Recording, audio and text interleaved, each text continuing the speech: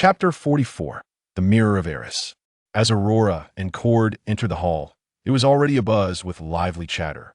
The Christmas tree stood tall in the great hall of Hogwarts, adorned with vibrant little lights, while tables overflowed with a plethora of delectable dishes. Meanwhile, the returning young wizards were eagerly sharing tales of their holiday adventures and the fascinating scenes they had encountered. Upon seeing her dear friend, Aurora swiftly dashed over to sit beside Hannah, engaging in animated chatter about her holiday escapades. Since Hannah and her friends were all young witches from the wizarding world, save for Caroline, they had never ventured into the Muggle realm. Thus, when Caroline and Aurora spoke of the captivating films and Santa Claus from the Muggle world, they were irresistibly astonished. At that very moment, Draco at the Slytherin table was proudly showcasing his cufflinks, even though he was clad in a wizard's robe, insisting on attaching the cufflinks to his attire. Blaise merely smiled, choosing silence, for the gift that little Aurora had left him was not something to be casually displayed. Theodore quietly observed Draco from a distance, then shifted his gaze to Aurora's seat, his eyes betraying a subtle hint of unnoticeable disappointment, despite his silence. As everyone was midway through dinner at home, Aurora stealthily slipped away to Gryffindor in search of her dear friends. Aurora had become a frequent visitor to Gryffindor, and the young wizards were no longer surprised to see her. Indeed, they welcomed the presence of such a lovely young witch among them. As soon as she sat down, Hermione looked at Aurora with delight, exclaiming, "Thank you for the gift, Aurora. I adore it." The present Aurora had given Hermione was thoughtfully chosen after consulting Cord, who, of course, was familiar with Hermione, being a fellow contender for the top of their year. Nonetheless, he had provided Hermione with an exceedingly useful book, recognizing that she, like him, was a Muggle-born witch. Aurora smiled and replied, "I'm so glad you like it. I absolutely adore the gift you gave me, Hermione." At that moment, Harry turned to look at Aurora, sporting a new pair of glasses that she had gifted him. Aurora had previously heard from Hermione that Harry's glasses were in tatters, which he had magically repaired. After some contemplation, Aurora decided to present Harry with a new pair of glasses, which offered clearer vision and were less prone to damage. However, the design remained reminiscent of the old ones. Harry, exhilarated by Aurora's arrival, approached her eagerly, saying, "Aurora, would you like to see something amazing tonight?" Aurora, puzzled, inquired, "What is it?" To which Harry, with a mysterious smile, responded, "You'll find out when you get there." However, Aurora had never ventured out at night and expressed her concerns, saying, "Must we go at night? That would violate school rules. It would be dreadful to be caught by Uncle Filch." Harry discreetly glanced at Professor Filch's seat, then whispered to Aurora, "Don't worry, I have a way to ensure we won't be discovered. I'll come to your dormitory to fetch you." Although Aurora had never participated in a nighttime escapade and was particularly apprehensive about losing points, the tantalizing secret Harry spoke of made her feel an irresistible urge to see it for herself. It felt as if some unseen force was guiding Aurora. Thus, the always obedient Aurora, who adhered closely to the rules, surprisingly consented to Harry's invitation. That night, in accordance with Harry's request, Aurora refrained from falling into a deep slumber immediately and, upon sensing that others were asleep, quietly and cautiously slipped out of bed. Aurora dared not change her attire, venturing out clad merely in a cozy nightgown, for she feared that the rustling of fabric might rouse her roommate. Consequently, Aurora descended the staircase slowly, adhering to Harry's arrangement, and upon reaching the door of the Hufflepuff common room, she glanced around, only to find it utterly deserted. Just as a hint of confusion crossed Aurora's mind, a head materialized before her out of thin air. Startled, she instinctively jumped, and, as she prepared to scream, the head swiftly covered her mouth. Aurora gazed in terror at the figure before her, which bore only a hand and a head. Was this not Harry?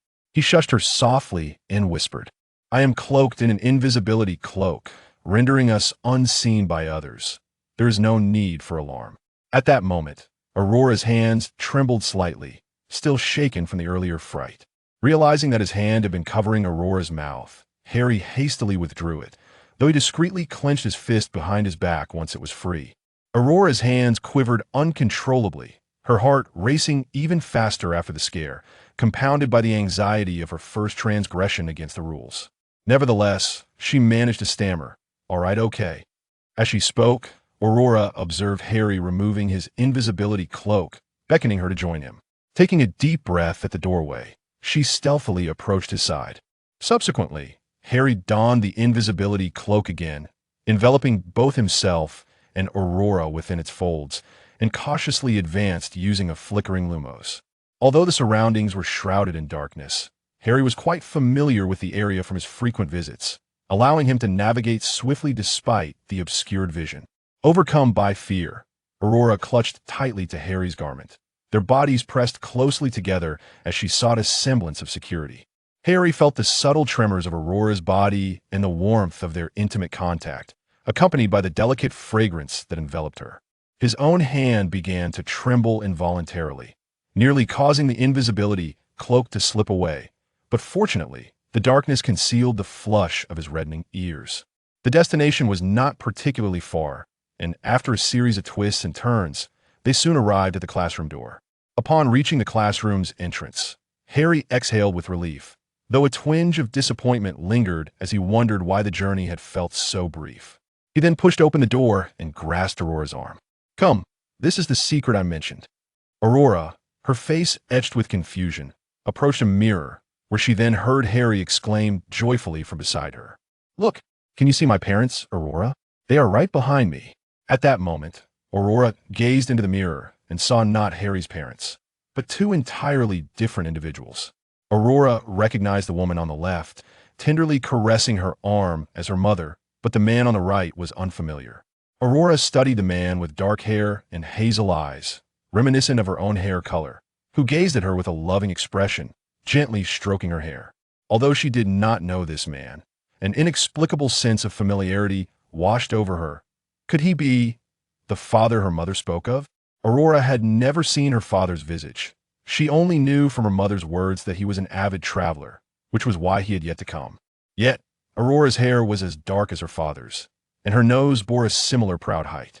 Staring into the mirror at the gentle figure caressing her, tears began to cascade down her cheeks unbidden. Despite her father's passion for travel, why had he not come to see Aurora after all this time?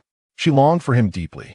Harry, who had initially been excited to showcase the mirror's wonders to Aurora, felt a surge of panic upon witnessing her tears. He fumbled in distress, looking at the weeping Aurora. "What's wrong? Why are you crying? Please don't cry." He reached out to wipe the tears from her cheeks, prompting Aurora to sob, an attempt to explain amidst her sniffles. I just saw my dad." "Aurora's dad?" Harry frowned and looked at the mirror again. But behind him in the reflection, it was his own parents. Just as Harry was feeling confused, a voice suddenly came from behind them. "Looks like you found this place." The two of them spun around in a panic, only to see Dumbledore standing there in pale moonlit pajamas, hands folded, smiling at them. Two children stood frozen in place, overwhelmed by their predicament. After all, they had sneaked into this forbidden area, violating school regulations. Surely, upon discovery, the headmaster would deduct points from them. However, to their astonishment, Professor Dumbledore remained silent, merely producing a handkerchief to gently wipe the tears from Aurora's cheeks. He then stood up and, facing the mirror, kindly addressed the two young wizards. "This mirror, known as the Mirror of Ays, reveals the deepest desires of one's heart. For instance, just moments ago, both of you saw your parents reflected within it." Understanding dawned upon Harry. No wonder Aurora had cried out that she had seen her father, who had ventured far away, leaving her uncertain of his whereabouts. Harry had long harbored a vague suspicion regarding his own parents' absence, maturing faster than his peers and grasping this aspect of life more readily. Yet, as he watched Aurora dreamily speak of her father's travels and the souvenirs he would send, he merely pursed his lips, choosing not to voice his thoughts. Ever since Aurora could remember, her mother had been imitating her father's handwriting, sending letters filled with tales from distant lands and purchasing local delicacies. Consequently, Aurora envisioned her father as a magnificent traveler, whose vocation was to explore exotic locales and pen interesting stories. Dumbledore, observing the two young wizards, smiled and reassured them, saying, "It's quite all right. Let us consider this as if none of us has ever been here. I shall keep this a secret." Upon hearing his words, both children exhaled in relief. However, Harry turned to Dumbledore and posed a question. "Professor Dumbledore, what did you see in the mirror?" Aurora, intrigued by Harry's inquiry, gazed at Dumbledore, eager to learn what the headmaster, whom she revered, yearned for deep within. With a gentle smile, Dumbledore replied, Ah, I beheld a pair of woolen socks. Each year, many people gift me books during Christmas, yet what I truly desire is a pair of warm woolen socks to keep my feet cozy during the winter. Aurora nodded in understanding, her heart set on gifting Dumbledore a pair of hand-knitted woolen socks for the next Christmas. Dumbledore then remarked, "Well, it is quite late now. Time to return to your dormitories, lest you find yourselves weary in the morning. As for this mirror, I shall arrange for it to be taken away. After all, one cannot dwell perpetually on their desires, can they?" Harry and Aurora nodded obediently and donned their invisibility cloak, retracing their steps back to their dormitory. Once Dumbledore observed the two young wizards vanish from sight, he stood before the mirror in silence, contemplating the reflections within. Harry first escorted Aurora to the Hufflepuff dormitory, and after exchanging goodnights, he returned to his own common room under the cloak. However, upon removing the cloak, he discovered a small hairpin clinging to it. Thankfully, he had not encountered anyone on his way back. Otherwise, the discovery of the hairpin might have caused complications. For the first time, Harry acted out of selfishness, choosing to keep the hairpin for himself instead of returning it to Aurora, stowing it away in his cabinet. Meanwhile, as Aurora stealthily returned to her common room, her three companions lay peacefully asleep. She gently climbed into bed and wrapped her arms around Ariel. Yet, at that moment, Aurora felt wide awake, pondering the visage of the father she had glimpsed in the mirror. What did he look like? She missed him dearly. As thoughts of her father flooded her mind, tears streamed down her cheeks, soaking into Ariel's fiery red fur. Startled awake by the tears, Ariel looked up to see Aurora silently weeping.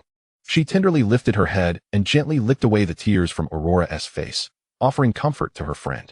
After Aurora confided in Ariel about seeing her father, Ariel was taken aback, for she had never encountered the male figure of the household since arriving.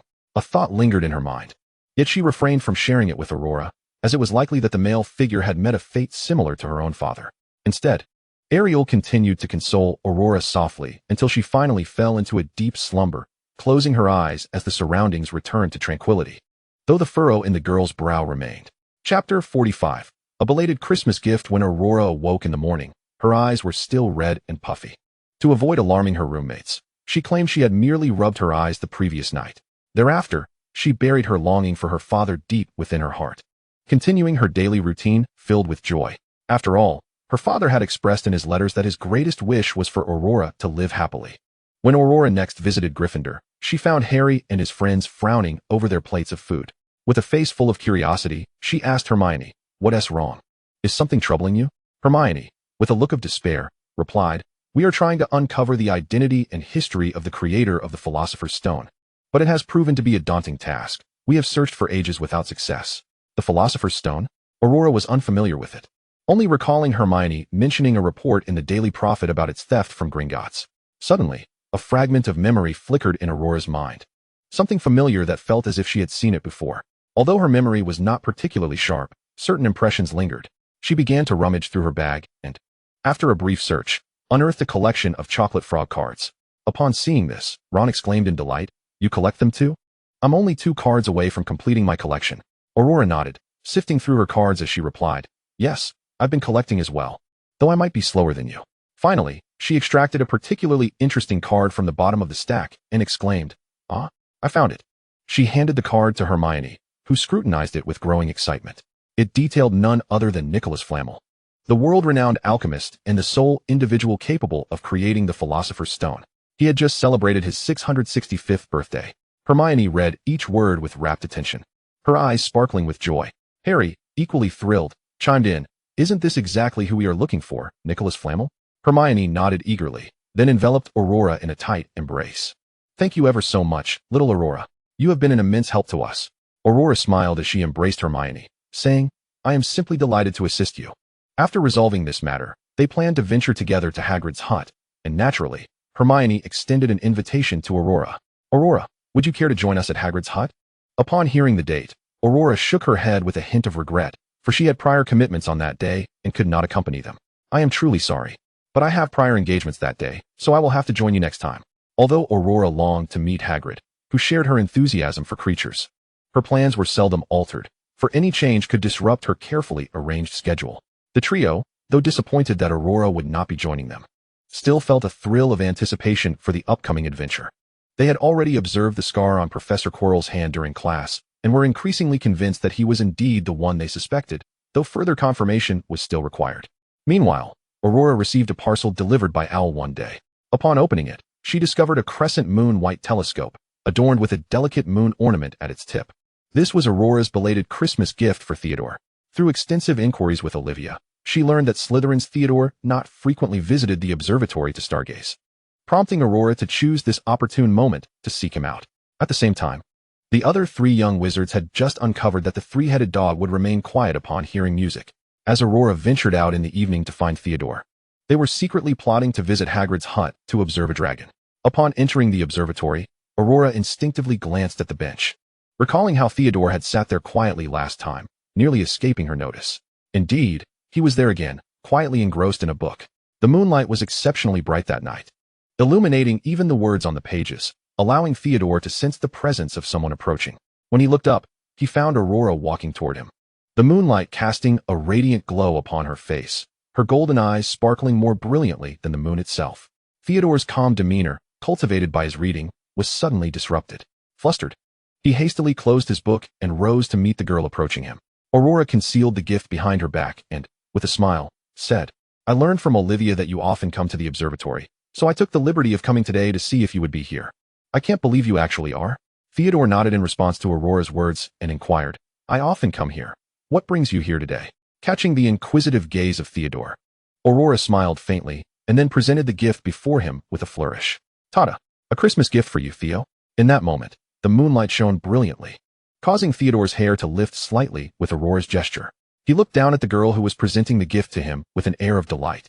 The silvery moonlight illuminated Aurora's hair, her eyes sparkling with joy. An unfamiliar sensation surged within Theodore's heart, leaving him puzzled. He examined the gift under the moonlight. It was a telescope, adorned with a crescent moon decoration and entirely in a moon-white hue, just as Aurora had intended. Initially, Theodore had not yearned for a Christmas gift, understanding that in Aurora's eyes, he was merely a stranger she had encountered once at the observatory, lacking any deeper connection. Yet, since their brief meeting, he found himself irresistibly drawn to her. He observed Aurora laughing and chatting with her friends, pondering deeply in the library, and interacting with Draco, Cormac, Blaise, Cedric, and the other Gryffindors. His gaze seemed eternally fixed on her the moment she appeared, while she merely regarded him as a passerby. For him, however, his attention had long been entwined with Aurora's presence. Thus, he had impulsively chosen a beautiful gift for this Christmas, never anticipating that Aurora would thoughtfully prepare a gift for him in return. At that moment, his breath caught in his throat, the chill of the night breeze failing to rouse his senses. "I have gazed at you countless times from the sidelines, leaving traces of my presence wherever I looked." Seeing Theodore's astonished expression, Aurora worried that perhaps her gift had come too late, and she shyly remarked, "I apologize, Theo. I truly did not expect you to gift me a Christmas present, so mine is a bit late." "I'm so sorry." Theodore, who had been momentarily lost in thought, finally regained his composure upon hearing Aurora's words. Indeed, nothing seemed to penetrate his dazed state except for her voice. Slowly, he reached for the telescope, and in that instant, their hands brushed against one another. He struggled to suppress the tremor in his voice as he said, "It's not too late. Everything is perfectly timed. And I truly love it. I once felt engulfed by the crowd, but now my inner desires have been rekindled." Upon hearing Theodore's response, Aurora beamed. "I'm so glad you like it. Now that we've exchanged gifts, we are officially friends." Theodore nodded slightly at her words. A wave of joy washed over him, surpassing even the thrill of discovering a rare star. He had become friends with Aurora and could now cherish her companionship. The fragrance of the girl enveloped him, binding him like a rope for eternity.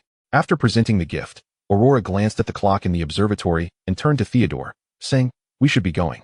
Curfew is approaching, and getting caught could lead to severe consequences." Theodore nodded in agreement, feeling that curfew had arrived far too swiftly that evening. He had never imagined time could pass so rapidly. Since his mother's passing, life seemed to have pressed the slow-motion button, rendering each day interminably long, as if an unseen force was at play. Yet, upon meeting Aurora, he discovered that, unbeknownst to him, his life had begun to return to its normal pace. Clutching the telescope, still warm with Aurora's touch, he held it tightly, wishing to preserve that warmth forever. As they exited the observatory, they strolled leisurely, and since Aurora had welcomed Theodore into her circle of friends, she began to share with him a myriad of topics. Theodore sat quietly nearby, occasionally interjecting a few words. He felt a profound happiness in discovering shared interests with Aurora. After all, he had once learned about her preferences through others, and in his leisure time, he devoted himself to uncovering her likes and dislikes. Thus, When Aurora engaged in conversation with him and realized how closely aligned their tastes were, she too felt a surge of joy. This exchange brought them even closer together. As they reached a fork in the path, Aurora turned to Theodore and declared, "Well, this is it. Make sure to get some rest, okay? Good night, Theo." Theodore nodded in agreement and replied, "Good night, Aurora." He watched as she turned to head towards the Hufflepuff common room, only moving once she had vanished around the corner. Upon returning to his dormitory, Theodore placed the telescope into his drawer, having deliberately set aside a space to store everything related to Aurora. This telescope would be cherished by Theodore forever, perhaps never to be utilized again, simply because he could not bear to part with it. Chapter 46. The 12th birthday. Aurora awoke from a night of sweet dreams, only to be greeted the following morning by the hushed whispers of her peers. "Did you hear? Gryffindor lost 150 points last night. Is that true? Good heavens. That's an enormous deduction. Who was responsible?" Upon hearing such talk, Aurora felt a sense of foreboding and hurriedly cast her gaze towards the Gryffindor table, where she spotted 3 despondent figures. Realizing the gravity of the situation, she quietly approached the Gryffindor long table, noting the gloomy atmosphere that enveloped the young wizards. Their faces downcast, and their eyes filled with silent discontent as they regarded Harry and his friends. Aurora took a seat beside them, whispering, "What happened? How did Gryffindor lose so many points?" At that moment, Ron and Harry were at a loss for words, leaving Hermione to sigh with a mixture of resignation and sorrow as she recounted the events of the previous night. Aurora learned that they had ventured to Hagrid's hut to observe a dragon, only to be discovered by Draco, leading the 4 of them into the Forbidden Forest where they encountered a figure in a black cloak drawing blood from a unicorn, resulting in a 50-point deduction for each of them. The tale was filled with thrilling twists and turns, and Hermione's eloquence left Aurora regretting her absence, even if it meant facing a similar penalty. When Aurora heard about the mysterious figure extracting blood from the unicorn, her eyes reflected deep sympathy. Having loved animals since childhood, the thought of the unicorn's suffering weighed heavily on her heart. Yet, the die was cast, and the unfortunate truth could not be altered. Hermione could only strive to earn back points for their house, but it was clearly a futile endeavor, as Gryffindor had plummeted from 2nd to 4th place due to the deduction. Surprisingly, Hufflepuff now occupied the 2nd position, bolstered by the fact that Professors Snape and Quirrell often awarded points when engaging with Aurora, leaving Hufflepuff trailing behind Slytherin. Nevertheless, the loss of 150 points did little to extinguish the trio's resolve to uncover the secrets guarded by the 3-headed dog. They had already determined to embark on a quest at a later time. As time flowed onward, Aurora's birthday approached. On April 5th, the sun shone brilliantly. As if celebrating the arrival of Aurora's special day, she had invited numerous friends to gather near the Black Lake, beneath a grand, flourishing tree, to celebrate her birthday. The invitation had been crafted with the assistance of Cedric, though upon seeing so many boys, Cedric couldn't help but feel a twinge of frustration. However, this did not dampen Aurora's spirits. Early that morning, she donned an apron and stealthily made her way to the Hogwarts kitchen to prepare her birthday cake. Aurora had forged a delightful bond with the house elves, receiving a warm welcome upon her arrival. She was accustomed to sharing her ingredient list with them, and soon, all the necessary components appeared before her, perfectly arranged. The house elves assisted her in the baking process, while Aurora focused on the cake, and they busied themselves preparing an array of desserts, including various mousses, cream puffs, and fruit tarts. Completing such an extensive spread would have been a daunting task for one person alone. As the days swiftly passed, even with the aid of magic, crafting the cake and desserts proved to be a time-consuming endeavor. Just as the sun began to dip below the horizon, Aurora completed her preparations. She had made a grand 3-tiered cake, topped with a proud little fox, surrounded by sunflower decorations. The pale yellow cream adorned the layers, intricately decorated, with a medley of fruit fillings nestled within. Fortunately, thanks to the food preservation bag gifted by Cedric, she had a means to transport everything without hassle. With desserts packed away, Aurora cradled the cake as she emerged from the kitchen. Outside, she spotted Cedric waiting for her, who smiled and stepped forward to take the cake from her hands. "Let us go. Everyone should be here by now." Nodding in agreement, Aurora joyfully led Cedric to the large tree by the Black Lake. From a distance, she could see a throng of students gathered beneath the tree, their boisterous chatter revealing a clear divide between the Slytherins and Gryffindors. However, as Aurora approached, the previously combative tones of the 2 houses shifted, replaced by wary glances directed at Cedric, who held her hand. Once Aurora set down the cake and desserts, she was met with a chorus of admiration from her peers. Seated beside her were her roommates, flanked by the friends she had invited. As the sun set, the sky darkened and stars began to twinkle above. Aurora lit the 12 candles atop her cake, their bright flames casting a warm glow upon her face, captivating the attention of those around her. In the midst of their well wishes, Aurora took a moment to blow out the candles, closing her eyes to make a heartfelt wish. She hoped for the health and safety of everyone, wishing for their continued happiness in life. The little Aurora, with her innocent wish for the well-being of all, celebrated her 12th birthday with joy, stepping into a new year filled with promise. After extinguishing the candles, everyone illuminated their wands with a flicker of fluorescence. Aurora then began to unwrap the gifts her friends had bestowed upon her, radiating immense joy. She expressed heartfelt admiration for each present, and in this moment of her birthday, all grievances seemed to dissipate, for no one wished to mar Aurora's special day with discord. As the hour grew late, Aurora and her friends swiftly returned to Hogwarts after finishing their meal. At the crossroads, they bid farewell, preparing to retire for the night. Aurora felt an overwhelming sense of happiness that day, just as Aurora and her 3 roommates, along with Cedric, were making their way back to Hufflepuff. A voice suddenly echoed from behind them. Turning her head, Aurora was astonished to find Professor Snape standing there. She paused and inquired, "Is there something you need, Professor Snape?" Snape glanced at the individuals beside Aurora, then tossed a bag to her, saying, "Look at it when you return." With that, he turned and walked away, leaving the group bewildered. As soon as Aurora entered her dormitory, she eagerly unwrapped the gift from Professor Snape, revealing a delightful assortment of lemon-flavored gummy candies shaped like sunflowers. Aurora had a fondness for gummies, finding hard candies a bit too harsh on her teeth. She was pleasantly surprised that Professor Snape had gifted her such a treat, particularly in the form of sunflowers. After savoring a couple, she set the bag at the center of her other gifts, deciding to indulge in it again later. For the hour was quite late, and her mother had always advised against excessive sugar consumption at night. After completing her nightly ablutions with her roommates, Aurora dashed to her bed, brimming with anticipation, as her birthdays often brought forth extraordinary experiences. After bidding goodnight to her 3 roommates, Aurora drew the curtains around her bed, and as the lights dimmed, she gradually drifted into slumber. Exhausted from the day's events, she soon fell asleep, only to find herself once again in the familiar white corridor of her dreams. However, this time the passage seemed to hasten, abruptly transporting her to an unfamiliar place. The sudden shift caused Aurora to lose her balance and plummet from midair, letting out a startled scream as she braced for the impending pain.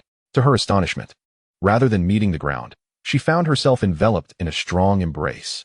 Aurora gazed up at her rescuer, noting the platinum hair and eyes the same shade as Draco S., who was equally taken aback by her presence. Lucius was preparing to return home the day after, having just completed his 5th year of studies, while also anticipating a meeting with the fiancée his father had mentioned. Although it was likely that his betrothed was from the same house, Lucius remained blissfully unaware of this fact, as certain inexplicable conventions would only be revealed upon their encounter. That day, having finished packing his belongings, Lucius stepped into the corridor for a moment of respite when he heard a shrill scream above him. He looked up just in time to see a girl with black hair falling from above. Instinctively, he caught her with ease, as she was surprisingly light. He stared in amazement at the girl before him, whose face bore a mix of surprise and a hint of fear, her disheveled hair clinging to her small face. Clad only in a nightgown, clearly just awakened, her golden eyes widened in astonishment as they met his, causing Lucius's breath to quicken. In that moment, he found her to be the most beautiful girl he had ever encountered. He could confidently assert that none had ever surpassed the enchanting little witch now cradled in his arms. Realizing the predicament, Aurora quickly attempted to extricate herself from his embrace. Sensing her struggle, Lucius gently loosened his hold, allowing her to descend to the ground. However, upon landing, he noticed that she was merely dressed in a nightgown, with no shoes adorning her feet. Aurora, too, became acutely aware of her bare soles against the cold cement, involuntarily gasping in discomfort. She quickly looked up at him and said, "I'm sorry, upperclassman, it was not my intention." After all, Lucius was still donned in his Slytherin uniform. Observing the disheveled girl before him, Lucius instinctively suggested, "Why don't you come to my dorm? I can find you a pair of shoes." Aurora considered his offer and nodded, recognizing that her current appearance would hinder her mobility around the castle. Embarrassed, she replied, "I truly appreciate your kindness, upperclassman." Lucius nodded, but as he prepared to walk away, he glanced again at her bare feet and recalled the fragrant scent she had left in his embrace. He turned to Aurora and said, "I'll carry you back to the dormitory." Aurora was taken aback by his declaration and waved her hands in protest. "It's all right, upperclassman, I can walk on my own." Lucius, driven by an inexplicable impulse, fibbed, "You'll attract too much attention like this. What will others think?" After hearing this, Aurora hesitated, unsure if she belonged in this unfamiliar time, as she had never encountered this upperclassman in Slytherin before. Ultimately, she bowed slightly and said, "I truly appreciate your help." Lucius shook his head with a smile, It's no trouble at all. He stepped closer and effortlessly lifted Aurora into a princess carry, draping his robe over her, leaving him in only his white shirt. Leaning down, he quietly instructed, "Stay silent. I'll take you to the dormitory." Nestled within the warmth of his robe, Aurora nodded obediently, enveloped in the alluring scent of Lucius's cologne. Lucius carried Aurora back to his dormitory, where, as the head boy of Slytherin and the sole heir of the Malfoy family, he enjoyed the privilege of residing alone. He navigated a secluded path to his room, and given Aurora's tender age of 12, her petite frame aroused no suspicion, even if a few passers-by caught sight of them. They would never suspect that the esteemed head boy of Slytherin was escorting a girl to his quarters. Once inside, Lucius gently placed Aurora on his bed, watching as she carefully laid down his robe, folding it neatly. He then noticed the dust that had settled on her delicate, fair feet from standing on the floor. Thus, the young Master Malfoy, who had always been accustomed to being served by others, found himself inexplicably kneeling on the ground, clutching a damp handkerchief. He then seized Aurora's ankle, causing her to flinch in surprise at Lucius's grasp, yet he held her firmly in his palm. Aurora gazed at Lucius with astonishment, who remained silent, diligently wiping away the dust before finally lifting his gaze. The dark-haired girl looked down at the golden-haired boy, and had anyone been there to record the moment, it would surely fetch a handsome price a century hence. Once Lucius had cleaned everything, he looked into the eyes of the girl before him. "Allow me to introduce myself. I am Lucius Malfoy," he stated. "I am Aurora Grell." Chapter 47. Would you like to come home with me, Malfoy? Aurora tilted her head in curiosity upon hearing the name. If one were to consider it, she had already encountered 3 Malfoys. Was the Malfoy family particularly large? Consequently, she posed the question, "Senior Malfoy, does your family have many members?" Lucius furrowed his brow in confusion at her inquiry. The Malfoy lineage was known for its singular inheritance, a hallmark of pureblood families. Particularly, his nominal father had, for reasons unknown, failed to produce an heir. The fact that he himself had been brought over from a branch family at the age of 5 was no longer a secret, leading him to wonder why this girl would ask such a question. Nevertheless, Lucius replied, "There aren't too many of us, but what makes you think there are many?" Upon hearing this, Aurora responded, "Because the other 2 I know are also Malfoys." "All Malfoys?" Lucius raised an eyebrow in perplexity, wondering where such a multitude could possibly exist. Yet, he maintained an infinite patience in addressing Aurora, his voice gentle as he inquired, "Who are these other 2 Malfoys?"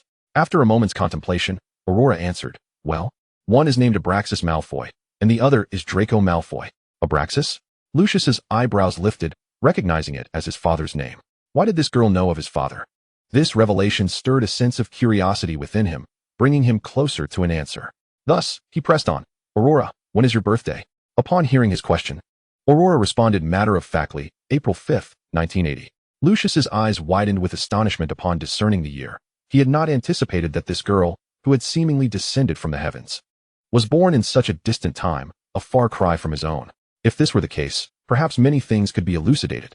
A girl from a time so remote arriving here by some unknown means, unaware of how to return. Moreover, her demeanor suggested she was accustomed to such occurrences. Thus, it seemed the conversation had reached a conclusion. His father must have encountered this girl, and the Draco in question appeared to be a wizard of the same age as Aurora. If one were to follow the timeline, could his son bear this name?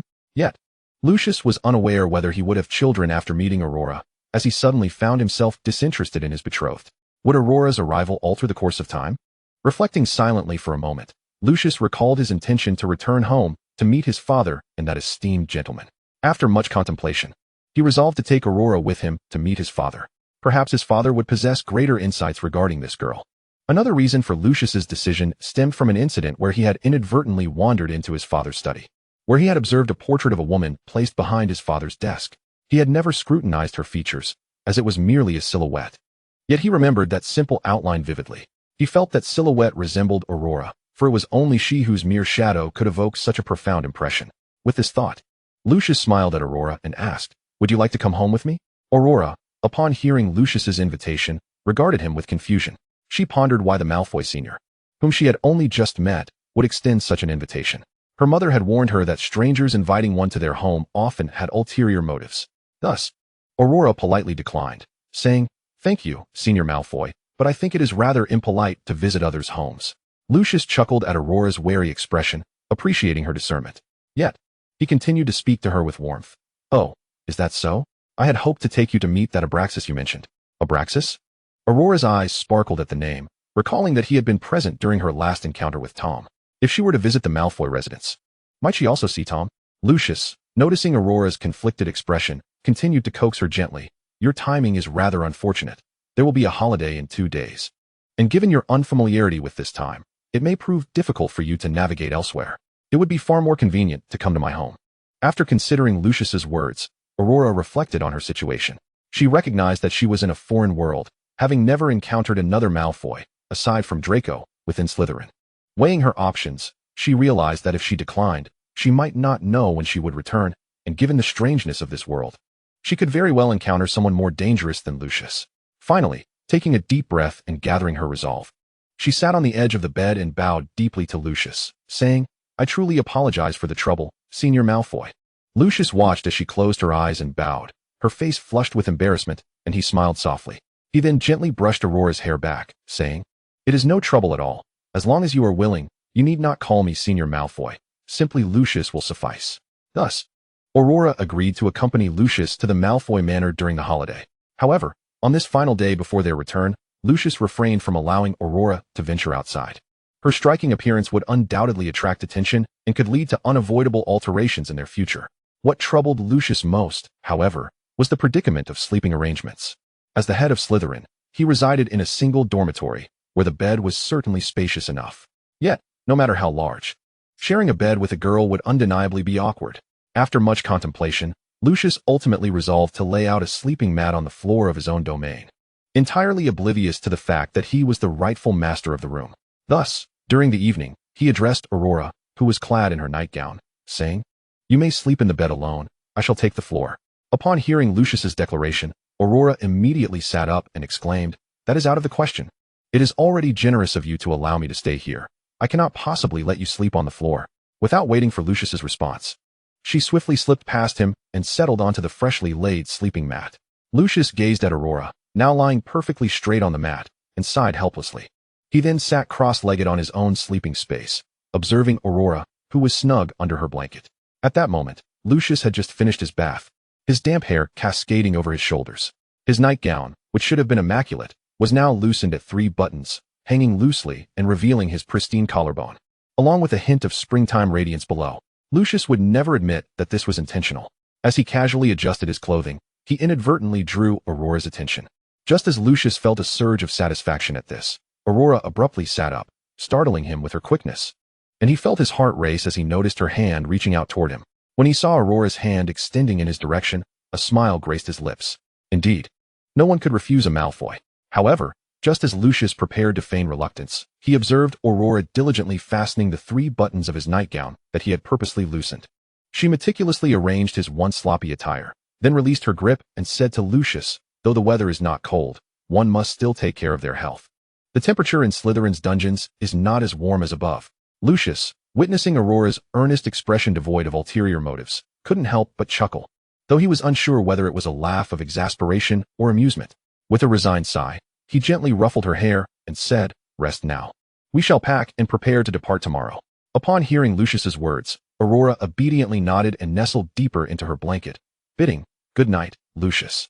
Lucius reciprocated, Good night, before extinguishing the lights in the dormitory, plunging the room into darkness.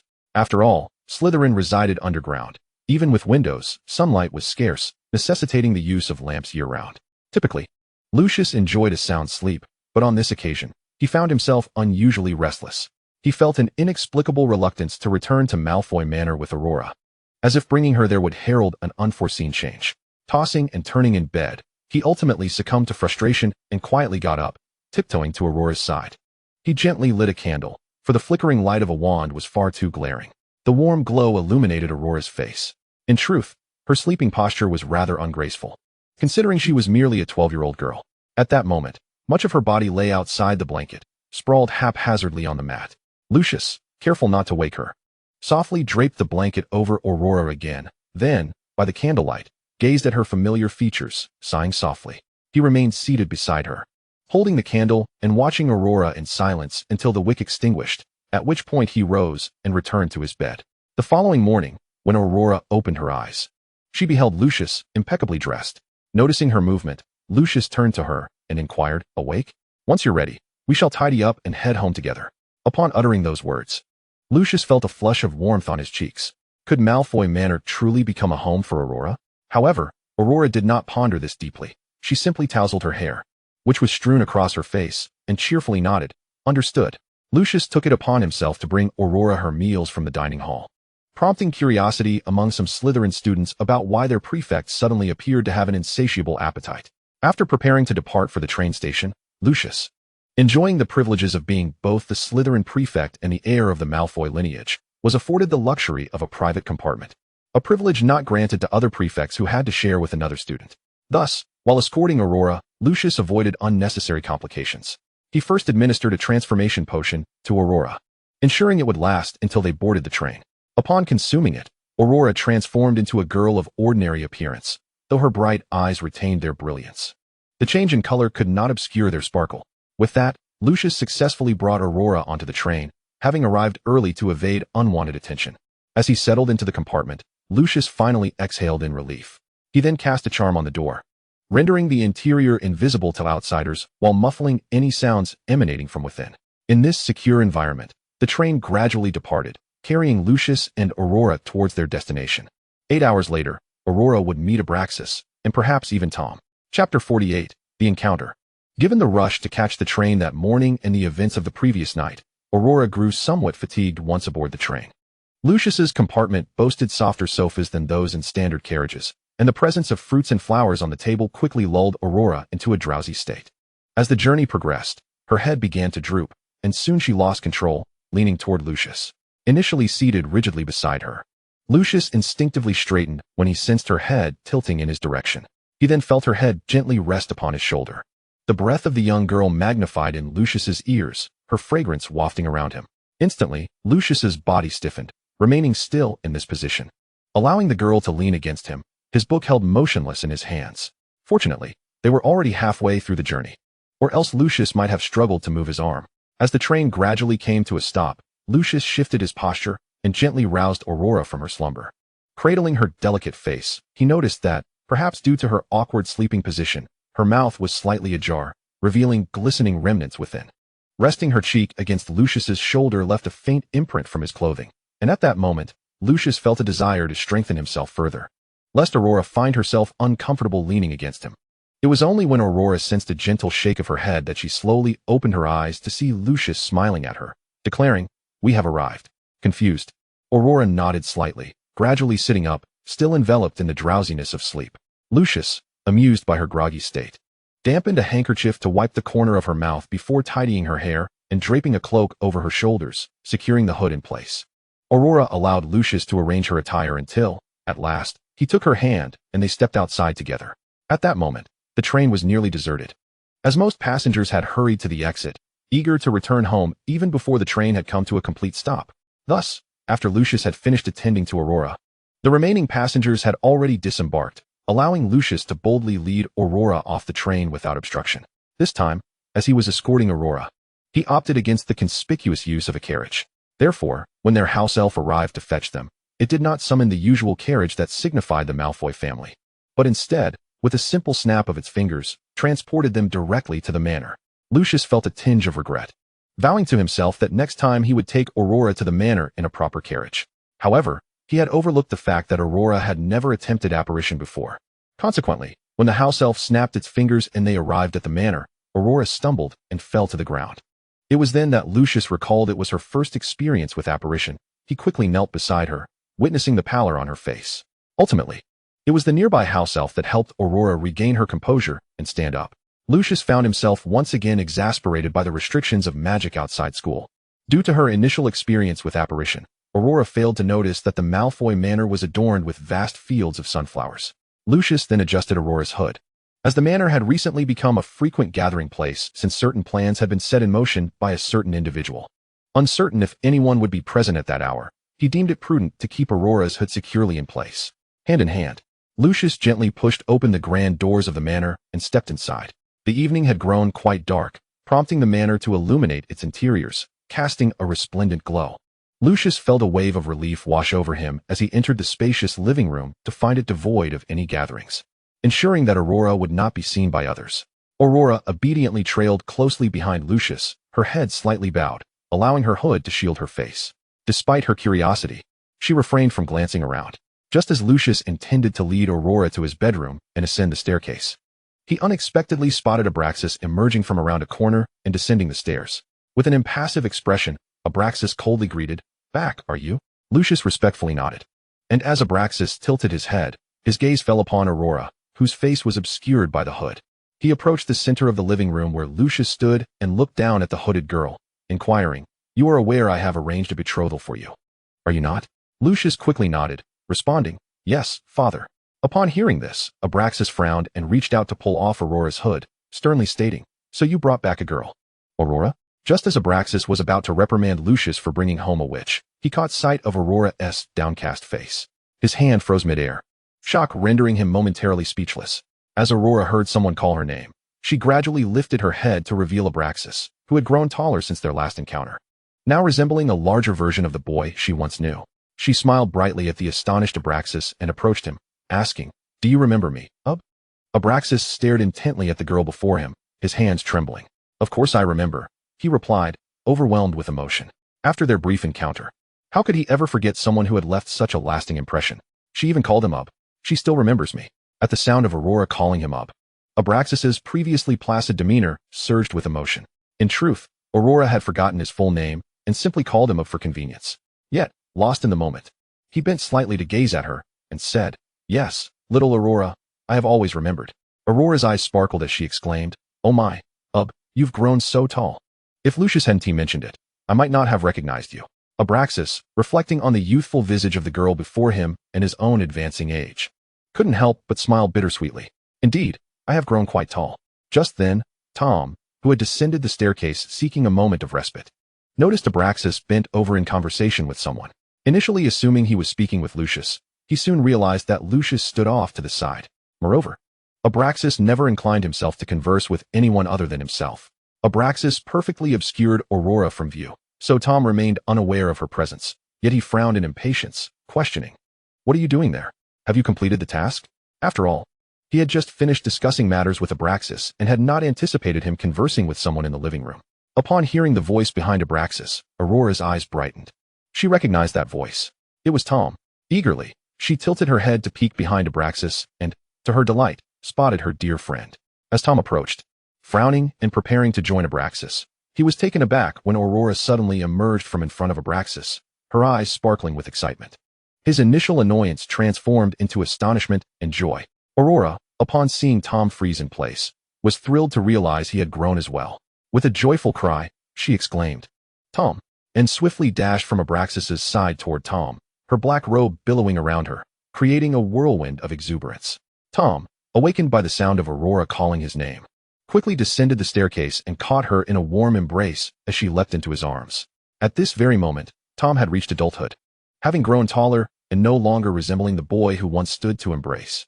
Instead, he effortlessly lifted Aurora into his arms, her legs instinctively wrapped around his waist, and with ease, he hoisted her up, securing her tightly against him, unwilling to relinquish the embrace for even a moment. Meanwhile, Lucius stood nearby, his expression one of sheer astonishment as he gazed at the scene unfolding before him. He had anticipated that the most unexpected occurrence would be that his father had encountered this girl. However, he was taken aback to witness the formidable adult, feared by all, display such intimacy with her. What on earth was transpiring? Since meeting this adult, Lucius had never witnessed him exhibit such warmth towards anyone, especially not while holding a girl. Lucius felt as though the events of the day had taken on an almost surreal quality. Had his breakfast truly been tainted? Yet, it was evident that it had not. Stealing a glance at his father, Abraxas, he noted the absence of surprise in his eyes. Instead, they were filled solely with affection and possessiveness directed towards Aurora. Wait a moment, affection? As this realization dawned upon Lucius, he quickly lowered his head, sensing he had stumbled upon a significant secret. In the meantime, Tom was enveloped in unparalleled happiness, tightly clutching the girl in his arms, savoring her fragrance and warmth. This sensation felt dreamlike. Slowly he closed his eyes, burying his face in her hair, relishing the vibrations of her breath and the intimacy of their embrace. It was wonderful. This was not a dream. Chapter 49, at Malfoy Manor. Aurora, too, held Tom tightly, acutely aware that she did not know when she would see her friend again or how he might have changed. After a prolonged embrace, she finally released her grip from around Tom's neck and cupped his face in her hands, scrutinizing him. "Goodness, Tom, how have you grown?" You and Abraxas have both become so large. At that moment, the seemingly aloof and cold Tom allowed the girl before him to playfully pinch his cheeks, looking at Aurora with a smile as he replied, "Indeed, but how is it that you remain so diminutive?" Upon hearing this, Aurora quickly retorted, "I'm only 12. How old are you now, Tom?" Tom chuckled softly, refraining from disclosing his age, instead asking, "How did you come to be here?" Aurora pondered for a moment before responding, "Well, I fell down, and luckily, Lucius caught me. Then he asked if I wanted to visit his home. I initially hesitated, but when Lucius mentioned that I could see Abraxas, I thought that if I could see him, I might see you too, so I decided to come along." Upon hearing Aurora's explanation, Tom's gaze turned icy as it fell upon Lucius, who, aware of the scrutiny, quickly bowed his head to explain. "Miss Aurora was inadvertently caught by me. Since she mentioned your father and yourself, I thought it prudent to bring her here." At that moment, Lucius was filled with regret. Had he known he would return home this year, he would never have brought Aurora to the manor. He had never imagined the close relationship between Aurora and both his father and this imposing adult, who had just permitted the girl to touch his face. He had never witnessed such a scene in his life. Meanwhile, Tom continued to hold Aurora tightly, and suddenly, as if struck by a thought, he looked at her and asked, "Aurora, why do you call him Abraxas?" Aurora, feeling shy, scratched her face and replied, "Actually, I couldn't remember his full name, so I just called him up." At this, Abraxas's expression momentarily faltered, though he maintained a calm demeanor. Only his clenched fists betrayed his agitation. When Tom heard Aurora say this, he chuckled and pinched her cheek, saying, "Yes, his name is indeed hard to remember. Wouldn't you agree, Ub?" He then turned his gaze towards Abraxas, his eyes glinting with a dangerous light. Abraxas maintained a facade of gentility, but Lucius, witnessing the tension, clenched his fists behind his back. Nevertheless, he continued to speak softly. "Indeed, it is quite difficult to recall." Feeling that the embrace had lasted long enough, Aurora finally said to Tom, "Please put me down, Tom." However, Tom did not release her. Instead, he held her even tighter and began to walk toward Lucius. As Lucius sensed Tom's approach, he kept his head bowed, unable to meet the gaze of the girl he had shared a room with just days prior. Tom slowly approached Lucius, observing his lowered head before coldly stating, "You did well this time, bringing Aurora before me." He then glanced at Abraxas before turning and ascending the staircase with Aurora in his arms. Aurora, puzzled, asked, "Tom, where are you taking me?" "To the study. To change your clothes," he replied. Upon hearing this, Aurora looked down at her attire, realizing that Lucius had no women's clothing available, leaving her clad in a dark, shapeless robe.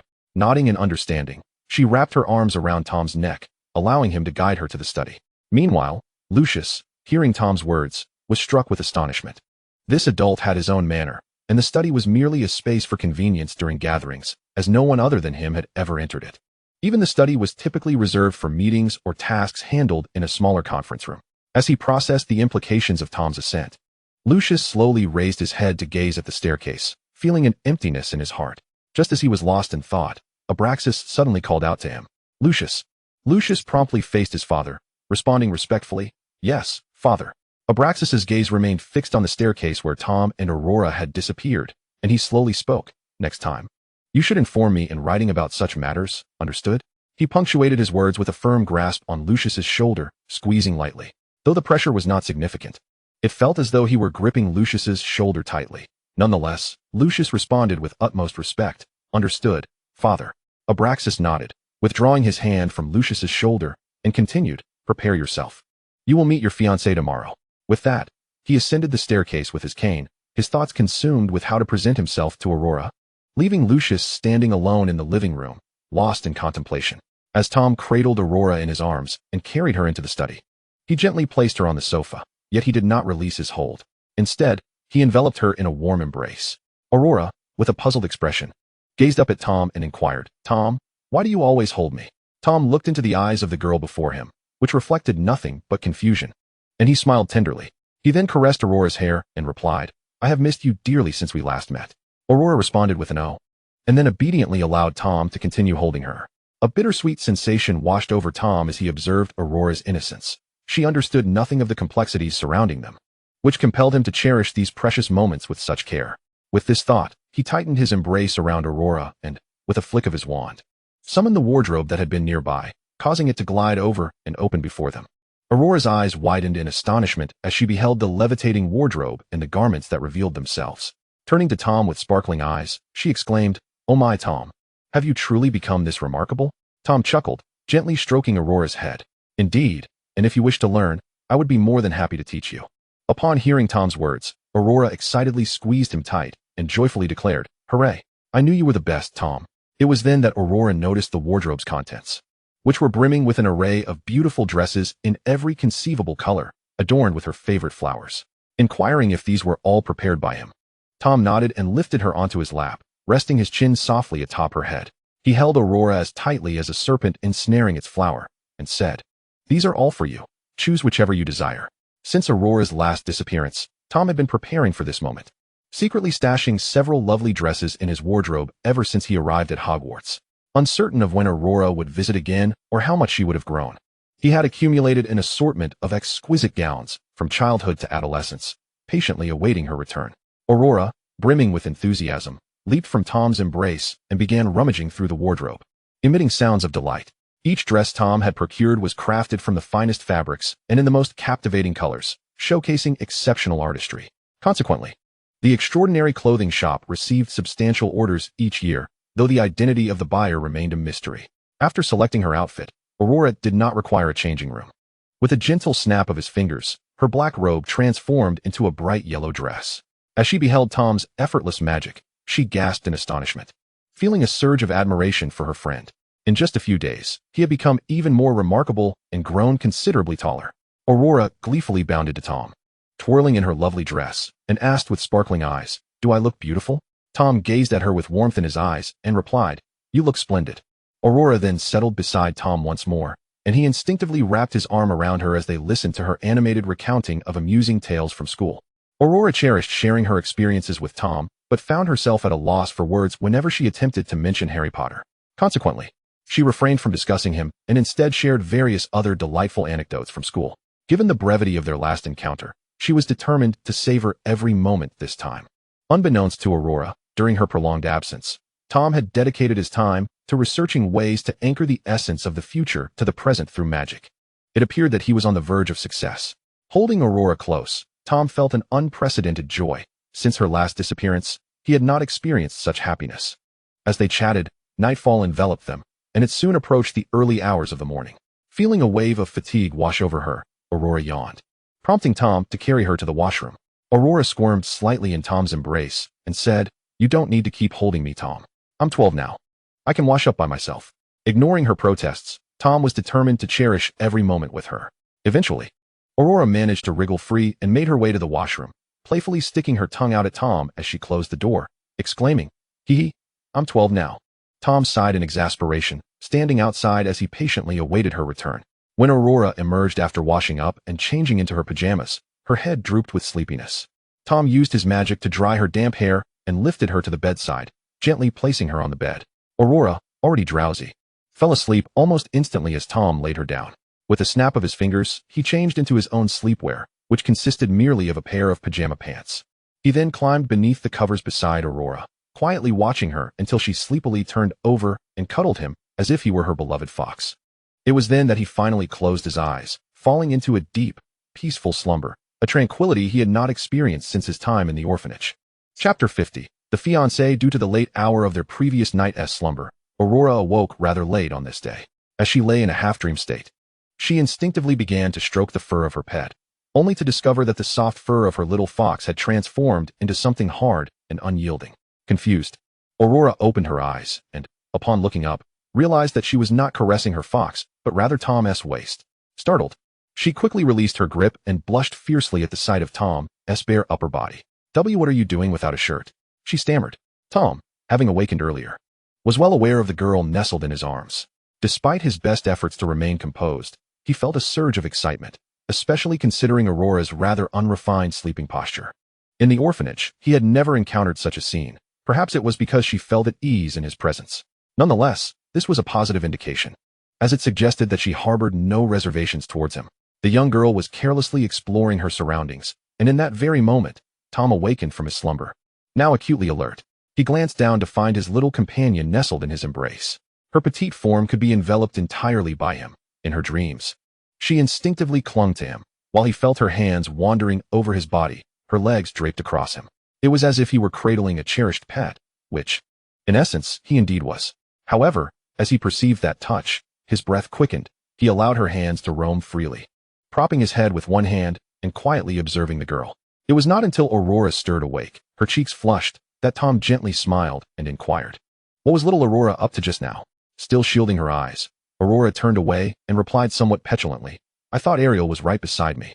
Tom recognized Ariel as the fox Aurora had mentioned the previous day while nestled in his arms. Had she mistaken him for a pet? With a resigned sigh, Tom slowly sat up and donned the clothes he had set aside the previous night. As he dressed, Aurora, with her back turned, heard the rustling behind her, and finally Tom declared, "All right, little Aurora, I am dressed now." Upon hearing this, Aurora gradually turned her head, only to see Tom attired in a simple white shirt paired with black trousers. She let out a sigh of relief, removing her hands from her face. Although her cheeks remained flushed, she mumbled bashfully, "Mother said boys and girls shouldn't sleep together." Tom bent slightly, looking down at Aurora seated on the bed, and replied, "Is that so? But this was my bedroom yesterday." At his words, Aurora quickly lifted her head and exclaimed, "Then I will ask him to prepare a room for me, so I won't disturb you." Tom, amused, ruffled Aurora's hair and said with a gentle gaze, "What a pity, for I just asked him. And Malfoy Manor has no extra rooms available. It seems Miss Aurora will have to endure sharing a room with me." Confused, Aurora stared at Tom and questioned, "How can there be no extra rooms in such a large manor?"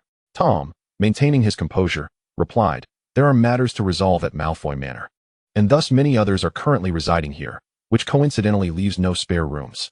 Aurora scrutinized Tom's eyes closely, yet how could the young girl perceive his deception? Thus, she chose to trust him, saying, "Very well, but I shall sleep on the floor, for Mother said boys and girls shouldn't sleep together." Observing the determination in Aurora's gaze, Tom chose not to argue further, merely nodding with a slow smile. "All right. As long as you'll be in the same room as me." After nodding in agreement, Aurora promptly dismounted the bed, slipped on her shoes, and hurried to the washroom. For she had not forgotten how Tom had been without clothes moments ago. Watching Aurora's hasty retreat, Tom couldn't help but chuckle softly, brushing his fingers across his lips. He had lost track of how long it had been since he had laughed, yet upon seeing Aurora, his laughter felt utterly invaluable. Once Aurora had finished washing up, her groggy mind gradually cleared, and upon opening the door, she spotted Tom impeccably dressed.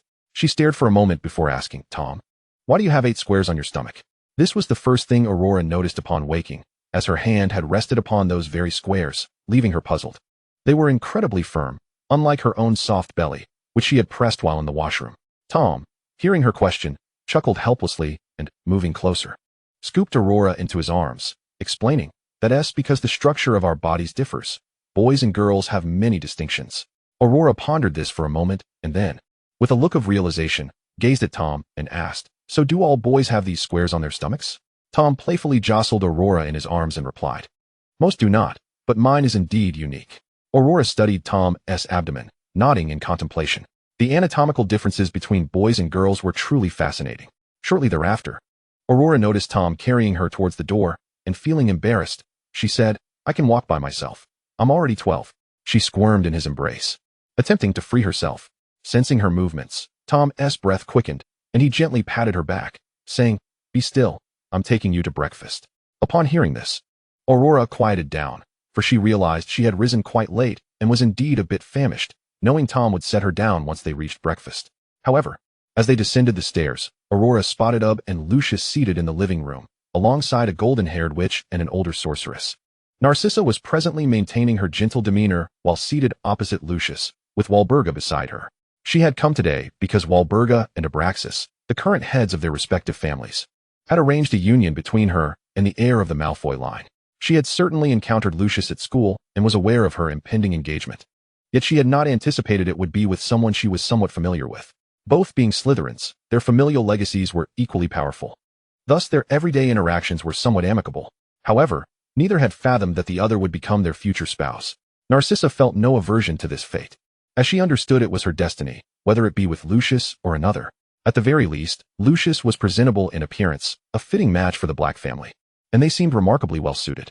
As for matters of the heart, Narcissa was indifferent, having witnessed little genuine affection throughout her life.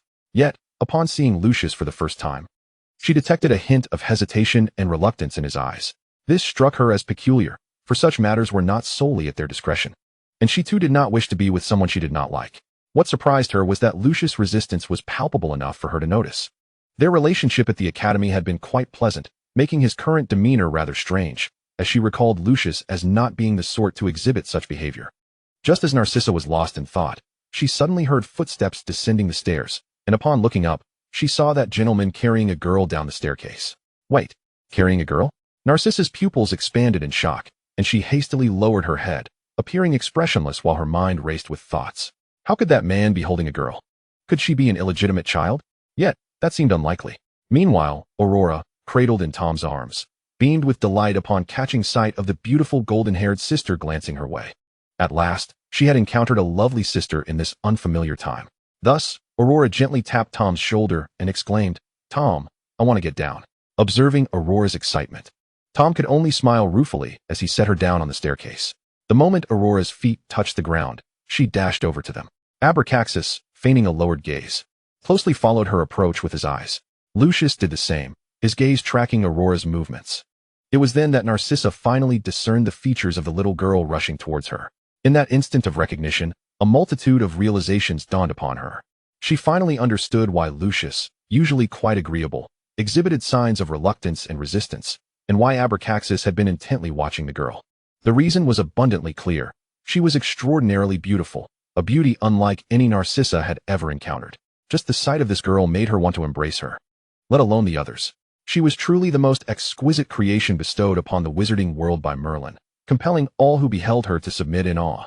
Narcissa was no exception. She comprehended Lucius's struggle and reluctance in the face of what should have been a perfectly ordinary marriage. Had she seen this little girl first before others, she too would feel indifferent. After all, no one could compare to the girl before her. When Abraxas noticed Aurora approaching, he smiled and bent down to her level, saying, "Good morning, Aurora." Aurora looked up at him and replied, "Good morning. Who is this beautiful sister?" It was no wonder Aurora was so excited. This was the first time in several days that she had encountered a female. Abraxas smiled at Aurora and explained, "This is the daughter of the Black family, Narcissa Black, and she is Lucius's fiancée." Fiancée? Aurora had never heard that term before. With curiosity bright in her eyes, she looked at Narcissa and asked, "What does fiancée mean? Are you going to get married?" Abraxas chuckled softly, responding, "Fiancée means that this Miss Black before you will become Lucius's wife in a few years. We've made arrangements in advance to facilitate preparations." Aurora nodded in understanding, then glanced at Lucius and Narcissa, astonished that her senior, whom she had met just the day before, was to marry someone she had just met today. They must be very good friends at school, she mused. She gazed thoughtfully at Abraxas and inquired, "What about your wife, Ub?" Abraxas met Aurora's inquisitive gaze. His smile tinged with bittersweetness as he replied, My wife. How do I explain my wife to you? The one I wish to call my wife has never belonged to me and does not understand my feelings." Noticing Abraxas's prolonged silence, Aurora sensed it might be a delicate subject and quietly shifted the topic. "Miss Black is truly beautiful," she remarked. Upon hearing Aurora's compliment, Narcissa bent down to meet her gaze and said, "Thank you for your kind words, young lady." Realizing she had yet to introduce herself, Aurora beamed as she said, "Hello, Miss Black, I am Aurora Grell." When Narcissa heard Aurora's formal introduction, she smiled warmly and replied, "It is a pleasure to meet you, Aurora. You may call me Narcissa." Aurora nodded enthusiastically, just as she was about to say something when she suddenly felt her hand being pulled. Turning, she found it was Tom. He gently grasped Aurora's hand and, lowering his gaze upon the group, stated, "Let us converse in the garden. Do not disturb me." Upon Tom's words, the others nodded in agreement and bowed as they exited the parlor. As Narcissa turned to leave, she cast a glance at Aurora, who was holding Tom's hand. A sudden pang of discontent washed over her. She exchanged a glance with Lucius, and both shared a mutual understanding reflected in their eyes, a sense of longing and regret. Once they had departed, Aurora looked quizzically at Tom and asked, "Did they disturb you, Tom?" Tom said nothing, but instead lifted Aurora into his arms and seated her on a chair. Soon, the house elves of Malfoy Manor presented an array of delectable dishes. Upon seeing the feast, Aurora joyfully exclaimed, for it had been days since she last enjoyed a proper meal. During her time at school, Lucius had provided for her, and after a tiring day yesterday, she had not eaten, leaving her utterly famished. Having become quite familiar with Tom during her time at the orphanage, Aurora felt completely at ease around him. Indeed, he could be considered her second best friend. Tom, on the other hand, had little appetite, having reached a point in his life where hunger was of little consequence. After a few bites, he set down his fork and quietly observed Aurora, occasionally placing food onto her plate. Once Aurora had her fill, she contentedly patted her round belly and sighed with satisfaction, poking her protruding stomach. She marveled at the wonders of life and spoke to Tom. "I am truly happy to be with you, Tom." Upon hearing Aurora's words, Tom smiled and gently caressed her little belly, replying, "Then, will you stay by my side forever?" Aurora hesitated before answering. "That seems impossible, as I still need to find my mother and look for my good friends." Suddenly, Tom pulled Aurora into his embrace, holding her tightly while running his left hand through her hair. "Am I not your friend, little Aurora?" Tom's breath tickled Aurora's neck, bringing a delightful sensation, accompanied by a refreshing fragrance reminiscent of morning dew. Unable to resist, Aurora shrank her neck slightly and laughed. "Ha, of course you are. But I have many other friends too." Unbeknownst to Aurora, as she spoke, Tom's once black eyes began to turn a deep crimson, his emotions shaping into an obsessive intensity. Yet his touch remained tender and gentle. "I can offer you everything you desire. My sole wish is to have you by my side for eternity." At this very moment, within the enchanting garden of Malfoy, Abraxas and Walburga are engaged in a discussion of some import, while Lucius and Narcissa sit nearby in a gazebo, ostensibly to nurture their affections. This notion was proposed by Abraxas, a man who has never wed, suggesting that two individuals bound by marriage should cultivate their feelings, a concept that leaves Narcissa perplexed regarding his intentions. Lucius and Narcissa are already acquainted from their school days, having traversed the same academic year, and their families share a significant standing. Thus, their relationship has remained amicable. As heads of Slytherin House, their bond is presumed to be secure enough to prevent any irretrievable mishaps. Ordinarily, absent unforeseen circumstances, Lucius and Narcissa would harbor a favorable impression of each other, and through further interaction, perhaps even develop genuine affection. However, the unforeseen arose when they encountered Aurora, which eroded their confidence in the possibility of loving one another within the confines of matrimony. They recognized that their connection was merely one of platonic friendship. Narcissa herself was taken aback by her sudden infatuation with a mere child, a little witch, no less. After 15 years of existence, she had finally discerned her own inclinations, which was indeed surprising. Were anyone to observe, they would witness the two heirs of prestigious pure-blood families, initially intent on fostering affection, now rendered speechless in the gazebo, at a loss for words. Eventually, Narcissa inhaled deeply and addressed Lucius, stating, "I understand, our thoughts align."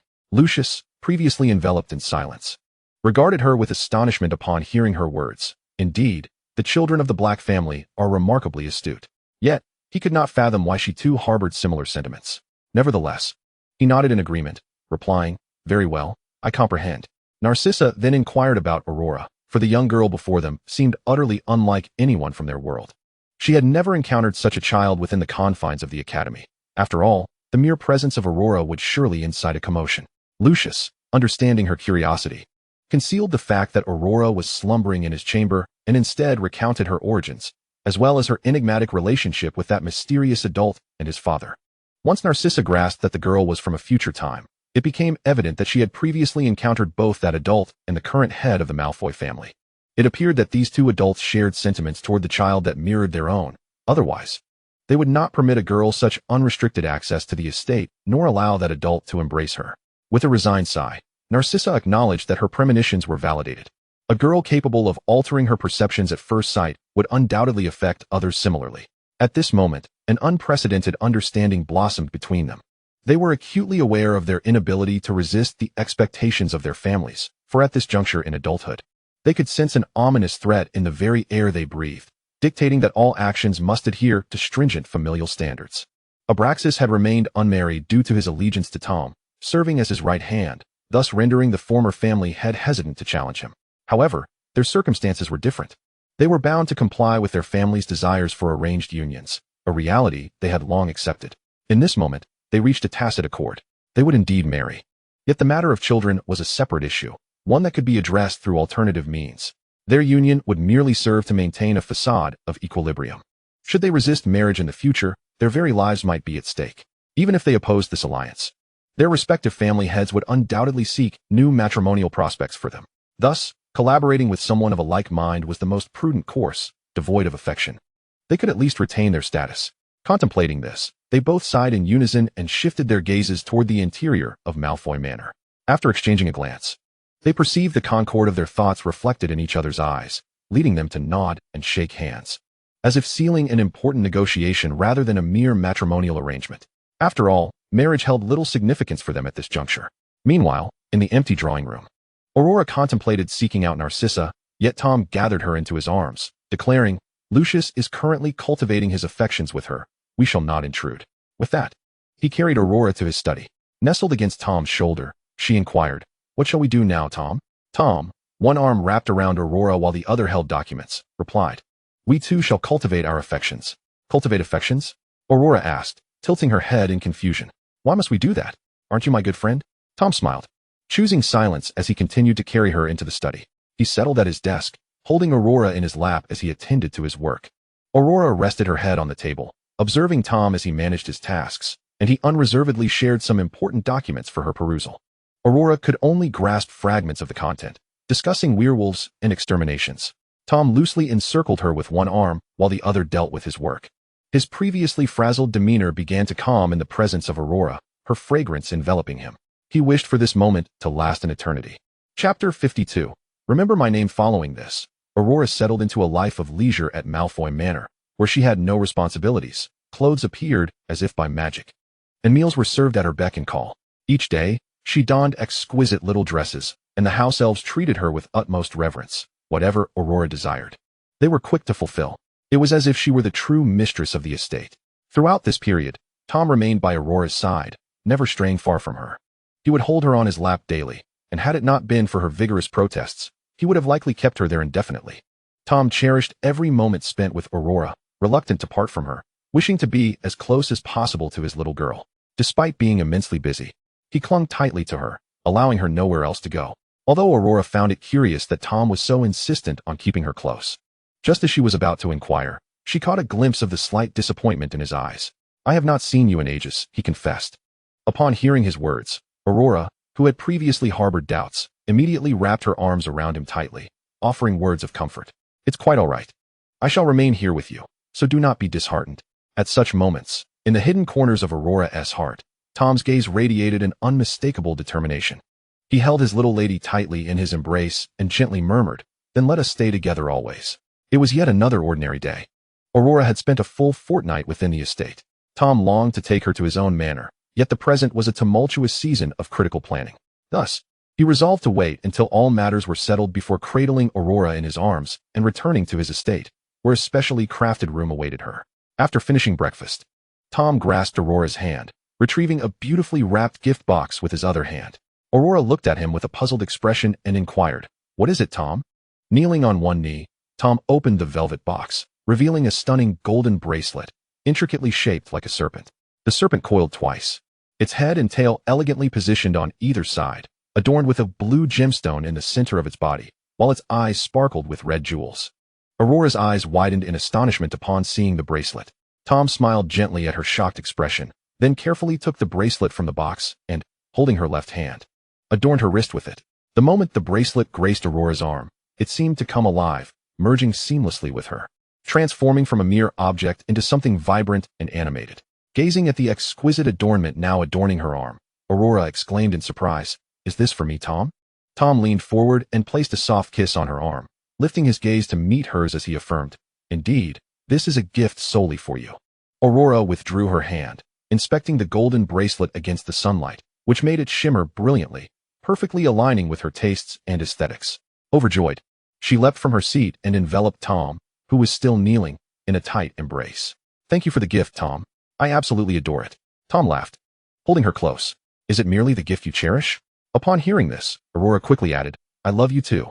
Tom, who had grown up in an orphanage, was not well versed in the concepts of affection or love. He simply knew he could not bear the thought of losing the girl before him and wished for her to remain by his side forever. The notion of liking was one he had encountered during his school days, observing couples who expressed their fondness for one another. He had once inquired what it meant to like someone, and though the person had been taken aback, they had offered him an answer. To like someone was to yearn to see them every day, to miss them intensely after a day apart, to feel joy upon their arrival, to wish to share all good things with them, and to desire a lifetime together. Was this truly the essence of liking someone? Tom began to grasp the sentiment, as he felt immense happiness at the sight of Aurora. He wished to be with her always, to share his life with her, and to bestow upon her all that was wonderful. It had taken the formidable Lord Voldemort nearly half a lifetime to comprehend the nature of affection and how to treat someone he cherished. He clutched his treasure tightly, longing for a lasting life together with the girl before him. Yet, fate has a way of playing tricks when one covets the most precious of possessions. It often smiles mischievously as it takes them away. After presenting the gift, Tom had to return to his pressing matters. During these past 2 weeks, he had mostly spent his time in the study, holding Aurora while attending to his affairs, but today was different, as he needed to summon his followers in Diagon Alley. He was reluctant to let Aurora be seen by others or to transform her into a mere creature. What if someone discovered her absence? Thus, Tom had no choice but to leave Aurora at Malfoy Manor, where only house elves remained. Abraxas and Lucius had been assigned various tasks, leaving them frazzled and busy. After presenting the gift, Tom looked at Aurora and said, "Aurora, I must step out for a while today. Will you stay at home like a good girl?" Aurora nodded in response, and Tom summoned a house elf with a snap of his fingers, instructing it, "Take Miss Aurora to the garden, attend to her needs, and keep a close watch over her." The house elf bowed deeply in earnest acknowledgement, assuring him, "Libby knows. Libby will take good care of the young mistress." Once he had given his instructions, Tom cradled Aurora in his arms and settled into a gazebo in the garden. The gardens of Malfoy Manor were resplendent, adorned with a myriad of beautiful flowers that bloomed perpetually, but the sunflowers thrived most vibrantly. Aurora's gazebo faced a vast expanse of golden sunflowers, and a gentle breeze wafted delightful fragrances their way. After ensuring Aurora was comfortable, Tom gently stroked her hair, and in the next moment, he vanished from sight. Aurora felt a twinge of unease after Tom's departure. After all, he had been by her side almost incessantly for the past 2 weeks. However, being 12, she was capable of spending a day alone. She had done so before when her mother was busy. Yet in those days, her garden had been filled with countless small animals to converse with. Now, it was serene, adorned solely with beautiful blossoms. Thus, she picked up some intriguing books the house elf had brought her and began to read, sitting on a swing crafted especially for her. A circular seat cushioned with soft pillows and plush toys, Aurora curled up, swaying gently while engrossed in her reading. As the breeze flowed, she found herself growing drowsy, puzzled as to why she felt tired so soon after waking. But the weight of her eyelids became too much to resist, and she slowly closed her eyes, drifting into a peaceful slumber. When Abraxas returned, he beheld the enchanting sight of the girl he treasured, nestled in a cream-colored gown upon the swing in the garden gazebo. Her hair cascaded gracefully, her eyes gently closed, and a smile graced her lips, resembling a serpent enticing one to sin. Abraxas had only just completed his master's tasks and had hurried back, only to remember that he needed to venture to Diagon Alley. Ordinarily, he would have rushed there immediately, but he felt an overwhelming headache and decided to rest for a moment before departing. When he arrived at the garden and was about to sit in the pavilion for a while, he saw such a scene. He tiptoed over and then sat on the chair next to her, quietly watching the sleeping Aurora. He maintained the same posture until the girl woke up. When Aurora awoke, she rubbed her tired eyes and, upon opening them, saw Abraxas sitting across from her. She quickly sat up and looked at Abraxas, asking, "When did you come back, Ub?" "I was just a little sleepy. Is it rest time now?" Abraxas looked at the girl in front of him. Although she seemed a bit dazed, she hurriedly greeted him, and the warmth in his heart instantly filled the entire space. He looked at the girl gently and said, "No, I just arrived." Aurora nodded, then stretched out her left hand to rub her eyes. At that moment, Abraxas noticed the left arm she had buried under herself while sleeping, the golden serpent bracelet on it. He didn't need to guess who had given it to her. What a coincidence. He happened to have a gift he wanted to give Aurora as well. So, as Aurora sat up, he stood from his chair and, like Tom, slowly knelt on one knee, looking up at Aurora. Then he took a light green box from his bosom, opened it, and inside was a silver-white brooch. A vividly lifelike dragon was on it, but beside this majestic dragon were a few sunflowers, which seemed out of place, yet made it all the more unusual. Abraxas took out the brooch and gently pinned it on the girl's left side. Aurora lowered her head, looking at the beautiful brooch with some surprise, and said, "Is this for me, Ub?" After gently pinning the brooch, Abraxas held Aurora's right hand, slowly pressed a kiss on it, and looked up to say, "Of course. It's for you, Rolla." He paused for a moment, then smiled and added, "My name is Abraxas Malfoy. Please remember my name, my lady." Chapter 53. Back already? Aurora looked at Abraxas, who had pinned the brooch in front of her, and, hearing what he just said, couldn't help but feel her face flush. Someone had given her a gift, yet she hadn't even remembered his name. That was quite impolite. Aurora quickly nodded from the swing and said, "Okay, Abraxas. I will definitely remember it." Then she recalled that Abraxas had given her such a valuable gift. So she searched in her small bag for a suitable gift to give him in return. Since coming here, other things didn't matter much. But she always kept this small bag close because it was a gift from her mother. After giving out this small bag, she had met Tom and many other friends, so it was extremely precious to her. Abraxas remained kneeling on the ground, watching the girl search through her small bag, and gently said, "It's fine. You can just call me up." Aurora always stuffed pretty things into her bag. After all, who doesn't like shiny things? After rummaging through her small bag for a while, she finally found something suitable to give to Abraxas. It was a mandala brooch, but this mandala was gold. When she took it out, the sunlight reflected off a silver layer added at the bottom, making it even more beautiful than usual. Aurora jumped down from the swing, held Abraxas, still kneeling, and said, "All right. I want to forget your name, Ub. Consider this mandala brooch my gift to make up for it." She wanted to put the brooch into Ub's hand, but Abraxas, still kneeling, looked up at Aurora and said, "May I have the honor of having you pin it on me personally?" His gaze was gentle, and looking at the girl that way made Aurora feel a little flustered. Her face felt warm. She quickly came in front of Ub. Due to their height difference, to pin the brooch on him, she had to get close, making it look from afar as if he were holding her tightly. Indeed, that's exactly what happened.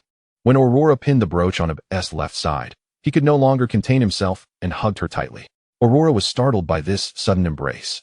Just as she tried to struggle, she heard Abraxas say, "Give me a hug, Aurora. I truly appreciate such a beautiful gift from you. Am I not your good friend?" In Aurora's mind, previously, Ub was just someone she had met, a friend, at most, because they had very little time to talk or interact. But after exchanging gifts just now, Aurora felt they could indeed be good friends. She nodded and returned the hug. Yet, he smelled nice. She wondered what it was. After exchanging gifts, their relationship improved. Sometimes, when Tom was busy, Abraxas would come to be by Aurora's side.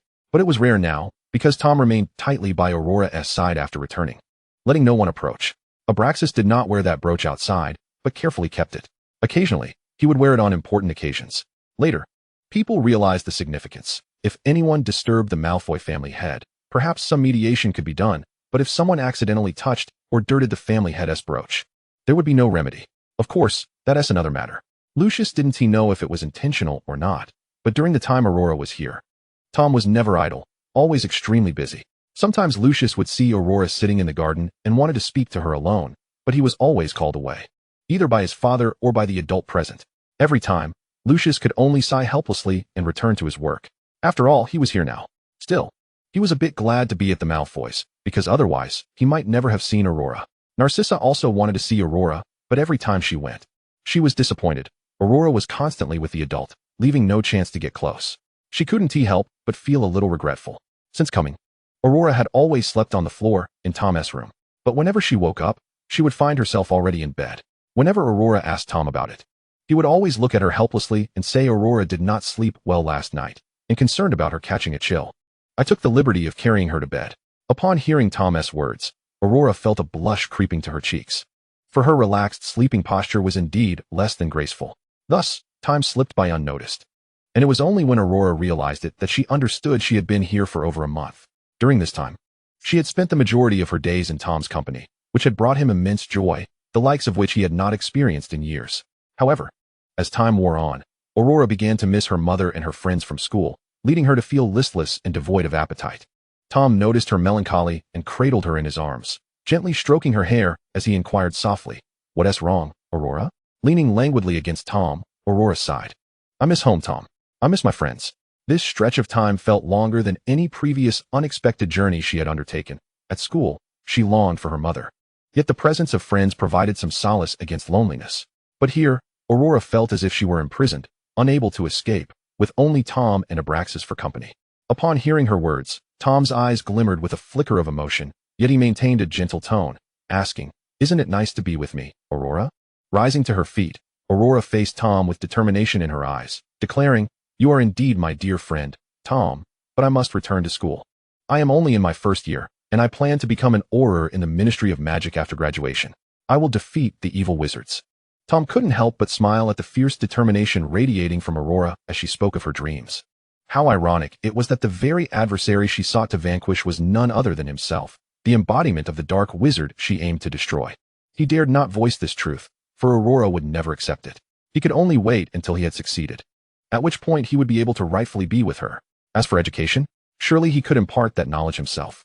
With his impeccable grades at school, how could he not teach her to become an Auror? Yet, in that moment, Tom felt constrained, for his plans had not yet come to fruition and were still deemed shameful by the virtuous members of the wizarding world.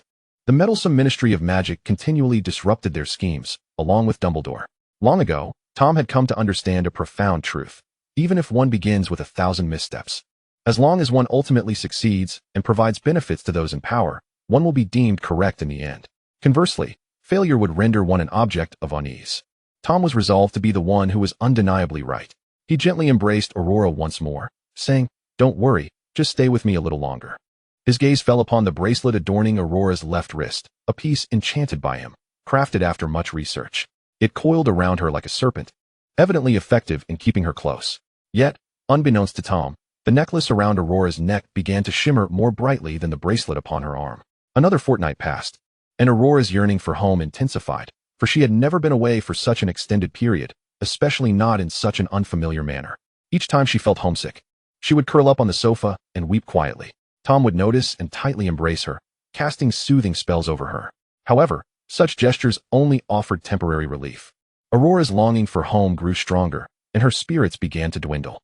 One day, as she sat alone in the garden, gazing at the necklace around her neck, she grasped it tightly in her hand, murmuring, "Let me go home. I want to return to Hogwarts." The necklace flickered, as if in agreement with her sentiment. As she returned to the living room for lunch, which was a rare gathering that day, she found not only Tom, but also Abraxas and Lucius at the table. After greeting them with renewed vigor, she took her usual seat beside Tom, a position she had occupied since her arrival. Aurora listlessly picked at her food, and Tom, noticing her lack of enthusiasm, stroked her hair, asking, "What's the matter, Aurora?" With a frown, she replied, "I want to go home." Just as the others assumed this was merely a routine expression of her feelings, they were taken aback when, in the next instant, the seemingly listless Aurora vanished from her seat. Time stood still as all three froze in place.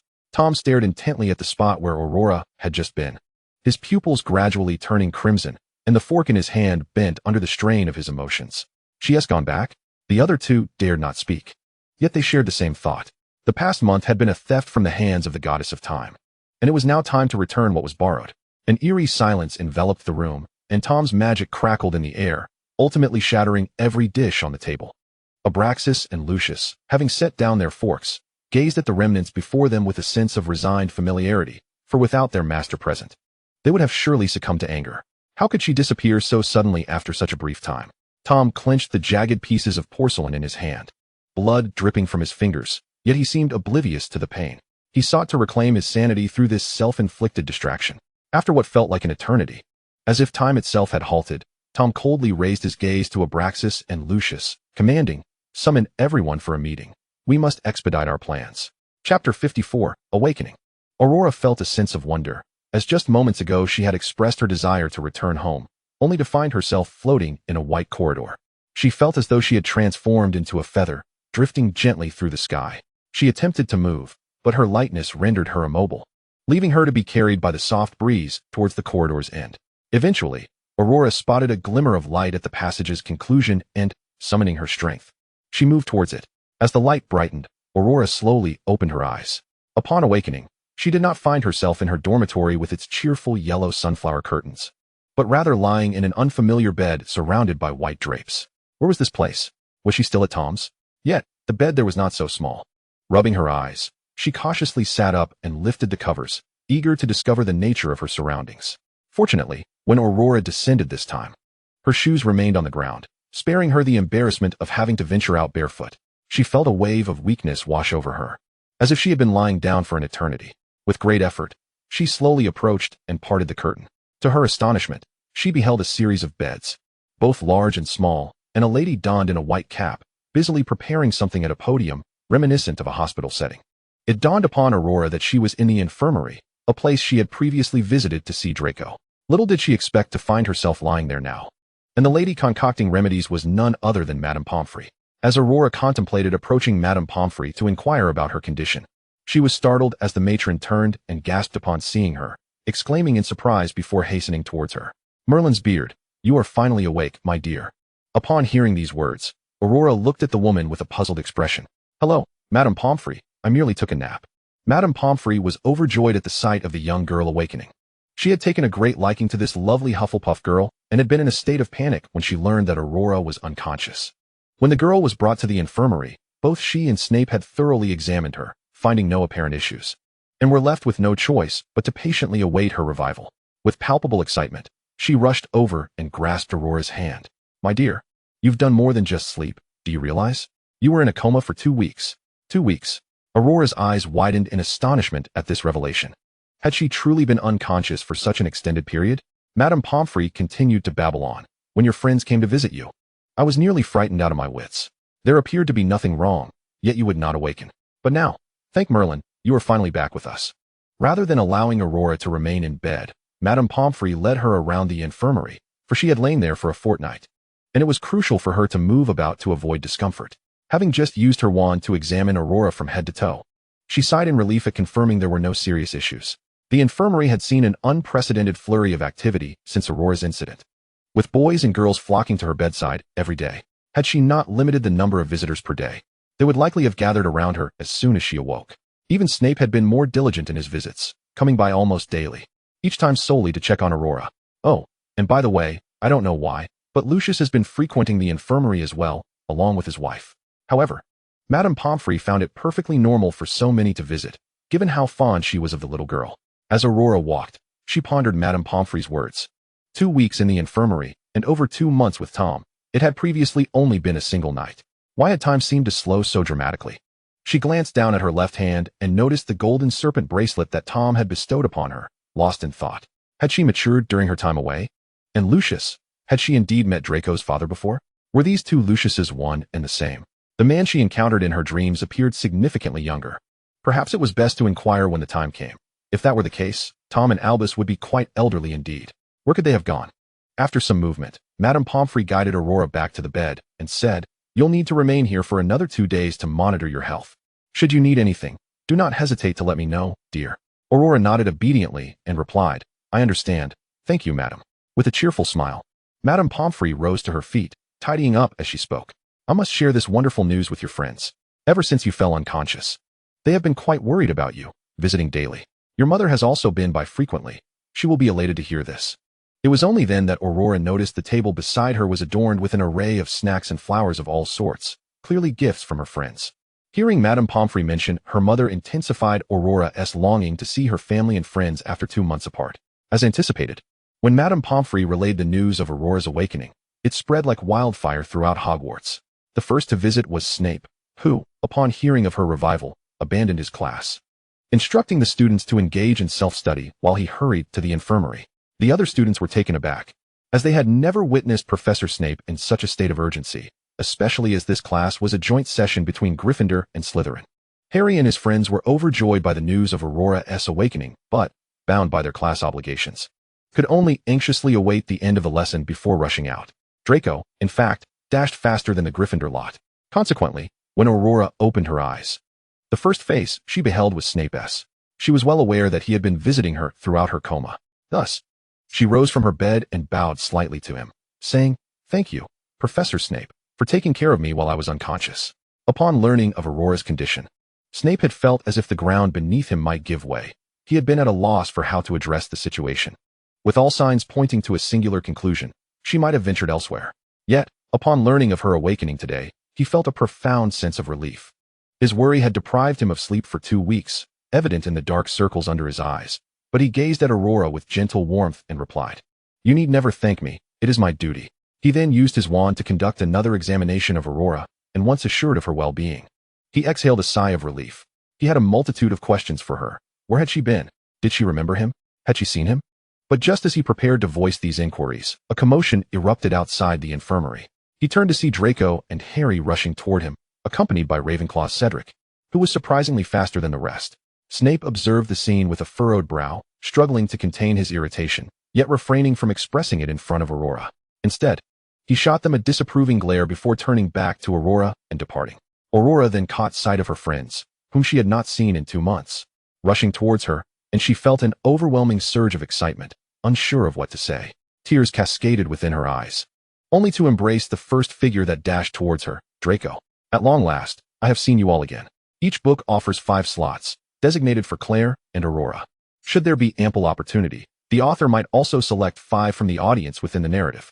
Each book comprises 3 from the fan rankings and 2 from the gift rankings. The author shall unveil the names at the end of that day's entry, and I kindly ask all beloved readers to provide their addresses then. I cherish you all. My heartfelt gratitude extends to every reader who has graced my work. Should there be any duplications in the rankings, I shall adjust accordingly, 1 slot per individual. Moi, Chapter 55. The chaotic final exams. The moment Draco felt Aurora's embrace, his cheeks flushed crimson, yet he instinctively returned her hug. After all, Aurora had just leaped from her bed. A fall would be unfortunate. At this moment, Aurora clung to Draco, silently weeping, for in their eyes, she had been unconscious for 2 weeks, and it had been over 2 months since they had last seen one another. Aurora missed her friends dearly, more than words could express. As Draco noticed the dampness of his shoulder, he became flustered, hurriedly reassuring, "Aurora, what's wrong? Are you feeling unwell? Is there something troubling you? I can inform Madame Pomfrey." Others who rushed over, upon witnessing Aurora's tears, gathered around her with concern, eager to speak, yet refraining from raising their voices. Hearing her friends' inquiries, Aurora quietly shook her head and wiped her tear-streaked cheeks, finally able to see her friends' familiar faces clearly. As she gazed into their worried eyes, a smile broke through her tears. "It's so wonderful to see you all again." Surrounded by her chattering companions, Aurora felt an overwhelming sense of joy and elation. Since Aurora had just awakened, she would need to remain in the infirmary for 2 more days for observation, only to be released once there were no further complications. During these 2 days, she learned from her friends about the events that transpired during her unconsciousness. Upon receiving the news of her awakening, Rolda hastily set aside her work and rushed back. The moment she embraced her daughter, the tension that had gripped her for 2 weeks finally eased. Rolda held Aurora tightly, tears streaming down her face. She understood that her daughter must have experienced something significant, for the prophecy could not have emerged from thin air. Aurora, unaware that her eyes sometimes revealed past truths, remained silent on the matter.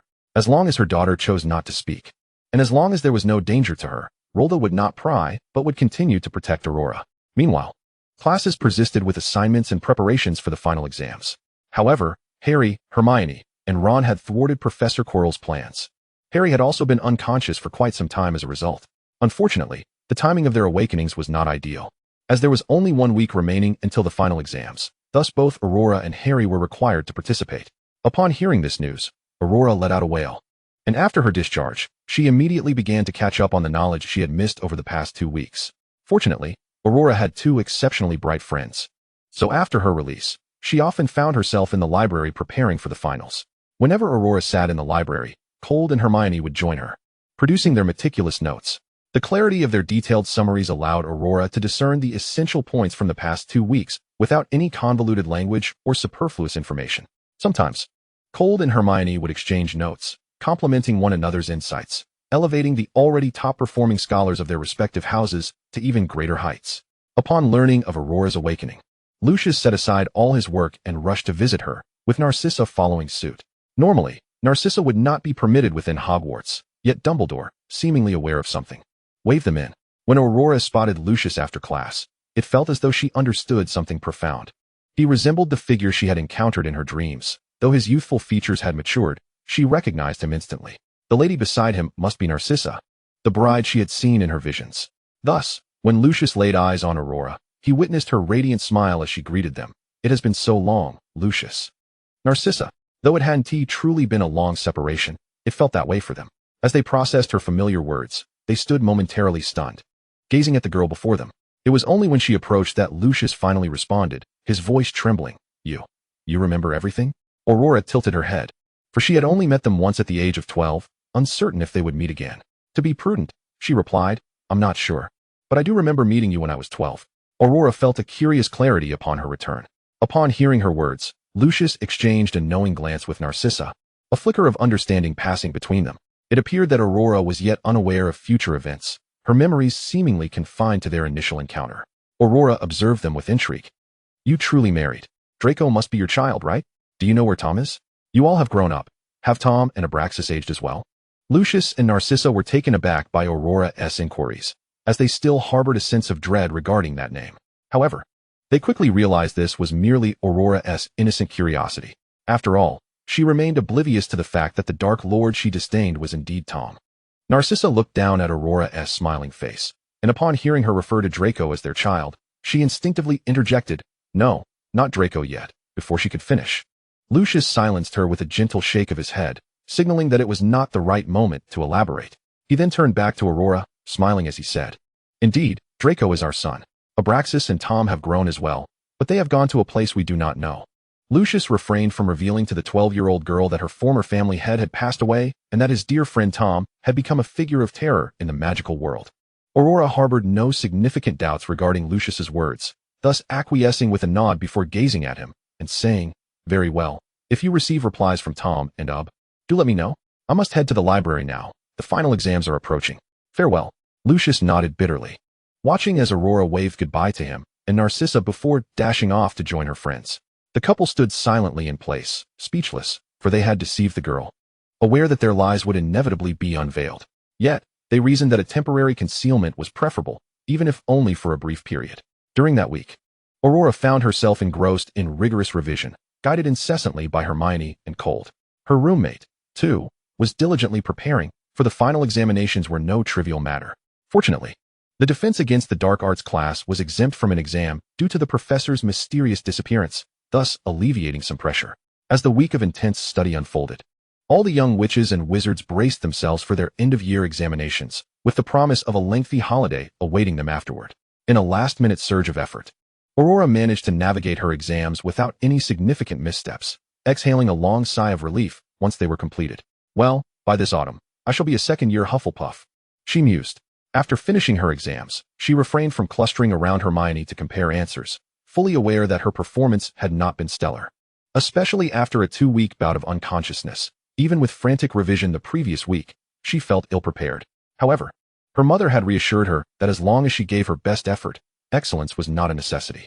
Aurora believed she had indeed tried her hardest, though she remained resolute in not disappointing her mother's expectations. Now that the exams were behind her, all that remained was to await the arrival of her letters via owl. Nonetheless, Aurora felt confident that, with the support of her dear friends Hermione and Cold, her results would not be disheartening. Additionally, Cedric sometimes assisted her in organizing her notes, even gifting her the key points he had compiled during his first year. After the examinations, the young witches and wizards began to gather in small groups, discussing where they would venture during the holiday and what new skills they might acquire. The older students contemplated their upcoming wizarding level examinations, while the younger ones were blissfully free of such concerns.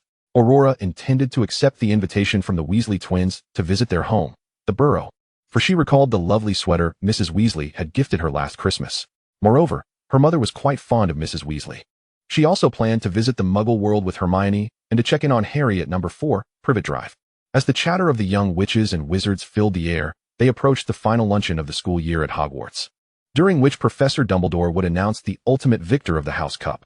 Hufflepuff, the house to which Aurora belonged, maintained a rather laid-back attitude about the competition, as they had long been in a state of mediocrity. Although Aurora's presence had contributed to an increase in their points, they still found themselves in second place. Nevertheless, they took pride in the belief that everyone had exerted their utmost effort, which they deemed commendable.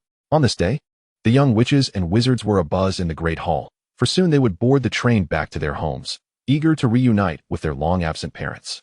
Aurora, too, looked forward to spending a joyous holiday with her mother. The House Cup had lost its allure for the Hufflepuffs, having not claimed victory in quite some time, with Ravenclaw and Slytherin often vying for the title. Yet, thanks to Aurora's influence, Professor Snape had refrained from deducting points from Hufflepuff and even awarded them some. Additionally, the absent defense against the dark arts professor had also contributed points to Aurora's house. Thus, this year, the competition between Slytherin and Hufflepuff was exceedingly close, with only a 10-point difference. The young witches and wizards of Hufflepuff yearned fervently for the House Cup, as they had not tasted victory in ages. With Slytherin having dominated for several consecutive years, they had already learned the scores and, barring any unforeseen circumstances, anticipated Slytherin would emerge victorious once again. The Slytherin contingent shared this sentiment, standing proudly in anticipation of Professor Dumbledore's announcement of their impending triumph, which would mark their 7th consecutive year as champions. Ravenclaw was somewhat taken aback by Hufflepuff's placement ahead of them this year, but despite some murmurs, it did not create significant ripples. The Gryffindor cohort, on the other hand, was indifferent, having found themselves at the bottom of the rankings. While they felt a tinge of disappointment at finishing 4th, they were grateful to have returned safely. They indulged in their meal, relishing the moment, as the new year beckoned with promises of joy, did it not? As the meal progressed, Professor Dumbledore rose to his feet. Upon his standing, the young witches and wizards fell silent, aware that he was about to announce the victor. The Slytherin students had set down their utensils, their eyes gleaming with anticipation as they awaited Dumbledore's declaration. The headmaster surveyed the hushed assembly with a smile before speaking in a resounding voice. Once again, I extend my gratitude to all the young witches and wizards for completing a year of studies at Hogwarts. In the upcoming term, some of us will depart to seek broader horizons, while new witches and wizards will join our Hogwarts family. This semester, I trust you have all gleaned invaluable knowledge. After this luncheon concludes, you may pack your belongings and return home to reunite with your parents, embarking on various adventures to enjoy a delightful holiday. However, before that, I shall announce each house's scores for this term and subsequently reveal the recipient of this year's House Cup. A chorus of cheers erupted, though notably, the loudest came from Slytherin, who were already aware that they had achieved the highest score this year. Dumbledore smiled and then proclaimed, in fourth place, we have Gryffindor with 230 points. Third place goes to Ravenclaw with 320 points. Second place is awarded to Hufflepuff with 370 points. And in first place, Slytherin has amassed a total of 380 points. As the words left his lips, the Slytherin table erupted in thunderous applause, celebrating their anticipated victory of the House Cup. While the other houses accepted this outcome with resignation, Dumbledore flashed them a knowing smile and continued, this year's House Cup rightfully belongs to Slytherin. However, I would like to allocate a few points to the other houses. This statement instantly silenced the jubilant Slytherin students, who turned their gaze in unison toward Professor Dumbledore's table. Ron Weasley triumphed over Professor McGonagall's most formidable wizard's chess challenge this semester, paving the way for his friends. Therefore, I shall award Gryffindor 50 points for Mr. Weasley's cleverness and valor. As the words left his lips, a fervent applause erupted from the Gryffindor table. Ron stood there, a mixture of bewilderment and exhilaration, frozen in place, oblivious to even the jostling of the Weasley twins beside him. Percy, brimming with joy, exclaimed, that's my brother. He solved the most difficult chess problem. Subsequently, Dumbledore raised his hand, calling for silence once more, before announcing two further commendations. Miss Hermione Granger, for her remarkable intellect and talent in potion-making, successfully concocted a complex antidote, bravely taking a significant step forward for what lay ahead. Hence, I shall award Gryffindor 50 points for Miss Granger. Upon hearing this, Hermione's eyes sparkled with delight as she enthusiastically exchanged handshakes and whispered cheers with her companions. Harry Potter, in his confrontation with Professor Quirrell, exhibited bravery and dauntlessness, ultimately safeguarding the safety of Hogwarts. Therefore, I shall award Gryffindor 50 points for Harry Potter's courageous spirit. In an instant, the Gryffindor table erupted into a cacophony of jubilant cheers, the young wizards embracing their friends in celebration of this hard-earned addition to their score. Hermione, brimming with excitement, turned to Harry and Ron, exclaiming, our points are now equal to Slytherin's. In stark contrast, the atmosphere at the Slytherin table had plummeted, with the faces of its members devoid of smiles. Initially, they had consoled themselves, as their score had not yet been surpassed. However, now that Gryffindor's tally matched their own, and with Dumbledore's demeanor suggesting further additions, it appeared that this year's House Cup might slip away from them at the last moment. Aurora too was astonished upon hearing this. She had not anticipated that Slytherin's victory, which had seemed assured, would now be shrouded in uncertainty, especially as it appeared that Dumbledore would bestow even more points. Indeed, this proved true, as once the Gryffindor students had settled down, Dumbledore raised his hand to announce the next accolade. Mr. Neville Longbottom, for daring to prevent his friends from making a mistake during their adventures, and for his courageous consideration for his companions, I shall award 10 points to Gryffindor for Mr. Longbottom's bravery. Instantly, the roars and cheers from Gryffindor threatened to lift the roof off the Great Hall. They had surpassed Slytherin by 10 points. And this year's House Cup was theirs. In a flash, the previously unremarkable Neville found himself surrounded by jubilant peers, all congratulating him for securing the final crucial points for Gryffindor's victory. Yet, just as the celebrations commenced, Dumbledore clapped his hands, addressing the young wizards. However, I have one final accolade to bestow upon another. The students exchanged puzzled glances, for Gryffindor's points had already eclipsed Slytherin's. Surely Dumbledore did not intend to award yet more points to anyone in Gryffindor? Yet, with a gentle smile, Dumbledore announced Miss Aurora Greller, for her substantial assistance in deciphering the riddle for Harry and his friends, saving them considerable time and, in a sense, better safeguarding Hogwarts. She embodies the bravery and kindness of Hufflepuff, and therefore, I shall award 20 points to Hufflepuff for Miss Greller. Aurora stood momentarily stunned upon hearing Dumbledore's words. She had never expected to contribute points for her house at the last moment. Hannah and Olivia rushed to embrace Aurora, while the other Hufflepuff wizards cheered for their house's final points. The other three houses had no objections to this addition. They murmured amongst themselves, but everyone deemed Aurora's points well-deserved. However, once they regained their composure, they realized that due to Aurora's 20-point addition, Hufflepuff's score now equaled that of Gryffindor, who would claim the House Cup. Dumbledore, observing the puzzled expressions of the young wizards, smiled and declared, in light of Hufflepuff and Gryffindor's equal scores, I hereby announce that this year's House Cup shall be jointly awarded to Hufflepuff and Gryffindor." With a flourish of his hands, the previously arranged Slytherin banners transformed. The left 2 rows became Hufflepuff's colors, while the right 2 rows displayed Gryffindor's. The badger and lion appeared simultaneously above the hall, their bright yellow and crimson hues creating a stunning spectacle. The assembled young wizards erupted in cheers for the House Cup's shared victory, particularly Hufflepuff, who was in a state of ecstatic frenzy. The head of Hufflepuff embraced Aurora, tears streaming down her face, as she lamented that she had never witnessed her house win the House Cup during her time at the school. Yet this year, they had finally achieved first place. Though it was shared with Gryffindor, it had been ages since they had claimed the top spot. And now their banner flew proudly above the hall once more. What a splendid sight. The wizards from the other 2 houses applauded, albeit with a tinge of discontent regarding Gryffindor's sudden influx of points. Nevertheless, they congratulated Hufflepuff on their renewed triumph. Draco and his peers felt their sense of imbalance slightly diminish upon hearing that Hufflepuff too had claimed victory. What does second place matter? I was merely 10 points shy. Next time, the cup will surely be ours. Cord genuinely felt delighted for Aurora, proud that their little girl had helped the house clinch the House Cup upon her arrival. Amidst the cheers, Aurora and Harry from Gryffindor exchanged heartfelt glances through the crowd, genuinely congratulating each other on their victories. Thus, we celebrate Hufflepuff, who has finally reclaimed the House Cup after a long absence. With that, the first academic year draws to a close, and I wish everyone a pleasant holiday. Until we meet again in the second year. Chapter 57, A Wonderful Holiday. After this event, Aurora boarded the train home with Cord and her close friends. Initially, she had been somewhat unfamiliar with the surroundings and lacked many acquaintances. However, now, as she settled into her seat on the train, friends flocked to her. What once was a dull journey transformed into a delightful experience, as she engaged in discussions with Hermione about their upcoming activities. Listened to the Weasley twins recount tales of their bothersome house elf and little sister, and heard Harry share stories of his attic room and his irksome aunt. Oh, and not to forget, a certain Mr. Malfoy, who was peering through the windows, inviting Aurora to visit his manor. Cord sat quietly nearby, yet his gaze remained fixed on Aurora, content to see her surrounded by friends with whom she could share joyful moments. At the onset of her schooling, Aurora had harbored concerns about her ability to forge friendships. However, in retrospect, such apprehensions proved utterly unfounded.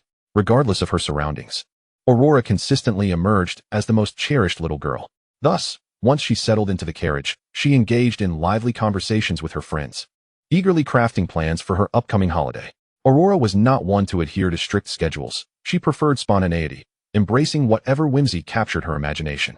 Even the plan she had just drafted lacked meticulous detail, merely designating specific dates to visit her beloved friends. She found rigid structures stifling and much preferred to act on impulse, provided she honored her commitments. Consequently, Aurora's grand summer agenda remained unfinished until just before their descent from the train. Colden, upon glancing at his sister's notebook filled with densely packed, somewhat chaotic entries, couldn't resist teasing her. "Our Aurora seems to be quite the busy bee. Have you left any time at all to spend with your brother?" Upon hearing Colden's remark, Aurora chuckled and playfully stuck out her tongue, responding, "Oh, of course, my dear brother. When I'm at home, you can come over to play." Colden, observing his sister's demeanor, affectionately ruffled her hair before retrieving his cherished quill from his bag. He proceeded to refine and reorganize Aurora's plans. In less than 20 minutes, Colden transformed her jumbled notes into a neatly arranged itinerary. From times and locations to attractions and various other details, he meticulously categorized everything, rendering it crystal clear. Colden often assisted Aurora with her notes, diligently sorting through her indecipherable scrawl, and this occasion was no exception. When Aurora beheld her notebook filled with neatly arranged plans, she couldn't contain her delight and exclaimed, "Thank you, brother." Colden reciprocated her embrace, patting her back as he said, "All right, we're about to disembark. Let us tidy up. We shall soon meet Aunt Rhoda." Upon hearing Colden's words, Aurora cheered and quickly began straightening her wrinkled clothing, a result of her earlier frolics with friends. As she finished tidying herself, the train gradually came to a halt at its destination, signaling the start of a delightful holiday for all the young wizards. Aurora grasped Colden's hand and dashed off, bidding farewell to her other friends along the way, despite Draco's exasperated attempts to get her to release her grip on Colden's hand. Ignoring his protests, Aurora hurriedly led her brother outside. As they stepped off the train, Aurora spotted Rhoda, her mother, smiling warmly at her. With a joyful cry, she sprinted forward and enveloped her mother in a tight embrace. Rhoda, undeterred by Aurora's 12 years, lifted her daughter effortlessly, spinning her around while Aurora clung to her neck. Beaming with unrestrained happiness, Colden also embraced his long-missed parents, for even the most mature children still yearn for their mother and father. After reuniting with her daughter, Rolda took Aurora's hand, and they made their way home. Along the journey, Aurora excitedly shared her plans with Rolda, who listened intently, glancing over the notes while absorbing her daughter's animated chatter. It was evident that Aurora was well-liked wherever she went, and this holiday promised to be fulfilling. Rolda, understanding the importance of friendships, resolved that Aurora should be allowed to enjoy her time, recognizing that limiting her daughter to the confines of home would be unjust. If Rolda could not safeguard Aurora's happiness, then all her efforts over the years would be in vain. In the first week after returning home, Aurora spent quality time with her mother, recounting her school escapades and engaging in games together. Initially, Rolda had hesitated about Aurora visiting Lucius's home, but upon learning of her daughter's friendship with Draco and receiving daily correspondence from Lucius, she relented, insisting on accompanying Aurora.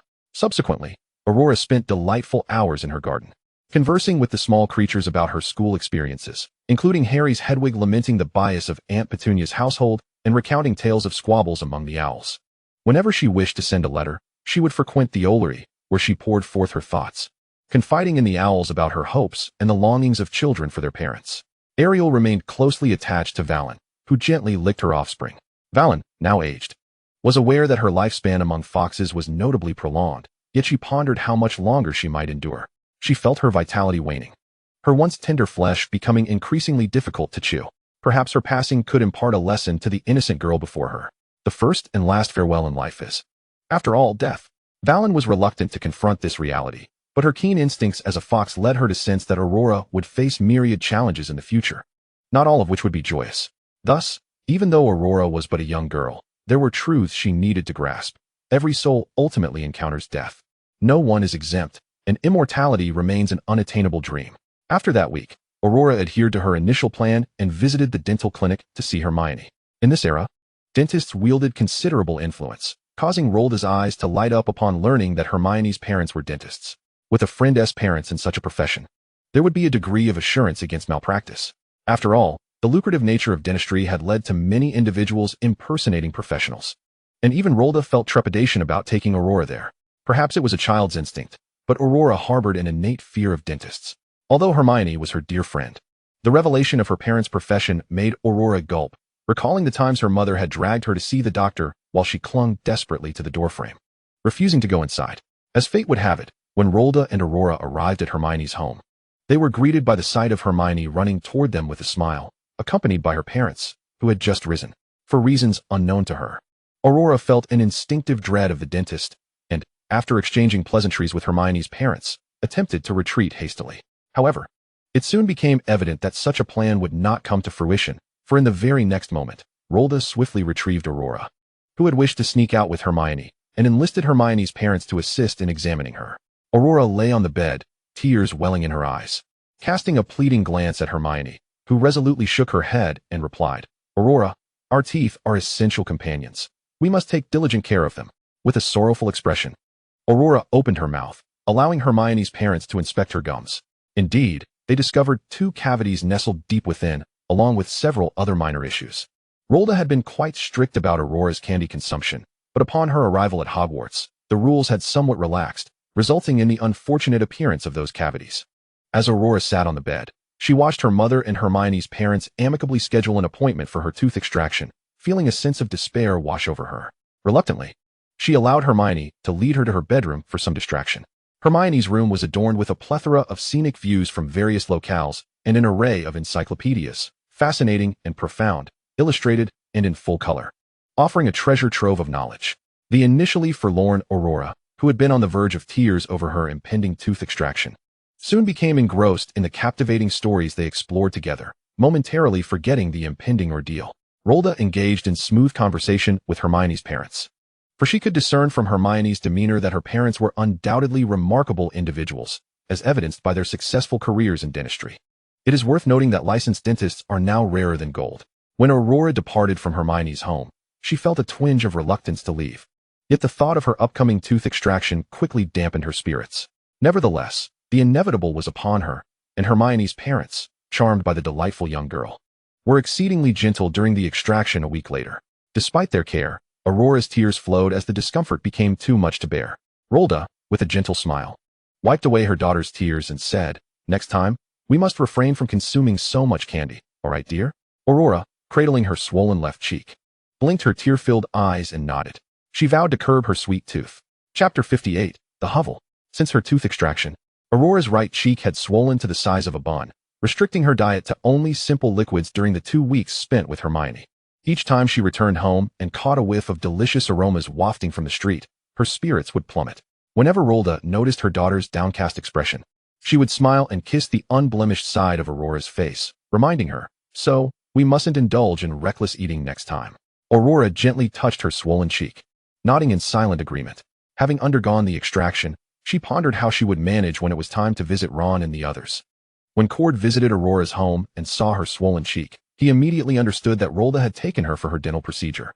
Consequently, he discreetly hid the sweets and treats he had brought for her, planning to present them all to her once she had fully recovered. Rolda could have used magic to expedite the healing of Aurora's swelling, yet she refrained, believing it essential for Aurora to comprehend the consequences of excessive indulgence. Given that Aurora was at a critical stage of losing her baby teeth, it was imperative to establish proper dietary habits to ensure her adult teeth would grow in healthily. However, after 2 weeks passed, when Aurora was set to visit the hovel to play with her friends, Rolda discreetly employed a touch of magic to hasten her daughter's recovery. After all, had she allowed nature to take its course, it would have taken over a month for Aurora's cheek to return to normal. With Rolda's assistance, she was able to recover in just 3 weeks. Although Rolda gradually shifted her focus back to the wizarding world following the disappearance of the Dark Lord, her primary attention remained on the Muggle realm. Consequently, while she was acquainted with the Weasley family, their familiarity was limited, as Arthur was a few years her junior. Nevertheless, Rolda made thorough preparations for Aurora's visit to the Weasleys. A week in advance, she had communicated with Arthur and Molly, establishing the Flu network connection between their homes. Thus, the process was simplified. All Aurora needed to do was step into the fireplace and utter the name of the hovel to arrive effortlessly. On that bright morning, despite Aurora's right cheek still being swollen, she was able to articulate coherent sentences, a marked improvement from the earlier days when she could only utter muffled sounds. Though her speech remained somewhat unclear, it was certainly comprehensible. Had Aurora still been unable to speak clearly, she might have struggled to pronounce the name of the hovel upon entering the fireplace. Rolda harbored some trepidation about Aurora visiting someone else's home, yet she held complete confidence in the Weasleys. She had known them to be a group of good-hearted children during her school days, and as members of Gryffindor, they were unlikely to be anything but admirable. Moreover, Arthur worked at the Ministry of Magic, and whenever Rolda needed to acquire permits, she often encountered him. He frequently engaged her in conversations about the Muggle world, expressing curiosity about the moving cars and the sound-emitting radios. Thus, on that morning, Aurora donned a light green dress, the hem adorned with lovely green organza bows, while Rolda had ingeniously transformed the waist tie into a sunflower design, though in a soft green hue. Aurora's hair was fashioned into a braid, draped over her left shoulder, with a few blossoms reminiscent of flowering crabapples woven among the strands. She wore no excessive adornments, save for the serpentine bracelet gifted to her by Tom, which rested on her left wrist. Standing in the fireplace, Aurora waved goodbye to her mother, exclaiming, "Goodbye, Mama." Rolda nodded, watching as Aurora retrieved the Flu powder and pronounced the name of the hovel. A swirl of green flames enveloped her, and in an instant, she vanished from the fireplace. The once vibrant room, which had echoed with life just weeks prior, fell silent once more. After a few minutes, Rolda set off for her company, aware that she had pressing matters to attend to, specifically, reviewing the quarterly financial reports that should have been submitted by now. Meanwhile, as Aurora uttered the name of the hovel, she was engulfed by the green flames, and in the blink of an eye, the fire dissipated before her. In place of the layout found in her own room, this space presented an arrangement that was distinctly different. Despite its simplicity and the multitude of items within, everything was meticulously organized, with sunlight streaming through the large windows, casting a warm glow upon every corner. Every few paces, a potted plant or a bouquet of fresh flowers adorned the room, creating a cozy atmosphere reminiscent of Aurora's own home. Before she could scrutinize her surroundings further, the Weasley twins energetically bounded into her view. "Hey there. Welcome, little Aurora, to our humble abode. Here, you shall indulge in a myriad of delights. What's the matter with your mouth, little Aurora?" Before they could finish their playful banter, they noticed a small bulge forming on the right side of Aurora's cheek. Aurora emerged from the fireplace, explaining, "Hermione's parents extracted 2 of my cavities, and I'm still in recovery. However, my mother assures me that I shall be well again in a week's time." At that moment, her speech was slightly slurred due to her dental situation. contrasting sharply with her usual bright and clear voice, which only added to her charm. Unable to contain their excitement, the twins flanked Aurora, gently placing their hands on her shoulders. Is that so? What a pity that Aurora cannot indulge in our sweets. To be candid, the twins bore a measure of responsibility for Aurora's cavities, as the confections they offered her were no mere tricks, but rather a delightful array of flavors they had concocted themselves. Prior to presenting them to Aurora, they would first sample the treats themselves, ensuring they were palatable before sharing. Consequently, during her days at school, Aurora was frequently treated to the twins' sugary offerings, fostering a growing familiarity between them. Yet, she still found it challenging to distinguish between George and Fred, knowing only that Fred was the elder and George the younger. Thus, each time the brothers spoke, they would prefix their names for clarity, eventually resorting to wearing name tags for easier identification by Aurora. While this meant they could no longer engage in the guessing game of who am I at school, the joy they felt when Aurora correctly pronounced their names surpassed any game. Today, even in the comfort of their home, the twins retained their name tags for Aurora's benefit. Aurora gently tugged at their hands resting on her shoulders and remarked, "Well, it seems I ought to consume fewer sweets in the future." Upon hearing this, a flicker of disappointment crossed the twins' faces, as their excuse for visiting was always to deliver candy. However, they were resourceful and had plenty of other tricks up their sleeves. In the past, the twins would affectionately pinch Aurora's cheeks, but out of consideration for her dental situation, they refrained from doing so. Nonetheless, Aurora's playful tug on their hands was enough to satisfy them. Just as they were about to continue their conversation, a surprise shout erupted from the upstairs loft.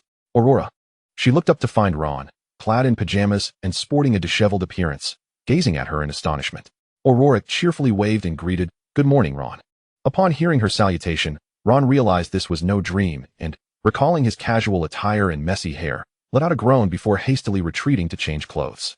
He was aware that Aurora would be visiting in the coming days, but he had not anticipated her arrival today. As Ron dashed back, Aurora bent her head only to hear a sharp voice from behind her. "You two, how are you treating our guest?" It was a stern reprimand from a very formidable mother, startling Aurora, for her own mother had never raised her voice in such a manner. However, the twins, accustomed to this dynamic, turned to face the imposing Molly, who stood a short distance away, and reassured her, "It's all right, Mom. We have a great rapport with Aurora at school." Molly had initially glared at the twins, but upon seeing the slightly bewildered Aurora among them, her expression softened instantly. With a warm smile, she opened her arms and approached Aurora. "Oh, my dear, welcome to our home." Taken aback by this swift change in demeanor, Aurora reciprocated the gesture. Embracing Molly, "I apologize for any inconvenience during this time, Mrs. Weasley." Molly observed the lovely girl before her, and even with her cheek slightly swollen, Aurora's beauty was undeniable. Overflowing with affection, she gently kissed Aurora's forehead and said, "How could this be an inconvenience, dear? It brings me immense joy to have you here. Those two rascals haven't caused you any trouble, have they?" As she spoke, she playfully swatted each of the Weasley twins, who stood nearby. With a cheerful smile, Aurora replied, "Not at all, Mrs. Weasley. George and Fred are wonderful friends of mine. I truly enjoy their company." Upon hearing Aurora's fondness for them, the twins' ears flushed with embarrassment, and they instinctively leaned closer to her, saying, "We like you too, little Aurora." They were met with a playful eye roll from Molly, who urged them to quickly set the table for breakfast. After bestowing another kiss upon Aurora's cheek, she smiled and added, "From now on, you may call me Aunt Molly. Dear, I hope you have a delightful time here." In just a few exchanges, Aurora had developed a strong fondness for Aunt Molly, as she reminded her of a client of her mother's, someone who appeared stern but was, in truth, warm-hearted and cheerful. Therefore, Aurora beamed back, "Certainly, Aunt Molly." Molly, increasingly enamored by the charming girl before her, continued, "We also have a little girl named Ginny, who is a year younger than you. I believe you two will get along splendidly." Aurora nodded at this, recalling that she had heard the Weasley twins and Ron mention their younger sister during their journey. She eagerly anticipated the opportunity to forge a friendship with this little sister. Chapter 59, Meeting Ginny. Aurora had arrived at the burrow unusually early, her excitement causing her to forego breakfast. As it was her first visit to the Weasleys' humble abode, she felt a tinge of shyness, despite the presence of Ron, the twins, and the recently encountered Aunt Molly. Nevertheless, Aurora adhered closely to her mother's advice to be well-behaved when visiting others' homes. While Aunt Molly busied herself in the kitchen, the twins set the table, engaging in light conversation with Aurora, who stood by the dining table. Once everything was arranged, George and Fred guided Aurora to her seat, each taking a place on either side of her. In school, they often engaged in such antics. Whenever they spotted Aurora, they would jostle each other aside, vying for the privilege of sitting on either side of her. Although others harbored a hint of displeasure, They were well aware of the notorious pranks these two were known for throughout the school, and they relied on the assortment of sweets provided by these two for their own occasional truancy. At that moment, Ron was hurrying to change out of his pajamas and make his way downstairs. In previous instances, he would never have changed out of his night clothes before breakfast. But with Aurora's arrival, he hastily dashed to his room to shed his sleepwear, rummaging through his rather monotonous wardrobe until he finally found something suitable to wear. Once he was dressed, Ron stood in front of the mirror, contemplating that perhaps it was time for him to possess a new outfit of his own. However, upon descending the stairs, he was met with the sight of Aurora nestled between his two brothers, extinguishing his desire to sit next to her in an instant. He dared not provoke his brothers, for he knew that such folly could result in a vividly colorful face upon awakening one morning. Consequently, he settled for a spot beside George. Upon noticing him, Aurora greeted Ron warmly. He could not help but notice the flush on her cheek, to which she gently touched, offering an explanation. After a brief moment, Ron heard his mother calling him to the kitchen, where she had laid out breakfast. Meanwhile, George and Fred were engrossed in jovial conversation beside Aurora when a sudden commotion from the staircase drew their attention. In unison, they looked up to see a beautiful little girl with red hair, yawning and clad in her pajamas, descending the stairs. Aurora's eyes sparkled upon seeing the girl. She was simply stunning. This must be Ginny, the little sister George and Fred had mentioned.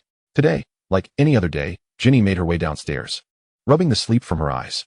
As she lowered her gaze, she was taken aback to find a girl seated between her two older brothers. Her eyes widened in disbelief. Merlin, how could there be such a beautiful girl? The golden hue of Aurora's eyes made Ginny's heart race. When the lovely girl smiled and greeted her, Ginny was transfixed. Despite the slight puffiness of her right cheek that did little to conceal her beauty, suddenly self-conscious about her own pajamas and disheveled hair, Ginny let out a squeal and dashed back up the stairs. Aurora's outstretched hand hovered awkwardly in the air, and she turned to the twins, a hint of embarrassment in her voice. Did I scare her? George chuckled heartily at her words and ruffled her hair. How could you scare her? Our little Aurora is simply too beautiful, leaving Ginny momentarily speechless. Fred nodded in agreement, and Aurora felt a warmth spread across her cheeks at the compliment. The Weasley twins exchanged glances, their hearts fluttering at Aurora's undeniable charm. Aurora? Just as the twins contemplated reaching out to her, a voice called from behind. Turning around, Aurora saw Percy Weasley standing at the doorway, adorned with oversized gloves. Her face brightened as she straightened in her seat and waved at Percy. Good morning, Percy. Percy had just returned from dealing with the rambunctious house elves outside, and was pleasantly surprised to find Aurora seated between his two brothers. As he removed his gloves, he echoed her greeting. Good morning, Aurora. How is your recovery coming along? Upon seeing Aurora's face, he surmised that she must have had a dental extraction, and thus he inquired about her healing process. Aurora touched her right cheek, smiling as she replied, almost better. Mum says it will be just a few more days. Percy nodded, brushing off the dust from his clothes, and turned to his twin brothers with a serious tone. From now on, feed Aurora less candy. George and Fred lazily leaned back, resting their arms on the chair's backrest.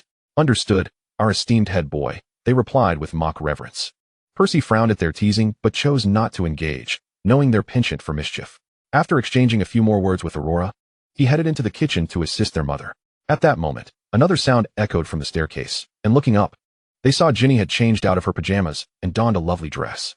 The light pink fabric was adorned with tiny bows, and a ribbon cinched at the waist complemented Aurora's vibrant green attire splendidly. Although red and green were not typically a harmonious combination, the sight of the two beautiful girls together was undeniably delightful. Upon seeing Ginny approach, Aurora promptly stood, both girls feeling a touch of shyness as it was their first real meeting. The previous one hardly counted. The Weasley twins seized the opportunity to foster their introduction. George playfully pulled Ginny over to Aurora and cheerfully proclaimed, Hey little Aurora, this is our sister Ginny. I told you about her on the train. Fred chimed in.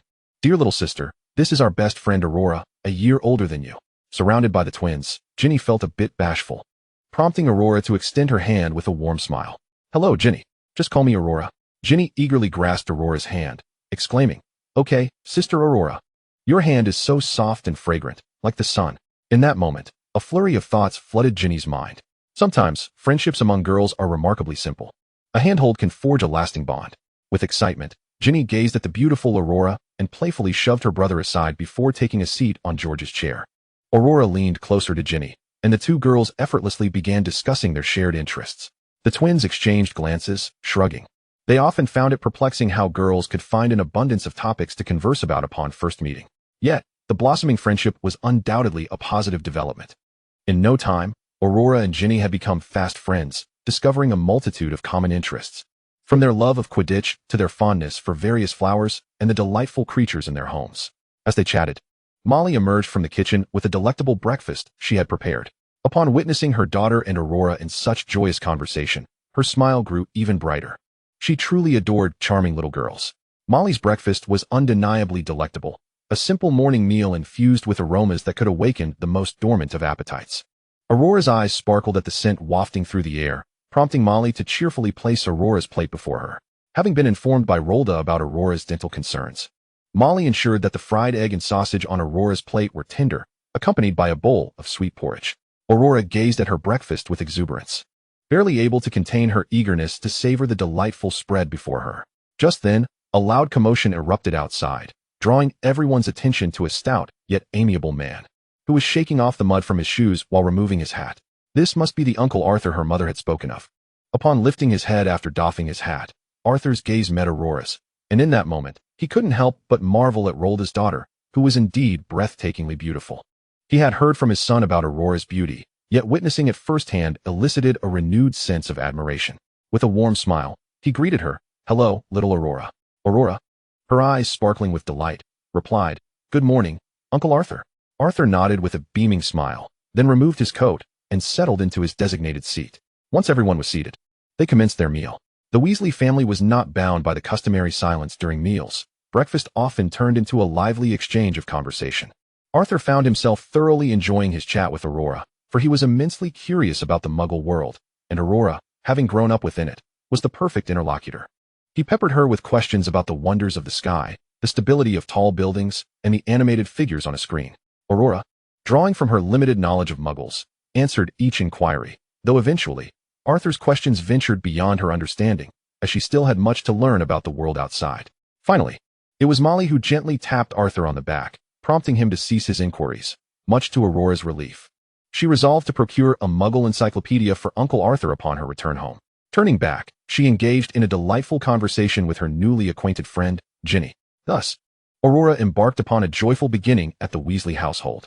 Chapter 60, The Report Card.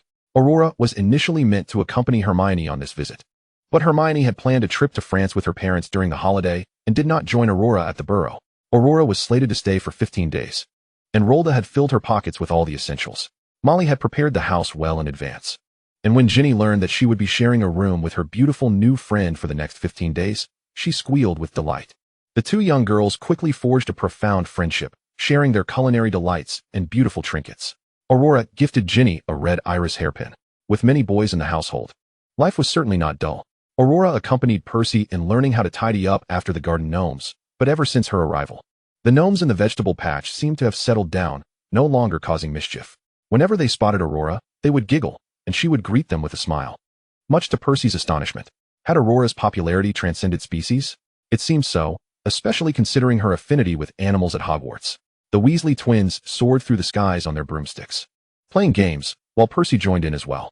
Meanwhile, Aurora, Ginny, and Ron sat on the ground, watching the exhilarating spectacle above. Aurora gazed enviously at the twins flying on their brooms, resolving to become a Quidditch player for Hufflepuff in the future. Aurora was aware of two other boys in the Weasley family, Charlie and Bill, but Uncle Arthur mentioned they were quite busy lately and often absent from home. Thus, during her 15-day stay, Aurora had yet to meet them. However, she was reassured as they sent letters home every week, allowing her to convey her greetings. Aurora thoroughly enjoyed her time, making a close friend in Ginny and rummaging through Uncle Arthur's storeroom with the twins. Unfortunately, she couldn't partake in the candies invented by the twins, which was a bit of a disappointment. Arthur's storeroom was brimming with treasures he had collected, along with various Muggle artifacts. They ventured there stealthily, as Molly found Arthur's tendency to hoard useless items rather bothersome. Ron had a small pet rat that often perched on Aurora's hand to rest, its fur soft to the touch, and Aurora didn't mind its presence. At times, Ron would gaze at his rat with confusion, asking, "What is going on? Aurora, why is Scabbers so friendly with you?" Aurora herself was puzzled, as she knew she could communicate with animals, yet Scabbers remained silent when she spoke to him. This peculiar experience left Aurora feeling curious. It was her first encounter with an animal that did not engage in conversation.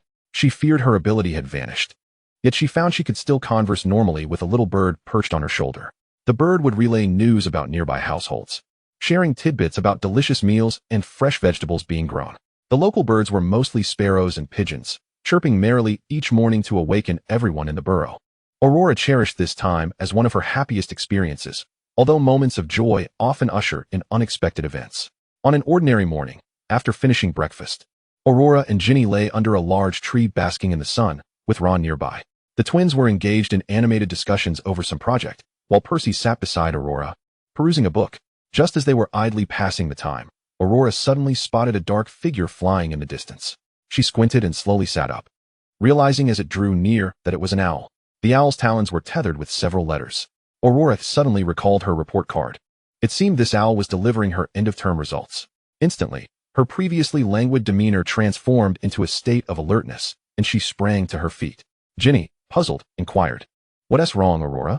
At this moment, Aurora's hands trembled slightly. After all, it was her very first examination, and she was uncertain about how she would fare.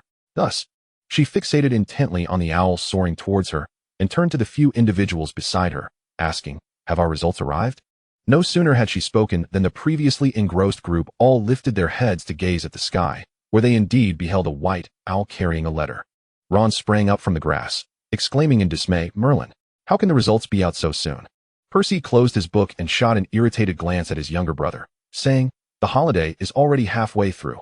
What do you expect?" The Weasley twins were indifferent to the results, for despite their daily pranks, their grades hovered around mediocrity, with none particularly poor subjects. Thus, the young wizards attending classes watched eagerly as the owl landed in Aurora's hand. After she retrieved a piece of bread from her bag to feed the owl, she carefully untied the letter from its leg. Aurora was so anxious that she could hardly muster the courage to converse with the owl. She was genuinely fearful of failing. With trembling hands, she extracted the 5 letters and distributed them to her companions, according to the names inscribed upon them. As she beheld the white envelope, her hands shook, and she hesitated to open it. Ron wailed beside her, "Merlin, please let me pass." Meanwhile, Percy, with a stoic expression, opened his results and scanned them quickly. Aside from achieving an E in his major subjects, he passed all his electives. This was the outcome Percy had anticipated, while the Weasley twins also opened their results, which reflected a precarious dance along the passing line. Upon seeing them unveil their results, Aurora took a deep breath and, trembling, opened her own. Relief washed over her as she noted the absence of the letters P, D, and T. Evidently, she had passed. She then scrutinized her subject grades. Apart from an E in potions, she had secured as in transfiguration, astronomy, and herbology, which greatly eased her mind. Passing was sufficient. As long as she had passed, everything would be manageable. At that moment, Ginny leaned over to inspect Aurora's results, and, upon noticing the satisfactory grades, cheerfully exclaimed, "You did wonderfully, Aurora." Aurora smiled broadly and replied, "I owe it all to Hermione and the others. Without their assistance, I might have flunked my first year." The Weasley twins, hearing that Aurora had passed, gleefully approached her, draping their arms around her shoulders and saying, "How splendid, little Aurora. Keep up the good work next time." As Ron observed Aurora's success, he inhaled deeply and finally opened his own results. After reviewing his grades, he shouted in exhilaration, running around with his results in hand. "I passed. I actually passed." It was no wonder Ron was ecstatic. Failing would have meant having to retake the year. This was largely due to Hermione's last-minute tutoring for both Aurora and Ron, and let us not forget Harry. Colin, during Aurora's study sessions, also took the opportunity to assist Ron and Harry. Although they were not particularly diligent students, they managed to grasp the material swiftly when they put their minds to it. Otherwise, it would have been improbable for them to achieve passing marks in all subjects within such a short span of 1 week. Aurora reflected on the previous week, noting that the hair she had lost and the thick dark circles beneath her eyes had not been in vain. At least her grades were commendable, were they not? With the significant matter of summer examinations resolved, Aurora felt a wave of tranquility wash over her. Previously, she had occasionally fretted about what would happen if her grades were unsatisfactory. However, now that the results were in, she felt an overwhelming sense of relief. Nonetheless, she promptly took to penning a letter to her mother, sharing her results. Upon seeing her daughter's passing grades, Rolda was astonished. She had long prepared herself for the possibility of Aurora repeating the year, but never expected her daughter to achieve passing marks across the board. This was truly wonderful news. Meanwhile, far away at the Muggle Film Company, Colin received his own results. He calmly opened his report to find a row of O's. With the exception of an E in astronomy, all other subjects were marked as outstanding. Shortly thereafter, he received a letter of gratitude from Aurora, informing him that his help had enabled her to succeed in all subjects. Colin smiled as he penned a response to Aurora, stating, "It is because you worked hard. Little Aurora, it is your dedication that made my guidance effective." Upon receiving the letter and learning of her results, Aurora felt an immense weight lifted from her shoulders, and her swelling finally subsided on the last day. Her once normal face had returned, and Molly, upon seeing Aurora's restored visage, gently rubbed her cheeks with a beaming smile, her affection for the young girl evident. Aurora could now indulge in the sweets prepared for her by the Weasley twins, albeit in moderation, for she had no desire to endure the agony of tooth extraction once more. Chapter 61. Transformation into a Kitten. With just 5 days remaining before returning home, the swelling on Aurora's face finally dissipated, allowing her to eat without restraint. Yet, she still needed to exercise caution. The Weasley twins could no longer shower her with candy, as she was keen to avoid another extraction. One day, while conversing with Ginny, Aurora heard Ron's anguished shout from upstairs, "Stop with the pranks already." The two girls looked up to see Ron racing down the stairs, his hair a riot of colors, with hints of luminescent substances barely visible. Ginny sighed, exasperated, and remarked to Aurora, "George and Fred are always like this with Ron, constantly experimenting with various substances on him." Aurora, puzzled, inquired, "Always? Aren't they supposed to be making sweets?" Ginny, knowing her brothers well, smiled mischievously and leaned closer to Aurora, saying, "They certainly sell sweets, but their candies are anything but ordinary." She gestured towards Ron, who was now staring into a mirror in the living room, and added, "See, look at Ron. I bet he has just eaten one of their latest concoctions." After sharing this with Aurora, Ginny seized the opportunity to shout at Ron, "Ron, did George and Fred feed you something again?" Ron, visibly irritated, glared at his reflection in the mirror, turning his back on Ginny and Aurora. "As soon as I emerged, they fed me a rainbow gummy, and upon finishing it, I found myself in this predicament." Ginny shot a knowing glance at Aurora. "See, it's not merely a simple confection." Aurora, gazing at Ron's vividly colored hair, felt her pupils dilate in astonishment. Merlin, she had always assumed that the Weasley twins merely concocted sweets. After all, the candies they had made for themselves lacked such extraordinary effects. Little did she know there existed an alternative version. Aurora's curiosity regarding this mischievous candy intensified, prompting her to decisively rise to her feet and address Ginny. "Shall I go see what they are up to? Would you care to join me?" Ginny shook her head, well aware of what her two brothers were concocting in that room. At present, she needed to review her first-year textbooks, for she too would soon become a Hogwarts witch. Noting Ginny's refusal, Aurora nodded and turned to ascend the staircase alone, heading towards the Weasley twins' chamber. Meanwhile, Ginny continued to observe Ron, who was still frowning at his reflection in the mirror, and she couldn't help but sigh. When would her brother ever grow up? Having reached the top of the stairs, Aurora stealthily approached the door of the Weasley twins. She had just witnessed Ron's appearance downstairs and intended to avoid alarming them, fearing they might treat her as they had Ron and subject her to a prank candy. Thus, she crept up to the door, peering through the crack, eager to discern their activities. Although Aurora recognized that such actions were inappropriate, her insatiable curiosity overwhelmed her. At that moment, unbeknownst to her, the Weasley twins exchanged a glance and shared a smirk. Leaning against the door, Aurora caught sight of the twins murmuring to one another, holding a yellow gummy. "Can this truly transform?" "Trust me, George, it's 100% guaranteed." "Is that so? Then who shall we let try it? How about we let little Aurora have a taste?" Startled by their words, Aurora quickly stood up, hastily retreating down the stairs. However, in her rush, she stumbled, tripping over her own feet, and fell against the door, swinging it open. Just as she braced herself for a tumble onto the floor, a powerful hand steadied her. Utilizing this person's arm for support, Aurora managed to regain her balance and looked up to find Fred grinning mischievously at her. George stood beside him, hands in his pockets, still holding the yellow gummy. Aurora immediately recalled the twins' earlier conversation, covering her mouth in silence, her heart racing. The Weasley twins, amused by her startled expression, found it quite humorous. Surely, the little girl hadn't been eavesdropping, as they had both heard her noisy footsteps entering their room. After all, they were quite adept at nocturnal escapades at Hogwarts, even able to detect the soft patter of their cat, Loris. They chose not to expose her secret, knowing that no one in their household would be so stealthy in approaching their quarters. Thus, exchanging knowing looks, they played along with their earlier dialogue. They could not bear the thought of letting Aurora transform into an animal. George, chuckling at Aurora's frightened demeanor, placed the gummy into a jar filled with an array of colorful candies, which appeared to be concocted by the twins themselves. Upon seeing him return the candy to the jar, Aurora sighed in relief, lowering her hands. Fred, affectionately wrapping his arms around her, remarked, "What is the matter? Is little Aurora worried we might feed you something?" Hearing Fred's words, Aurora felt a twinge of guilt, stifling a nervous laugh, for she had indeed been eavesdropping. George ruffled Aurora's hair, assuring her, "I would never allow little Aurora to turn into an animal." Without waiting for Aurora's response, the twins took her to another location, where an assortment of candies, all free from pranks, awaited. Aurora gazed at the dazzling array of sweets, unable to resist swallowing hard, though she yearned to take them all. Her mother had advised against overindulgence.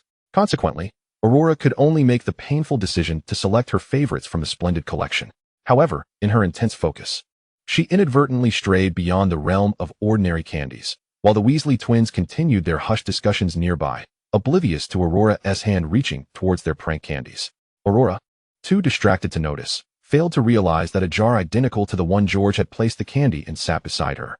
She casually grabbed a handful, predominantly yellow gummies, as she had a penchant for that color. With her treasure in hand, she eagerly sampled one. The flavor was a delightful sweet and sour, reminiscent of hawthorn. Just as she prepared to taste a second, an odd sensation enveloped her, and upon looking down, she observed herself shrinking, her clothes expanding until she was entirely submerged within them. Buried beneath her garments, Aurora found herself enveloped in darkness, attempting to speak, only to emit a series of meows akin to a kitten's cry. The Weasley twins exchanged puzzled glances at the sound, questioning the source of the feline noise. But when they turned to investigate, they discovered that the Aurora who had been standing before the candies had vanished, leaving only a dress behind, from which the plaintive meows emanated. In a flurry, the boys dropped what they held and rushed to the pile of clothing, rummaging through it. To their astonishment, they uncovered Aurora, transformed into a small tabby cat, tiny with a rosy nose, yet her eyes retained their golden hue. Undeterred, she mewed adorably, and the twins, treating her as a rare treasure, gently cradled her, captivated by the sight of Aurora, now a cat, rolling about in their hands, her little paws playfully patting at them. They longed to bury their faces in her fur and inhale her sweetness. After much restraint, they diligently flipped through the instructions. This candy was one of their initial experiments. The duration of its effects uncertain, but it was likely to last around 2 hours. Thus, for the next 2 hours, Aurora would remain a kitten in the care of the twins. With a mock apologetic smile, Fred addressed Aurora, "My dear, it seems you were stuck with us for a while. I deeply apologize, little Aurora, but you may need to remain a kitten for 2 hours before reverting back to your original form." Upon hearing that it would take 2 hours to return to her former self, Aurora let out an even louder cry, and with an adorable swipe, she pawed at Fred's hand. However, due to her diminutive size, it felt more like a gentle massage. As Fred contentedly stroked the fur along Aurora's back, he made his way toward the chair. The twin brothers promptly set aside their tasks and took a seat. Ever since Aurora had transformed into a kitten, she had adopted some of the feline behaviors. Thus, as the twins caressed Aurora's back, the little girl emitted a soothing purr reminiscent of a kitten. The twins felt a warmth at the tips of their noses. For the next 2 hours, Aurora remained silent, obediently nestled beside the Weasley twins, quietly closing her eyes in the son's warm embrace. George transformed his chair into a rocking seat, allowing him to bask in the sunlight while gently swaying. The twins had just reached a harmonious rhythm, each taking turns for an hour. Fred had just completed his hour when George snatched Aurora from his grasp. In this delightful setting, Aurora felt comfortable and drowsy, nearly drifting off to sleep. Noticing Aurora's impending slumber, the twins fell into silence, softly rocking the chair and quietly accompanying the girl. When the 2-hour mark approached, one would expect everyone to notice the transformation back to their original forms. However, the sunlight was so pleasantly warm that all three felt drowsy. The little kitten nestled in George's arms quietly morphed back into a girl. In his hazy state, George sensed a growing weight on his lap. Instinctively, he glanced down to find Aurora, clad in nothing but a delicate camisole, curled up asleep in his embrace. Since Aurora had transformed into a kitten, her dress remained on the floor, and upon reverting, she was left only with her snug little camisole. Feeling slightly chilly upon her return, she instinctively snuggled closer into George's arms, leaving him momentarily flustered. He instinctively grabbed a long blanket hanging nearby and draped it over the girl, his cheeks flushed and his movements frantic, unsure of how to proceed. Suddenly, he felt warmth at the tip of his nose and, upon wiping it, discovered a trace of blood on his hand. Had he started to bleed? As Chapter 62, Heading Home, unfolds, Fred, noticing the commotion beside him, opened his eyes to see George tilting his head back with a hand pressed to his nose. With a look of confusion, he slowly sat up, only to find that the little kitten that had once rested on George's lap had now transformed into Aurora. Wrapped in a thin blanket, her porcelain shoulders were exposed as she slept soundly in George's embrace. Though George pressed one hand against his nostril, the other gently cradled Aurora to prevent her from slipping away. Fred immediately became alert, hastily standing up to retrieve a longer blanket to cover Aurora. Glancing at George with realization dawning upon him, It turned out he was indeed bleeding from the nose. Fred couldn't fathom why George would be tilting his head back unless he were injured. He felt a twinge of regret for not having swapped their cuddling order earlier. Perhaps at this moment, he could have been the one holding Aurora. Fred swiftly produced a tissue and pressed it against George's face. George quickly accepted the tissue. Blocking his nostrils, Fred kindly helped clean the blood from George's hand, though the process might be a tad painful. Although Aurora had regained her human form and could don her clothing, they were reluctant to disturb her slumber. Thus, George remained still, tightly holding Aurora, while Fred repositioned his chair in front of her, resting his chin on his hand as he quietly observed the sleeping girl. Time once again settled into tranquility. Two remarkably similar faces gazing tenderly at the girl before them. Aurora's nap was not overly prolonged. Within 20 minutes, they noticed her stirring in George's arms. The twins quickly secured the edges of the blanket to prevent it from slipping away. Aurora groggily opened her eyes, rubbing them before looking around in bewilderment. How had she ended up sitting on someone's lap? She then realized she was nestled in someone's embrace. After a moment's reflection, she remembered that she had been a kitten just before falling asleep. Now, 2 hours had elapsed. She had been curled up in George's arms, so now, as she lifted her head, still drowsy, she saw George gazing down at her, with paper wads stuffed in his nostrils. Fred, noticing Aurora's awakening, promptly retrieved the neatly folded dress from the bed and tenderly brushed Aurora's hair back from her face, saying softly, "Feeling more awake? Let us get you dressed." Upon hearing Fred's voice, Aurora lowered her gaze and realized she was clad only in a snug camisole. With an exclamation of surprise, she tightly wrapped the blanket around herself and carefully slid off George's lap. George remained still, allowing Aurora to move about freely, acutely aware that the tissue in his nose was likely soaked with blood by now and needed changing.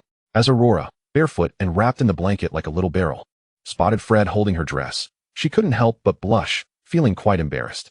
"You two should step outside. I need to get dressed," she declared. Upon hearing Aurora's request, Fred seemed to finally comprehend the situation, hurriedly placing the dress on the bed and stammering, Okay, little Aurora, you go ahead and change. George and I will step out." With that, he swiftly tugged George, still seated and pinching his nose, out of the room, closing the door behind them as they waited quietly for Aurora to change. Once the twins had exited, Aurora let out a sigh of relief, finally allowing the blanket to fall as she changed into her dress. Fortunately, she had chosen a simple light blue dress for the day, devoid of any complicated attire. After slipping on her shoes, she rushed to the bathroom to wash her flushed cheeks with cool water. Merlin, how was it that she had lay in George's embrace and felt so shy about it? Meanwhile, outside the room, George and Fred stood in silence. Fred observing as George replaced the tissue in his nose. With a chuckle, he remarked, "Goodness, my dear brother, perhaps it's time to see a doctor?" George nonchalantly stuffed another tissue into his nostrils and replied, "Perhaps," though holding Aurora was truly soft. Just as Fred was about to respond, the door to the adjacent room swung open, and they turned to find Percy stepping out. Percy observed the twins standing at the doorway, their brows furrowed in confusion. "What are you doing at the entrance of your own bedroom? Lunchtime is fast approaching. Shouldn't you be preparing?" Fred replied with a grin, "Of course. We're waiting for Aurora to come out before we head down." Upon hearing that Aurora was inside, Percy's frown deepened. "Aurora isn't there? I warn you not to subject her to any of your pranks." After all, Percy had witnessed George with 2 large wads of paper stuffed up his nostrils upon his arrival, leading him to reasonably deduce that his 2 brothers were up to their usual mischief, hence his caution against involving Aurora in their antics. George shrugged and said to Percy, "Of course, dear brother, how could we possibly do something like that to little Aurora?" Percy rolled his eyes and replied, "Suit yourselves." He then descended to the kitchen to assist his mother, where Ron and Ginny were already present. Not long after Percy left, the bedroom door before the twins swung open, revealing Aurora, impeccably dressed and standing before them. The twins immediately flanked the girl, grinning as they asked, "Are you ready, little Aurora? It's time for lunch." They embraced Aurora and led her downstairs, where she curiously inquired of George, "George, what happened to your nose?"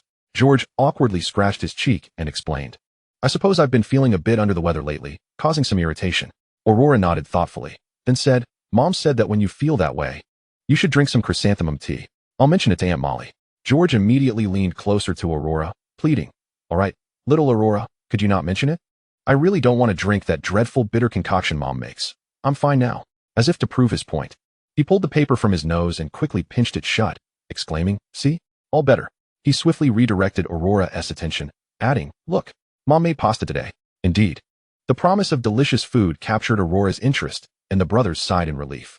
After all, if Aurora mentioned it, not only would George have to endure the remedy, But Fred would also share in the same unwarranted fate, as they always had to partake equally. As the days passed, Aurora would occasionally visit the twins. But having learned from their previous lesson, they no longer dared to mix prank candies with regular sweets. After a couple of days, it was time for Aurora to return home through the fireplace, after which she planned to visit Harry. Aurora felt puzzled, as she had written numerous letters to Harry at the outset, with Ron and Hermione also sending messages, yet not a single reply had come from him. Was something amiss? Aurora resolved to check on Harry. As for Draco, her mother suggested saving that visit for last, but Aurora knew she had to go, as she wished to see Lucius and Narcissa as well.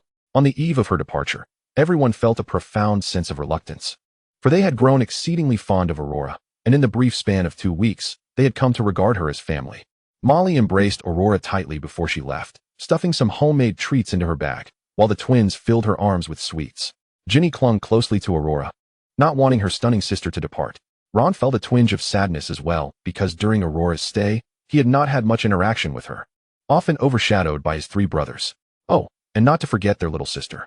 Percy did not appear particularly heartbroken, yet whenever Aurora conversed with others, his gaze would invariably linger on her, quietly observing. Aurora smiled and reassured them. We'll meet again at Hogwarts. When the next holiday comes around, I'll visit you all. With that, she picked up her small bag and walked to the fireplace, waving goodbye to her dear friends, Arthur and Molly. Farewell. We shall meet at Hogwarts. With those words, she tossed in the flue powder and vanished from sight. Once Aurora had disappeared, the atmosphere in the burrow shifted back to normalcy.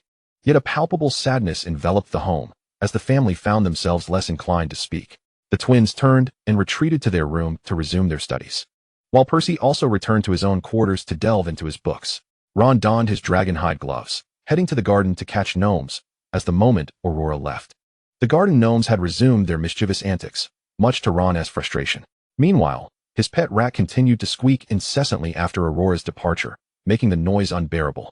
Ginny, on the other hand, grew increasingly excited about the upcoming school year at Hogwarts, eagerly anticipating the chance to reunite with Aurora. Chapter 63, Visiting Harry. Upon returning home, Aurora spotted her mother sitting at the table, waiting for her.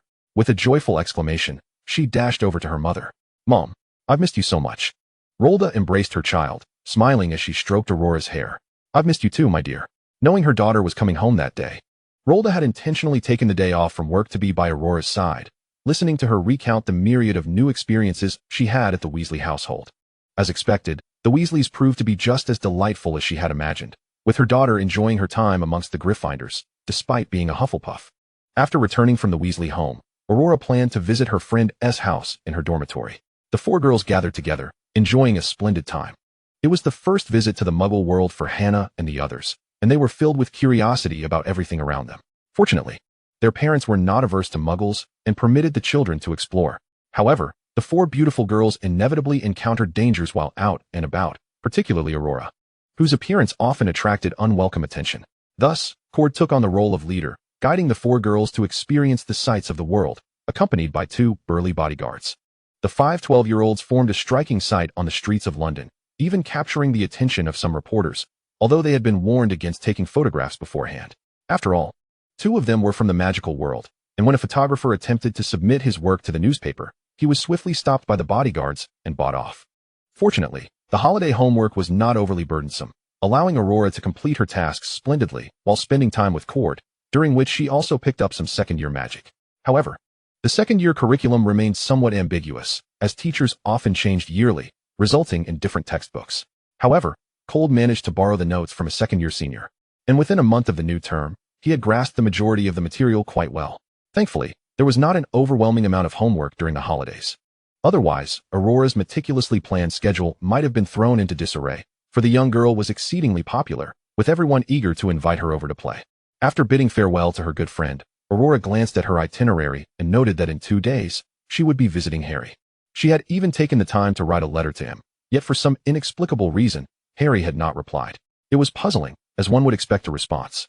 Had someone intercepted his letters? Aurora recalled Harry mentioning that his aunt and uncle were not particularly supportive of his enrollment at Hogwarts. Could they have taken Harry's correspondence? That seemed plausible, and Aurora resolved to address the issue with Harry's aunt and uncle when she arrived. On the day of the visit, the sun shone brightly.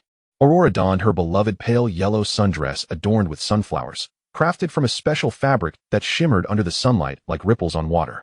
She asked her mother to style her hair into a chic side bun. Then, with her small bag in tow, she was ready to make her way to Privet Drive. Cold would accompany Aurora on this journey, as although she had visited Privet Drive once, she was still unfamiliar with the route. Cold possessed an exceptional memory, allowing him to remember the path clearly after just one visit. Today, he wore a beige shirt, and though the occasion was not particularly significant, he still sported the tie clip that Aurora had gifted him. Upon seeing Aurora emerge, Cold joyfully reached out to her, exclaiming, "Good morning, Laura." Aurora enveloped Cold in a warm bear hug, her face alight with happiness as she replied, "Good morning, Cold." After saying goodbye to Rolda, the two children clasped hands and set off down the street toward Privet Drive. Rolda was already quite affluent, yet they resided in this modest neighborhood, making the distance to Privet Drive relatively short. The children soon arrived at the room number Harry had given them. Meanwhile, Harry sat dejectedly in his small room, feeling disheartened as none of his friends had sent him a letter during the holiday, nor had they responded to any of his messages. Were they truly that busy over the summer? As Aurora stepped out of the car, she took a deep breath, clutching her small basket filled with sweet treats made by her mother. It was customary to bring a gift when visiting. Cold quietly followed her, and upon reaching the front door, he stepped ahead of Aurora and knocked. At that moment, Petunia was lounging on the sofa, engrossed in a magazine, while her husband was at work, and Dudley sat in front of the television, immersed in his game. When Petunia heard the knock, she looked up in confusion. Who could that be? The milkman doesn't tea come today. Setting her magazine down, Petunia stood up and opened the door, only to be greeted by the sight of a remarkably beautiful young girl standing before her, gazing up with a bright smile. "Hello, Aunt Petunia, I'm Aurora Greller. Is Harry home?" This was the first time Petunia had encountered such a stunning child, leaving her slightly astonished at the girl's appearance, which surpassed even the champions of child beauty pageants she had seen on television. However, upon realizing that this lovely girl was seeking Harry, Petunia's expression soured. Despite the girl's beauty, she was Harry's friend, and it seemed evident that they were both wizards. Petunia had never been fond of wizards, regardless of their appearance, and she replied curtly, "No, Harry wants to see you. Please leave." Aurora felt a pang of disappointment at these words, unsure of how to respond. At that moment, Cold stepped forward and addressed Petunia. "It's a pleasure to meet you, Mrs. Dursley. I'm Cold Bird, but I believe Harry is likely inside." The name Bert caused Petunia to furrow her brow. Was that not the name of a well-known film company? She then scrutinized the boy's appearance and suddenly realized something. Retreating into the house without uttering a word, she rifled through her weekly magazine subscriptions until she located a particular issue she had seen before. Flipping it open to reveal Cold's photograph on the first page. So it was him. The boy standing before her was the heir to the Bert Company. Petunia recalled the sensation that had surrounded his photo's release, as he was undeniably adorable and charming. Regrettably, that magazine was the only one to feature his image, and it had become a collector's item. Petunia felt fortunate to have purchased it, never imagining she would encounter him in person. If this were the case, then the heir to Bert was also a wizard. At this realization, Petunia's hands trembled. While she could overlook the girl named Aurora, she could not afford to disregard this boy. His parents were renowned businessmen, and a mere word from them could impact her husband's salary. She dared not refuse them. With this thought, Petunia hastily tucked the magazine away, composed herself, and approached the door with a smile. "Of course, dear, Harry is inside. He has time to see you." Aurora's expression brightened at these words, and she handed her basket to Petunia with genuine joy. "Thank you, Mrs. Dursley. These are my mother's desserts. Please do try them." Petunia accepted the treats with a smile and gestured for them to enter. Aurora bowed gracefully and stepped inside, with Cold following leisurely behind her. As they entered, he cast a quick glance at Petunia and remarked, "This is my sister Aurora. Perhaps you aren't very familiar with her, but her mother is the owner of Cellarola. I believe you should know her mother." Indeed, Rolda's company was named Cellarola, a blend of her surname and her daughter's name, with the main office bearing the name Cellarola, while branches were typically called Gerala. This was a mother's way of expressing her love for her daughter and her longing for her husband. Upon hearing the name, Petunia froze momentarily. How could she not be familiar with it? Cellarola was the largest securities and debt company in all of London. Her husband even invested in their stocks. How was it that every one of Harry's friends had such impressive backgrounds? Wasn't it said that muggles rarely produced wizards? Yet here were two of them. At that moment, Petunia resolved to treat Harry a little better in the future. Meanwhile, Dudley, engrossed in his game, turned his head in annoyance at the commotion and complained to his mother, "What is all the noise about, Mom?" Then he saw an incredibly beautiful little girl, curiously staring at his game console. Dudley had never seen such a pretty girl before. For a moment, he was completely stunned. His mouth gaped open, and the game console he had been holding tightly slipped from his hands. He looked at Aurora in disbelief. Penny regained her composure and hurriedly said to the two children who had walked into the center of the living room, "Sit for a while. I'll go call Harry out." After saying this, she led them to sit on the sofa, then hurried down to the attic under the stairs. At that moment, Harry was crouched in a small room, practicing magic. Suddenly, the door to the room was forcefully opened, and he saw Penny saying stiffly, "Your friend is here to see you, Harry." Harry was very excited to hear that his friend had come, but he was also suspicious of Penny's words.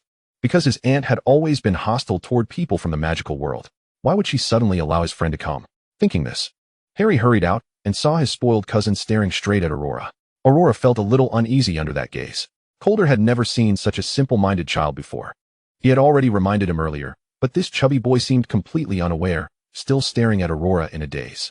But now, since they were in someone else's house, he couldn't say anything.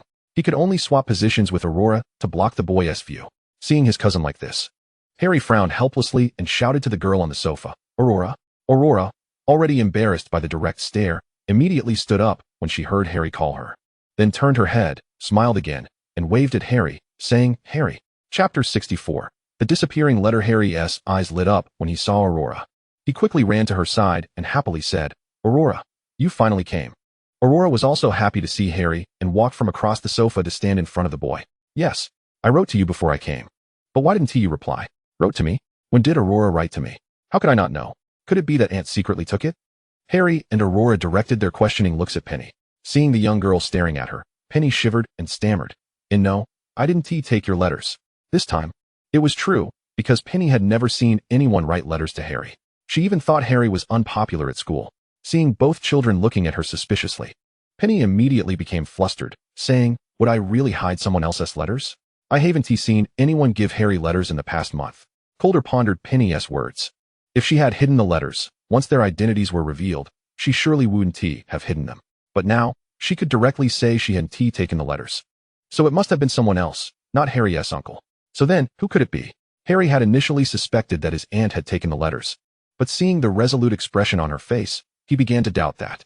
His aunt didn't seem like someone who would joke with him, and she allowed Aurora and Calder inside. If she had taken the letters, she would surely have returned them. At this moment, Dudley, who had just been staring at Aurora in a daze, suddenly jumped up. He hadn't expected that the girl his mother allowed in was actually Harry's friend. Mom said Harry was a freak, so does that mean this girl is a freak too? It didn't matter. She was pretty, so getting to know her was fine.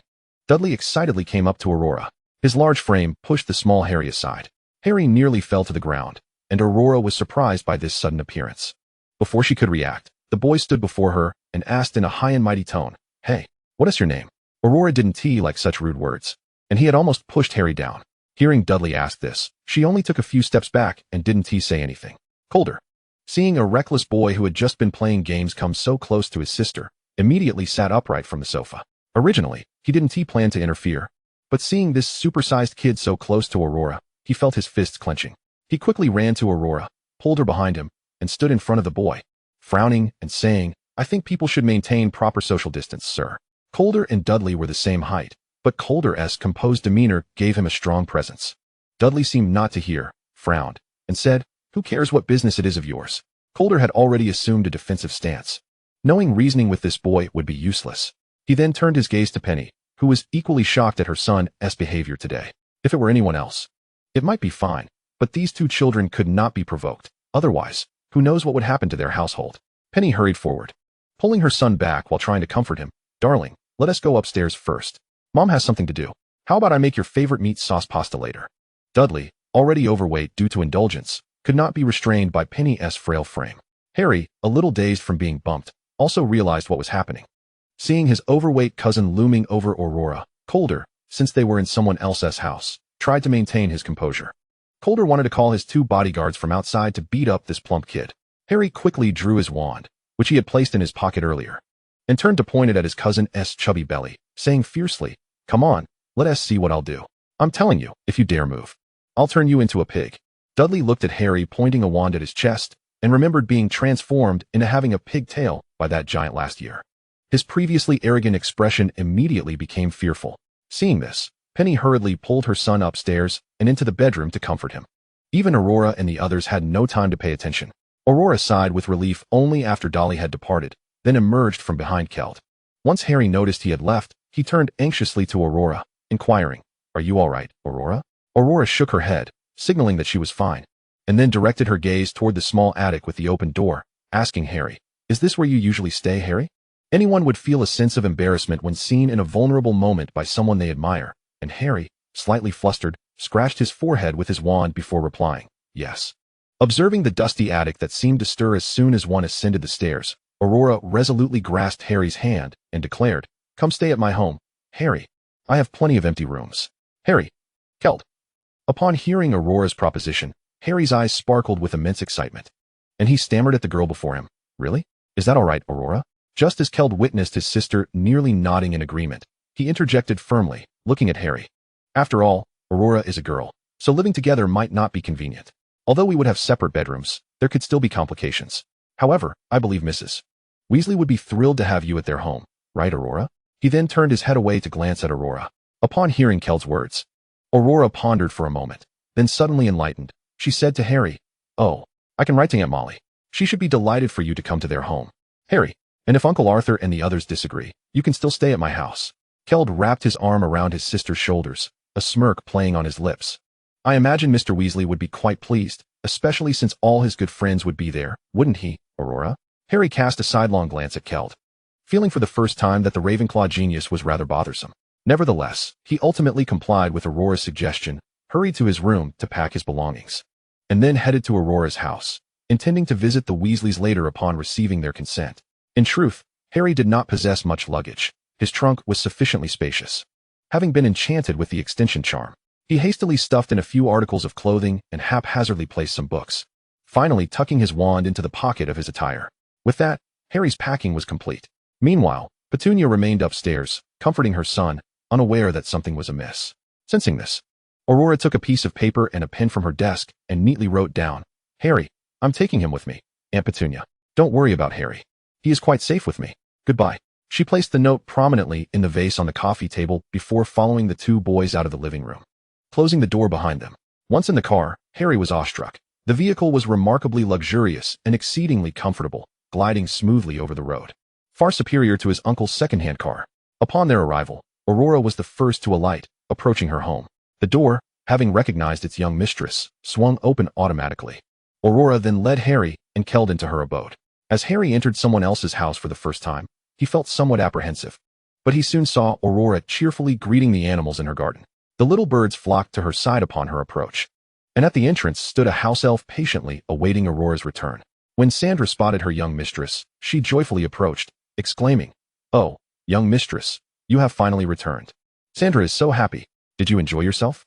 Aurora smiled brightly at Sandra, replying, "I had a wonderful time, Sandra, and I brought my good friend Harry." Upon hearing Harry's name, Sandra's expression instantly turned serious. She slightly turned to the side, catching sight of Harry holding his suitcase behind Aurora. This was the boy she had known long ago, the one who had survived great peril. Sandra harbored a selfish desire to keep her young mistress from associating with him, for danger accompanied this boy. However, she still followed her mistress's wishes and bowed to Harry, saying, "It is a pleasure to meet you, Harry Potter. My name is Sandra." Harry, encountering such a peculiar creature for the first time, noted its diminutive stature and oddity, yet it exuded an aura of profound mystery. He quickly bowed in return. "Hello." Sandra sighed as she regarded Harry Potter. Surely, the mistress would find a way. Her only task was to ensure the safety of both her mistress and the young master. Thus, Sandra opened the door to the room and said to Aurora, "Lunch has been prepared, young mistress. The lady of the house has returned today as well."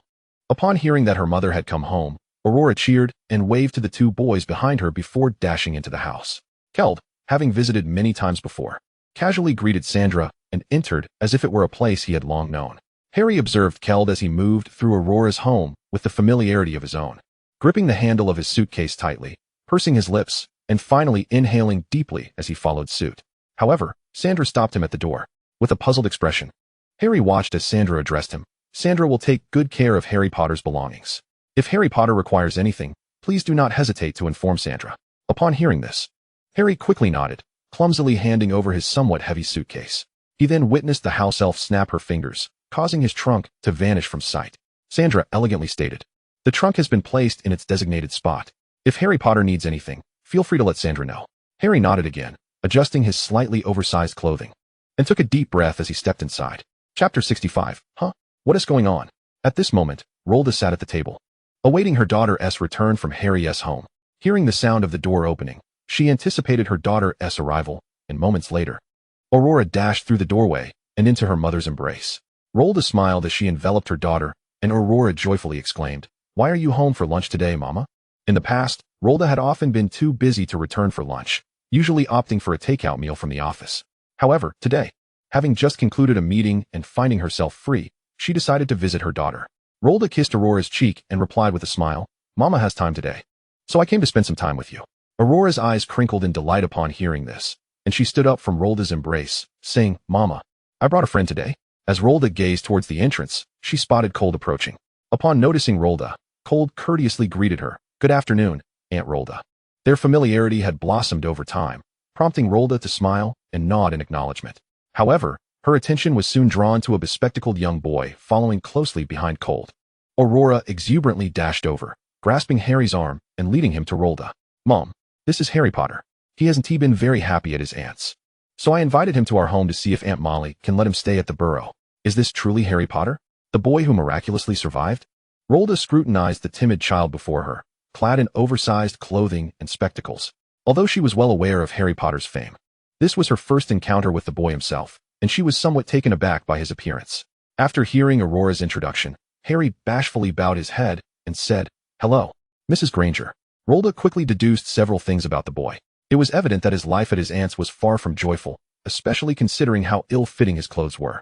Yet, he seemed to share a close bond with Aurora. As Rhoda observed him, she was reminded of her younger classmate, James Potter. The resemblance was striking. Though Harry's eyes mirrored those of his mother, Rhoda's thoughts aligned with Sandra's. She wished to shield her daughter from peril, particularly since their clues suggested that the dark figure may not be entirely vanquished. This implied that the bespectacled, somewhat timid boy before her was likely to encounter even greater dangers ahead. Nevertheless, as Rhoda gazed upon Aurora's joyful countenance, she let out a sigh and contemplated the boy's appearance. After all her efforts, wasn't her ultimate desire to ensure her daughter's happiness? Moreover, this child's parents could indeed be considered true heroes. Having clarified her thoughts in a fleeting moment, Rhoda smiled and gently patted Harry's shoulder, saying, "It's all right. Dear child, consider this place your home. Just call me Aunt Rhoda.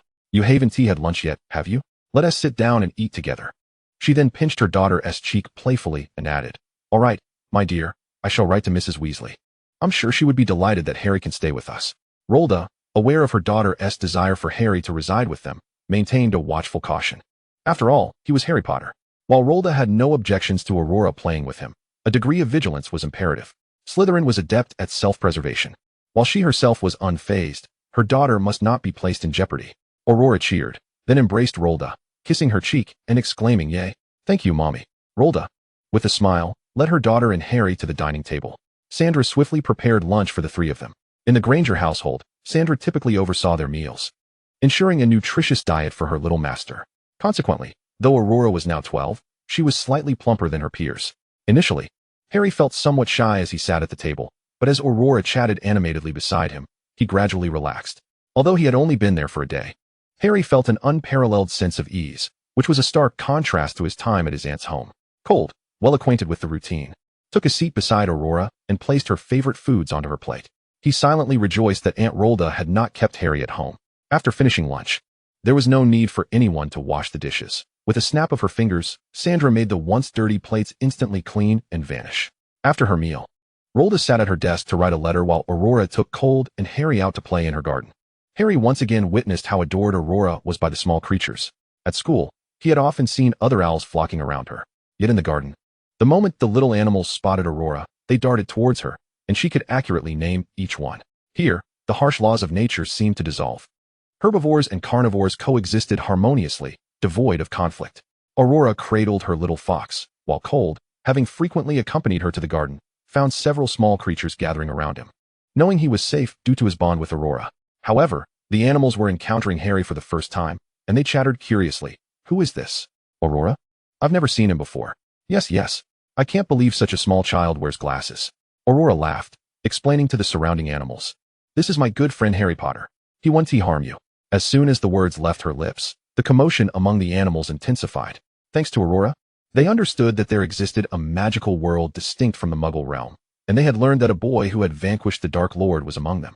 They never expected to meet him so easily, especially as Aurora's dear friend. Being friends with Aurora, especially the boy who had survived against all odds, surely posed no threat. During their chatter, a few squirrels scurried up Harry's pant leg and perched on his shoulder. Harry, having never experienced such a scene, found himself momentarily frozen, astonished at how obedient the animals were to Aurora. Could they truly comprehend human speech? Observing Harry's bewildered expression, Aurora could not help but chuckle and reassured him. Don't worry, Harry, they are all very friendly. With newfound courage, Harry tentatively reached out to stroke the little squirrel resting on his shoulder. To his surprise, it was soft and completely unresistant. Excitement lit up in Harry's eyes. The three children played joyfully in Aurora's garden, as Cold read a book nearby, while Aurora, cradling a small rabbit, explained the animal's habits to Harry, who listened with rapt attention. After completing her letter, Rhoda opted for express delivery, ensuring it swiftly reached the Weasley household. With no pressing matters that afternoon, she chose not to go to work. Thus, a letter penned at 1 p.m. received a response by 6 p.m. that evening. Upon opening the letter, Rhoda found Molly was thrilled that Harry could visit their home, and she noticed two distinct yet identical messages beneath Molly's handwriting. It would be even better if Aurora could come too. Rhoda smiled, realizing her daughter was well loved at the Weasley residence. As the three children returned from their garden escapades, Rhoda waved the letter in Harry's direction, saying, "Look, Harry, Molly consented to your visit to the Weasley household. Harry, after a brief respite following dinner, you'll be able to travel directly to their abode via our fireplace." Upon hearing this, Harry felt a tinge of disappointment, as he wished to linger a little longer with Aurora. Yet he was also filled with anticipation to discover what the Weasley home looked like, considering his dear friends resided there. After enjoying their meal, Sandra snapped her fingers, conjuring Harry's suitcase, which he then grasped as he stepped into the fireplace. This marked his inaugural experience with the fireplace travel, and a wave of nervousness washed over him as he pondered what to do. Aurora produced a beautiful ceramic jar, inviting Harry to take a handful of the powder within. Noticing Harry's puzzled expression, Aurora smiled and explained, "This is Floo powder, Harry. When you enter the fireplace, simply sprinkle this powder and utter your desired destination, and you shall arrive swiftly." Having never encountered such a mode of transportation before, Harry gazed curiously at the powder, which resembled ordinary soot yet possessed extraordinary properties. He swallowed hard, and following Ralda's guidance, he faced downward, casting the powder as he loudly declared his destination, Number 4, Privet Drive. In the next heartbeat, emerald flames enveloped Harry, and as the flames dissipated, he vanished from the fireplace. Aurora felt a pang of reluctance, having only spent a fleeting afternoon with him. Sensing her daughter's melancholy, Ralda affectionately kissed Aurora's cheek, reassuring her, "Do not be disheartened, my dear. We shall reunite at school." Upon hearing Ralda's words, Aurora perked up, responding with enthusiasm, "All right, mother." Cold, smiling, chimed in, "And I will be there too, Aurora." As night deepened, Aurora began to contemplate her plans after bidding Cold farewell. With the holiday nearly at its end and the school term approaching, the last task on her agenda was a visit to Draco's home. He often regaled her with tales of the splendid peacocks that graced his estate, and she was eager to see them, for her own garden lacked such exotic creatures. After these thoughts swirled in her mind, Aurora drifted into a deep slumber. However, that night, she found herself inexplicably floating along a white corridor in her dreams. After what felt like an eternity of drifting, she gently descended. When she landed, she realized that the place she had arrived at was strikingly different from any she had encountered before. It was the dead of night, and the moonlight flooded the room, illuminating it with a bright glow even in the absence of artificial light. Just as Aurora was about to explore, a boy's voice pierced the silence. "Hurry up." Startled by the voice, Aurora turned to see a boy with chestnut hair and a delicate appearance, seemingly of a similar age to her. Although he initially appeared gentle, the scar on his face imparted a hint of seriousness to his demeanor. "What is happening?" Chapter 66, The Werewolf. As was his custom on the night of the full moon, Lupin clandestinely arrived at the small cabin beneath the great tree, awaiting the moment of his transformation to pass. He anticipated another excruciating night, after which he would return to his normal life, but today was destined to be different. Though the cabin was dilapidated, he had managed to keep it tidy, secretly concealing his predicament from his friends as he sat in quiet anticipation of the full moon's arrival. Suddenly, a little girl appeared before him without any warning. Lupin was taken aback. He had no idea who she was or why she had materialized before him. Nevertheless, he fought to suppress the physical agony coursing through him and urged the girl, who had her back to him, "You must leave." The moonlight grew increasingly bright, and Lupin felt he was on the verge of losing control. At that moment, he noticed the girl jump in surprise and turn around. The instant he laid eyes on her, his breath caught in his throat. She was the most exquisite girl he had ever seen, one he had never encountered at school. Yet, in that moment, Lupin could scarcely afford to admire her beauty. He was solely focused on staving off the torment within him. "You need to go," he implored once more. Aurora, equally distressed, understood that he was warning her of imminent danger, but she was at a loss as to where to flee. This unfamiliar territory left her disoriented. She had no idea which way to run. Swallowing hard, she summoned her courage and asked, "Do you know where we are?" Lupin was taken aback by her question. Of course, it made sense that a girl who had appeared out of nowhere would be unfamiliar with her surroundings. Just as he was about to respond, the midnight moonlight flooded the cabin, illuminating every corner with stark clarity. Lupin's pupils dilated as he gazed up at the moon, a sigh escaping his lips. It's too late. The full moon had risen, and Aurora watched in horror as the boy who had just spoken to her hunched over, his clothes tearing apart as he transformed from a human into a wolf. Aurora had never witnessed such a scene, and her face paled in terror. She wanted to flee, but the wolf stood at the threshold, blocking her escape. Trembling, she attempted to reach for her wand, only to find it had vanished. The werewolf's eyes glimmered with an eerie green light, the moon casting its glow upon him, revealing his sharp teeth and bulging veins, accompanied by a low growl emanating from his throat. Paralyzed by fear, Aurora huddled in a corner, silently watching as the werewolf wreaked havoc around her. Once transformed, Lupin felt an overwhelming rage surge within him, a primal urge to destroy everything in sight, howling fiercely in the cabin. Aurora had hoped that once the werewolf finished his rampage, she could slip away unnoticed, but to her astonishment, the creature paused, as if catching a scent. Then, the green-eyed wolf turned its gaze toward her. Aurora had never encountered such a terrifying sight. Her body trembled uncontrollably, and tears streamed down her cheeks. She bit her lip, striving to appear lifeless in the hopes of deceiving the beast. Yet, as fate would have it, the werewolf swiftly approached her, its sharp jaws drawing ever closer. All Aurora could do was tightly shut her eyes and curl up, believing her time had come. Just then, she felt a cool breeze on her face. She slowly opened her eyes and beheld the once ferocious werewolf now extending its tongue to lick her face. Aurora, momentarily taken aback, found herself bewildered by the absurdity of the situation. The creature that had appeared so menacing moments ago was now engaged in such an oddly tender act. To be candid, the werewolf's mouth emitted an odor that was far from pleasant, and its tongue bore small barbs. Despite its seemingly restrained demeanor, the sensation of its tongue brushing against her cheek was still rather painful. Aurora dared not move, remaining frozen in place as she allowed this man to indulge in his peculiar behavior. At that moment, Lupin's previously turbulent emotions calmed unexpectedly. He had always relied on the wolfsbane potion provided by his parents on nights of the full moon. The potion was notoriously difficult and time-consuming to procure, and his family could only obtain the most basic form, which merely allowed him a fragment of rationality once transformed, though it was often ineffective. Yet now, Lupin felt a sudden stillness wash over him, and only then did he realize he was licking the cheek of the girl before him. Lupin was taken aback, utterly astonished by the turn of events. He could not comprehend why his usual violent impulses associated with the full moon had subsided at this very moment. However, he was certain that it was due to the presence of this girl, not the inferior potion. He observed her trembling form, paralyzed by fear, and tasted her salty tears on his tongue. He did not understand why his emotions could be subdued in her presence, but witnessing her silent weeping compelled him to cease his actions immediately. He attempted to speak, but all that emerged was a series of guttural sounds in his wolfish tongue. "Are you all right? I apologize, my emotions got the better of me." Lupin had never expected anyone to comprehend the language he spoke in his werewolf form. Yet to his surprise, the girl wiped her cheek and, with a quivering voice, replied, "No, it's all right. I'm fine." Though initially frightened by his earlier behavior, Aurora felt a measure of relief upon hearing the werewolf's polite tone.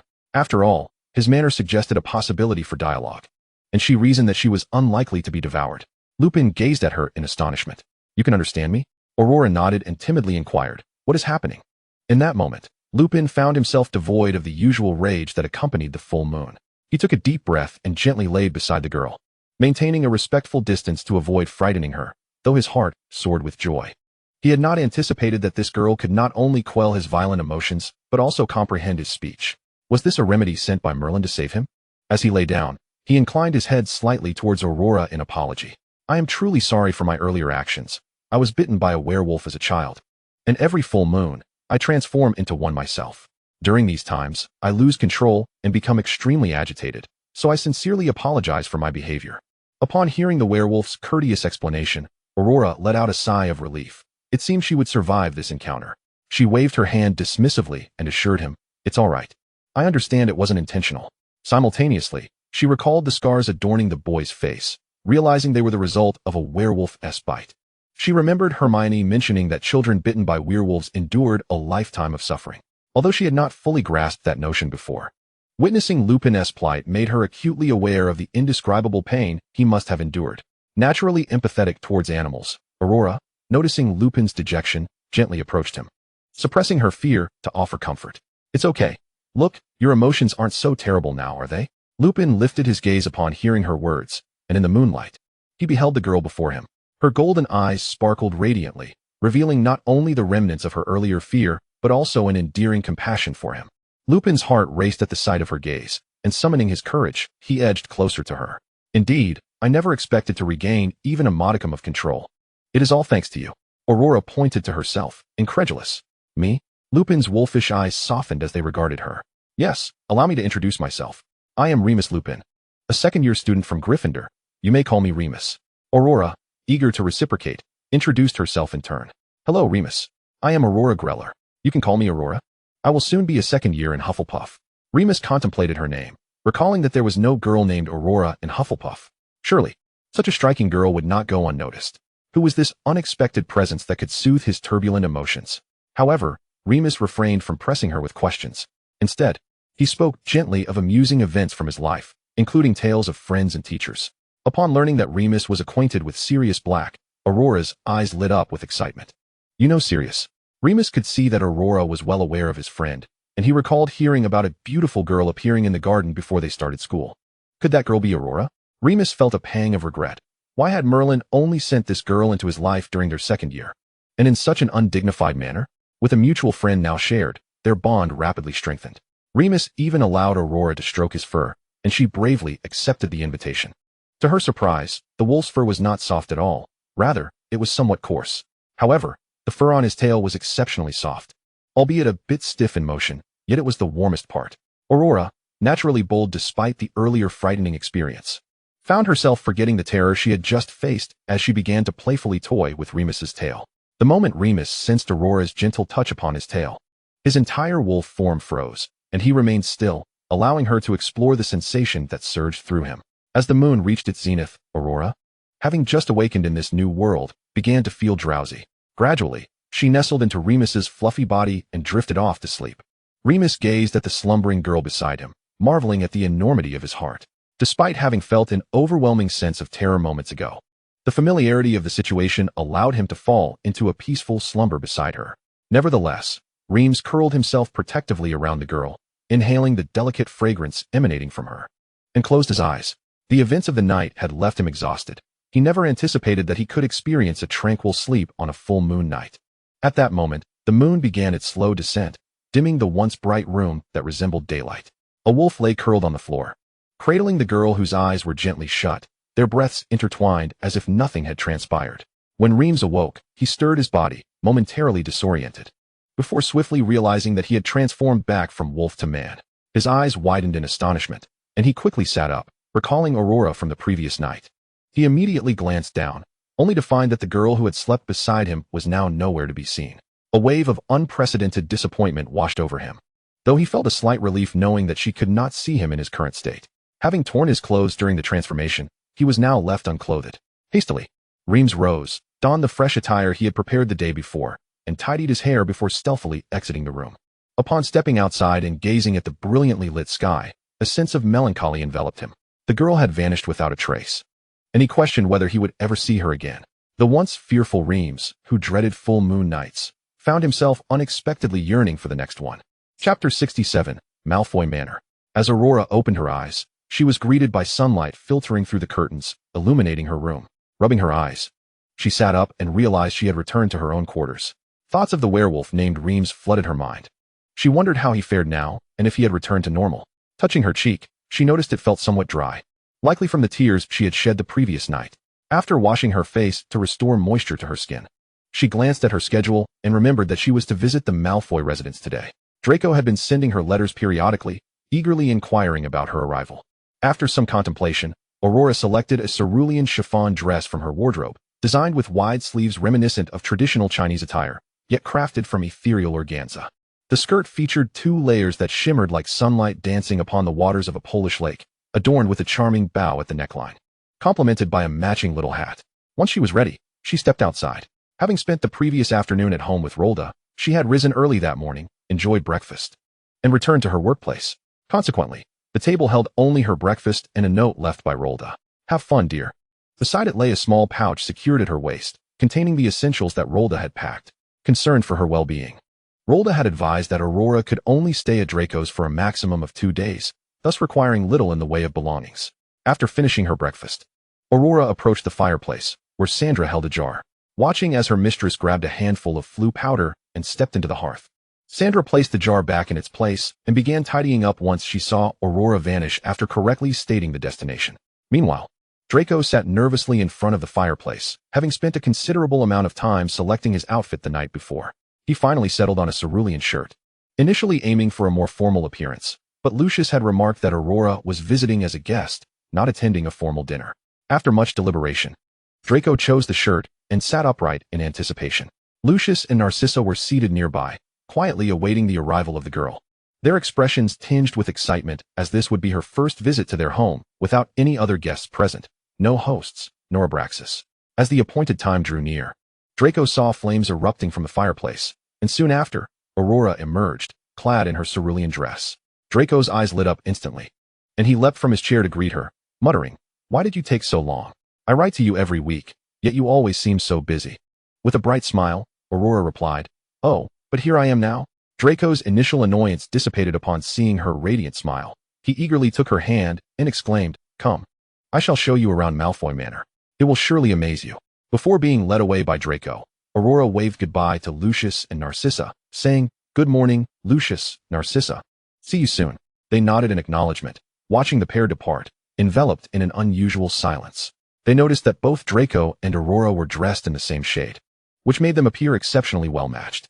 Reflecting on their own ages and the weariness etched upon their faces due to various trials, they sighed, feeling the fleeting confidence they had mustered dissipate in an instant.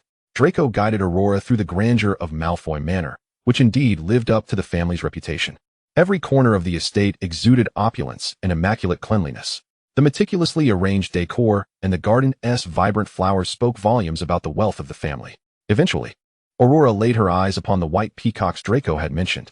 The moment she spotted the peacocks, her eyes sparkled with delight as she joyfully dashed towards them, greeting them with a cheerful hello.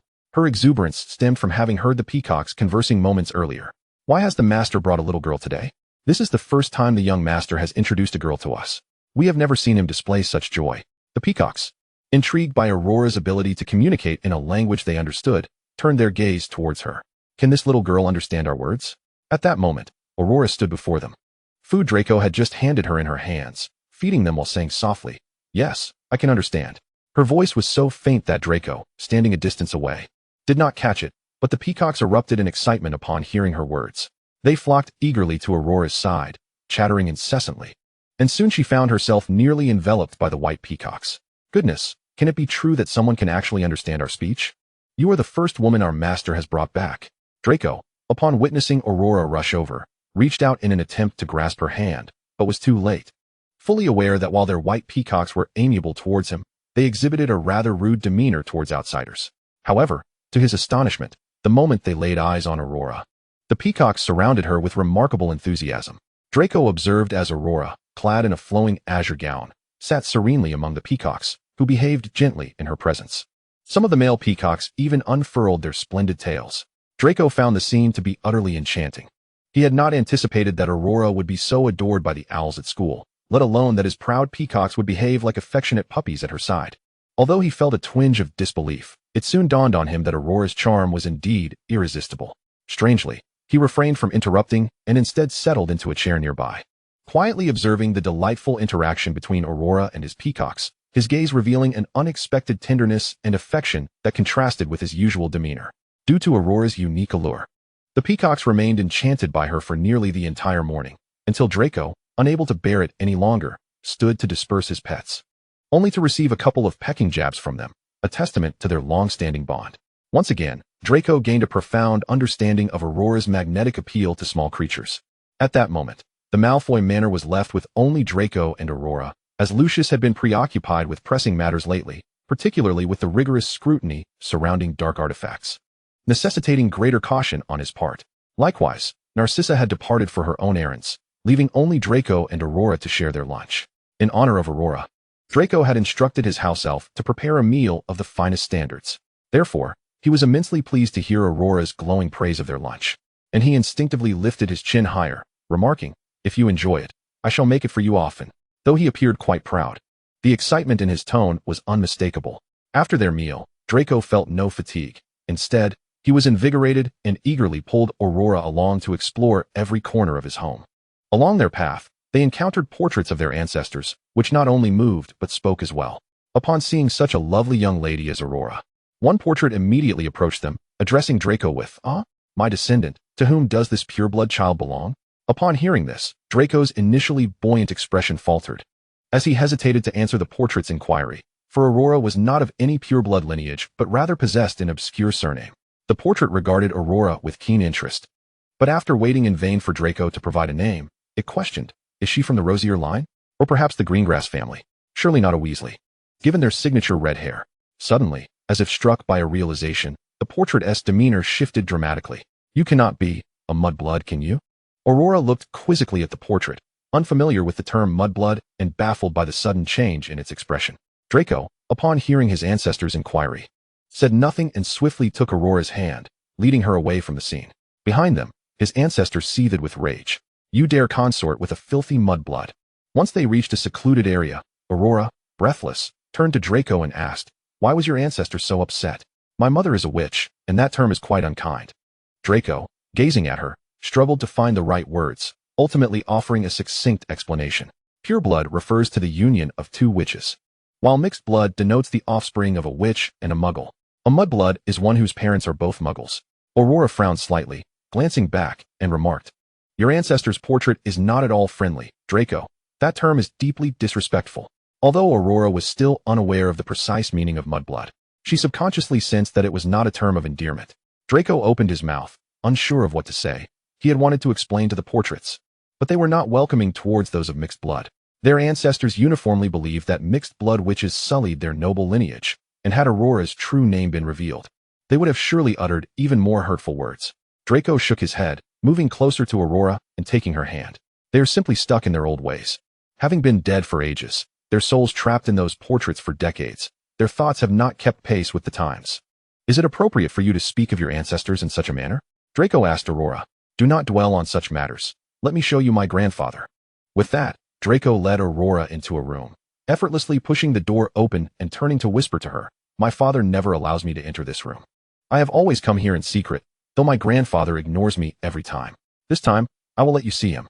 Aurora nodded cautiously and, crouching low, entered the room, where she immediately beheld a sizable portrait hanging on the wall at its center. The figure within the portrait sat in a chair, eyes closed in repose, his handsome features strikingly emphasized by the Malfoy family's characteristic golden hair. Upon sensing their presence, he slightly opened his eyes, intending to close them again, but upon seeing Aurora, he instantly sprang to his feet. To Aurora's astonishment, she realized that the abracaxis she had encountered was indeed Draco's grandfather.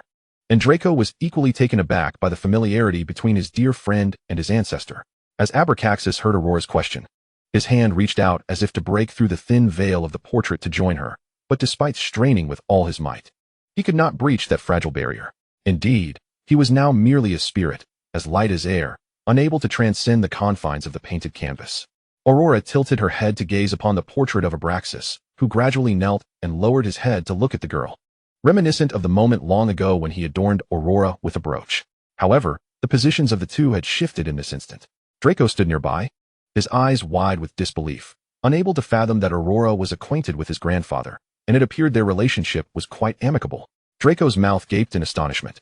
Yet when he met the gaze of his grandfather, he found himself rendered speechless. By Merlin's undergarments, what on earth was happening? Who could enlighten him as to why Aurora seemed so familiar with his grandfather, and what had he overlooked? Was it possible that Aurora was an ageless being? Draco felt as if his life had been irrevocably shaken today, leaving him in a state of disarray. Meanwhile, Aurora, upon seeing Abraxas, forgot about Draco standing beside her. She stood before the portrait, gazing up at the man depicted within, and spoke. "Abraxas? Why are you in the portrait?" Abraxas, unsure of how to respond. Could hardly confess to the girl that he had passed away. Instead, he smiled and spun a comforting lie, saying, "No, I merely stepped out to attend to some matters," leaving behind this portrait to oversee affairs at home. As he spoke, he subtly gestured to Draco, who appeared bewildered yet eager to speak. Upon catching sight of his grandfather's fierce gaze, Draco opened his mouth only to close it again. Perhaps it was best to let the magic of this world remain unexamined. Aurora, seemingly pensive, nodded and looked at Abraxas, asking, "And what of Tom? Abraxas, are you attending to matters with him?" She continued, "And you look so youthful. I had thought you would be quite elderly by now."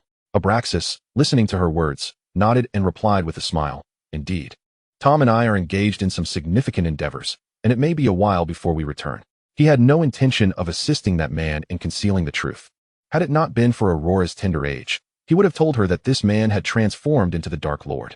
However, some truths were better left unspoken for one so young. Aurora, having not seen Abraxas in quite some time, did not leave immediately. Instead, she pulled up a chair and sat before the portrait, joyfully recounting her experiences at school. Yet, a sense of unease lingered within her. It felt as though the Abraxas before her was a mere fragment of a soul, not a complete being. The conversation felt peculiar, as if certain memories had slipped away. Meanwhile, Draco, for the first time in the presence of others, remained quiet, sitting beside them and listening to their conversation, though he struggled to comprehend their words. They were all mere words, yet when woven together, they eluded his understanding. After a lengthy exchange, Abraxas noticed the weariness in Aurora's eyes and gently inquired, "Aurora, would you like to rest for a while?" Aurora, fatigued, yawned and nodded.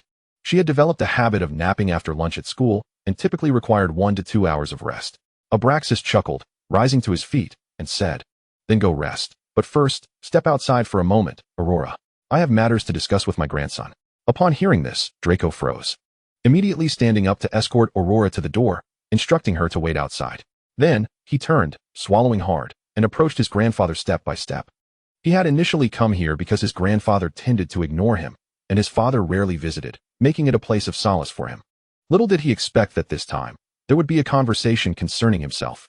Abraxas's expression shifted from the gentleness he had shown Aurora to one devoid of emotion, tinged with a hint of menace as he stated, "What just transpired must remain a secret. You are to speak not a word of it, nor disclose the mystery of this portrait." Draco nodded vigorously upon hearing those words. It was no jest. He would not dare to speak of it, even if he had tenfold the courage. Meanwhile, outside, Aurora suddenly spotted a ragged house elf. Initially, she merely wanted to observe it, but to her astonishment, the house elf disappeared in an instant as their eyes met, only to reappear directly before her. Startled, Aurora beheld the house elf, who bowed deeply and addressed her. "Is there something you wish to command of Dobby, Miss Aurora?" Aurora found it peculiar that this house elf, named Dobby, knew her name, for she had never encountered him before. Just as she was about to inquire, she noticed that Dobby's tattered garments concealed a letter. Had it been anyone else, she might have assumed the elf was delivering a message from Lucius, but upon closer inspection, she saw a sunflower drawn in the upper left corner of the envelope. That was her unique mark, one she always included when writing to her friends. How could this house elf possess a letter from her? Moreover, she hadn't sent any correspondence to Malfoy Manor recently, save for a single letter to Harry. With this realization, Aurora's demeanor shifted to one of seriousness. "Why do you have my letter? Can you show it to me?" She did not expect the house elf to comply, as it was not her household. However, to her surprise, Dobby trembled slightly at her stern command, his eyes filled with conflict, yet he obediently retrieved the letter from his possession and handed it to Aurora. As he did so, tears streamed down his face as he lamented, "Dobby is a bad elf. Dobby cannot disobey Miss Aurora's orders." Upon seeing the letter in its entirety, Aurora confirmed it was indeed her writing, yet why had it been brought to her? Furthermore, the letter was addressed to Harry Potter, not Draco Malfoy. Why would a house elf from Malfoy Manor possess correspondence meant for Harry? Aurora was utterly baffled, so she reached out to take the letters, carefully examining each one. To her astonishment, she discovered that, in addition to her letter to Harry, there were others addressed to him as well. It appeared that the house elf had been hoarding letters from various individuals intended for Harry over the past few days. But why would he do such a thing? Was it due to Draco's relationship with Harry? But what was the motivation behind this? After organizing the letters, Aurora held them in her hands, frowning as she looked at Dobby and asked, "Why have you collected Harry Potter's letters? Was it at Draco's behest?" As Dobby once again heard Aurora's inquiry, a flicker of fear illuminated his eyes. He waved his hands in denial, exclaiming, No, it was not Master Draco's orders. It was Dobby who took it upon himself, who concealed Harry Potter's letters. Dobby is a bad elf." As he spoke, He began to bang his head furiously against the nearby railing. Aurora had never witnessed such a scene. After all, Sandra would never resort to such self-inflicted torment. In her panic, she found herself at a loss for words and could only attempt to command, "Stop this at once." To her astonishment, Dobby ceased his frantic actions upon hearing her command, though his expression remained one of sheer terror. Aurora gazed into Dobby's eyes and sensed that this house elf must have a compelling reason for his actions. Otherwise, he would not have so recklessly hidden someone else's letters. She bent down to meet Dobby's gaze and gently asked, "Could you tell me why you felt the need to conceal Harry Potter's letters?" Reluctant to answer, Dobby was bound by an ancient command from his master, and upon Aurora's arrival, he was compelled to obey her wishes. Not only his master, but even his master's father had issued similar instructions. Thus, he found himself unable to defy Aurora's command. However, as he beheld the kindness and encouragement in the girl's eyes, a hidden urge began to surface within him. He thought to himself that Harry Potter would be in danger at school, and being a loyal protector, he could not allow Harry to return to that perilous place. When Aurora grasped Dobby's explanation, a light of understanding dawned upon her. It was fear for Harry's safety that prompted Dobby to hide the letters. Yet, she firmly believed that his method was misguided. Looking into Dobby's eyes, she reassured him, "But that approach is not right, Dobby. Harry Potter has many friends at school, including me. If any danger were to arise, Headmaster Dumbledore and the professors would surely assist him. My mother always said that young wizards must attend school." Upon hearing Aurora's words, a flicker of conflict crossed Dobby's features. He held Harry Potter in high esteem, and it was this admiration that had driven him to take such a risk to prevent Harry from going to school. Yet, as he met the gentle gaze of the girl before him, he felt a wave of uncertainty wash over him. Sensing Dobby's inner turmoil, Aurora pressed on, "Therefore, Harry Potter will certainly attend school. Even if you try to stop him, the headmaster will come to retrieve him. And I can see that you wish to be his friend, don't you?" Aurora possessed an extraordinary sensitivity to the emotions and language of non-human beings, allowing her to discern their deepest desires through their expressions and words. When she noticed Dobby's incredulous gaze, she smiled warmly and proposed, "If you cease to obstruct Harry Potter's return to school, I will ensure that you and he can become friends, all right?" Chapter 69, I Love You. Just as you are. Upon hearing Aurora's promise, Dobby's eyes, which had previously drooped, widened in disbelief. He stared at her incredulously and, after what felt like an eternity, stammered in a quivering voice, "Miss Aurora, can you truly make Dobby and Harry Potter good friends?" Aurora nodded, her smile radiating warmth as she replied, "Of course. But you must first stop preventing Harry from going to school and deliver these letters to him." Dobby, overwhelmed with excitement, opened his mouth to speak, only to suddenly remember something. His previously upright posture slumped as he anxiously exclaimed, "No, no. Dobby is still a house elf of the Malfoy family. Dobby cannot be friends with Harry Potter." Realizing Dobby's predicament, Aurora suddenly recalled that this house elf belonged to Draco, and she pondered how Draco would permit him to befriend Harry. Nevertheless, a promise made must be fulfilled. After some contemplation, Aurora finally remarked, "It's all right. I will ask Abraxas to grant your request." Aurora reasoned that since Abraxas resided in the portrait, he was undoubtedly the master of the household, being the father of Lucius. If Abraxas consented, the situation would be simplified. Without waiting for Dobby's response, Aurora hurriedly made her way to the door where Abraxas's portrait hung and knocked. Meanwhile, Abraxas Malfoy was in his chamber, instructing his grandson, when he abruptly fell silent upon hearing the knock. Draco, relieved that his grandfather had ceased speaking, took a deep breath. He had never imagined that his grandfather could speak so extensively.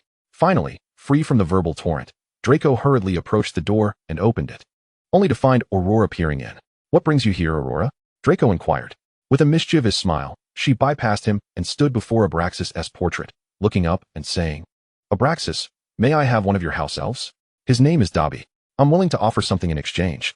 Upon hearing Aurora's proposition, Abraxas raised an eyebrow.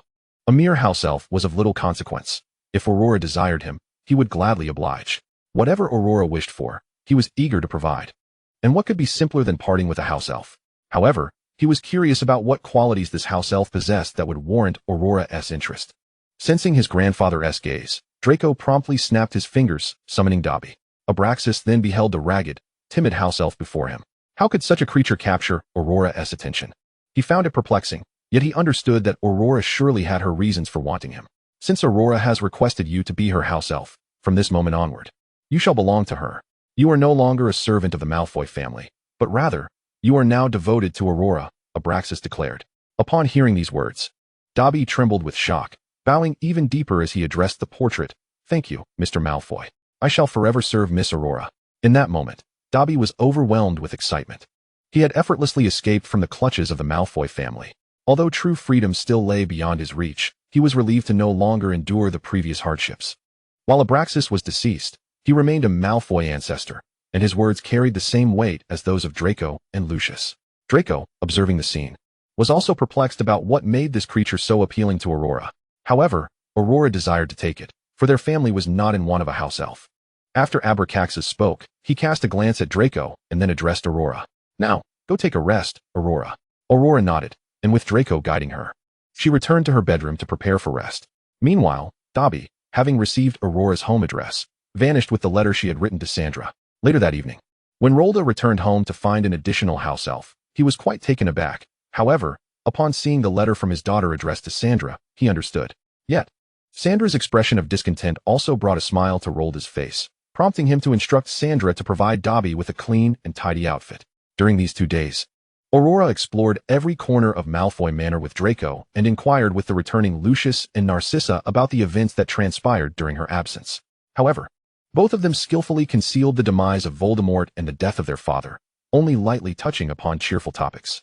Aurora would also visit the portrait of Abraxas during these days to converse, though it was always her speaking while he quietly listened from within the frame.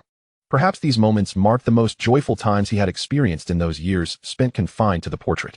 After enduring more than a decade of death, he had finally encountered the girl once more. Yet, between them lay not merely a thin veil of canvas, but the profound chasm of life and death. The separation of soul and body. My beloved lives, yet I am dead. My beloved remains unaware of my demise. However, as long as my beloved finds joy in this world, that is the pursuit I have longed for throughout my life. He died for love, seeking nothing more than for his beloved to thrive by the light of his affection. Abraxas had never envisioned that a man so bound by self-interest and pragmatism could encounter a girl who would ignite vast spaces within his heart. He had once contemplated the nature of his own death, whether it would be due to various entanglements or a natural end. Yet, he never anticipated that one so fixated on gain would die for love, a love he had never spoken of nor received any benefit from. Yet, he willingly accepted this fate. He could not bear to see his beloved melancholic before him, and thus, at the cost of his own life, he procured a spell capable of altering the very fabric of destiny. This incantation saved his beloved while simultaneously binding him for eternity. Yet, whenever he gazed upon Aurora, a smile perpetually graced his lips.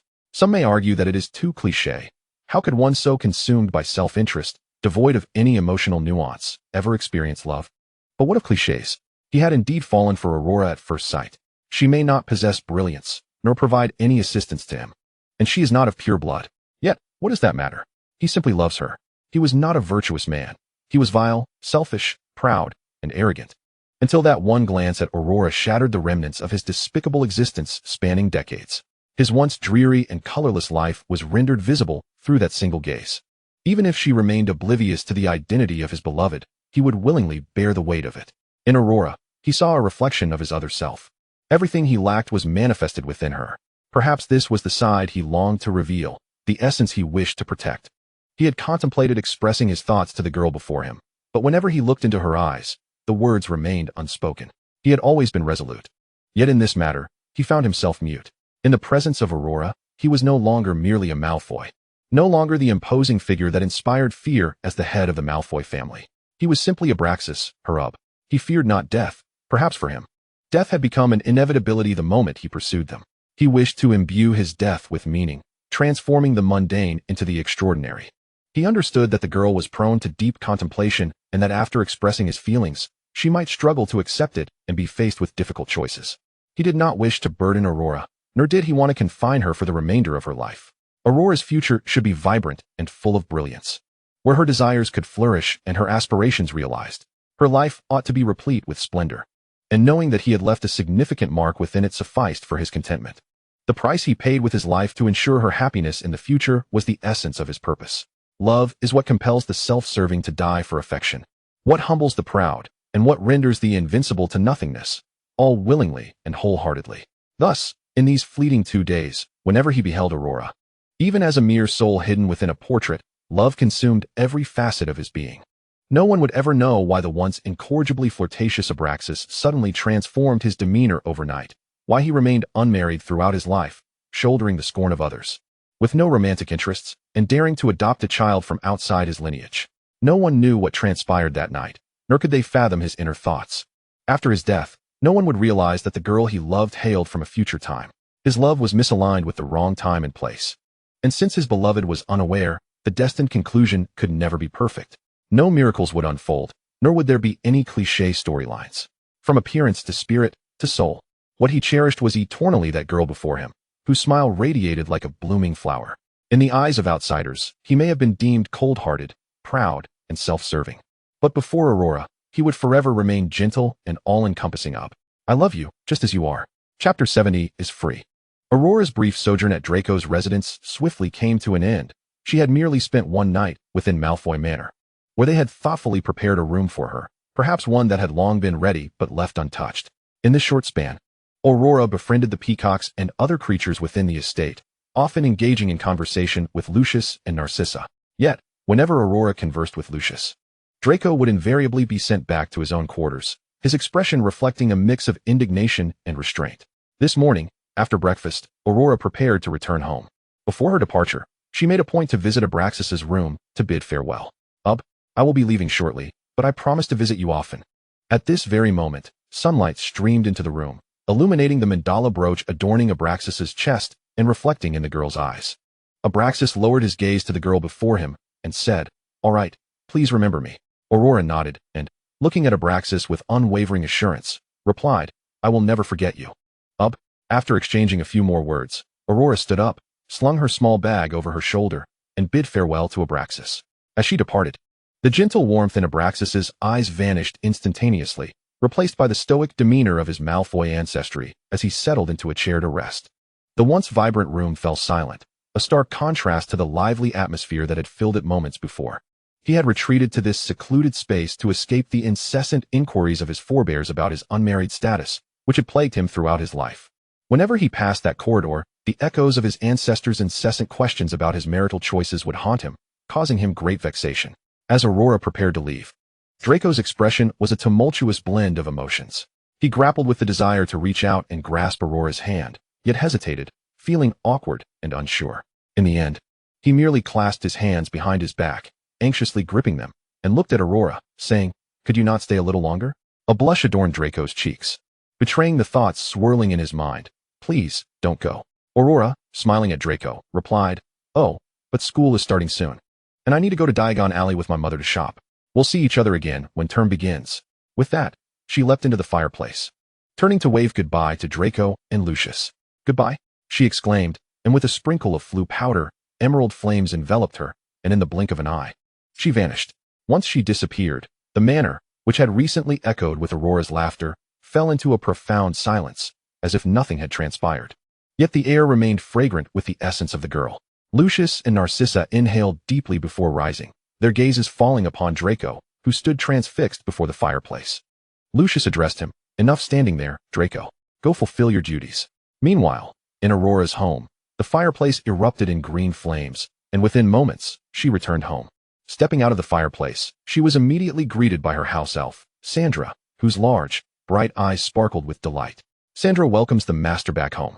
Aurora embraced her devoted companion, then glanced around, noting her mother was absent, likely at work. Deciding to address the matter of Dobby, she instructed Sandra, "Please summon Dobby." Upon hearing Aurora mention the house elf, a flicker of displeasure crossed Sandra's face, yet she snapped her fingers, and Dobby appeared before them. As soon as he materialized, he bowed deeply.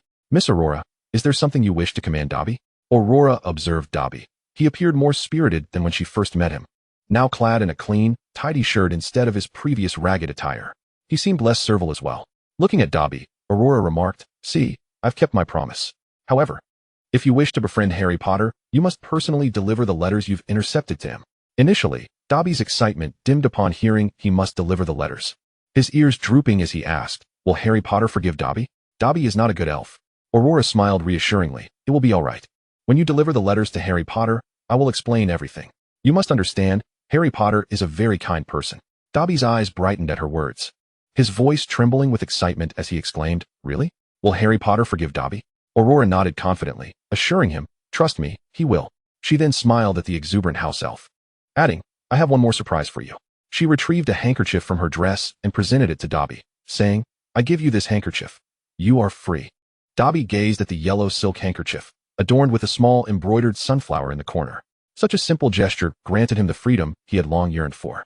He looked up at Aurora, his voice quivering as he asked, "How did Miss Aurora know Dobby wanted freedom?" Aurora possessed an innate sensitivity to the emotions of all beings. And the moment she saw the longing in Dobby's eyes, she understood that this house elf did not desire to be bound to a family. He yearned for liberation. "It's a secret," she replied with a smile. Whether it was a secret or not mattered little to Dobby. What was paramount was that his freedom was within reach. With a gentle stretch of his hand, he could grasp it, shedding all restraints. From that moment on, he would soar freely through the skies, able to go wherever he pleased, for he was now a liberated elf. Dobby's hands trembled as he reached for the enticing handkerchief, his resolve strengthening as he finally accepted it. In that instant, he felt the shackles of servitude dissolve, a sensation of unparalleled lightness washing over him. He was free. He could choose to do as he wished. Aurora looked at the house elf before her and said, "Congratulations, Dobby, you are now a free elf." Sandra, observing Dobby's joy, felt no stirrings of envy. Since Aurora's birth, she had vowed to serve her for life, preferring her loyalty to the allure of freedom. With Dobby's newfound liberty, he would no longer vie for Aurora's attention. Tears brimmed in Dobby's large eyes as he gazed at Aurora, clutching the handkerchief that symbolized his freedom. "Thank you, Miss Aurora. Dobby is free." Aurora smiled at the house elf on the verge of tears, saying, "Now you are a free elf. You can go find Harry Potter whenever you wish. However, if you find yourself without a place to stay or wish to work, you can ask Sandra to assist you. Your wages will certainly be fair." Dobby, moved by Aurora's words, bowed repeatedly, exclaiming, "Thank you, Miss Aurora. Thank you." Aurora waved her hand dismissively, encouraging him. "Alas, it is of no consequence. Such matters are but trifles requiring little effort. However, one must always conduct themselves with integrity, for there exists no window that remains impermeable to the whispers of the world." After gaining his freedom, he harbored no desire to linger, vanishing from Aurora's presence the moment he completed his correspondence, and promptly made his way to Harry's current abode. Consequently, Harry was left in a state of bewilderment and confusion upon witnessing the sudden appearance of the house elf and realizing that his letter had been intercepted. These events pertain to the realm of Harry Potter, while Aurora's primary concern at present is the imminent commencement of the school year. Once classes begin, she shall ascend to the status of a second-year sorceress. One wonders what academic challenges await her. However, with each advancing grade, the coursework is bound to become increasingly arduous. Aurora resolved to exert herself more diligently in her studies. Yet, upon perusing the extensive list of texts required for the defense against the dark arts class, she found herself momentarily perplexed. Why, one might wonder, is such a plethora of books deemed necessary for this subject? After meticulously counting, she discovered that the number of books solely for defense against the dark arts surpassed that of all other subjects combined. With a throbbing headache, Aurora gazed at the mountain of tomes before her, apprehensive that this course would prove exceedingly challenging at her level, particularly under the tutelage of a teacher named Lockhart. Should she falter in her studies, the prospect of failing defense against the dark arts weighed heavily on her heart. Thus, when Cord arrived, she eagerly enlisted his assistance to delve into the enigma that was Gilderoy Lockhart. Cord, upon receiving the list of books for second-year studies, was momentarily taken aback, having never before encountered such a voluminous requirement for this particular course. Over 10 titles. Yet, as he scrutinized the names of these works, he discerned that they appeared to be replete with superficial content, predominantly autobiographical in nature and rife with self-aggrandizement. Cord could not help but feel a sense of foreboding regarding the upcoming defense against the dark arts class. He had heard whispers of the rumors surrounding the subject, notably that each professor could only teach for a single term. Furrowing his brow at the list before him, he doubted this professor could even manage that. However, Cord refrained from making hasty judgments about someone he had yet to understand, still hoping that the extensive reading list would yield some substantive knowledge. If this professor were merely a braggart, Cord would find it amusing. Perhaps he could acquire some of Lockhart's books during their visit to Diagon Alley for further insights. Chapter 71. The start of term. Aurora soon arranged with Cord a time to visit Diagon Alley, while Rolda also prepared her schedule to accompany her daughter on this excursion. This marked Aurora's second visit to this magical marketplace. Though curiosity lingered, she felt a growing familiarity. Robert had initially intended to join his son, but was ultimately unable to due to pressing company affairs, leaving Daisy to accompany him instead. Both Rolda and Daisy, despite their formidable presence in the corporate world, harbored a profound affection for jewelry and accessories. This time, they needed only to procure the books required for second-year studies and a new cauldron for potions class. eschewing the need for additional wands or robes. After withdrawing the necessary funds from Gringotts, they proceeded to flourish and blots to acquire the requisite texts. To their astonishment, a grand announcement proclaimed that Gilderoy Lockhart would be hosting a book signing event the following afternoon. Adjacent to the notice board was a photo of the man in question, a handsome middle-aged figure, astride a broomstick, flashing a captivating smile at those who beheld him. Daisy listened intently to the enthusiastic descriptions of this man, marveling at his bravery and striking appearance. Rolda, upon observing this individual, raised an eyebrow, her opinions about him remaining ambivalent, as she was not well acquainted with this Ravenclaw prodigy. She had never heard of such a genius within Ravenclaw. Surely, if he were truly remarkable, he would have been sought after in their time. She had not received such a mission, nor had anyone else. Upon glancing at the date on the announcement, Aurora noted that it coincided perfectly with the day Harry and Ron would be visiting for their book purchases. Had she known, she would have postponed their outing by a couple of days, for not only would she have encountered her new defense against the dark arts professor, but also her friends. Harry and Ron, Cord, intrigued, perused Lockhart's ostentatious record, occasionally exclaiming in surprise. Werewolves, vampires, goblins, and fairies. This man seemed to have encountered every creature within the magical realm. If true, Cord's curiosity regarding the forthcoming defense against the dark arts class soared. Surely, if this Gilderoy professor possessed such remarkable experiences, the lessons would not be dull. Yet, upon further examination of the required texts, he found them devoid of any pertinent content relating to the class. Instead, they consisted solely of elaborate, albeit impractical, narratives detailing Lockhart's exploits. Were he not a professor, Cord would have admired the man's storytelling prowess, but he felt that if the course were merely a recitation of tales, the legitimacy of the professorship would be called into question. Aurora, glancing at the same material, exclaimed, "Wow, this Professor Lockhart is extraordinary. He turned perilous situations into thrilling adventures." Cord observed the self-aggrandizing introduction beneath the photograph, then turned to Aurora, who wore a look of awe. He sighed, choosing to remain silent.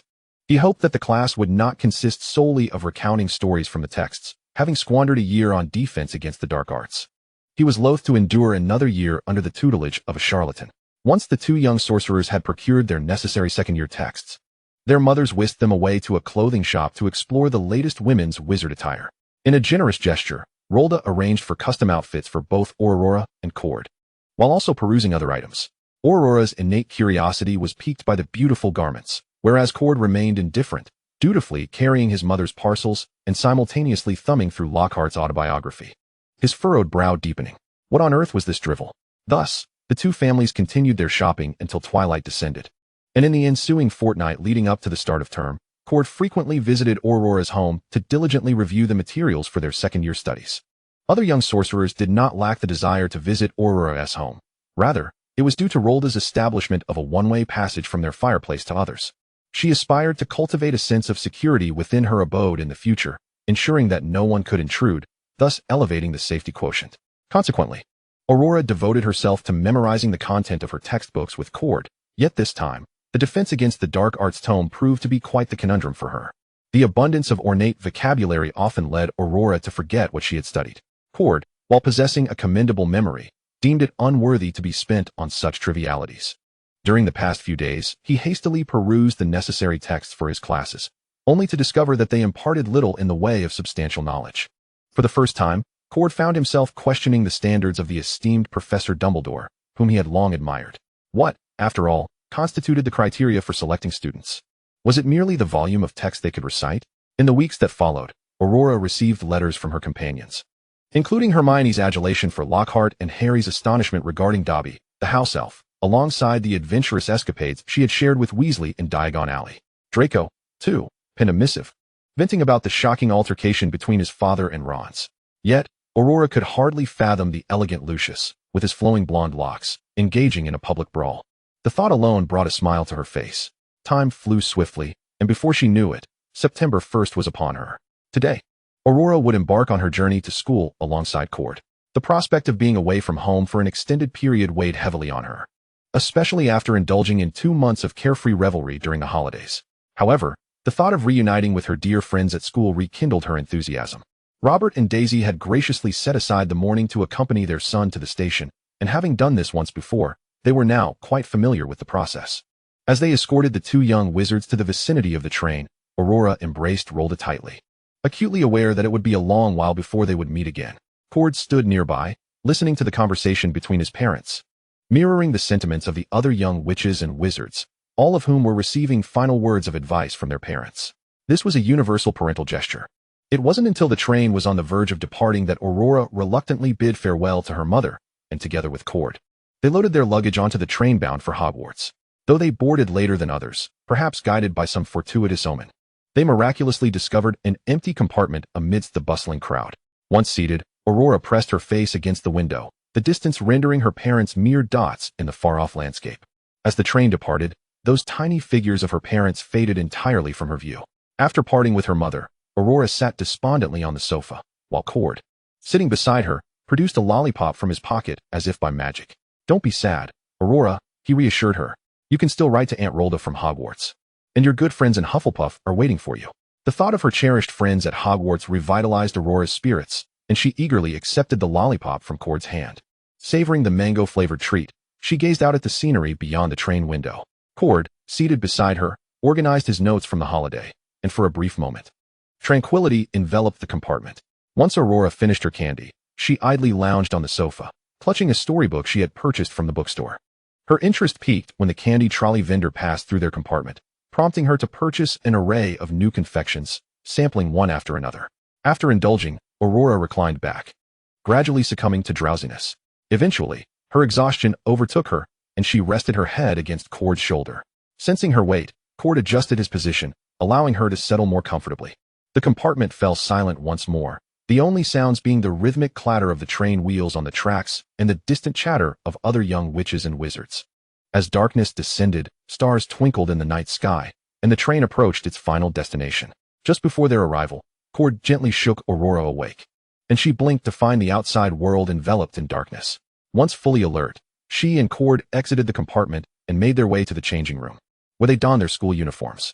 Shortly thereafter, the train came to a gradual halt at its terminus. Cord grasped Aurora's hand as they followed the throng of students. And amidst the crowd, Aurora spotted her friends, greeting them cheerfully with the intention of catching up in the Great Hall, for the sheer number of people made conversation difficult. Second-year students would no longer need to traverse the lake to reach Hogwarts. Instead, they would proceed through an alternate passage directly to the Great Hall, awaiting the first years for the sorting ceremony. Thus, Aurora's second year officially commenced. Chapter 72, Classes. Following Cord, Aurora traversed the exclusive passage designated for students beyond their first year, arriving in the Great Hall. As soon as she entered, Aurora hurried to sit beside her friends. Although they had only recently reunited, there was much she yearned to share with them. After taking her seat, she even found a moment to greet Cedric amidst the hustle. Upon spotting Aurora seated beside Hannah, Cedric gazed at her with a tender look, completely oblivious to his friend's antics nearby. What did it matter? He had missed her dearly and longed for her presence. Despite receiving letters from Aurora during the holidays, he couldn't shake the feeling of longing. Cedric pondered that perhaps he had become somewhat peculiar himself. As the young wizards gathered, the sorting ceremony was on the horizon, with Professor McGonagall ushering the first years into the hall for their sorting, as was tradition. This marked Aurora's first opportunity as an upperclassman to observe the sorting of younger students, and she was particularly intrigued, straining to see their anxious expressions and movements. Each young witch and wizard nervously approached to don the sorting hat, which would assign them to their respective houses. Among them, Aurora was captivated by a silver-haired witch who was sorted into Ravenclaw, reminiscent of a fairy from her storybooks, possessing enchanting eyes and adorned with exquisite carrot-shaped earrings. She must adore carrots, Aurora thought, eager to befriend her, and thus committed the name Luna Lovegood to memory.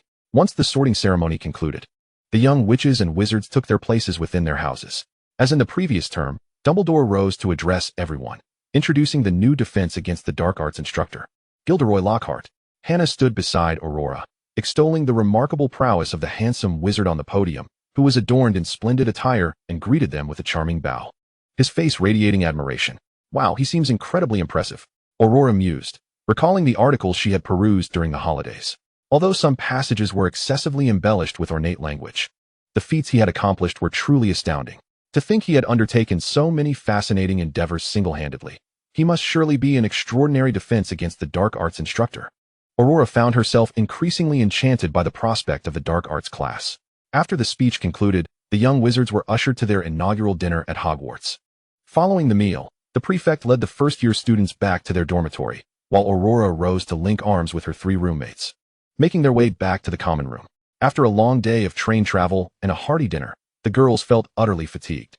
Once they had organized their belongings for the following day's classes, they succumbed to a deep slumber.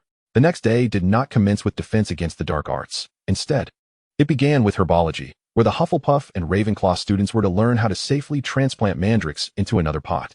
The class was instructed by Professor Sprout, the head of Hufflepuff, who had taken a particular liking to Aurora, the lovely young girl.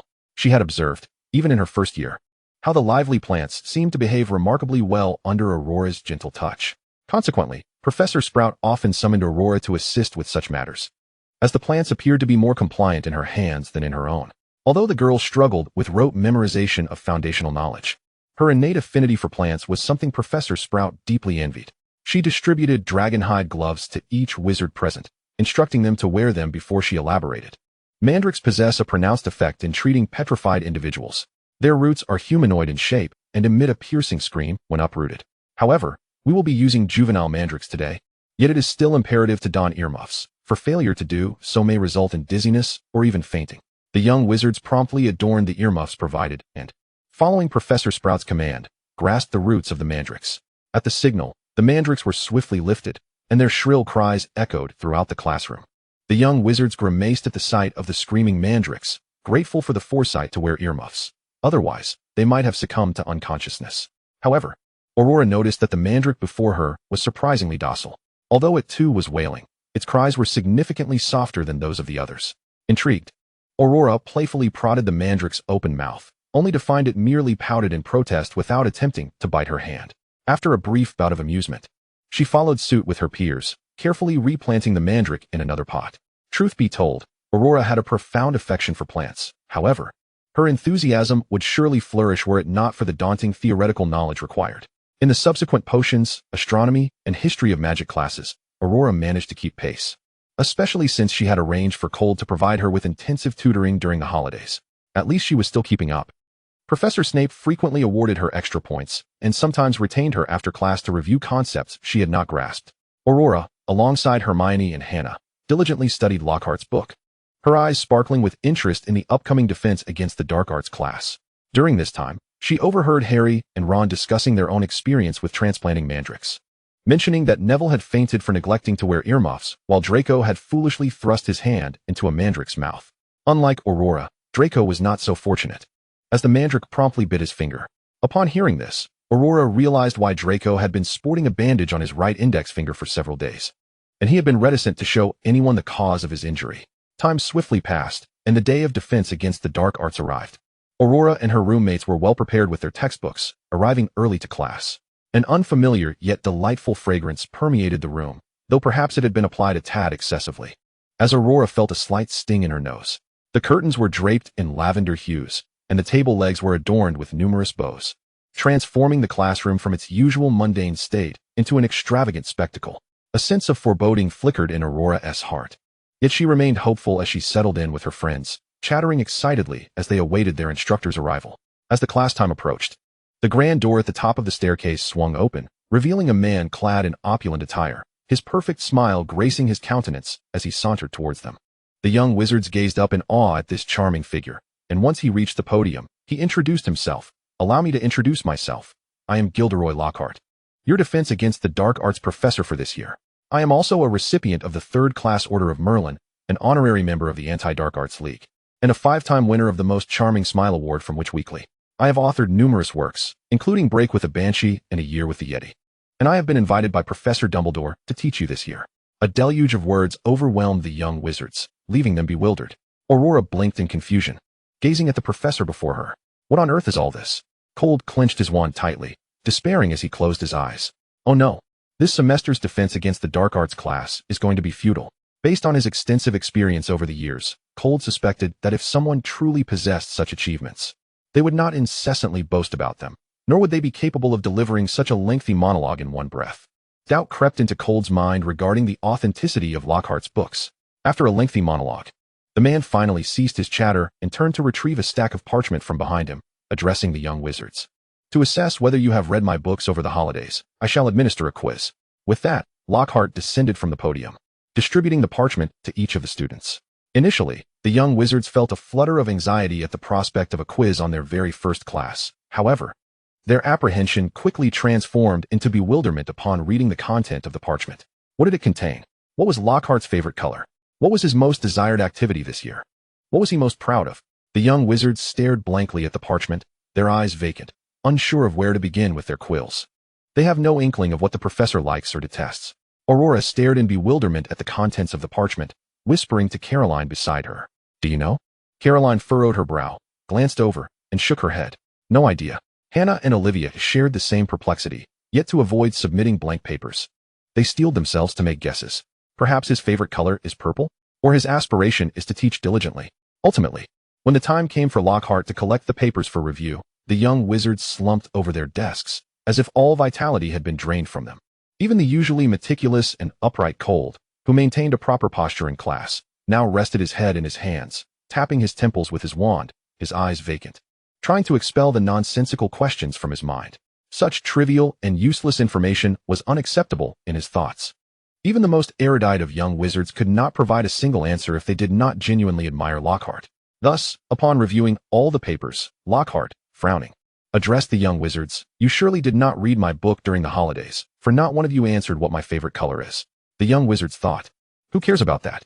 Lockhart, noticing the forlorn expressions on their faces, cleared his throat nervously, then swished his robe and approached the lectern, standing beside the cage before the students, proclaiming, Today, we shall study a creature of considerable danger, possessing sharp fangs and swift wings. After a flurry of chatter, the young wizard's spirits were once again invigorated, their gazes fixed eagerly on the cage draped in red cloth. One could only hope it was something formidable. As Lockhart perceived the excitement building, he dramatically lifted the cloth, announcing, Today, we will learn about the Cornish pixie. Chapter 73. The diary.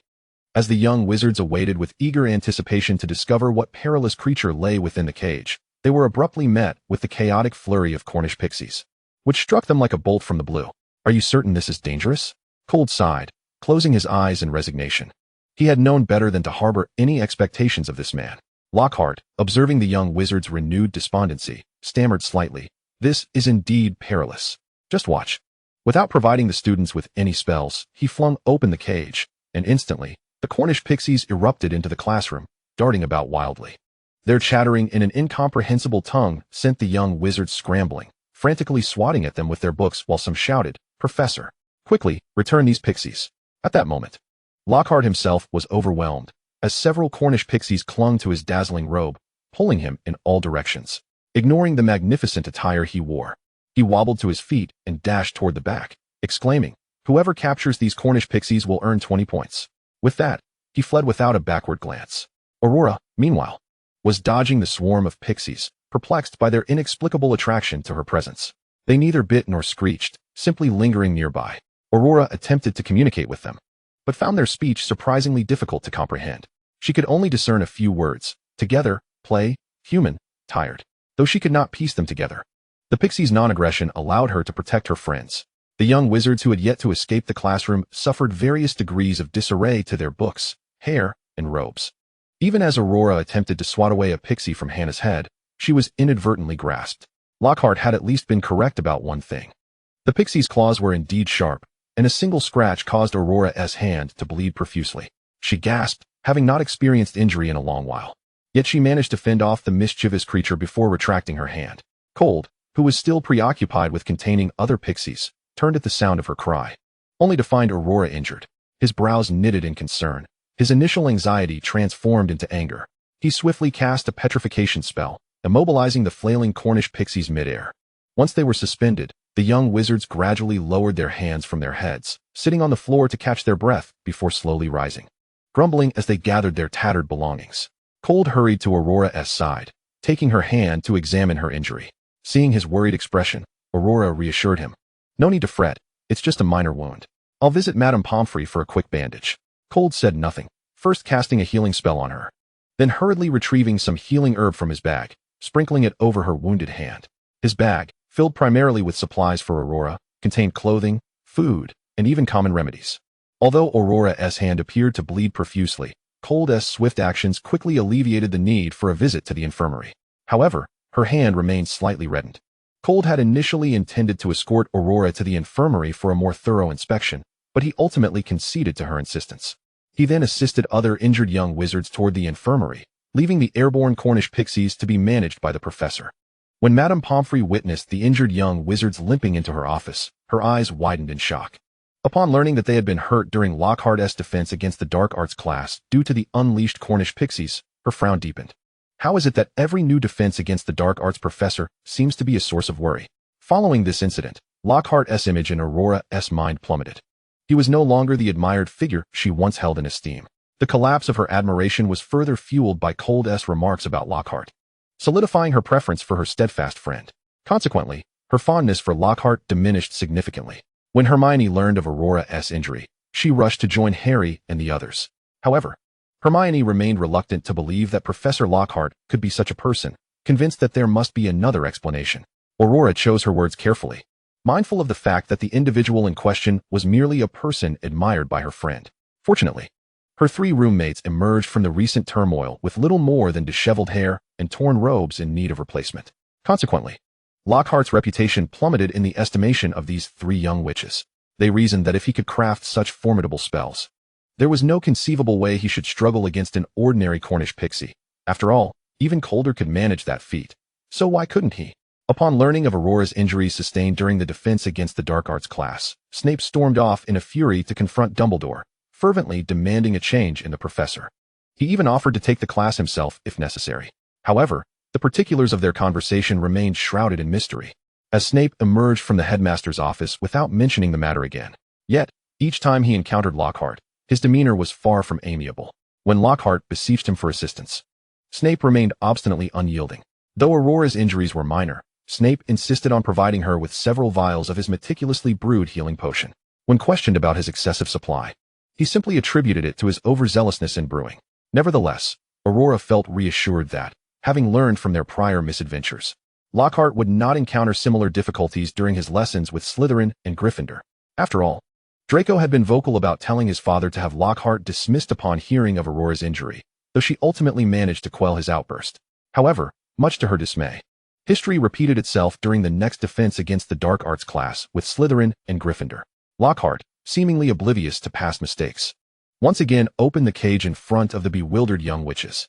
The outcome was predictable. The robes and textbooks of the Slytherin and Gryffindor students endured varying degrees of calamity, with Neville even finding himself suspended from a chandelier by the mischievous pixies.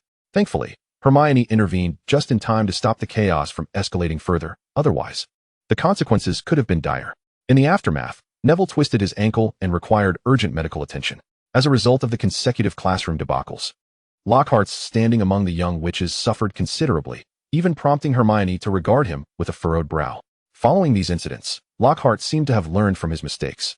He abandoned his flamboyant antics in favor of dutifully reciting the textbook material. This shift left the young witches feeling rather uninspired, as they could easily access the same information themselves and craved opportunities for exploration and practice, something this professor clearly could not provide.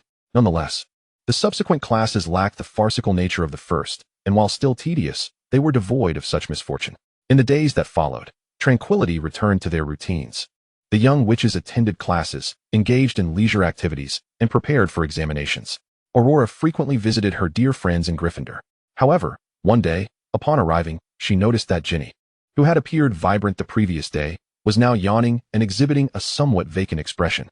Concerned, Aurora approached Ginny, who was clutching a notebook, and inquired about her well-being. "How do you find Hogwarts, Ginny?" asked Aurora. Seeing her friend, Ginny smiled and replied, "I feel absolutely marvelous. Aurora? I've made so many friends here." Yet, Aurora's worry deepened as she observed, "You seem a bit fatigued. Is it because of the academic workload?" Ginny quickly retrieved a mirror to inspect her reflection and noticed the faint redness in her eyes, letting out a sigh. Turning to Aurora, who was watching her with concern, she mustered the courage to take her friend's hand and said, "Come, I want to show you something." With that, Ginny led Aurora to a secluded corner of the library. Ensuring no one else was around before placing the black diary she had been clutching onto the table, she then confided, "I found this incredibly peculiar diary. Ever since I acquired it, I felt increasingly exhausted, and I can't quite fathom why." A magical diary?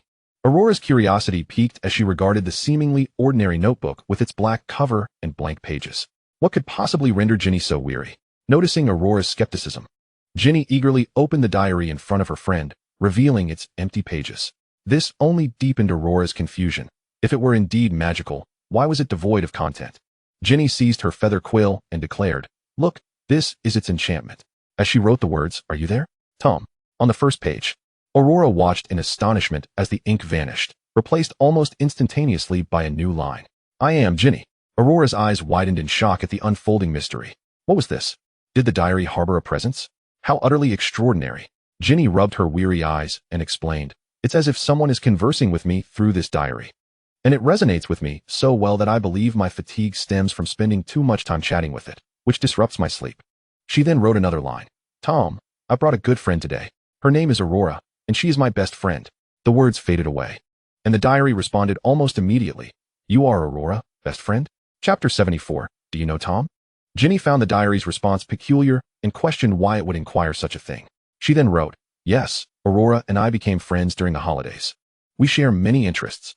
Oddly enough, Ginny noticed that the diary seemed to respond with increased swiftness whenever she mentioned Aurora. For instance, after writing her last sentence, the reply appeared almost instantaneously. "Is that so? Then Aurora must have many friends." Aurora, recalling Ginny's earlier mention of someone named Tom, bravely asked, "May I write something in this diary, Ginny?" Despite her fatigue, Ginny remained composed and readily handed the quill to Aurora, saying, "Of course, go ahead." Grateful, Aurora took the quill and began to inscribe her thoughts within the pages of the mysterious diary. "Greetings, Tom. I am Aurora, Aurora Greller." At that moment, the tone of the diary shifted from impulsive to extraordinarily gentle. "Hello, Aurora. I am Tom. It is a pleasure to make your acquaintance." "Hello, Tom. How is it that you reside within this diary? Are you a spirit or something else?" "To be precise, I could be considered a spirit, little Aurora, a companioning soul." "A companion to me?" Aurora, not fully registering the term used by the diary to address her, found the notion of companionship rather peculiar. This was her first conversation with the diary. Why would it proclaim to accompany her, especially since this belonged to Ginny? "Then why are you inside the diary? Is there some difficulty you require assistance with?"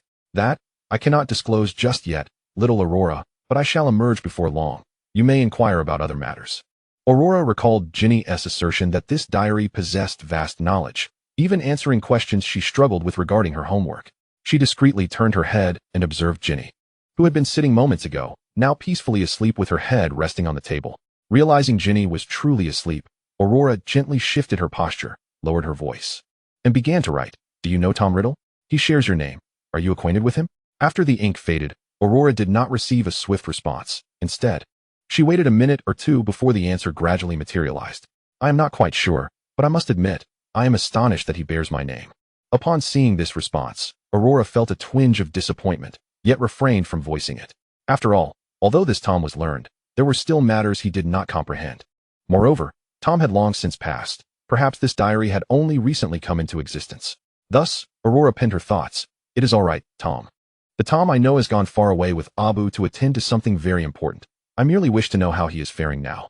After a brief silence, the diary slowly revealed its response. "Do you miss him?" Aurora hesitated before answering, her mind wandering to other thoughts. Upon returning home, she had asked her mother why those individuals resided within portraits, learning that wizards, upon death, leave behind a fragment of their magical essence, allowing their presence within the portraits, thus enabling them to move and retain a semblance of their thoughts from life. Aurora inquired of Rolda, "Mother, are there any wizards who have left their portraits while still alive?" Rolda gently stroked her daughter's hair and replied, "Very few. I have never encountered a wizard who would present their portrait while living." Rolda did not find Aurora's inquiry peculiar, knowing her daughter had likely seen the portraits hanging in Malfoy Manor. The Malfoys were a boastful lot, with an entire wall in their manor dedicated to ancestral portraits. Dressed in formal attire, maintaining their mannerisms from when they were alive, exuding an air of grandeur. After hearing her mother's words, Aurora remained silent, quietly flipping through the book she had purchased, while also consulting Cold and the Weasley family. The answers were consistent. Animated portraits were bestowed with a trace of magic by wizards prior to their demise, allowing their residual intellect to persist in this realm after their physical forms had perished. Simultaneously, it was rare for a wizard to display their portrait while still alive. None had ever witnessed such a phenomenon. At the tender age of 12, Aurora was confronted with her first existential quandary, separation and death. Upon receiving this information, a faint intuition whispered to her that Abu may truly have departed from this world, a notion she was reluctant to accept. Such a wonderful Abu, who tenderly braided her hair, gifted her presents, and spun tales, would not leave so soon. Although 2 months had passed since she last saw him, the news deepened her longing for both Tom and Abu. With both gone, and Tom having left no portrait behind, tears slipped from Aurora's eyes, falling onto the pages of her book, smudging the ink. Those few tears were swiftly absorbed by the paper, prompting the diary to tremble violently, revealing a flurry of words. Little Aurora, what troubles you? Who has hurt you? Who has caused you sorrow? Tell me, do not weep. Upon seeing the diary's words, Aurora sniffled and used her sleeve to dry her tears, picking up her quill to write. I am fine, Tom. I just miss my dear friend Tom. He did not leave a portrait for me, and I do not know where he has gone. I miss him dearly. Once the words faded, Aurora noticed Tom on the other end of the diary, seemingly engaged in writing, occasionally erasing what he had penned, only to rethink and retract his thoughts. Eventually, the ink revealed, I shall emerge soon. Aurora, wait for me. Aurora felt puzzled by the diary's statement, but was suddenly distracted by a noise. Turning her head, she saw Ginny, who had been asleep at the table, now awake and rubbing her eyes. Thus, Aurora chose not to elaborate further, nor did she bid farewell to Tom, simply closing the diary and wiping the tears from her eyes. Upon awakening, Ginny noticed her friend's red-rimmed eyes. Her previously hazy mind cleared instantly, and she looked at Aurora with concern. Who has bullied you, Aurora? Aurora smiled, rubbing her eyes, and replied, Nothing. I was just a bit tired and yawned, which is why my eyes are a bit red. She then stuffed the diary into Ginny's arms and took her hand, saying, All right, let us not dwell on this. This diary is indeed a marvelous item. I asked it how to complete Professor Snape's assignment, and it answered me. However, we must be cautious. Right now, our immediate priority is to have lunch. I am rather hungry. Upon hearing this, Ginny stood and cradled the diary in her arms, taking Aurora's hand as they made their way to the Great Hall. After the diary incident, Aurora's life returned to tranquility, attending classes with her friends joyfully, then frowning as she tackled her assignments. Alternatively, she would picnic with friends from her other house. On one occasion, they even ventured to the shallows of the Black Lake to catch fish. Before the start of her second year, Aurora had persuaded her mother to purchase the latest model of a flying broomstick and was diligently striving to become a member of the Hufflepuff Quidditch team. The young witches and wizards of Hufflepuff held Aurora in high regard, yet this did not guarantee her a seamless entry into the Quidditch team. Training was still a requisite. However, the current sharpness and physical prowess of Aurora, along with other attributes, do not meet the standards required to join the Quidditch team, thus shattering her dream of joining in her second year. Nevertheless, Aurora remains undeterred. She resolves to train diligently, aspiring to secure a place on the Quidditch team by her third or fourth year. During her leisure moments, she frequently seeks the assistance of the Hufflepuff players to enhance her skills. No one turns her down, as the Hufflepuff Quidditch players are delighted to train alongside Aurora. They do not show leniency in their training. Rather, they impose strict standards. Although Aurora finds herself exhausted during practice, she feels a marked improvement in her physical capabilities and mental acuity after each session.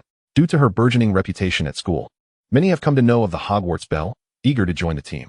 When Draco heard this news, he approached Aurora, brandishing the latest model of a Nimbus broomstick, and said to her, You are going to join the Hufflepuff Quidditch team. As Aurora tended to her broom, she replied, Indeed. I also heard that you are planning to join the team. I wish you success in the selection process. Upon realizing that Aurora was aware of his intention to join the team in his second year, Draco felt a flush creep across his cheeks. He awkwardly scratched his head and, with a pat on his chest, assured Aurora, Rest assured, once I join the Quidditch team, I shall mentor you. With my guidance, securing a place on the team will be a breeze.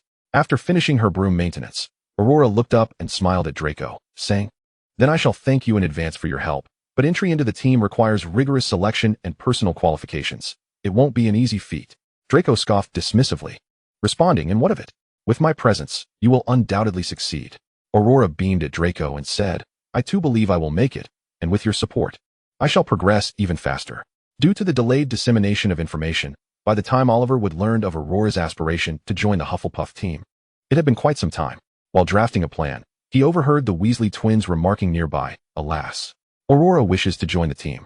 Which position do you think she will take? If she aims for beater, perhaps we can lend a hand to little Aurora. Absolutely. Upon hearing the news about Aurora, Oliver paused in his planning, furrowing his brow. Aurora wants to join the team? However, it seems highly improbable for her to gain entry, and if she were to succeed, she would become his rival. Nevertheless, he sought out Aurora and stood before her, gazing down at her as she looked up at him. All the words he had intended to say before arriving were suddenly lost. Ultimately, he stammered a few words. If you encounter any difficulties, feel free to seek me out. And remember, when we meet as opponents, I shall not show any mercy. With that, he hastily departed, leaving Aurora standing there, perplexed. Oliver, what was that all about? Chapter 75. Love, People, and Special Events. Life continued in this manner, with Aurora engaging in Quidditch training alongside her studies. Thanks to the assistance of Hermione and Cedric, her second-year academics were not overly burdensome, and Aurora felt her intellect sharpening. The infamous Lockhart, who had previously caused quite a commotion in class, had recently been remarkably well-behaved, avoiding any further mishaps, although he still monotonously lectured from the textbook. At least there were no other chaotic incidents, and following the last debacle, other professors refrained from lending Lockhart any Hogwarts supplies. Let us not have another fiasco. While these items may appear plentiful, actually capturing them requires considerable effort. The number of Lockhart's admirers at Hogwarts diminished rapidly, and he began to regret his decision to teach, as he had initially come merely to seek inspiration for his new book and to elevate his status. However, the annoyance had escalated beyond his expectations, and after only 2 classes, he had already stirred such trouble that he contemplated leaving. Yet, for reasons unknown, his resignation letter remained unapproved. He thought of seeking out Dumbledore, but was at a loss for any passwords. He felt increasingly isolated at Hogwarts. With no other options, he continued as the defense against the dark arts professor, knowing he had little to impart, yet relieved that no one would criticize him as they had before. One day, while idly pacing in his office, Lockhart pondered that since he could not resign, he must find a way to salvage his reputation. As he walked back and forth, his gaze fell upon the calendar, where he noticed the heart-marked symbol of Valentine's Day. A smile crept across Lockhart's face as an idea formed in his mind. Meanwhile, the young witches remained oblivious to the impending upheaval that awaited them on Valentine's Day. For Aurora, the day held no particular significance. She and her friends rose at their usual hour, prepared for the day's classes. Just as they were about to leave, Olivia exclaimed, "Oh, today is Valentine's Day." Intrigued by this revelation, she began to share the gossip she had gathered about Valentine's Day at Hogwarts. On this day, many upperclassmen confess their feelings. Professors do not intervene, and in some places, mistletoe is secretly hung. You must know, beneath the mistletoe, one is compelled to kiss. The other girls, having never heard of such a thing, were momentarily taken aback, their hearts brimming with anticipation for the confessions that might unfold that day, perhaps even amidst a flurry of roses. At that moment, Aurora could not foresee that she would become the central figure in such a scenario, surrounded by roses, albeit only in her own orbit. Once the 4 young witches finished their preparations and opened the door to the Hufflepuff dormitory, they were instantly taken aback by the spectacle outside. They had expected a modestly adorned setting for Valentine's Day, yet the decorations were overwhelmingly extravagant. The sky was filled with various shades of pink bubbles, which, when popped, released a cloud of pink dust. Mistletoe, as Olivia had mentioned, seemed to appear at every few steps. Looking up, they saw an array of pink hearts floating from the ceiling, transforming the ordinary roof into a scene depicting Cupid, bow in hand, aiming downwards. Even the plain pillars were adorned with bows, accompanied by several roses. The 4 young witches had never witnessed such a sight. Their mouths agape, they stood in astonishment, unable to close them as they took in the enchanting display. After what felt like an eternity, Caroline finally nudged Olivia beside her and asked, "Was it always like this for the upperclassmen?" Olivia remained in a state of sheer astonishment, shaking her head, but it was Hannah who first regained her composure. She promptly grasped the hands of the 3 little girls and rushed toward the auditorium, exclaiming as they walked, "Stop dawdling. If we linger any longer, we'll be late." The 3 girls, finally snapping out of their stupor, hurriedly dashed toward the hall. However, upon their breathless arrival, just as they thought they could finally relax, they looked up to behold the enchanting spectacle within the auditorium. The entire space seemed to be enveloped in shades of pink. The candles and celestial scenery above had transformed into cherubic figures, and elegant tables were adorned with bouquets of roses at intervals. Aurora keenly observed that the neck of Felch's cat was also tied with a bow, for she remembered that feline vividly. The cat had been quite vocal upon seeing her. The little girls were indeed quite lovely, albeit somewhat dim-witted. Aurora had even engaged in a spirited argument with the cat, which concluded with Felch arriving to shoo her away. The girls quickly bent down beside the Hufflepuff table, and upon taking their seats, frowned and inquired, "Who on earth is responsible for this?" Caroline tapped Hannah on the arm and gestured toward the professor's table ahead. The 3 girls followed her gaze and spotted Professor Lockhart, resplendent in a pink suit, smiling down at the young witches below. It was Professor Lockhart who orchestrated this. They sighed in resignation.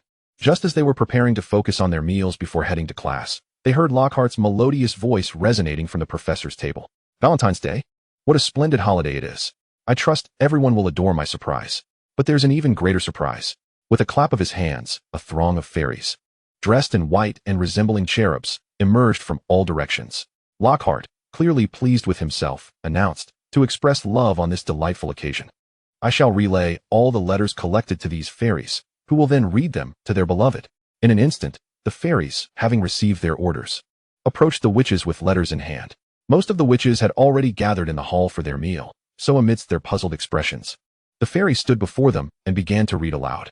Ah, Miss Brown, your eyes sparkle like stars, your lips are as luscious as cherries, and your smile is ever so sweet. How deeply I adore you.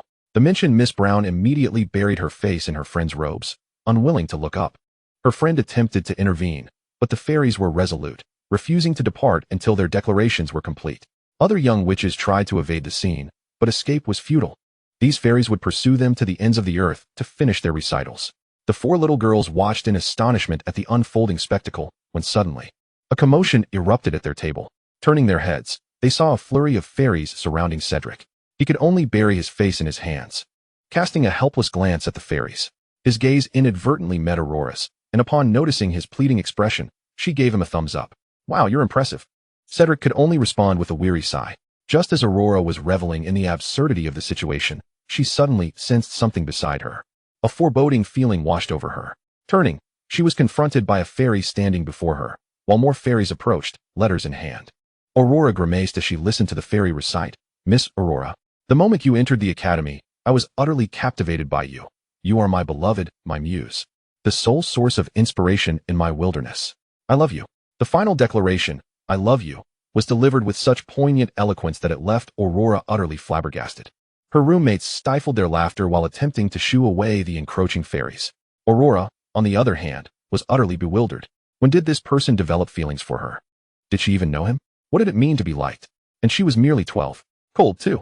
Had noticed the commotion surrounding Hufflepuff's Aurora and felt a surge of irritation at the thought of someone writing her love letters, but he found himself equally overwhelmed. Why would anyone write to him? He had to manage the fairy situation without the use of magic, rendering him quite occupied. As the most prominent wizard at Hogwarts, Harry received an abundance of letters, rubbing his face in exasperation while enduring the laughter of his friends. Others had only 1 or 2 fairies, but it appeared he was besieged by at least a dozen. Glancing over at Aurora's table, he noticed she was encircled by double the fairies he had. What on earth is going on? As the situation escalated, it became increasingly absurd, with far too many suitors vying for Aurora's affection. Nearly 3/4 of the fairies Lockhart dispatched were clustered around her. Aurora desperately sought a way out, but the sheer number of fairies rendered her trapped. Clutching the letter recited by the fairy, she politely requested, Excuse me, could you please let me through? I need to get to class. I'm going to be late. Yet the fairies, bound by their orders, refused to let her leave until they had finished reading. Aurora felt a mix of urgency and frustration. At that moment, Draco had just dealt with a particularly loud fairy nearby, when he turned to see the chaos unfolding at Hufflepuff's table, nearly causing him to jump. Merlin's beard. Why are there so many declarations of love for Aurora? He felt a wave of shock followed by anger. Why were so many people writing love letters to her? She was only in her 2nd year. He longed to leap over and disperse the fairies, but he, too, was overwhelmed. Being the future head of the Malfoy family and quite sought after, his 2 companions were of no help either, as they couldn't even approach the scene. Just as Aurora was on the verge of panic and frustration, she suddenly saw the fairy reading her letter rise into the air, swiftly retreating to the corner and forming a pile of fairies. Aurora stared in disbelief and then turned to find Professor Snape at the professor's table, visibly impatient, brandishing his wand. It seemed Snape had come to her aid, and despite Lockhart's somewhat displeased expression, he ultimately said nothing. Grateful, Aurora bowed to Snape and quickly gathered her friends, racing toward the exit. Once outside, they breathed a sigh of relief. Snape, having already endured a headache from the frivolous decorations, now found himself confronted by a throng of fairies delivering love letters surrounding the young girl. Severus Snape found himself in a particularly irritable mood today, perceiving everyone, save for Aurora, as utterly insufferable. In truth, it was a sentiment he harbored daily, but today, it was markedly exacerbated. After addressing the bothersome fairies plaguing Aurora, he cast a disdainful glare at Lockhart before taking his leave. As for the other wizards beleaguered by the pesky creatures, he felt no concern whatsoever. Chapter 76. Victory shared with you. Once Aurora stepped outside, a twinge of anxiety crept in. Would she once again encounter those fairies upon concluding her class? Fortunately, it seemed those mischief makers had been eradicated. However, it was only later that Aurora learned that Professor Snape was responsible for vanquishing her fairies, while the others remained stubbornly attached to their peers like a persistent gum. Their boisterous recitations, devoid of regard for the ongoing lessons, left the young wizards seething in silent frustration. Thankfully, the professors had their own methods. With a flick of their wands, they banished the fairies outside. Yet, this incident only served to deepen the professor's disdain for Lockhart. The other young wizards grew increasingly vocal in their grievances against him. The aspiring fame-seeker Lockhart found himself in a predicament, and consequently, he became more subdued than usual during lessons. At present, the young wizards were largely indifferent to Lockhart, as the annual Quidditch tournament was about to commence. The previous champions were the Gryffindor team, thus Slytherin was determined to seize victory this time around. Draco was scarcely seen outside of classes and mealtimes, hastily finishing his meals before rushing off to practice with his broom. Harry, too, was caught up in the fervor, as Oliver relentlessly dragged him onto the pitch, even contemplating strategies during meals. The other houses mirrored this dedication. All captains and players trained tirelessly for the impending match. Aurora, too, was not idle during this period. She cheered on her teammates, observing intently as her house members commenced their training. Even when the sun blazed down from the heavens, the weary players were greeted with refreshing apple juice and handkerchiefs prepared by their younger housemates. In an instant, the entire Hufflepuff Quidditch team was invigorated. Upon hearing of this, the twins made a special trip to Aurora's side, lamenting, "Little Aurora, you haven't prepared anything for us? Truly, it breaks our hearts." Aurora gazed at the pair, slightly older, yet still behaving like unruly children, and felt a sudden sense of maturity in their presence. She gently caressed their cheeks and replied, "As a witch of Hufflepuff, I must support my house, but do perform well in your matches. You shall surely achieve great results." Aurora intended to retract her hand, but the twins seized her small hand and pressed it against their faces. Their large hands completely enveloped hers, and she could feel the rough texture of their fingers, worn from gripping brooms. The twins held her hand to their cheeks, grinning, "With your encouragement, we feel even more energized." Watching their carefree demeanor, Aurora was reminded of the mischief they had caused in their shabby abode. It was no wonder Aunt Molly scolded them daily. At this juncture, Dobby, having befriended Harry, had surprisingly secured a position within the Hogwarts kitchen. Not wishing to trouble Aurora, he sought employment independently and, to his astonishment, found a role as a house elf in Hogwarts kitchens through the Weasley family. This way, he could frequently see Harry Potter and Miss Aurora. Since befriending Dobby, Aurora had made more frequent visits to the Hogwarts kitchen, relishing the privilege of tasting new dishes first. As the momentous day approached, the annual Hogwarts tournament was set to commence. Attending were not only the school professors, but also the shareholders of Hogwarts. Aurora spotted Lucius and Narcissa arriving early, impeccably dressed, and greeted them with a cheerful smile. "This is Draco's first match. It shall be splendid." For the time being, the outcome of Draco's performance was of little concern to them. They merely wished to seize the opportunity to observe Aurora. On this day, Aurora donned her school uniform paired with a flowing yellow skirt that complemented her attire perfectly, with the Hufflepuff emblem adorning her left cheek and a flag in hand. She joined her housemates in the stands as the match was about to begin. As she witnessed Hufflepuff and Slytherin competing fiercely, she raised her arms, fervently cheering for Hufflepuff. The other young wizards of Hufflepuff, inspired by Aurora's spirited enthusiasm, ignited their own resolve, resulting in a crescendo of cheers that nearly eclipsed that of Slytherin. High above, Draco soared through the air, initially hoping to hear Aurora's voice cheering for him, only to see her supporting her own team from the Hufflepuff stands. A sudden surge of frustration ignited within him, recalling the recent quarrel over training grounds with Gryffindor. At that time, he had secured brand new brooms for the entire team, courtesy of his father, and had obtained Professor Snape's signature. Yet, they had encountered Gryffindor's team, and as a second-year seeker, he was expected to play a crucial role in the match. Just as he intended to taunt Gryffindor, he found himself halted by Aurora, standing beside Hermione. The words he meant to utter caught in his throat, though he managed to hurl a few barbed remarks at Harry, nearly falling victim to Ron's hex in the process. Thankfully, he dodged in time, and the spell veered toward Flint, who spent the entire day regurgitating eels. Furthermore, when Professor Snape overheard their argument in front of Aurora, he confiscated their notes. Recalling this, Draco felt a surge of determination as he propelled his broom faster, ultimately catching the golden snitch and securing his team's place in the finals. When the results were announced, Aurora felt a pang of disappointment, yet she encouraged her friends, offering handkerchiefs and saying, "Do not despair, we shall triumph next time." The other Hufflepuff wizards echoed her sentiments, gradually restoring the confidence of their dejected teammates. "See, this is Hufflepuff, full of vitality and an indomitable spirit." Meanwhile, on the other side, Gryffindor triumphed over Ravenclaw, emerging as contenders for the finals. The two rival houses found themselves face to face once more, and the moment their gazes locked, the animosity between them sparked like fire. Both sides, fueled by an unyielding spirit of competition, mounted their broomsticks and ascended into the sky. Harry was exceedingly anxious this time, for he had to defend the glory of his previous conquest of the Golden Snitch, while Draco faced this match as his inaugural competition, determined to seize victory. Malfoy had never conceded defeat to anyone.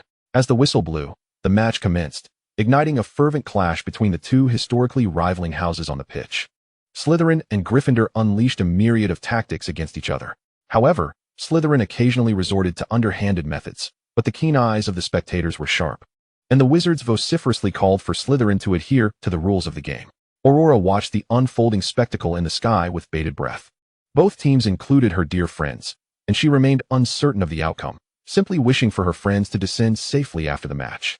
After all, Quidditch often bore the risk of injuries. Last semester, Oliver had fallen from his broom after being struck and had spent a considerable time recovering in the infirmary. As the match intensified, the Golden Snitch was released. Both seekers from Slytherin and Gryffindor were exceptionally gifted, and as soon as the snitch appeared, their eyes immediately locked onto the fleeting golden figure. The entire field transformed into a battleground of fierce rivalry between Draco and Harry, both wielding the latest model of broomsticks, rendering them evenly matched in speed. They jostled each other, striving to extend their hands and grasp the elusive snitch, even careening into the stands below. They had to not only keep track of the erratically darting snitch, but also remain vigilant of the roaming bludgers. After approximately half an hour of relentless pursuit, it was Harry who ultimately seized the Golden Snitch, his grip firm and victorious. Draco, unable to break in time, was propelled 2 miles by his broom and turned to see Potter triumphantly holding the snitch aloft. Below, Gryffindor wizards waved their banners and erupted in cheers, while Slytherin remained silent, with several upperclassmen turning to leave. Draco shook his fist in frustration from his broom, glaring at Potter, vowing silently to win next time. Once on the ground, Oliver excitedly spun Harry around several times, celebrating Gryffindor's victory once more, and all the young Gryffindors wore radiant smiles. Aurora joined the Gryffindor crowd, congratulating her friend on his success. When Harry, surrounded by the jubilant throng, caught sight of Aurora, his previously cheerful eyes widened in excitement, and he broke through the crowd. Racing towards her, Aurora smiled as Harry approached, saying, "Congratulations, Harry. You've once again captured the Golden Snitch." Harry, feeling bashful, scratched his head and replied, "This victory belongs to our entire team. They helped to divert a significant portion of the obstacles." Then, looking at Aurora with newfound determination, he extended his left hand, revealing the Golden Snitch, wings unfurled. Fresh from the match, sweat trickled down his forehead, and his green eyes sparkled beneath his glasses as he gasped for breath, exuding youthful exuberance. "Aurora, I want to give you this Golden Snitch. I wish to share my victory with you." Aurora gazed at the glimmering snitch reflecting golden rays under the sun, then looked back up at Harry, who was smiling at her. The surrounding crowd erupted in raucous cheers, and Harry's face flushed crimson as he stood at the center of attention. Aurora felt an inexplicable oddity in the scene, unable to pinpoint its strangeness. Yet her heart raced when their eyes met. Thus, Aurora resolved to follow her heart. Under the watchful gaze of all, she placed her right hand atop Harry's left, enveloping the winged snitch within their joined palms. She then smiled at Harry, saying, "All right, thank you for the gift from the future Quidditch star. I shall accept it." Chapter 77, The Dueling Club. Ah, have you heard? Professor Lockhart is organizing some sort of dueling club. Is that for real? Can we trust it? Have you forgotten the fiasco he orchestrated last Valentine's Day? Oh, I certainly haven't forgotten. But let me tell you, I have inside information. Professor Snape will be attending, and it's sanctioned by Headmaster Dumbledore. Is that true? If Professor Snape is coming, then the club might actually be credible. Indeed. I shudder to think what bizarre antics Lockhart might concoct if he were alone. This time, with Headmaster Dumbledore's endorsement, it should be fine. Are you going to participate? Let us see. If someone else goes, I might join. Didn't they say we could observe first? That is true. In the aftermath of the match, the buzz among the students wasn't solely about Gryffindor's youngest seeker presenting the Golden Snitch to Hogwarts' most beautiful witch. It also revolved around Professor Lockhart's impending new venture. He intended to establish a dueling club. Given the previous debacle, the young witches and wizards were quite skeptical about the successful execution of this club. However, when they learned it had been approved by Headmaster Dumbledore and that Professor Snape would also be present, their initially disinterested thoughts were instantly ignited. Witnessing a duel between Professor Snape and Professor Lockhart would be an exhilarating spectacle. How could they possibly miss out on such an event? Aurora had heard about this very early on, thanks to Olivia, who was well versed in the latest gossip. Such an intriguing club warranted their attendance. After all, under Olivia's leadership, They had consistently been at the forefront of gathering news. The second-year students were lively and filled with curiosity. So when they learned of the dueling club's legitimacy, they eagerly signed up to observe. The twins even began placing bets among the younger witches and wizards on who would emerge victorious in the duel. It was no surprise that the Weasley twins, ever the entrepreneurs, had started devising ways to profit even before the dueling club commenced. On the day the dueling club was set to begin, the small room was packed to the brim, bustling with eager attendees. In the center stood a long table, designated as the dueling arena. Today, Lockhart donned a lilac cloak and, resplendent in his attire, elegantly bowed before the assembled young wizards.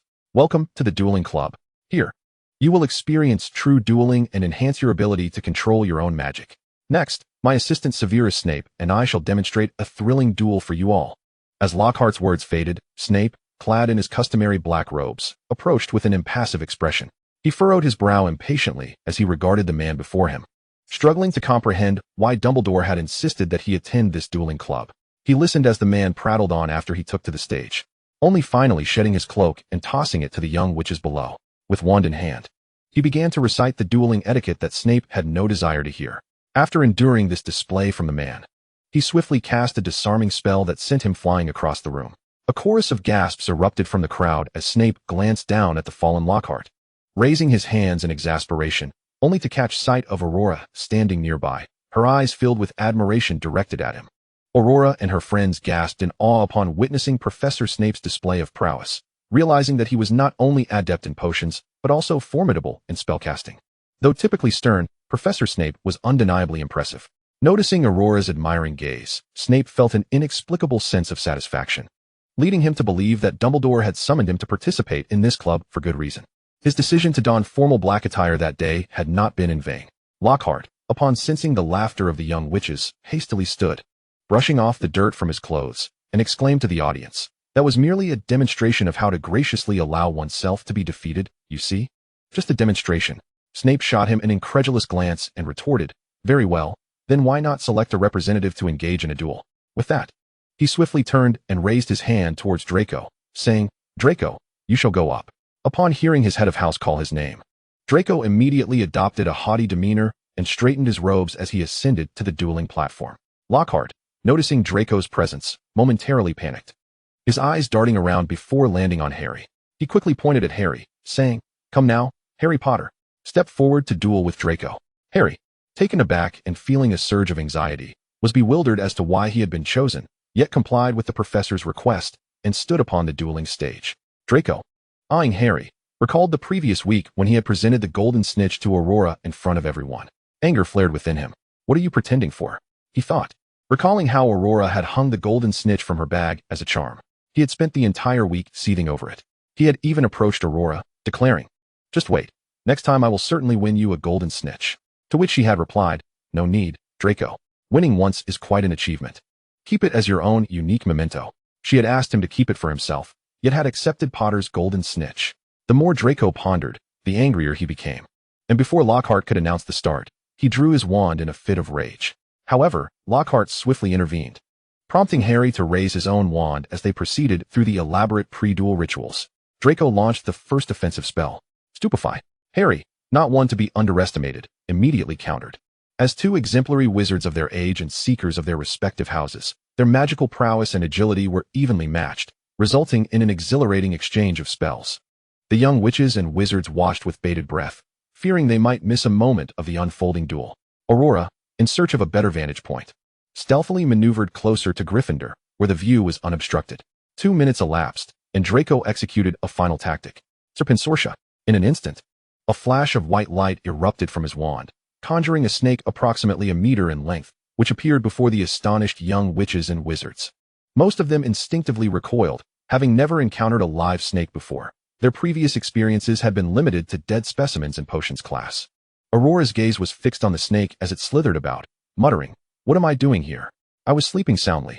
How did I end up here? Where's this? Who am I supposed to attack?" Harry raised his wand, frantically devising a strategy to confront the serpent, but instead of advancing towards Harry, the snake meandered toward the audience. Aurora heard the snake mumbling, "Black hair, that must be it. This one seems to have black hair too. Oh well, I shall just pick one." The chosen young witch clutched her friend's arm tightly. Fear etched across her face as she stared at the approaching serpent. Aware that the snake might strike her friend, Aurora called out in the midst of the crowd, "Do not harm him. Come over here." To everyone's astonishment, the snake halted at the sound of Aurora's voice, redirecting its attention towards her, as the gazes of all the young witches and wizards converged upon Aurora. Yet, she was too preoccupied to notice. As she heard the snake continue to mutter, "How can I understand this girl? This is remarkable. Let me take a look." As it slithered closer to Aurora, Harry, witnessing the snake's approach, opened his mouth in desperation. However, what emerged was not a comprehensible language, but a series of hissing sounds. Upon hearing Harry's voice, the snake abruptly paused and turned to face him. "How curious. I can understand this human as well. Are there many who can speak the language of snakes now?" In that moment, the snake found itself in a quandary, torn between the beautiful girl and the boy who spoke its language. However, Snape would not allow it to linger in indecision. He swiftly cast a spell, incapacitating the bewildered snake. In an instant, the crisis was averted, and the young witch who had nearly been attacked was drenched in cold sweat, her gaze shifting between Harry and Aurora, revealing a mixture of fear, confusion, and disbelief. The other young witches and wizards, too, buzzed with excitement, questioning, why could Aurora command that snake? We could at least understand what she said. But Harry's hissing sounds were utterly incomprehensible. What is going on with the two of them?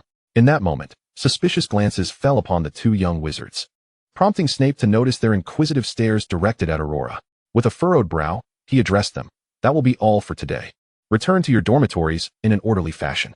As soon as the head of Slytherin spoke, all the young wizards silently retreated to their respective dormitories. After a while, discussions about the recent incident erupted with fervor. Aurora felt a twinge of frustration, having almost revealed her secret ability to converse with animals, a promise she had made to Valen. It was a close call. In her haste, she had forgotten that Professor Snape was still nearby. Fortunately, her roommates unconditionally believed in Aurora, surrounding her with fervent assurances. Surely, she would not act with intent. The young wizards from Hufflepuff readily expressed their support for Aurora, as they all held her in high regard, even the freshly admitted first years. Meanwhile, Harry's peculiar accent caused some young wizards to inadvertently distance themselves, but thankfully, no harm was done, and the matter merely circulated as gossip due to the lack of concrete answers. Nonetheless, Harry was astonished to discover that he could communicate with snakes, something Ron and Hermione insisted no one had ever done before, save for the ancestors of Slytherin. Yet he was a pure-blood Gryffindor. With both his parents hailing from the same house, how could he possibly possess Slytherin blood? This conundrum lingered in their minds, yet they had no leads to pursue. Ultimately, they had to set it aside, waiting for clues to unravel the mystery. Days appeared to return to a semblance of normalcy, until one day Aurora approached the Gryffindor long table in search of her friends. Ron promptly exclaimed, "Aurora? Control your fox, it bit my rat this morning." Chapter 78. Huh? Can mice turn into humans? Upon hearing Ron's complaint, Aurora's eyes widened in astonishment, her expression a mix of confusion and disbelief. "What? When did Ariel bite your rat?" "I wasn't aware." Just as she spoke, the mouse Ron had been gently stroking leapt onto Aurora's hand. She began to pet it while regarding Ron with curiosity. Ron, visibly annoyed, replied, "This morning, I woke up and couldn't find my rat anywhere. When I went outside, I saw your fox relentlessly biting my rat as if it were about to kill it. If I had arrived a moment later, my rat would have been doomed." Aurora listened to Ron's words with surprise. Ariel had always been a gentle fox, never prone to biting or fighting, content to roam about the rafters each day. Why had she suddenly attacked Ron's mouse? As she cradled the mouse in her hands, she apologized. "I'm sorry, Ron. I don't know why Ariel would bite your rat. I'll have a word with her." She then retrieved a small piece of meat from her bag to feed to the mouse. Observing this, Ron ceased further complaints, assuming it was merely an accidental incident. Throughout the day, Aurora pondered why her fox would inexplicably bite a mouse, a question that even Snape noticed as he observed her distracted demeanor. However, he refrained from commenting, merely rapping his desk lightly to draw her attention back. After class, Aurora hurried to her dormitory, hardly pausing for a meal, and found Ariel snugly nestled in her little den. The moment Ariel saw her, she sprinted over, exclaiming, "It wasn't a mouse. It was a person." Aurora felt even more perplexed at Ariel's proclamation. What mouse could possibly transform into a human? Aside from Professor McGonagall, who was a cat, there seemed to be no other professors capable of such a transformation. As Aurora hugged her rushing fox, stroking its fur, she replied, "You must be mistaken, Ariel. How could a mouse turn into a person? Did you perhaps misjudge, leading you to bite Ron's rat?" At that moment, Ariel, usually calm, reacted vehemently. She raised her head to meet Aurora's gaze, insisting, "No, that is not it. I saw that mouse turn into a person, and I've seen it more than once." Aurora's confusion deepened as she absorbed Ariel's fervent tone. How could a mouse transform into a human? Clutching Ariel, she asked. Are you absolutely certain? Why do you believe it was Ron's mouse? Ariel, animated, replied, that mouse, no, that person, was missing a segment of its left thumb. Only Ron's rat fits that description precisely. When Aurora heard Ariel's statement, it struck her like a bolt from the blue. She had observed Ron's rat closely during her time in the burrow and noticed that it indeed lacked a thumb on its left hand. At the time, she had inquired of Ron about it, yet he had no answers.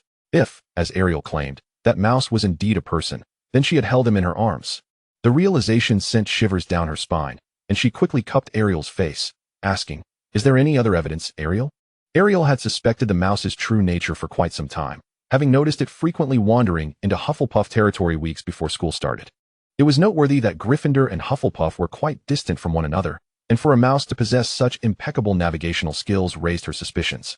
Initially, Ariel had assumed the mouse simply sought to pilfer food from the kitchens, following its nose. Moreover, the mouse had always exhibited friendliness towards her, lifting its body in greeting despite their unfamiliarity. This peculiar behavior intrigued Ariel, who had considered observing the mouse secretly, but found her conspicuous fur made stealth impossible. Then one day, Aurora had given her a jar of candy, purportedly capable of changing the color of her fur upon consumption, provided by two remarkably similar-looking wizards from Gryffindor. However, the effect lasted only 4 hours. During that time, Ariel transformed her appearance almost daily, and since the candy indicated changes in color, she decided to eat a black candy. This allowed her to blend in more effectively at night. As a fox, her night vision was exceptional, and when she sensed something amiss, she consumed the black candy and stealthily ventured out. Ariel had meticulously charted all the passages within Hogwarts in the weeks prior, possessing a dedicated route connecting the dormitory to the outside. To her astonishment, she spotted the mouse from earlier that day sneaking around outside the dormitory at night. Rather than heading to the kitchens, it lingered outside, which she found odd. She concealed herself perfectly and watched as the mouse gradually grew larger in the darkness, transforming into a man. A short, stout man with sparse hair, an unappealing visage, and a decidedly unattractive demeanor. At that moment, Ariel felt as though she were facing a formidable adversary. Her instincts warned her that this man posed a danger to both herself and her master. Then, she noticed the man's left wrist adorned with a yellow ribbon, embellished with delicate sunflowers. Ariel's sixth sense was in a frenzy, compelling her to remain motionless atop the rafter, ready to pounce at the slightest movement from him. However, the man merely lingered at the doorway for a moment before scurrying away like a mouse. Ariel stealthily followed the rodent, only to discover it had arrived at the entrance of Gryffindor's dormitory. With keen eyes, she immediately noticed that the mouse was missing a toe on its left paw. Rather than speaking out immediately, she continued to observe for a while, confirming that this mouse was indeed the pet of the red-haired boy who played with Aurora. As the mouse ventured out in search of food, she seized it in her jaws. She was determined to eliminate all obstacles threatening Aurora. Any existence harmful to her must be eradicated. However, just as she was about to deliver a fatal bite, the boy intervened. After recounting the entire sequence of events to Aurora, she sat before her bed, lost in thought and uttering not a word, though her hands trembled. It was true. Ariel could not deceive herself. The mouse was indeed human. She recalled having once stroked this mouse and remembered how Ron doted on Scabbers. Aurora, who had always been in robust health, was now experiencing the tumultuous sensation of anxiety stirring within her stomach for the very first time. Struggling to contain her thoughts, she anxiously inquired of Ariel. What shall we do? Ariel, how can I warn Ron that this mouse is a person? What if it escapes? Ariel licked Aurora's hand, soothingly responding, do not fret. The best course of action is to involve the headmaster. After all, matters of this nature are beyond the capabilities of ordinary wizards. This was the first time Aurora had encountered such a significant issue concerning the safety of her friend. She sat before her bed in contemplation for quite some time before finally devising a plan with her fox. Since this mouse was familiar to her, they decided to first seek out Cold and acquire a potion of unconsciousness to administer to the mouse before dragging Ron to the headmaster's office.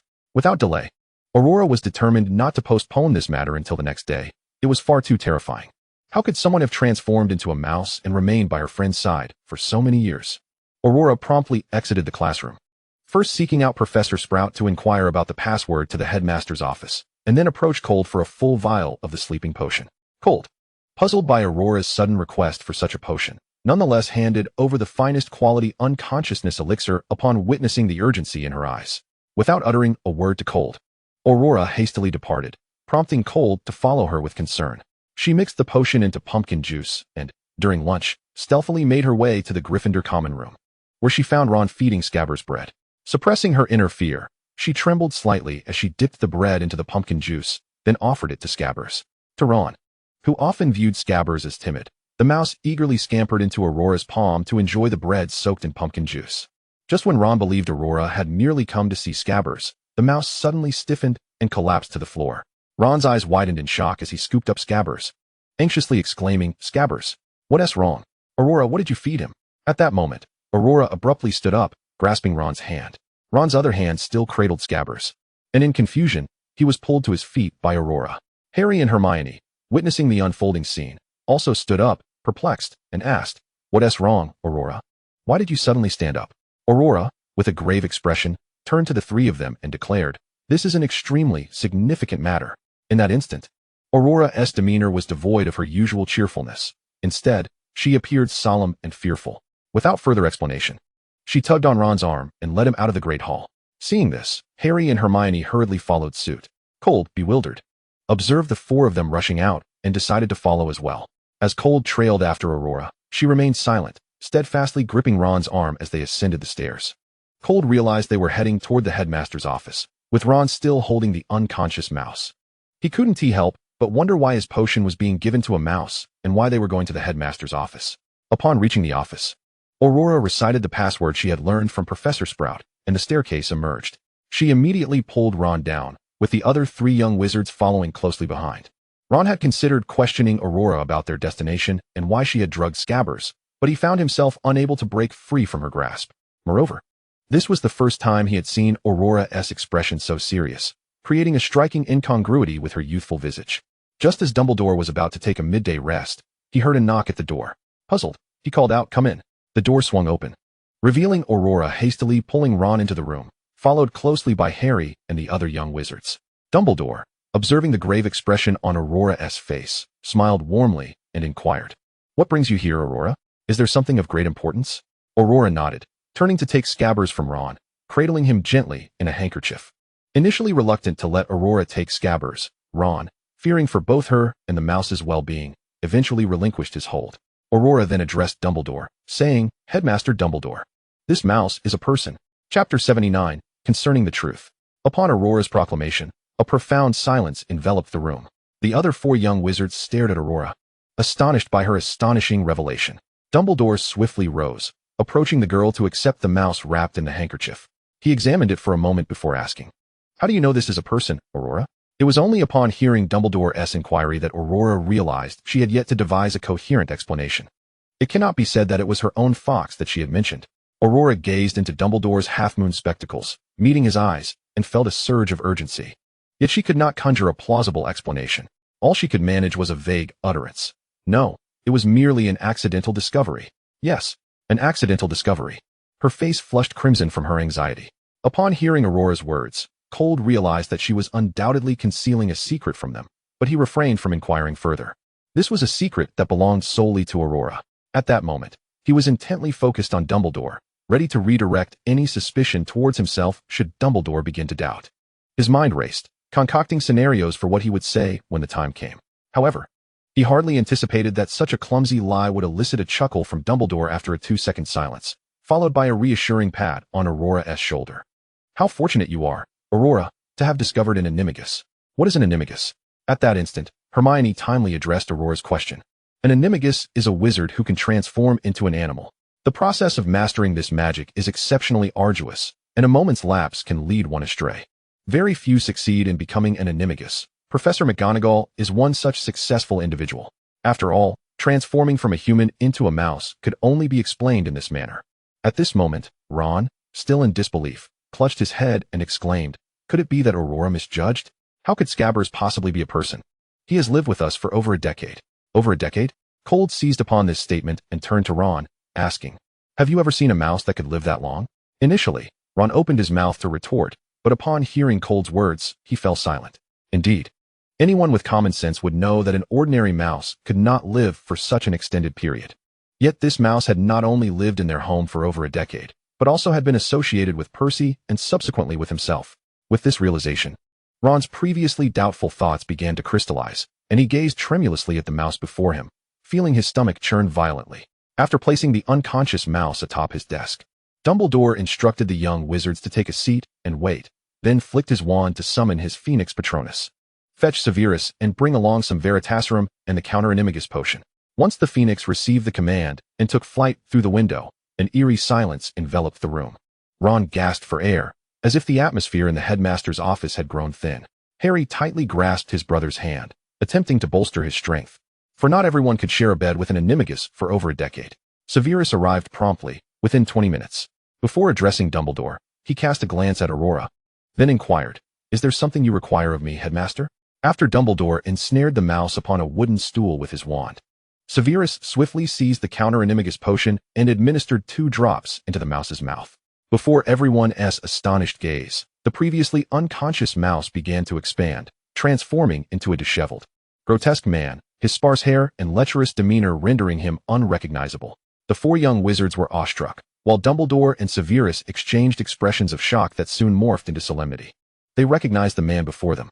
As the man regained his human form, Severus splashed him with a stream of cold water, instantly rousing him from his stupor. Upon awakening, the man opened his eyes and instinctively recoiled at the sight of Severus, realizing he had been transformed back into human form and was now immobilized. He gazed up at Severus and exclaimed, "Oh, Severus, you have become a professor at Hogwarts. How impressive. Headmaster Dumbledore, it has been a long time. Do you remember me?" Dumbledore first glanced at Aurora and, seeing her still in shock, redirected his attention to the man. "I certainly remember you, Peter." The man named Peter knew he could not persuade Dumbledore and Severus, sensing the futility of his situation. He turned his head sharply, his piercing gaze startling the bewildered Aurora. Though she did not recognize Peter, she detected a glimmer of nostalgia in his expression. "Peter," he called out, "do you remember me? We used to play together. And Harry, oh, your eyes resemble your mother's." Before he could finish, Severus silenced him with a spell. Aurora, momentarily stunned, looked at the man with bewilderment. "How do you know me? When did you meet me? Could it have been during the time you were a mouse, when we played together?" It seemed plausible. At this moment, Dumbledore approached Aurora with a warm smile. "Thank you, Miss Aurora, for your keen observation regarding his predicament. However, the matter now falls to our professors. You need not worry. Now, let us return to the classroom." He then winked at Harry and added, "In a couple of days, you shall receive some delightful news, Harry." After this exchange, the 5 young wizards left the headmaster's office, their expressions a mixture of confusion and intrigue. Harry, still grappling with the situation, turned to Aurora and asked, "What exactly is the surprise the headmaster mentioned?" Aurora shook her head, indicating her ignorance. Hermione, still in shock, murmured, "I can't believe it. Scabbers next to Ron is actually a person." This remark triggered a flood of realization in Ron's mind. The unease he had suppressed surged back, draining the color from his face, and he found himself without a restroom nearby. Even Aurora, upon hearing that the mouse was a human, felt her stomach churn in equal measure to Ron's. She exchanged a glance with Ron, and they both hurriedly descended the stairs toward the restroom to relieve the tumult within them. Hermione approached, gently patting Aurora's back in concern, while Harry went to comfort his friend. Cold stood outside the girls' restroom, calling out, "Aurora, are you all right?" Aurora paused, took a sip of water, and waved to Cold, saying, "I'm fine, brother. I just came to the restroom to practice my dragon call." Yet, as soon as she spoke, her thoughts drifted back to the man's visage. Recollecting how she had pressed her cheek against his, "Aurora, you," at this very moment in the headmaster's office. As Dumbledore turned away after seeing off Aurora and her companions, the warmth in his eyes had vanished entirely. Severus, upon witnessing Aurora's departure, directed his wand to pry open Peter's mouth and poured the Veritaserum he held into it without hesitation, regardless of the potential harm to his mind. Retribution for that fateful night was imperative today. As Severus gazed at Peter's face, memories of the explosive incident and the girl involved flooded back. With a sudden, furious grip, he crushed the empty vial in his hand, shards embedding into his left palm, blood trickling down onto the floor in a rhythmic drip. In that moment, his eternally stoic expression morphed into one of fierce hatred. Dumbledore approached gently, placing a reassuring hand on Severus's shoulder, then waved his wand to heal the still bleeding wound before standing before Peter, his voice low and somber. "Now, Peter, it is time to clarify the injustices that have long needed addressing." Aurora and Ron remained in the restroom for a full half-hour before emerging, both supported by Hermione and Harry, their faces pale and their gazes vacant. Their stomachs had purged all that was within, leaving them hollow yet devoid of any desire for sustenance. Aurora, aided by Hermione, returned to the Hufflepuff dormitory, while Ron was assisted by Harry back to Gryffindor. Collapsing into bed immediately, before settling in, Aurora consumed a small portion of the calming potion that Cold had provided. then sat quietly in the Hufflepuff common room for a considerable time. Even dinner was fetched by her roommates, but upon seeing the food, Aurora found herself lacking any appetite. Ultimately, under her friend's gentle persuasion, she managed to drink a glass of milk and nibble on a piece of bread. Afterwards, she proceeded to wash up and fell onto her bed, completely disengaged from the usual pre-sleep conversations. The other three girls exchanged glances, puzzled about what Aurora had experienced that day, yet when they inquired, she remained silent. As Aurora drifted into slumber, the trio refrained from their typical boisterousness, opting instead to read quietly until turning off the lights. At this moment, Aurora, weary from the day's tribulations, had succumbed to sleep, feeling as if she were floating away, eventually arriving within a white corridor. This ethereal passage seemed to possess a soothing quality, allowing Aurora's tumultuous stomach to finally settle. She drifted down the corridor and landed softly on a patch of dried grass, the crunch of fallen leaves beneath her feet echoing in the stillness. Surveying her surroundings, she realized she was beneath a grand tree by the Black Lake, just as she was about to venture forth to explore when a commotion caught her attention. "Oh, look who it is." Upon hearing this phrase, a sense of familiarity washed over Aurora, as if she had encountered it before yet could not recall from whence it came. At that moment, concealed behind the great tree, she listened intently to the ruckus before her. "Why are you everywhere? Can you not just vanish? Are you the reincarnation of a myrtle? Keep your mouth clean, you slug. Shut your foul mouth. Conversing with you feels like a waste of my intellect." Aurora could distinctly hear the cacophony across from her, where it seemed but one person leaned against the tree, while 3 or 4 others engaged in a boisterous quarrel. "Sirius, do not speak like that. Leave me be, Moony. I shall teach him a lesson." "A lesson? Then come here and try." Upon hearing names she recognized, Aurora realized the bickering individuals were none other than her acquaintances, Remus and Sirius. As the realization dawned, she peeked out from behind the tree to catch a glimpse of them. Remus, Sirius. Severus sat as usual, engrossed in his book beneath the tree. The pin Aurora had gifted him prominently displayed on his chest. The Gryffindor imbeciles, whom he had always found intolerable, approached yet again. Though he had never been concerned about their antics, the leader of this motley crew had a fondness for his friend Lily, which he had deemed inconsequential. However, upon seeing the pin he wore, Sirius, in a fit of ignorance, rushed over, demanding to know why he adorned such an emblem. Brandishing a star bracelet he claimed was a gift from Aurora. Severus, uncertain whether this Sirius was the same as the one he had encountered before, felt an unwelcome surge of irritation. He had assumed such tokens of affection were his alone, and despite his uncertainty, he regarded Sirius with disdain. Thus, a rivalry was born. Today, as he prepared to draw his wand to test a new spell on these fools, a familiar voice called out behind him. His eyes widened in disbelief, and his wand arm froze in place. Sirius and Remus, too, were struck by astonishment as they beheld the girl they had long cherished appear before them, greeting them with a radiant smile. After exchanging pleasantries, Aurora darted from behind the tree. At that moment, Sirius seemed to snap back to reality, joyously exclaiming, "Aurora!" and, like an exuberant pup, rushed forward to scoop her into his arms. Towering over her, he effortlessly lifted Aurora off the ground, her initial surprise shifting to astonishment as she clung to his neck, urging him to spin her around. Once he set her down, Sirius embraced her tightly, inhaling her familiar scent, as if fearing that the next moment he released her, this blissful reunion would vanish like a fleeting dream. It had been far too long since he had seen Aurora. He had thought their last encounter in the garden was merely a figment of his imagination. Yet, each morning, as he gazed at the bracelet adorning his wrist, he was reminded that it was all very real. This girl, once only a dream, now stood before him, smiling and greeting him. Remus approached Aurora, his heart racing with excitement since the last time he had transformed into a werewolf. He had yearned for the moment when Aurora might appear again, but she had not come, leaving him to endure the torment of his transformation alone.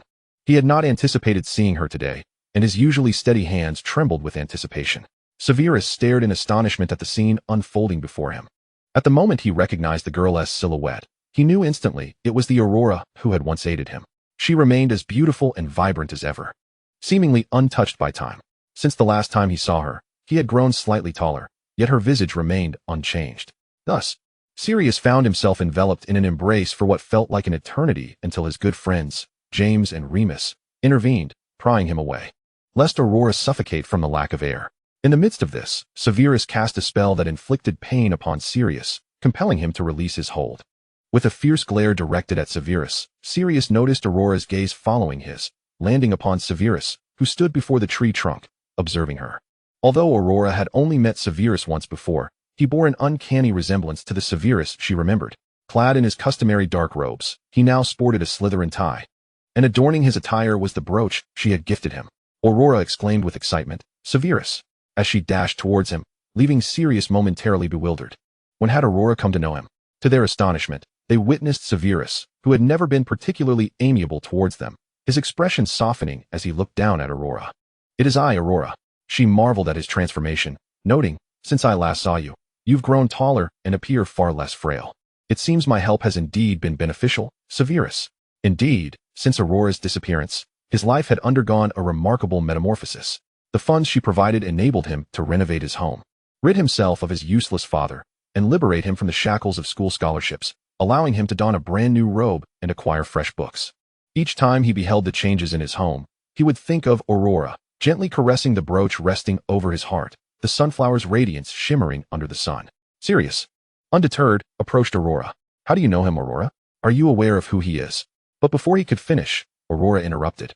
"I've known him for quite some time, longer than you have. I met him when I was 8. At her declaration, Severus's heart raced. Although he was already aware that Aurora was acquainted with Sirius and Remus, her familiarity with him predated theirs. This thought swelled his chest with pride, and he cast a derisive glance at Sirius. Upon hearing Aurora's words, Sirius felt as though he were a kettle boiling over with fury. "What? You knew him before us? Why was I not informed?" Severus coldly retorted, "There are many things you remain oblivious to. Who do you think you are?" As Sirius added to Severus's sarcastic remarks, he suddenly erupted, fist swinging. Aurora, witnessing the escalation, promptly grasped Sirius's arm, exclaiming, "No fighting. Let's communicate amicably. What is this about? Why are you two suddenly at odds? I arrive, and you instantly resort to bickering?" Sirius immediately directed his frustration towards Aurora. "You don't understand. Aurora, he's insufferable. He goes on and on." Severus chimed in, "And you think yourself any better? Blah, blah, blah." Caught in the crossfire, Aurora felt overwhelmed. She had never dealt with such a situation before, with both of them turning to her for grievances. She cast a pleading glance at Remus, who sighed, wishing to intervene but was unceremoniously shoved aside.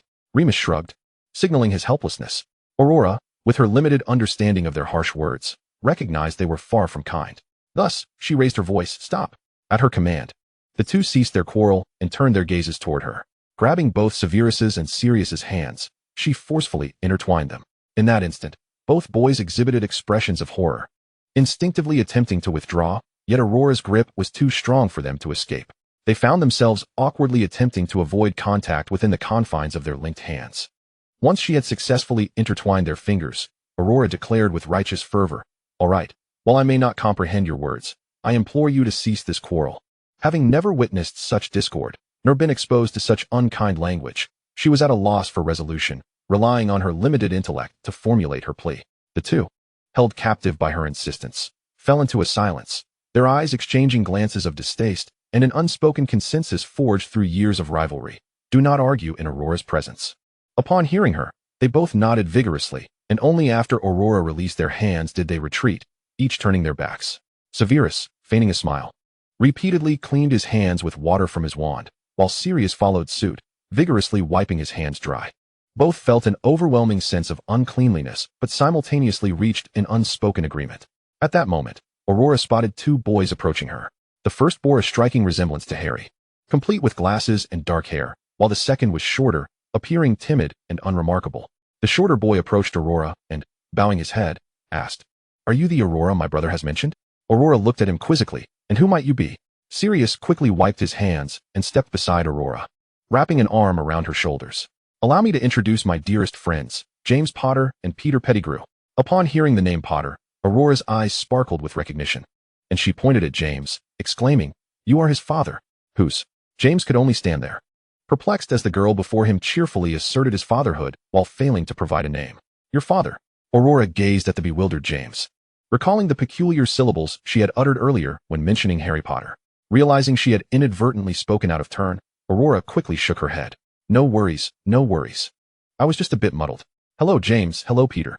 I am Aurora Granger. You may call me Aurora." James and Peter were taken aback by her sudden appearance, with James astonished that such a beautiful girl could emerge from behind the tree, and that his two closest friends were already acquainted with her. Meanwhile, Peter found himself entranced, feeling as though the stars had illuminated his world the moment he laid eyes on Aurora. The moment his gaze fell upon Aurora, he was utterly oblivious to the existence of any other beings. Just as they were about to utter something, a voice suddenly resounded from behind them. You all, what are you doing here fighting again? Chapter 81, The Beautiful Sister. From the tone, it was evident that the voice belonged to a girl, though it carried a hint of irritation amidst its clarity. Aurora observed that as the voice emerged, the man named James became rigid, a clear expression of guilt etched upon his face. Curiosity piqued.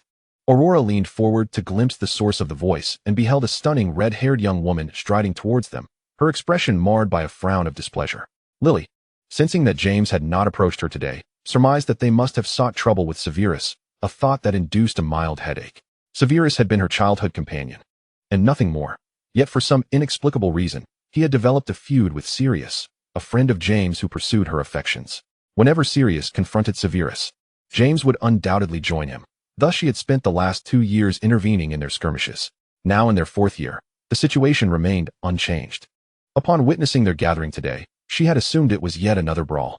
However, just as she was about to charge in with ire, a small head suddenly popped out from in front of James. It was a remarkably beautiful little girl with black hair and golden eyes, her large gaze directed at Lily, causing her heart to nearly melt. Lily was certain she had never seen this girl at school. If she had, her beauty would have surely reverberated throughout Hogwarts. In a flurry of urgency, James turned to Lily, attempting to explain, No, Lily, it's not what you think. We're not fighting. As he sidestepped, he allowed Aurora to stand prominently in front of Lily and proclaimed, Look, we, are welcoming a new friend. Yes, this is Remus and Sirius's dear friend, Aurora. Aurora Geller. Aurora had never encountered such a beautiful sister before. Under her scrutiny, she felt a wave of shyness wash over her. With a beaming smile, she addressed the approaching sister, saying, Hello, sister. I'm Aurora Geller. Just call me Aurora. Lily, gazing at the adorable little girl who introduced herself with an endearing demeanor, felt as though her heart was on the verge of bursting. Merlin, how could anyone be this charming? Thus, she softened her previously irate demeanor, bending slightly to meet Aurora's gaze, and replied, Hello, Aurora. I'm Lily Evans. Just call me Lily. At that moment, Lily's green eyes radiated warmth as they tenderly regarded Aurora, causing the latter's cheeks to flush with warmth. Nervously fiddling with her sleeves, Aurora stammered, Gee good, Lily. Upon hearing Aurora address her name, Lily's smile widened in delight. She playfully pushed Sirius away from Aurora and linked arms with the little girl, saying, Come. Tell me how you ended up here. Aurora eagerly exclaimed, Okay. Then, like a torrent of beans spilling from a bamboo tube, she began to share tales of her house, age and life. The two girls strolled forward, enveloped in a warm camaraderie, leaving the men behind to exchange bewildered glances. After a prolonged silence, Sirius glanced at Severus beside him and scoffed, I'll let you off this time. I'm heading to find Aurora. Severus coldly retorted with a glance, With your demeanor, do you truly believe you can find Aurora? It seems your brain is muddled with venom. Without waiting for Sirius's indignant rebuttal, he straightened his attire and proceeded in the direction the two girls had taken. As they walked, Lily learned from Aurora that the girl had journeyed from their future, presumably due to some alchemical phenomenon that allowed her to traverse time. Aurora spoke of her encounters with Sirius, Remus, and, Severus. She mentioned how Severus had once guarded a precious brooch, refusing to let anyone touch it, only to discover it had been gifted by Aurora. Oh, and the bracelet worn by Sirius and his brother must have also been a gift from this little girl, for why else would they cherish it so dearly?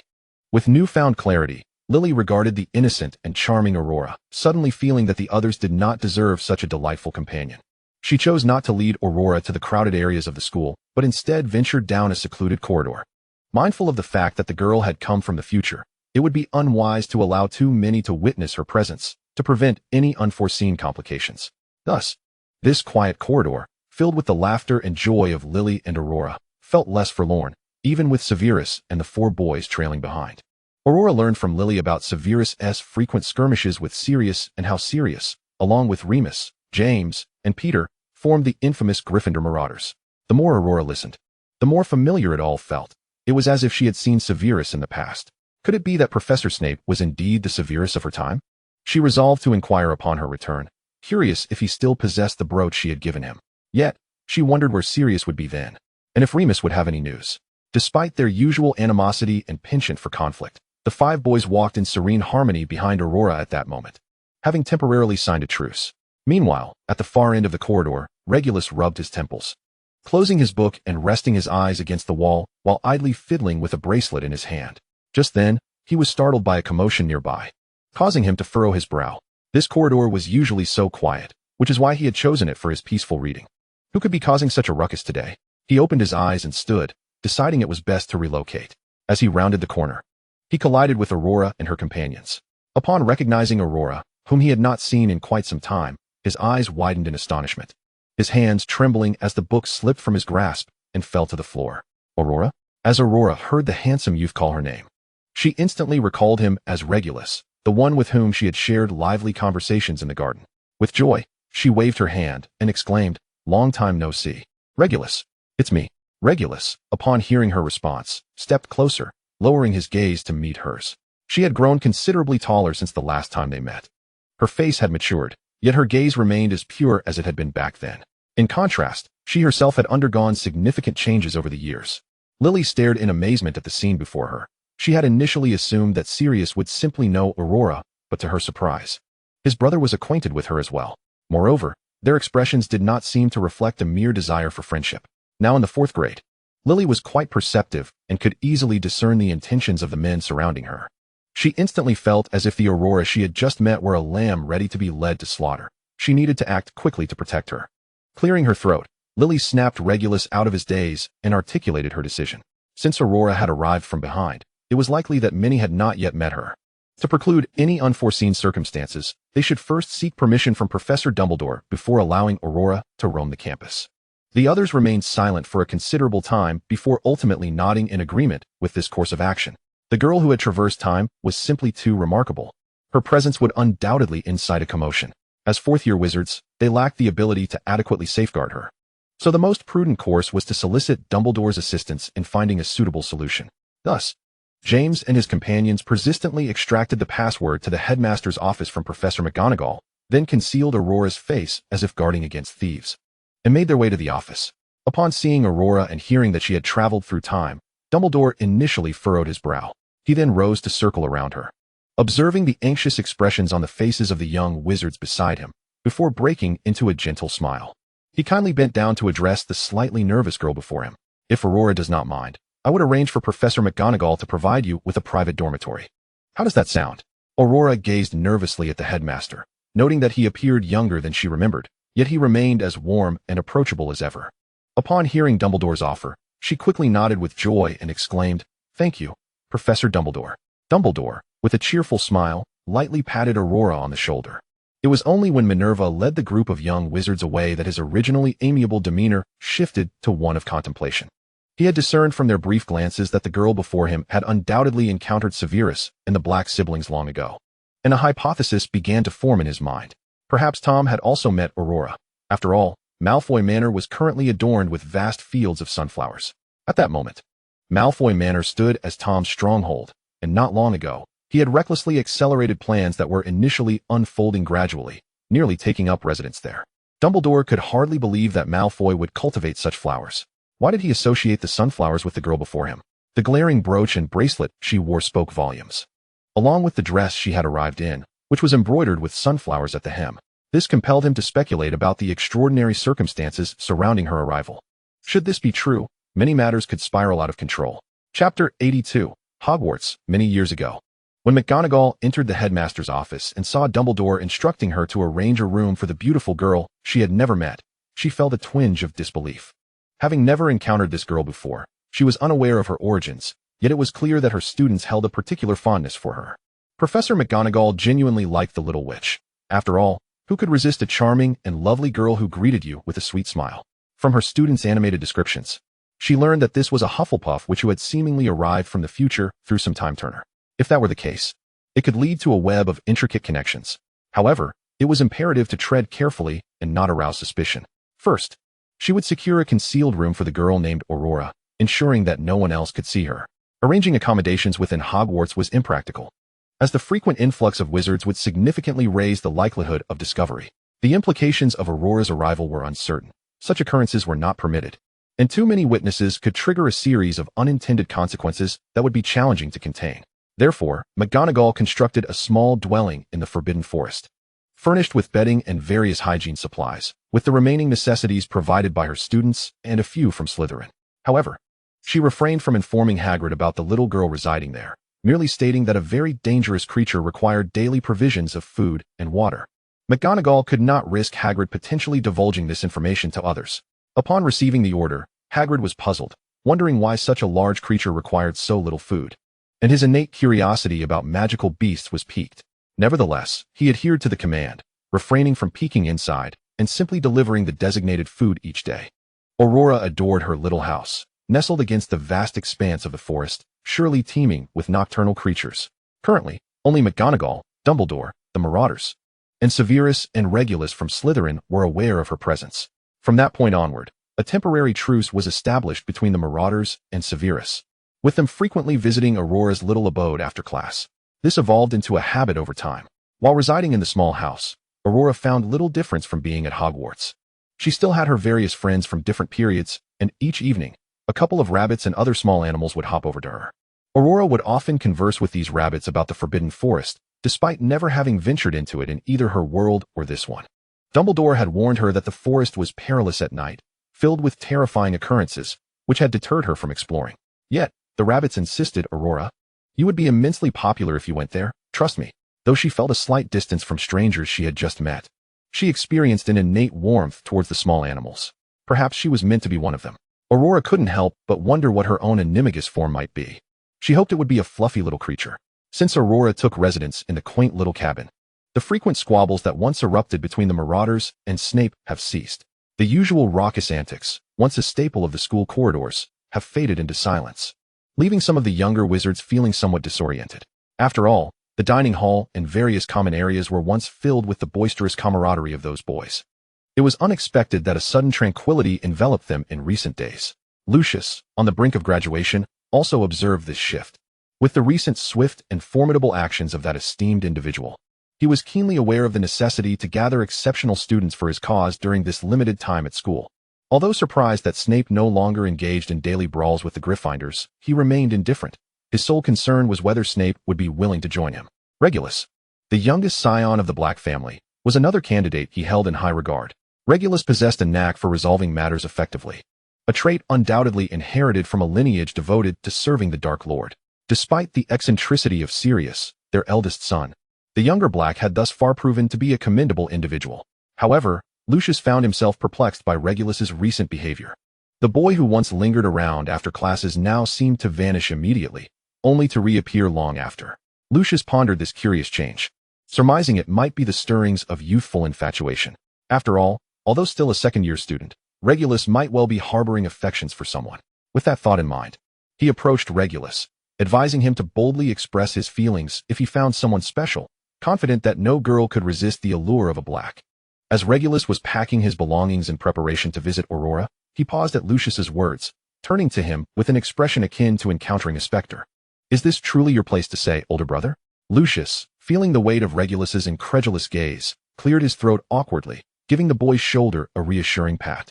However, the girl you fancy must be of pure blood. At this, Regulus recalled Aurora, neither pure blood nor of this era, and blissfully unaware of what it meant to love. Yet, did that truly matter? Burdened with the honor of the Black family, he simply wished to indulge himself in this fleeting matter. With a smile, he replied to Lucius, I shall have my own plans, older brother. Thank you for your counsel, and I wish you and Narcissa joy in your forthcoming union. Upon mentioning his impending wedding to Narcissa, Lucius's expression darkened momentarily, a flicker of nostalgia crossing his features before he steeled himself to respond. I will. He would fulfill his responsibilities as a Malfoy in this marriage, though the true sentiments of both parties remained a mystery. Regulus, unwilling to prolong the conversation, hastily gathered his belongings and departed, aware that the Gryffindors, along with Snape, frequently congregated. If he did not arrive promptly, he would miss out on the limited space. The small cabin, accommodating 7 or 8 visitors daily, was already quite cramped.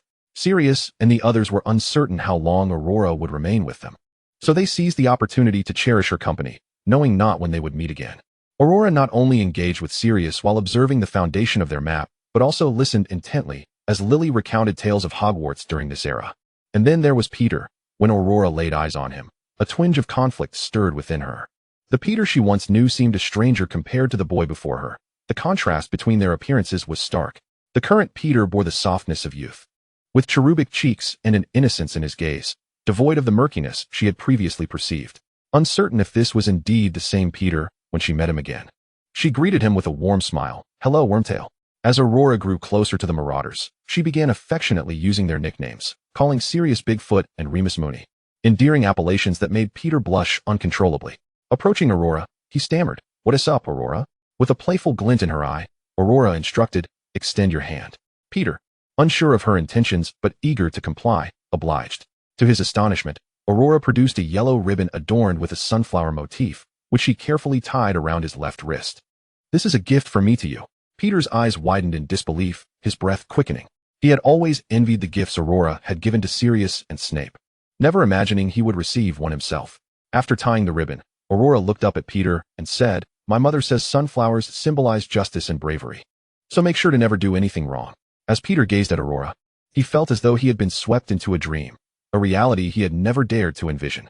In the Marauders, he was often overlooked, his suggestions unnoticed amidst the vibrant personalities of Sirius and James, with few girls ever acknowledging his presence. Yet this girl noticed him, listened to every word he uttered, and never dismissed him as insignificant. The moment he first saw Aurora, his heart fluttered, soon followed by a sense of humility. What audacity did he possess to believe such a beautiful girl would take notice of him, let alone become his friend? Initially, it seemed unlikely. She knew Sirius, Snape, and Remus, yet his gaze remained fixated on Aurora, like a moth drawn to a flame. Even aware of the potential for heartbreak, he willingly embraced the risk. That yellow ribbon would forever remain a cherished token along his life's journey, a reminder of innocence and a source of regret after betrayal. When Sirius witnessed Aurora gifting Peter with the ribbon, a flicker of displeasure crossed his features, yet he chose to remain silent. After all, Peter was his friend too, and Aurora extended her kindness to all whom she knew. This gift was uniquely hers, a treasure that would hold significance for Peter throughout his life. In Chapter 83, A Gift of Bells, Each Step a Chime, Aurora shared a secret with Remus. As the full moon approached, Remus dreaded the impending transformation. Seeking solace, he ventured to Aurora's room, determined to alleviate the agony he would soon endure. At this moment, Aurora remained in slumber, clad in a delicate nightgown, her sleeping posture somewhat ungainly, while Limes had thoughtfully draped a blanket over her. He stood quietly by her side, enduring the anguish brought on by the moonlight that bathed him. Yet, as if sensing something, Aurora drowsily opened her eyes and, aided by the silvery glow, beheld Limes beside her. Anyone would feel a shiver of fear upon discovering someone standing at their bedside in the dead of night, even if that person were familiar. Aurora let out a startled scream, but upon recognizing Limes, she stilled her racing heart, which had leapt in fright. At that moment, Limes realized the impulsiveness of his actions. After all, barging into a young lady's bedroom was hardly commendable behavior. However, under the full moon's influence, his mind was somewhat muddled, and he could only offer a sheepish apology to Aurora. "I am truly sorry, Aurora. I did not intend to intrude. It is just that the full moon has arrived." And upon hearing Lime's words, Aurora glanced out the window and confirmed that the moon was indeed quite round, marking the night when Limes transformed into a werewolf once a month. She shook her head and reassured him, "It is quite all right, Limes. I understand you are unwell. I trust you will not harm me." With that, she sat up and grasped Lime's hand tightly, awaiting the arrival of the full moon night. Before long, Aurora noticed that the moonlight illuminated the room more vividly, and the hand she held, once defined by its sharp joints, began to swell and become furry. This time Limes, in his werewolf form, exhibited a calm demeanor unlike his previous frenzied transformations and retained a semblance of human thought. He knelt on the floor, gently leaning against Aurora's embrace, as she tenderly stroked his head while softly humming a lullaby her mother had sung to her.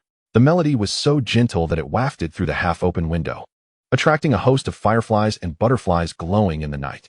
In this moment of transformation, Limes had never experienced such tranquility. It felt as if the entirety of the world had faded into silence, leaving just him and Aurora. They lingered in this serene state until the fullness of the moon began to wane, at which point Limes suddenly spoke to Aurora. "Thank you, Aurora." By now, Aurora had ceased her singing, having been roused in the middle of the night, and soon grew weary, half dreaming as she clutched him. Hearing Lime's words, she opened her sleep-laden eyes and rested her cheek against his head. "There is no need to thank me, Liles. It pains me to see you suffer, and if I can alleviate your discomfort, it brings me joy." Limes was nearly moved to tears upon hearing Aurora's heartfelt declaration. His transformation into a werewolf had stemmed from childhood conflicts with his father, leaving him fearful of revealing his true identity. His insecurities, gentleness, and kindness formed a complex tapestry of his being. He dreaded the thought of his dear friend discovering his secret and abandoning their friendship. He also feared the agony that accompanied each full moon, and the reality of a life lived differently from others. Yet perhaps it was through his acts of kindness that fate had bestowed upon him a girl who could ease his suffering. Someone with whom he could communicate without fear of judgment due to his condition, even if she hailed from a time decades hence. And even if she resembled the moon, transitory and ephemeral, these fleeting moments solidified his conviction of her uniqueness. His balm, his moon, his savior. Aurora's presence freed him from the dread of the moon, allowing him to embrace his true self on this night. As Aurora spoke, an idea seemed to strike her, and she hurriedly rummaged through a pouch beside her pillow, finally retrieving a long object. It was a necklace, fashioned to be worn around the neck, adorned with an elastic band encased in sky-blue silk and embellished with a small bell shaped like a sunflower. When shaken, it emitted a clear, melodious chime. Aurora lifted Lime's head resting on her lap, and at that moment, he straightened up, resembling a small dog as he knelt before her. Leaning slightly forward, she placed the necklace around his neck. Once fastened, she gazed at Lime's and explained, "This is a little bell, enchanted to adjust to the size of your neck. You may wear it even in your werewolf form. Should there come a day when I am no longer here, I hope this bell can help soothe your heart." As she spoke, a gentle breeze wafted in through the window, stirring the bell and producing a sweet, clear sound that calmed Lime's previously throbbing head. He nestled back against the girl's legs, inhaling her fragrant scent, and murmured, "Thank you, Aurora. I do not know how to repay you." Aurora playfully tousled his wolfish head and smiled. "Why must you repay me? You are my dear friend. Helping a friend should not require recompense." Limes offered no reply, instead burying his head deeper against her. At this moment, Aurora too began to feel drowsy. She yawned and gradually reclined against the bed, closing her eyes. As she settled into a steady rhythm of breath, Limes slowly opened his eyes. He had not slumbered on a full moon night for quite some time, and thus had grown accustomed to sleeplessness on such occasions. He rose gently, ensuring not to disturb Aurora, and tucked her snugly beneath the covers. The bell on her necklace jingled softly with his movements, producing a sound reminiscent of a lullaby. Each gentle jingle was an expression of his innermost sentiments, spilling forth in this secluded realm. He then sat quietly on the floor, basking in the glow of the full moon as he gazed at the young girl before him. It was not until dawn began to break that he gradually transformed back, his body now bare, save for the last vestige of modesty. Thankfully, the young girl remained in slumber. Had she awakened, the carefully constructed facade he had established would surely shatter. To avoid rousing Aurora, he delicately removed the bell and set it aside, then stood to stretch his limbs and donned his clothing before reattaching the bell around his neck. He cast a silencing charm upon it. Although it would still jingle, no one else would hear it, allowing him to wear it continuously. Now, though the sun had risen, most people remained asleep. Typically, he would take this opportunity to return for a few more hours of rest. However, on this occasion, he lingered a moment longer, preparing breakfast for Aurora and placing it on the table with a warming spell. He then approached the bed, gazing at her for a while before quietly closing the door behind him as he stepped outside. Unbeknownst to him, a pair of eyes had been tracking him on his way back, quietly following his path. Aurora, having been thoroughly exhausted from the previous night, slept soundly until the sun had climbed high in the sky, fortunate that today was a school day. Otherwise, she would have been roused long before her time. After Aurora awoke, she rubbed her eyes and instinctively glanced beside her, only to discover that Remus had mysteriously departed at some point since yesterday. Once she had completed her morning routine, she noticed breakfast laid out on the dining table, evidently prepared by Remus. It was a simple fare of toast and milk, for there were no pots or pans in this place. Aurora touched the milk cup, still warm to the touch, and couldn't help but marvel at Remus's thoughtfulness. From the very beginning, she had sensed that among the four of them, Remus consistently exuded a gentle and serene demeanor, much like a parent who takes care of everything. He imparted an extraordinary sense of reliability. Furthermore, with Aurora joining their group, he managed to balance his responsibilities between his companions and her, all while maintaining commendable academic performance.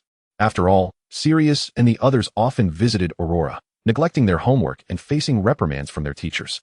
Fortunately, with Remus and Lily around, they could provide timely assistance to the three forgetful ones.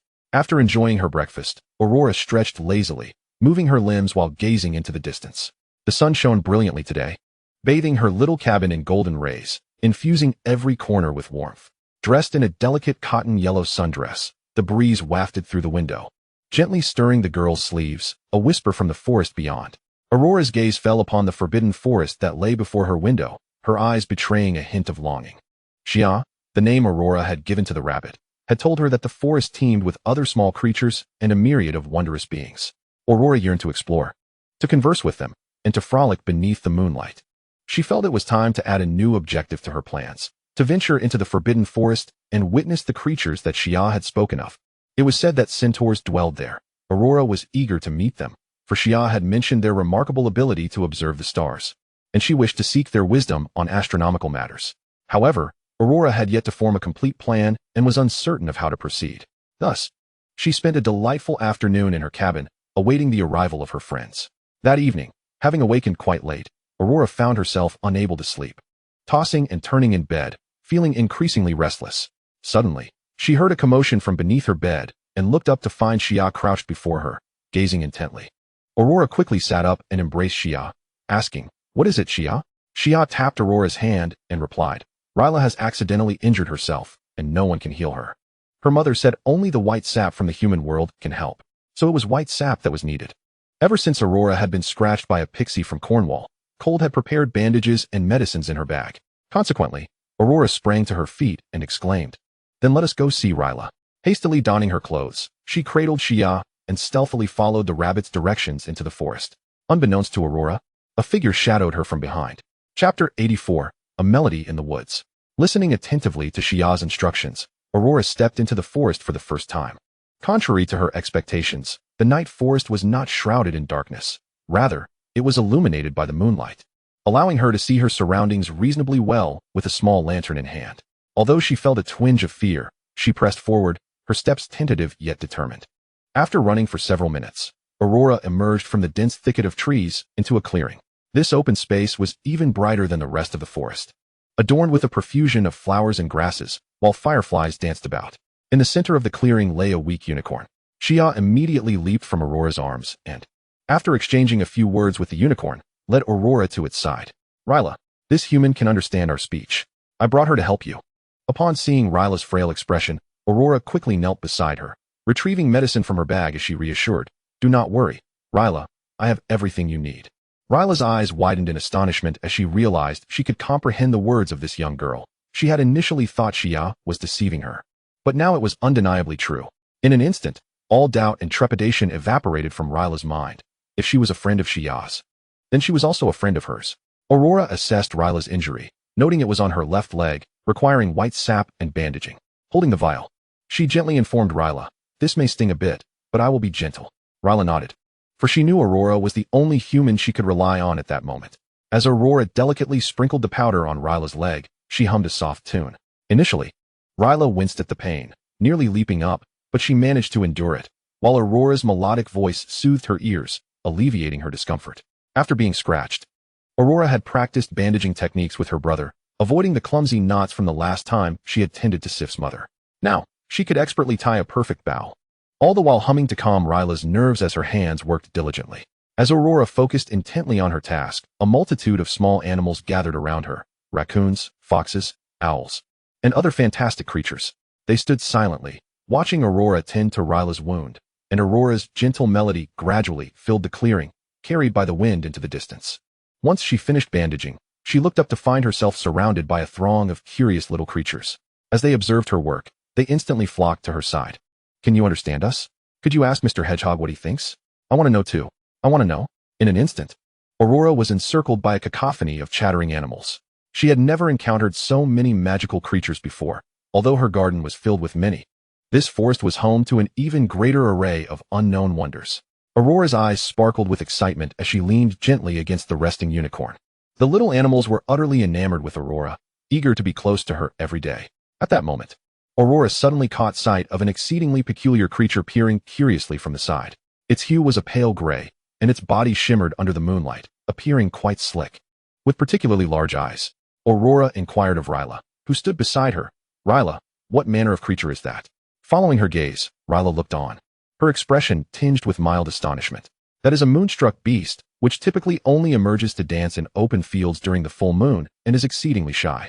I never anticipated it would appear today." Indeed, she was quite astonished that Aurora's charm could draw such a creature, especially since they rarely ventured out at any time other than a full moon. Upon hearing Ryla's words, Aurora smiled cheerfully and waved at the small beast.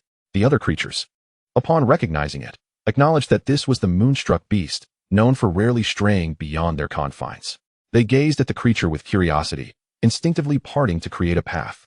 Surprisingly, The usually timid moonstruck beast gathered its courage and slowly approached Aurora.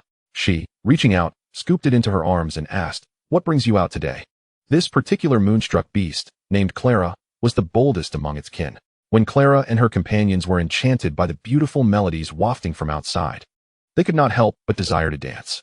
However, their ingrained habits and fears held them back, until Clara mustered the courage to venture out, unexpectedly capturing Aurora's attention.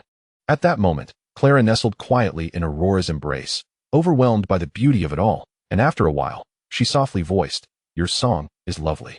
Upon hearing this, Aurora realized that her voice had inspired the creatures to dance. Standing with Clara still in her arms, she proposed, "Shall I sing again to encourage your kin to join in the dance?" Clara's eyes sparkled at Aurora's suggestion, and she eagerly nodded, only to glance around at the other small creatures as if recalling something important. Understanding Clara's unspoken concern, Aurora crouched down and addressed the surrounding animals. "Could you all form a circle so everyone can witness their dance?" The little creatures, captivated by Aurora's request, immediately scattered to encircle the area. After gently setting Clara down, Aurora lifted her gaze to the moon and then to the small animals beside her, beginning to hum the very melody she had just sung. In truth, the tune was not particularly famous. It was merely a lullaby her mother had sung to her.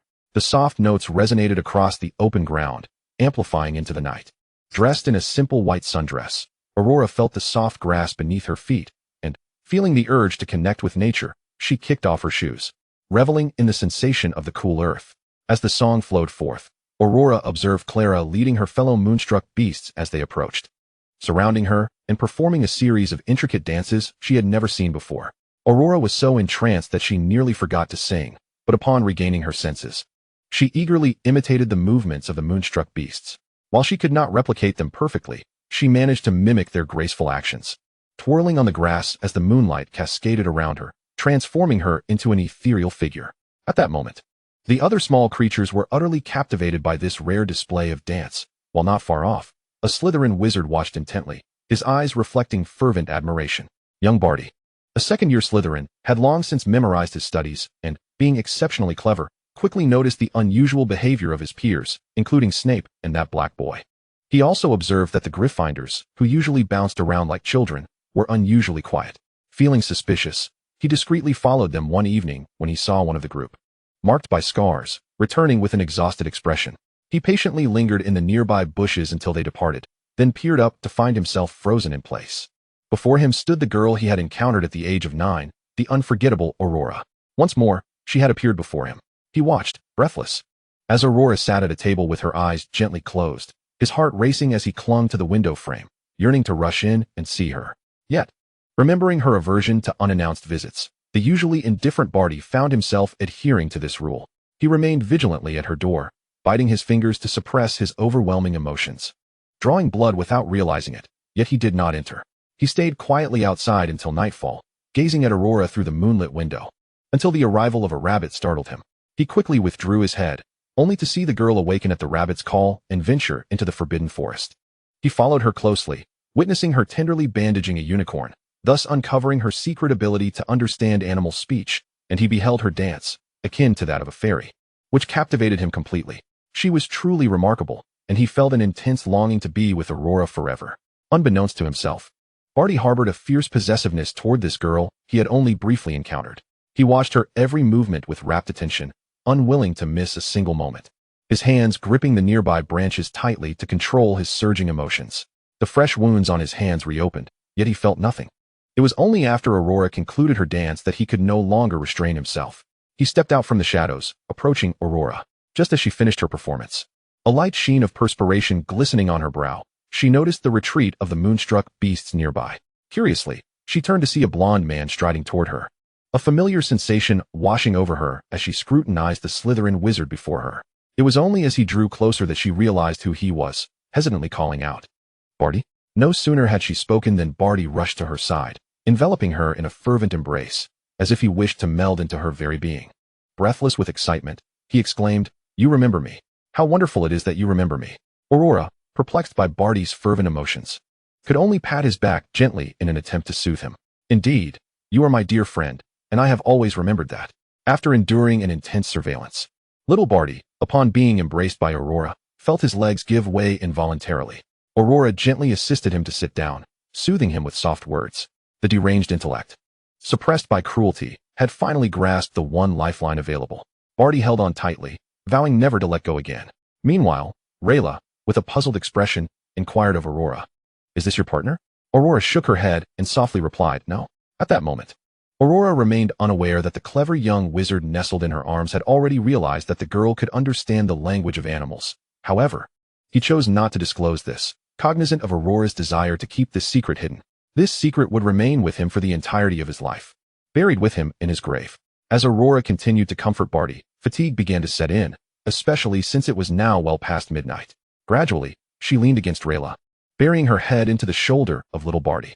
Noticing the girl's movement, Barty adjusted his posture, transforming from being embraced by her to encircling her protectively like a knight. Though not quite a knight, more like a venomous serpent guarding its coveted treasure.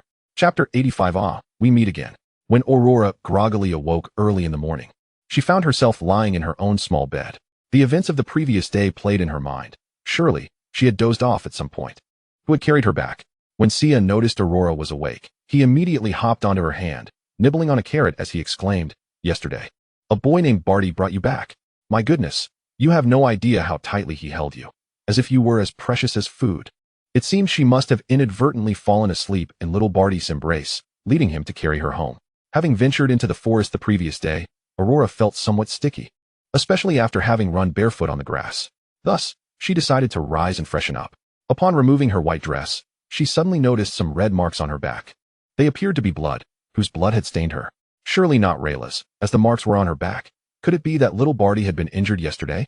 Aurora resolved to inquire after her bath, but as she emerged wrapped in a towel and dressed, ready to step outside, she was startled to find little Barty sitting nearby. Taken aback, Aurora quickly urged him, "What are you doing here? The floor is cold. Get up." Without uttering a word, Barty allowed Aurora to pull him to his feet and lead him into the room. Once seated, she noticed the starry marks on his hands. Frowning, she reached out to touch them and asked, "When did this happen? Why haven't you bandaged it?" As she spoke, she retrieved some medical supplies from her bag, and Barty clung tightly to her hand, permitting her to attend to his injuries. "It was just an accident," he replied softly. As Aurora bandaged him, she admonished, "You must be more careful next time." She then placed the remaining gauze and ointment in Barty's hands, which he held tightly, as if they were not mere medical supplies, but treasures bestowed upon him by the girl. When the marauders arrived at Aurora's small cottage, they were astonished to discover another person inside, none other than a Slytherin lad. Amidst the ensuing chaos, especially from Sirius, Aurora finally managed to clarify that he was her friend, who had aided her the day before. Barty, resembling a delicate white lotus, nestled behind Aurora. Despite his considerable size, he seemed to shrink behind her. Aurora regarded him with a look of compassion, while Barty's gaze turned fierce and contemptuous as he faced the marauders. Sirius was incensed, Remus felt a tightness in his chest, and Snape and Regulus experienced mild headaches. As their younger peer was notorious for being a blend of genius and lunacy within the school, there was no need for Lucius to voice the same sentiments. He was already drawn in. How had Aurora come to associate with such perilous individuals? Yet, within that humble abode, despite their mutual disdain and the sparks flying between them, a tenuous peace was maintained, for outside awaited another bout of chaos entirely unknown to Aurora.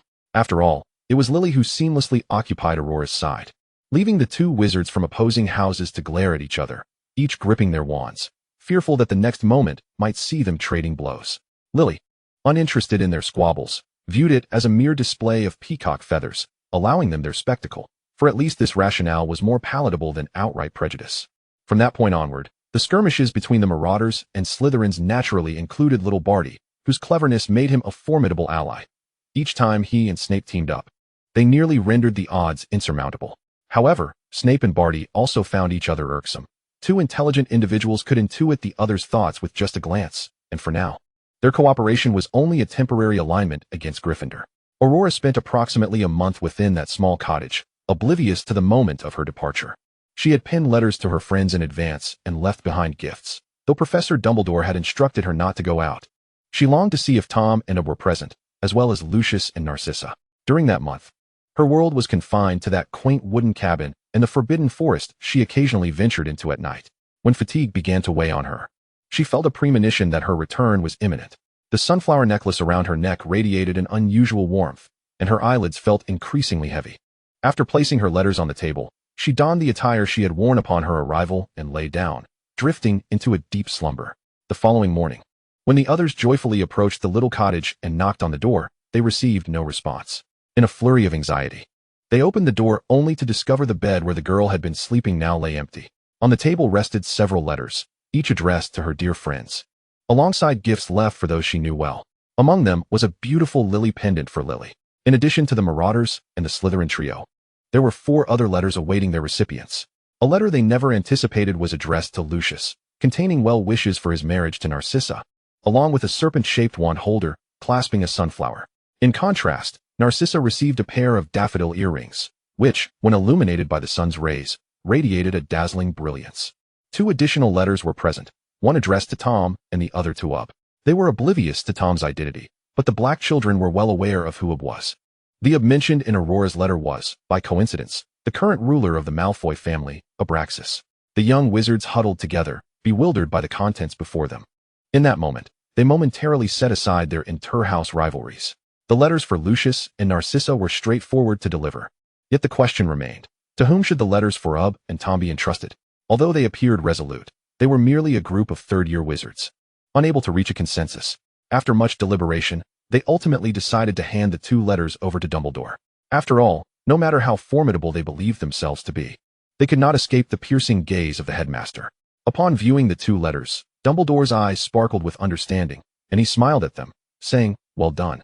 My dear children, you have acted wisely." The letters for Lucius and Narcissa were personally delivered by Regulus, and when they beheld the letters and gifts, their eyes widened in astonishment. Lucius, for the first time in front of others, lost control of his emotions, gripping Regulus's shirt and demanding, "Where is Aurora?" Regulus, unafraid despite being several years Lucius's junior, remained composed and replied, "Aurora has vanished. She was very keen to congratulate you and my cousin on your wedding." Regulus was far from naive. Upon witnessing the expressions of Lucius and his cousin as they received the letter, he understood that this was yet another ostentatious union of pure-blood families. Moreover, it was surprising that both men were enamored with the same girl. How utterly captivating. But what of it? They were already to be wed, with no opportunity left to contest their rights. Upon hearing Regulus's words, Lucius tightened his grip on his tie. Yet he could not allow himself to exhibit further emotion in front of so many. He slowly released his hold, smoothing the creases in his garment, casting a cold glance before turning to depart.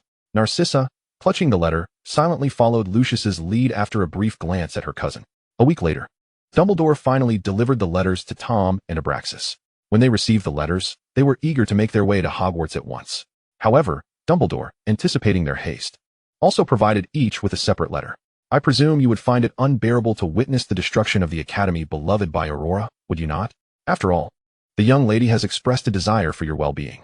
This tactic proved effective. Their hurried steps towards Hogwarts eventually slowed, though their urgency in other matters intensified. Tom, infuriated, found himself at a loss for words for an entire week, lamenting that the bracelet he had crafted to keep the girl close had inadvertently ended up in the wrong hands. Tom's frustration was palpable. After a deep slumber, Aurora gradually awakened to the sunlight filtering through her eyelids, revealing a pristine white ceiling and delicate curtains, alongside a handsome man with tousled curls. Aurora gazed at him in a daze, feeling an uncanny sense of familiarity, and as soon as the man noticed her eyes flutter open, he excitedly embraced her. "You're finally awake, Aurora." Upon hearing the familiar tone and witnessing the well-known gesture, Aurora instantly recognized him as Sirius. She marveled at how much he had grown, yet he remained as handsome as ever.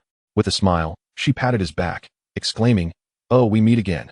Chapter 86, huh? Petrified. Approximately 10 minutes later, Aurora sat cross-legged on the bed, savoring pastries while listening intently to Sirius recount the events that transpired during her unconsciousness. It turned out that Aurora had been in a coma for 2 weeks, during which she must have encountered the younger version of Sirius. Eagerly, Aurora inquired, "Where have you been all these years, Bigfoot? Why haven't you written even a single letter to me?" The joy that had illuminated Sirius's face abruptly vanished at her words. He was at a loss for how to explain that he had spent over a decade in Azkaban. He struggled to find the right words to convey such a reality and how to justify his imprisonment to her. Just then, the curtain was drawn aside, and Aurora looked up to see Snape approaching with potions in hand. Snape glanced at Aurora, visibly relieved to see her awake, and was about to speak when Sirius interjected. "What are you doing here?" Snape did not deign to acknowledge him, and instead approached Aurora, stating, "If your mind is still intact, you should know that I am a professor at Hogwarts, far more legitimate than a former prisoner like you." Initially, Aurora harbored doubts about whether this Snape was indeed the one she had seen in her dreams, but upon hearing their familiar bickering, she recognized him as the same person. Her eyes sparkled as she looked at Snape, exclaiming, "Oh my goodness, Severus, you've truly become the potions master. I knew your potions would be exceptional. And they're not bitter at all." At her words, Snape's hand trembled. His normally downcast eyes widened as he gazed at her, asking, "You remember?" Aurora nodded enthusiastically, affirming, "Yes, Severus. I remember everything." At that moment, Snape felt his eyes moisten. He had always known that one day, the girl would recall their shared past, that she would remember the times they had spent together. However, he had not anticipated her doing so at such an early age. Did she also recall the darker aspects of his past? Did she understand how wretched he had once been, how desperately he had sought the light? Memories of that fateful night surged back. He had watched helplessly as his dear friend and the girl vanished amidst the chaos of an explosion, leaving him in anguish and despair. He had come to Hogwarts, accepting Dumbledore's arrangement, and every day, he was haunted by those memories. They gnawed at him like a dull blade, repeatedly slicing through the scabs of his wounds, until he bled profusely, only to heal and begin the cycle anew. Yet, fortunately, his faint hope was finally realized. He had seen her again, and he was determined not to let her suffer as she once had. Whatever she desired, he would strive to fulfill, no matter the cost, as a form of atonement for his past greed and desires.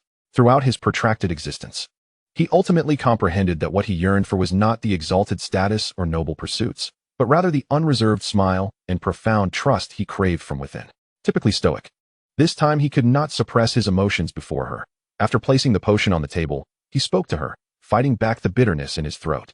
"Just remember," he uttered, and with that, he swiftly exited, leaving no one aware that, at that moment, a solitary tear had slipped from the corner of the usually impassive and frigid Slytherin headmaster's eye. Yet, no one bore witness to this silent sorrow. Sirius, in the end, did not personally divulge the truth of his prolonged incarceration. It was during a visit from Harry after class that the revelations emerged regarding why Sirius had not come to see them for so many years. He had been wrongfully imprisoned by Peter, who continued his treacherous ways and remained a villain. Aurora recalled the moment she had tied the ribbon around Peter's wrist, the gaze he cast upon her, and the unwavering promises he had uttered. All of this faded into the mist of time, becoming inconsequential. Perhaps guilt lingered, yet at times, fear eclipsed both remorse and affection. In this world, some bore the ignoble roles, while others betrayed their loyalties in pursuit of greater gains. That was their choice. But those cast in the shadows of such decisions would endure eternal torment. Even when the light returned, the memories remained unbearable. Upon hearing Harry's account, Aurora could not help but embrace Sirius, her heart aching for him. She recalled her mother's words regarding the chaos of Azkaban, a place filled with the irredeemable and steeped in filth. How excruciating it must have been for him to endure such hardship within those walls. She remembered how, despite his wild spirit during their school days, Sirius had always taken care to present himself handsomely and neatly. In such a grim environment, she could hardly fathom the tribulations he had faced. Sirius held Aurora close, feeling her tears cascade down his neck. He too yearned to weep, yet he restrained himself. As he gently patted her back in a soothing manner, he reassured her, "But I am out now, so do not worry. I shall never return there. Besides, Harry has his own family now." Aurora seldom shed tears, but when she did, they flowed like a torrential flood, only ceasing after a considerable time. Though she had awakened, she was required to remain in bed for another day for observation, during which she learned of the unsettling events outside. To her astonishment, a young wizard had been petrified. Hermione recounted the incident. After attending the Headless Horseman's Halloween feast, they were on their way back to the dormitory when Harry suddenly heard a hissing laugh. Following Harry's description, they arrived at the source of the sound, discovering Mr. Filch's cat hanging from a hook above a puddle. With ominous words inscribed on the wall, "The Chamber of Secrets has been opened. Beware of the air." Naturally, Harry and his friends were caught by Filch. Yet this did not implicate them in the petrification of Mrs. Norris. However, since they were the only ones present at the time, many young witches and wizards began to suspect Harry, especially since whispers around Hogwarts suggested that the heir of Slytherin was the culprit, particularly after a Muggle-born wizard was the first to fall unconscious. The founder of Slytherin had once warned that upon the opening of the chamber, all Muggle-borns at Hogwarts would be slain, yet the identity of Slytherin's heir remained a mystery. Initially, Draco Malfoy was suspected, but soon the focus shifted to Harry's ability to converse with snakes during the dueling club, and the fact that only the three of them had been present. Consequently, the rumors swiftly spread throughout Hogwarts, casting an unprecedented shadow over Harry and his companions.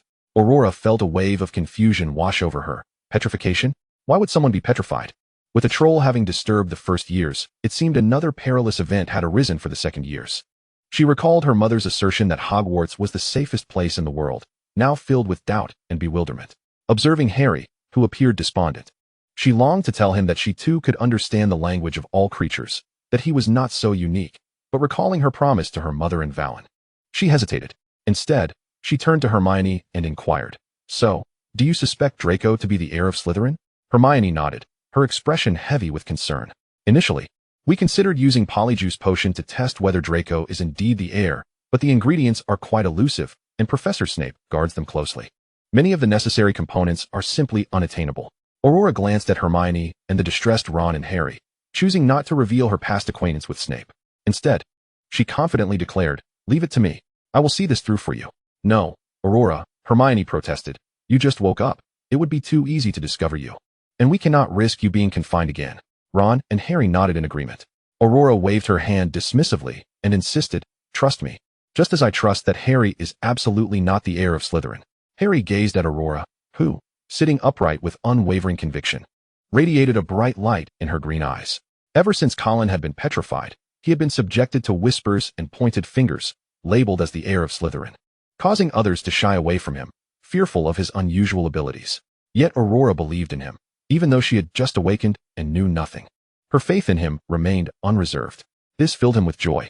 After making such a promise, Aurora began to contemplate how she might discreetly acquire the necessary ingredients. Although she and Severus had become good friends, potion ingredients were still a matter of exchange, not something one could simply take. At that moment, as Aurora looked at Draco, who had come to visit her, she recalled the intricate process of brewing the Polyjuice Potion. Watching him peel an orange, she asked, "Draco, do you think there is truly such a thing as an heir?" Draco paused, his hand stilling as he met her gaze, his expression turning to indignation. "You think I could be suspected as one?" Aurora, seeing his discomfort and flushed cheeks, quickly rose to comfort him. No, I believe you. You would never be that kind of person." Draco had no genuine desire to be angry with Aurora upon hearing her words. He stuffed the unevenly peeled orange into her hands, huffing in protest. "Humph. I would truly prefer to be the heir of Slytherin. If it is indeed that Potter, it would be utterly laughable." Aurora gazed at the wretched orange before her, unable to suppress a grimace. Well, she thought, I shall address this matter once the Polyjuice Potion is brewed. All she sought was a definitive answer. If neither of these two were the heir, then who, in truth, was the rightful successor? Chapter 87. Not him.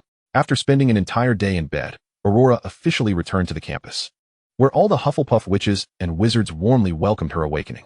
Cold, upon learning that his sister had finally regained consciousness, let out a sigh of relief. Clutching the notes he had taken over the past fortnight, under his watchful eye, Aurora could only study the material she had missed during her 2-week slumber while plotting how to pilfer some ingredients from Snape's potion cupboard. Since gaining his freedom, Sirius had shamelessly begged Professor Dumbledore for the position of defense against the dark arts teaching assistant, thus lingering at Hogwarts every day. He was unconcerned about finances, as the Black family fortune would suffice for several lifetimes. He spent his days playfully bantering with his godson while remaining close to Aurora. Furthermore, Sirius harbored a particular disdain for the idea of Aurora consulting Snape. Each time she sought him out, Sirius would bare his teeth in a grimace. Although he contemplated stealing potion ingredients, he invariably faced failure. It was during this time that Aurora discovered Sirius possessed his own animagus form, a colossal black dog. Whenever he transformed, he would snuggle closely beside her, behaving much like a genuine canine. However, Snape showed no leniency towards Sirius. After Aurora received her memories, he routinely stood by her side. And Aurora, witnessing her friend's expression of trepidation and hesitation, found herself at a loss for words. She could only admit, "I've been in a coma for 2 weeks, and my potion skills have suffered. The professor will need to tutor me." This was no exaggeration. Aurora truly needed to attend Snape's office for remedial lessons, having missed 2 weeks of potions class. Nonetheless, Snape did not treat Aurora with the same severity as he did other students during detention. Instead, he had prepared potions materials for her well in advance, along with the necessary ingredients, and even stood beside her, guiding her hands through the process. Each time Aurora sliced the ingredients, Snape quietly observed. If she struggled with a task, he would lean over, gently guiding her hands through the motions. After each session, Aurora would look up at him with sparkling eyes, her gratitude evident in her voice as she exclaimed, "Thank you, Severus." In recent days, Aurora had not relinquished her quest to obtain potion ingredients, yet she had yet to find an opportune moment, especially after the second Muggle wizard had been petrified. Meanwhile, Rumors surrounding Harry intensified. Despite Sirius and the professor's stern attempts to quell them, the whispers only grew more fervent. Aurora felt an increasing sense of urgency. She was not one to conceal her thoughts easily, making it simple for Snape to discern her distress. Ultimately, she shyly approached him, asking, "Severus, may I borrow some potion ingredients?" Observing the conflicted expression on Aurora's face as she nervously tugged at her fingers, Snape could not help but chuckle softly. He replied, "Whatever you desire, I shall provide." Hearing his words, Aurora's eyes brightened, and she eagerly listed the ingredients she sought, albeit interspersed with others. However, after years of potion making, Snape swiftly recognized that these materials were indeed for the polyjuice potion. Yet, he refrained from commenting further and turned to the storeroom to gather all she required. When Aurora beheld the ingredients she had struggled to acquire so effortlessly, her eyes widened in astonishment. She glanced between the ingredients and Snape, then, with a joyful cry, rushed forward to embrace him tightly. "Thank you, Severus." Snape reciprocated the embrace, feeling the warmth of her gratitude as he softly replied, "No need for thanks. It is my duty." Though Hermione and the others were astonished that Aurora managed to procure the materials, the presence of these ingredients expedited the potion-making process. With the assistance of Harry and Ron, they successfully obtained hair from Crabbe and Goyle, culminating in a murky concoction. However, Aurora was unaware of their attempts to test Draco. As she was engrossed in Snape's office, fretting over the latest potion lesson, it was not until the following day that she learned Draco was not the heir of Slytherin, which alleviated her previously anxious heart. Thank goodness he is not. Thankfully, her trust was well placed. But if neither Harry nor Draco were the heir, then who could it possibly be? While Aurora unconditionally trusted Harry, others were not so inclined. Each time they regarded him, suspicion marred their expressions.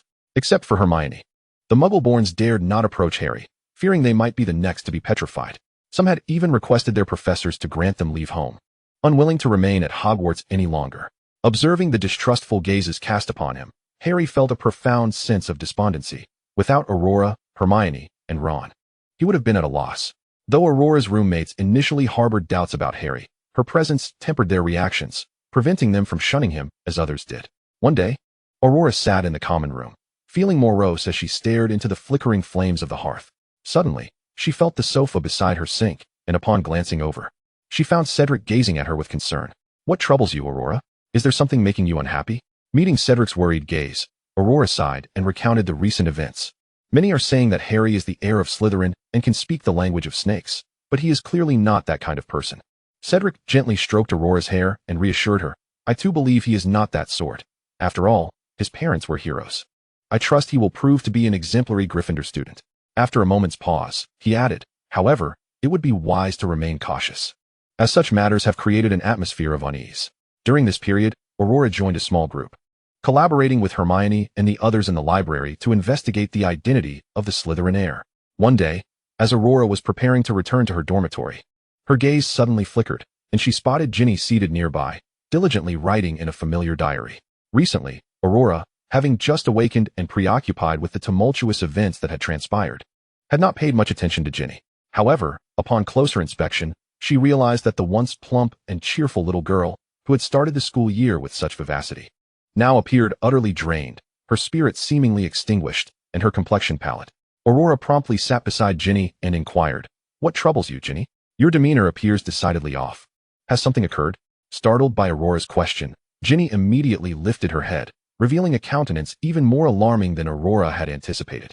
Her eyes were bloodshot, and her lips were ashen, as though she might faint at any moment.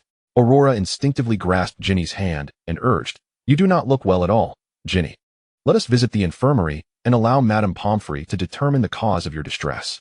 To her astonishment, Ginny, who had always shared a close bond with Aurora, abruptly wrenched her hand away and, avoiding eye contact, insisted, I am perfectly fine. Do not worry about me." With that, she clutched her diary tightly and dashed away, leaving Aurora in a state of concern, unable to pursue her.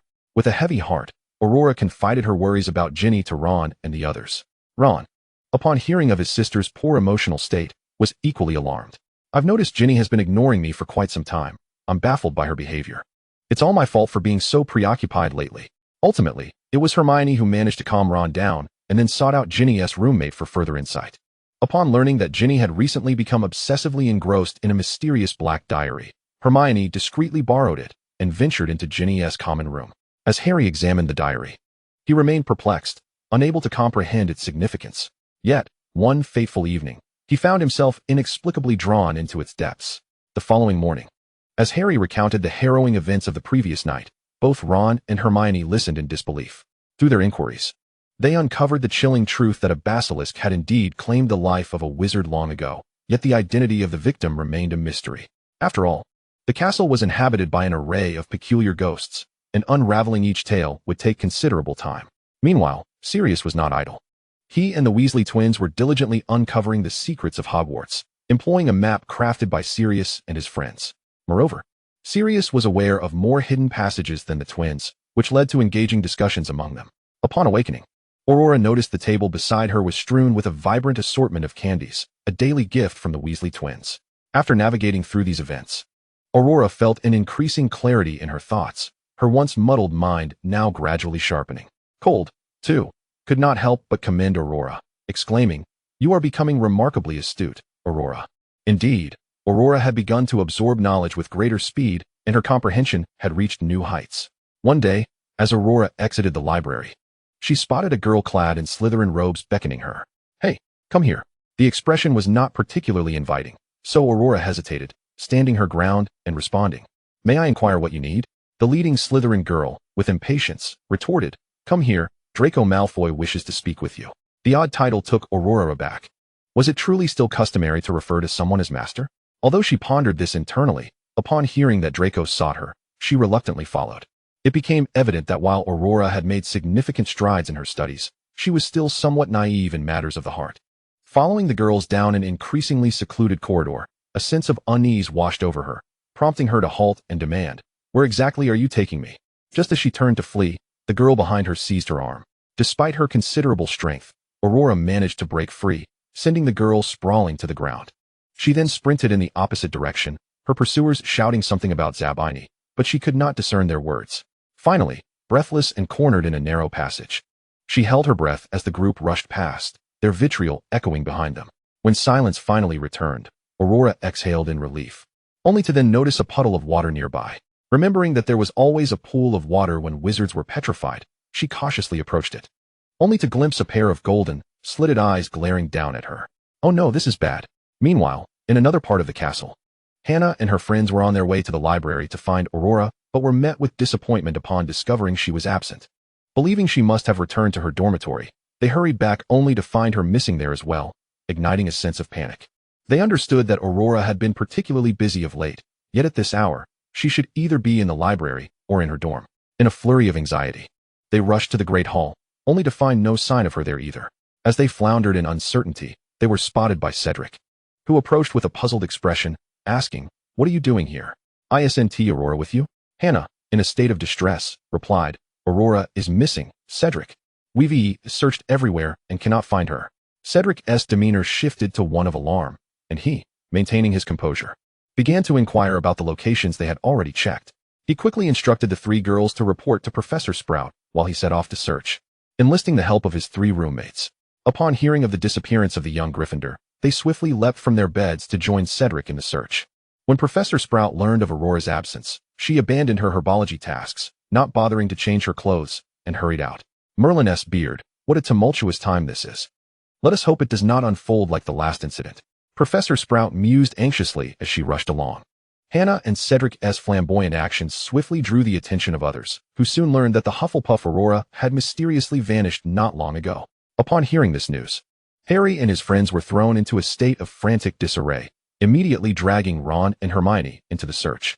The Weasley twins and Percy also remained busy. Upon learning of Aurora's disappearance, Colin was in a state of desperation, scouring every conceivable location, yet Hogwarts was vast. Even if they were to search, it would consume an inordinate amount of time. When Draco heard of Aurora's vanishing, he shot up from the sofa, looking at Crabbe, who had come to relay the news, and exclaimed, "Aurora is missing?" Without waiting for a response, he hurriedly exited the classroom to join the search. However, due to the confined space where Aurora had been, they searched for a long time without success, and Snape had even pulled Dumbledore into the fray. Just then, a Ravenclaw student provided a crucial hint, approaching Colin and saying, "I remember seeing Aurora leave the library. She seemed to be stopped by a few Slytherin girls, who mentioned that Malfoy wanted to speak with her." Colin, disregarding all else, seized the Ravenclaw student and brought him before Malfoy. Malfoy, where did those girls let Aurora?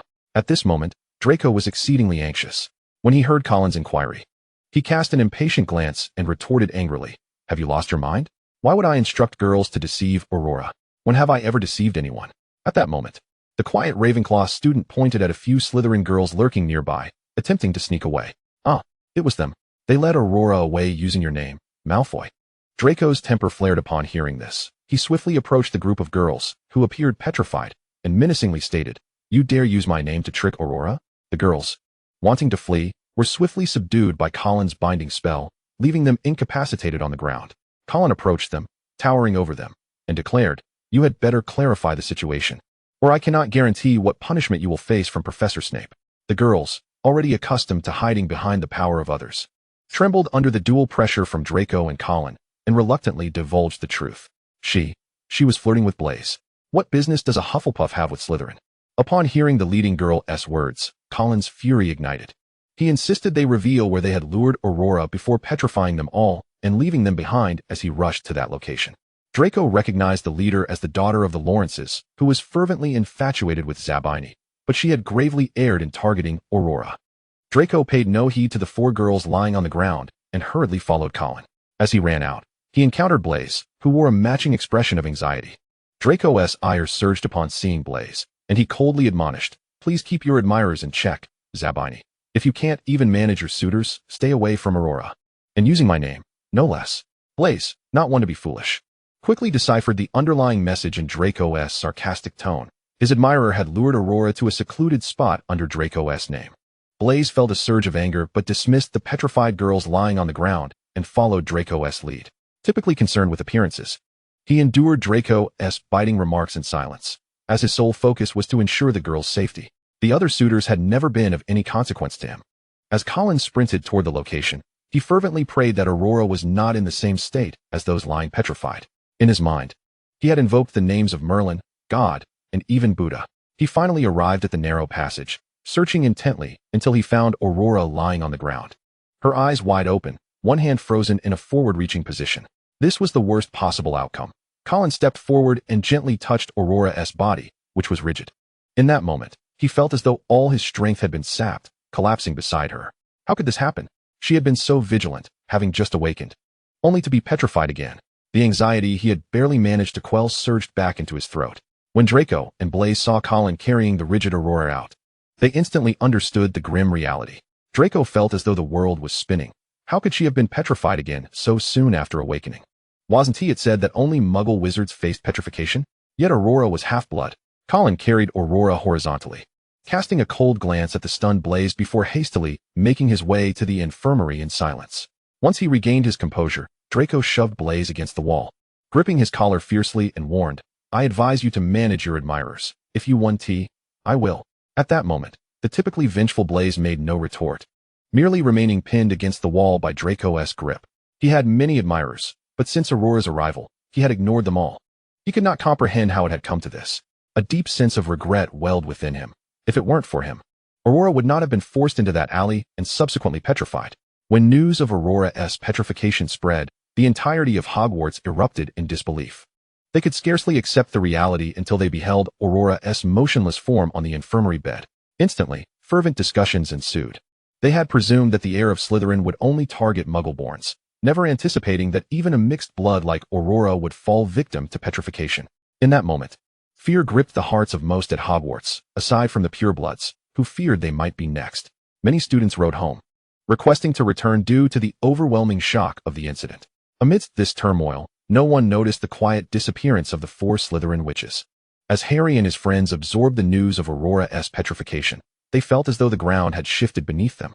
After a moment of despair, they rushed to the library to scour for information, desperate to understand the nature of this affliction. Even the usually timid Ron buried himself in research, while Draco and Theodore, who had often opposed them, also frequented the library. Though they understood that Mandrake could cure petrification, they sought a swifter solution. During this time, Snape wore a sullen expression, and even the little Slytherin witches and wizards didn't dare act up when they saw him. However, during this period, Snape would go straight back to his office after class. Because of Aurora's coma, he didn't even bother with detention, and he was completely absorbed in researching potions that could reverse petrification. Little Sirius also stopped causing trouble and stopped provoking Snape. He stayed around his godson. And most of the time, he transformed into a black dog, guarding Aurora's bedside. They were all praying to quickly find a solution to end the petrification. Meanwhile, Aurora, lying in bed, experienced something entirely different. She knew she was petrified, but she hadn't fallen asleep. Instead, she passed through a white passage, floating and drifting, and then fell straight onto a soft grassy field. Aurora sat down on the grass, and before she had fully recovered, she saw a rabbit hopping into her hands. Huh, a new human has arrived. Aurora smiled and petted the rabbit's fur. Yes, could you tell me where this is? The rabbit was surprised that the girl in front of it could speak in a language it understood, just as it was about to respond. Aurora suddenly heard a rustling sound nearby.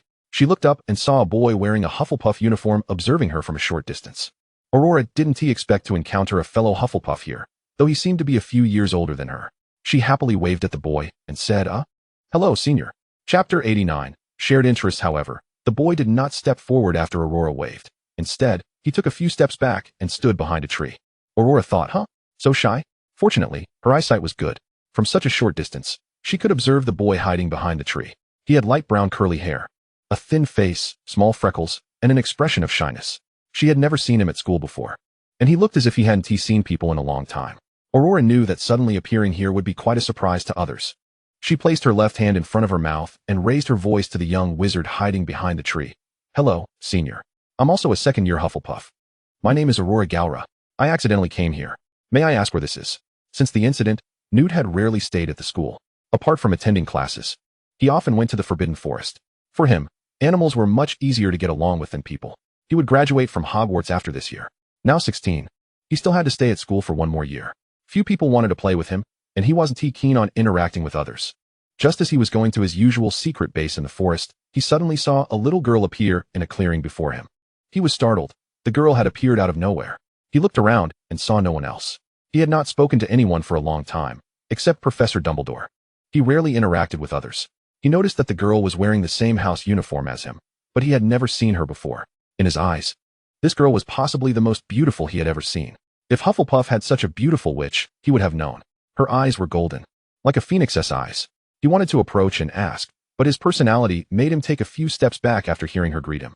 He hid behind the tree, listening to her voice, and watched as an animal, which had taken him about a week to befriend, easily jumped into the girl's arms. The girl still smiled as she spoke to the animal, seemingly understanding it. He stayed behind the tree for about 4 to 5 minutes, finally mustering the courage to slowly walk out and approach the girl. Meanwhile, Aurora had also learned from the rabbit which era she was in. This time period was far after Tom's era. At this point, Tom hadn't been born yet. She also learned from the rabbit that the Hufflepuff senior's name was Newt Scamander, who was well known among the forest animals. He was very kind to the small animals and enjoyed being with them. The animals liked him, as he gave off a calming presence. Aurora, already pleased to meet a fellow Hufflepuff wizard, became even happier hearing how well he was received by the animals. She looked at Newt as he walked toward her and said, Hello, Senior Scamander. Newt froze instantly. His eyes showed surprise and suspicion. How did she know his surname? Aurora realized she had accidentally revealed it out of excitement. She quickly covered her mouth, panicked, wanting to explain, but not knowing how. Sunlight shone on Aurora's flustered little face, and Newt's fear gradually dissipated. He had always trusted animals, even if they couldn't understand his speech. Yet this girl could make the animals willingly reveal her name, and even with such a magical ability, she was trustworthy. Newt showed the first smile since they met. Aurora was surprised to see Newt suddenly smiling. Then she saw him sit beside her, holding a little raccoon. He stroked the raccoon's belly while saying to Aurora, Hello. My name is Newt Scamander, 7th year Hufflepuff. Aurora, relieved after clarifying the earlier misunderstanding, lowered her hand from her mouth and smiled at him. Hello, Senior Scamander. You can just call me Aurora. Newt scratched the back of his head and softly said, You can just call me Newt. His downcast gaze avoided looking at the girl's eyes, as he felt she was too dazzling, full of secrets. But two wizards who loved animals would not let personality differences create distance. Aurora was cheerful, and he was introverted. Yet both of them shared an extreme love for animals. Even though Newt still avoided direct eye contact, he was drawn to the girl's unique aura. During this time, animals that had taken him a long time to approach all gathered around her. The girl smiled, greeting the animals, sometimes speaking words he didn't understand, seemingly communicating with them. How could she communicate with animals? He was very curious and wanted to ask why she was so well received by them, and why the communication was so smooth. Aurora was aware that the senior before her possessed a shy demeanor, so she took the initiative to speak. I apologize for interrupting you, Newt. I accidentally traversed through time from over a decade in the future, and to be honest, I am unsure how I returned. Please do not be afraid of me. Newt listened to the girl's words with astonishment, never imagining that she had journeyed from 1992. By that time, he would have already been considered an old man.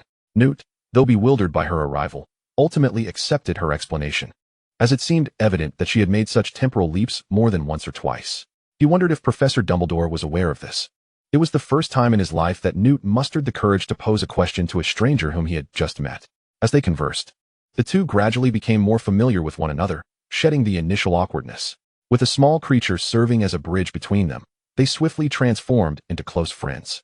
Newt learned that Professor Dumbledore would eventually become the headmaster, that fantastic beasts would only be an elective in the third year, while Aurora was currently a second-year student. As Newt stroked the fur of the creature resting on his lap, he listened intently to Aurora recount tales from years into the future. She revealed that she could return at any time, perhaps in a month, a day, or even in just a moment. Upon hearing that her return could take quite some time, Newt, for reasons unknown, felt a sense of relief wash over him. He then recalled the small wooden cabin he had built on the edge of the forest. As a fourth-year student, he enjoyed a degree of leniency from the professors, allowing him to often spend the night in his little cabin. It was well equipped, alleviating any worries he might have had. Gathering his courage, Newt looked at Aurora and said, "If you wouldn't mind, you could stay in my little cabin." Aurora, who had just been troubled by the thought of spending the night in the forest if she didn't return, was elated to learn that Newt had his own cabin. She joyfully embraced him, exclaiming, "Thank you, Newt. If it weren't for you, I might have had to sleep in the woods." Newt felt a wave of awkwardness at the unexpected embrace, unsure where to place his hands. His normally pale face flushed a deep crimson, and his heart raced. Nevertheless, he did not resist the warmth of the hug. It felt as comforting as sunlight. Eventually, he gently rested his trembling hands on the girl's back, embracing the first hug he had ever received from someone of the opposite sex. Following that embrace, their relationship blossomed rapidly. Newt no longer felt shy around Aurora. Instead, he spoke about the habits of the creatures he studied and shared his research with her. Meanwhile, Aurora found herself overwhelmed, trying to listen to the chatter of the small animals nearby while also absorbing Newt's insights. Due to Aurora's presence, Newt, who typically returned for dinner by 6 o'clock, found himself lingering until 8. As night fell and the moonlight bathed them in its glow, they both became aware of how dark it had grown. Their stomachs growled in unison, prompting shared laughter as they exchanged glances. Newt decided against returning for dinner and instead led Aurora to his meticulously constructed cabin. Thanks to magic, the majority of the cabin's construction had not required manual labor. It was elevated, supported by a column approximately 15 meters tall. The exterior was a simple beige wood, featuring a window and door. Upon opening the door and turning on the light, the interior revealed an immaculate space, clearly maintained by its occupant. Once Newt had seated Aurora on the bed, he remembered that she would need something to change into after freshening up. Unfortunately, the only spare clothing he had was a white shirt that would be rather oversized for her. After much deliberation, he bashfully retrieved the shirt from the wardrobe and offered it to her, saying, "I'm afraid this is the only spare clothing I have." Aurora felt grateful to have something to change into and accepted the shirt with a smile, saying, "Thank you, Newt." After spending the day sitting on the grass, Aurora felt a bit sticky and headed to the washroom adjacent to the cabin to freshen up. Once she had washed up and dried her hair, she waved her wand to clean the shirt before putting it on for bed. The shirt, indeed, hung loosely on her, almost reaching her knees, carrying a faint scent of grass. Even when she fastened the top button, the fabric slid off her shoulders every so often. When Aurora emerged from the washroom with her hair half dried, she found Newt sitting on the bed engrossed in a book. Upon hearing her, he looked up and saw her wearing his shirt, curiosity etched on her face. Newt's cheeks flushed instantly, and he stood abruptly, stammering, "You can sleep here. I've left your dinner on the table. I'll head back to my dorm now. Good night." With that, he hastily grabbed his book and fled, as though pursued by some great beast, leaving Aurora standing there in a daze. Aurora was puzzled by Newt's startled reaction upon seeing her, especially since they had just become friends that morning. Yet, fatigue from the day's events soon caught up with her, and after finishing the dinner Newt had prepared, she collapsed onto the bed. Meanwhile, Newt, entirely forgetting his own hunger, lowered his head and didn't come to until he reached his dorm, where he finally regained his senses. When his roommates noticed his state, one unusually kind soul asked, "Are you all right, Newt?" He shook his head and turned to the washroom, splashing water on his flushed face. Chapter 90. Can you keep this secret from me? Despite having gone to bed late, Newt awoke early the next morning. He recalled Aurora's appearance from the previous night, and once again, his face betrayed him, turning crimson, lying in bed with his arm over his eyes. He took a moment to compose himself before finally getting up to dress. At that moment, his classmates were still asleep, and Newt resolved to quickly head to the cabin to bring Aurora breakfast before returning for his classes. As he quietly washed up, he realized that when he arrived at the Great Hall, it was entirely empty. Even the house elves had just placed breakfast on the tables. Only then did Newt recall that he hadn't eaten a single bite the night before, and his stomach growled with hunger. He quickly sat down to eat, feeling free to indulge since no one was around. Once he had devoured his meal, he carefully selected a few items he thought Aurora would enjoy, packed them up, and stealthily slipped out of the hall, making his way into the forest. At this moment, Aurora had just awakened, rubbing her eyes before sitting up, momentarily dazed until she remembered that she had once again traversed realms. She tousled her disheveled hair, yawning while slipping on her shoes, and made her way to the washroom. Meanwhile, Newt had just arrived at the doorstep of the little wooden cabin. Instinctively, he reached to push the door open but hesitated, recalling that Aurora was inside. After a moment of indecision at the threshold, he gently knocked on the door. However, the sound was so faint that Aurora, busy in the washroom, was entirely oblivious to it. It was only when she completed her morning routine and stepped out that she finally heard the almost imperceptible knock. In a flurry, she rushed to open the door, finding Newt awkwardly leaning to the side, his cheeks tinged with a rosy hue as he gazed at her. She quickly pulled him inside, exclaiming, "Goodness, Newt, your knock was so soft. When did you arrive?" Newt promptly replied, "I just got here." Yet, he still dared not meet Aurora's gaze, for she was clad in his white shirt, her hair tousled from sleep, and he even caught sight of toothpaste foam lingering on her face from her hurried wash. Hastily, he placed the breakfast he had brought on the table. Upon seeing it, Aurora beamed at him, saying, "Thank you, Newt." Flustered, Newt nodded and, as if visiting for the first time, began to fidget around the room, avoiding eye contact with her. After breakfast, Aurora gathered her hair into a casual low ponytail. Newt's once eager hands stilled, for he longed to comb through her hair himself, sensing that staying any longer might overwhelm him, especially with the impending class time. He glanced at her, his cheeks slightly flushed, and stammered, You shouldn't stray too far. I'm off to class now." Aurora nodded, waving at him as she chirped, "Goodbye, Newt." After he departed for his lesson, Aurora found herself far from bored. She could comprehend the chatter of all the woodland creatures and was well aware of their gossip. In the forest, she felt entirely at ease, surrounded by so many animal companions. From that day forth, Newt adopted a routine of rising early each morning, eagerly bringing Aurora 3 meals a day, and spending his spare time accompanying her in the forest, mingling with the animals. His industriousness raised eyebrows among the other wizards, who speculated that he might be harboring some perilous creature, which led them to engage with him even less. Yet, he relished the freedom, as being with Aurora was infinitely more enjoyable than their company. Over the course of 2 weeks, the bond between Newt and Aurora flourished remarkably. He no longer felt shy about her wearing his white shirt.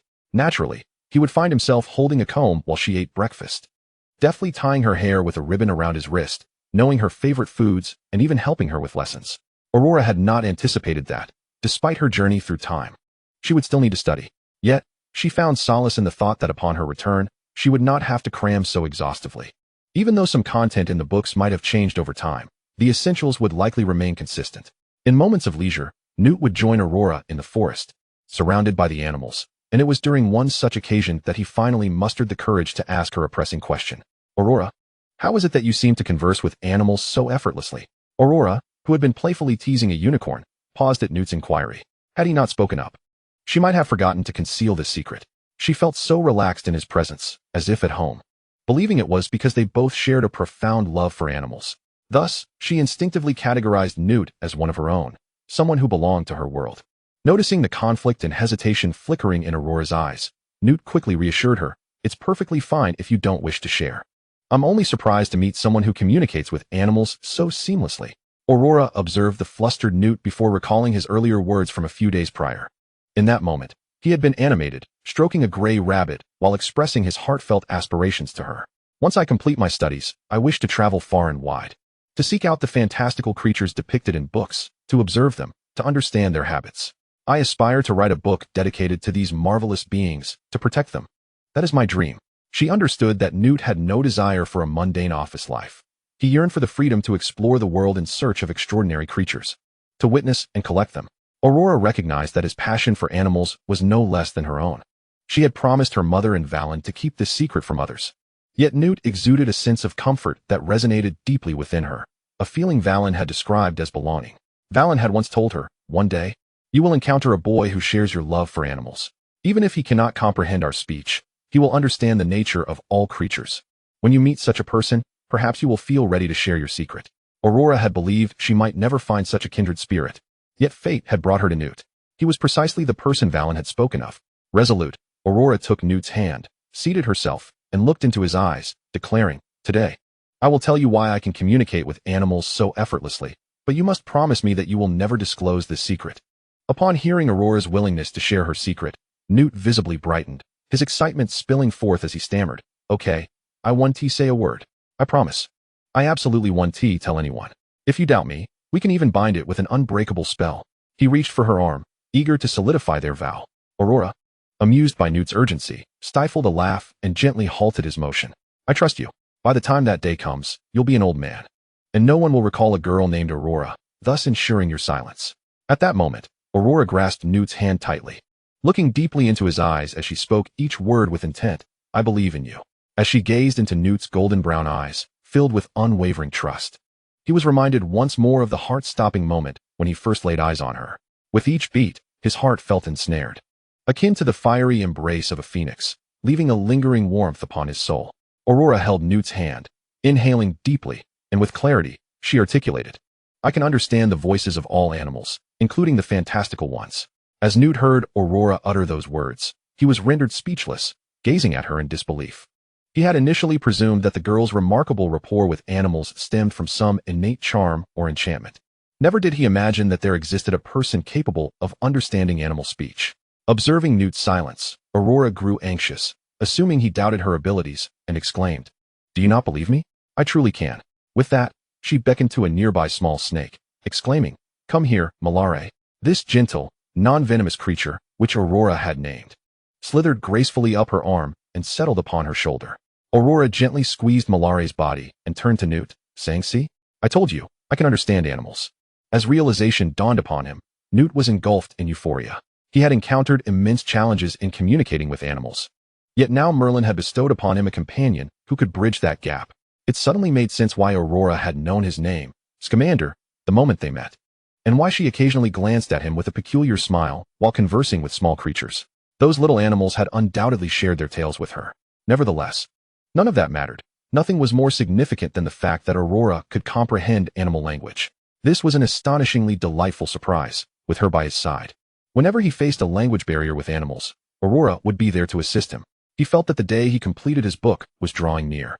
In that moment, Newt grasped Aurora's hand with fervor and declared, "I believe you." His mind was already brimming with inquiries he yearned to pose to the creatures of the forest, and his notebook and quill were eager to meticulously document each animal's peculiarities. Aurora, noticing Newt's excitement, smiled and said, "All right, but you must promise to keep this a secret." She then released her grip on Newt's hand, raised her pinky, and proposed, "Let us make a pinky promise. Once we do, we must never lie." Newt, trembling with anticipation, extended his hand and linked his pinky with hers. Aurora firmly entwined their pinkies and shook them playfully, grinning at Newt as she said, "We shall pinky swear for 100 years. Whoever breaks it shall be a little puppy." Hearing Aurora's words and witnessing her radiant smile, Newt nodded in agreement. At that moment, his heart raced as though it might leap from his chest, drowning out the surrounding noise. In Chapter 91, Is This Your Brother? Following Aurora's revelation of her secret, Newt found himself increasingly inclined to venture into the forest. With his 7th grade studies nearly complete, he became far more intrigued by the thoughts and conversations of the animals around him. His bag brimmed with thick notebooks dedicated to documenting animal languages, which Aurora would translate, allowing him to record their nuances with a quill. Each notebook served a distinct purpose. One was for avian observations, another for small mammals, while various other wondrous creatures found their accounts meticulously chronicled. With Aurora's assistance, Newt was wholly immersed in the realm of animals, becoming irreversibly enchanted. Dumbledore, clearly perceptive of Newt's newfound passion, called him aside after class, inquiring, "Have you discovered any new creatures lately?" Newt, initially clutching his notebook and brimming with excitement to explore the forbidden forest, momentarily faltered at Dumbledore's question, his expression betraying a hint of panic. After a prolonged moment, he sheepishly scratched his head and replied, "I've recently formed a bond with a unicorn." Dumbledore, observing the flicker of light in Newt's eyes, sensed there were other matters he was withholding but chose to remain silent, smiling as he advised, "Unicorns only associate with pure-hearted females. Forging a connection with one is quite rare, yet do ensure your own safety. Upon hearing Dumbledore's words, Newt nodded vigorously before hastily exiting the classroom, leaving Dumbledore to ponder the significance of Newt's retreating figure. Newt's statement was indeed truthful. He had recently established a rapport with a unicorn. Although Aurora had already become particularly well acquainted with the creature days prior, the unicorn still harbored a degree of mistrust towards Newt, reluctant to convey messages shared with Aurora. Through offerings of food and gentle persuasion, however, Newt was gradually able to convince one unicorn to allow Aurora to relay some of its thoughts. Thus, Newt felt justified in his honesty. He merely refrained from disclosing Aurora's existence to Dumbledore. Nonetheless, he reduced his visits to Aurora, acutely aware that should a professor discover her presence, clarification would be challenging.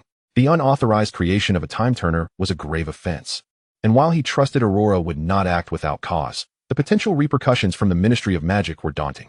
Meanwhile, at the Ministry of Magic, Theseus had just received commendation from his superiors for the success of his recent assignment. Upon returning to his desk after completing the task, he found himself reflecting on his younger brother. He sat back in his chair, closed his eyes, and rubbed his temples, seeking calmness as he wondered how his brother was faring.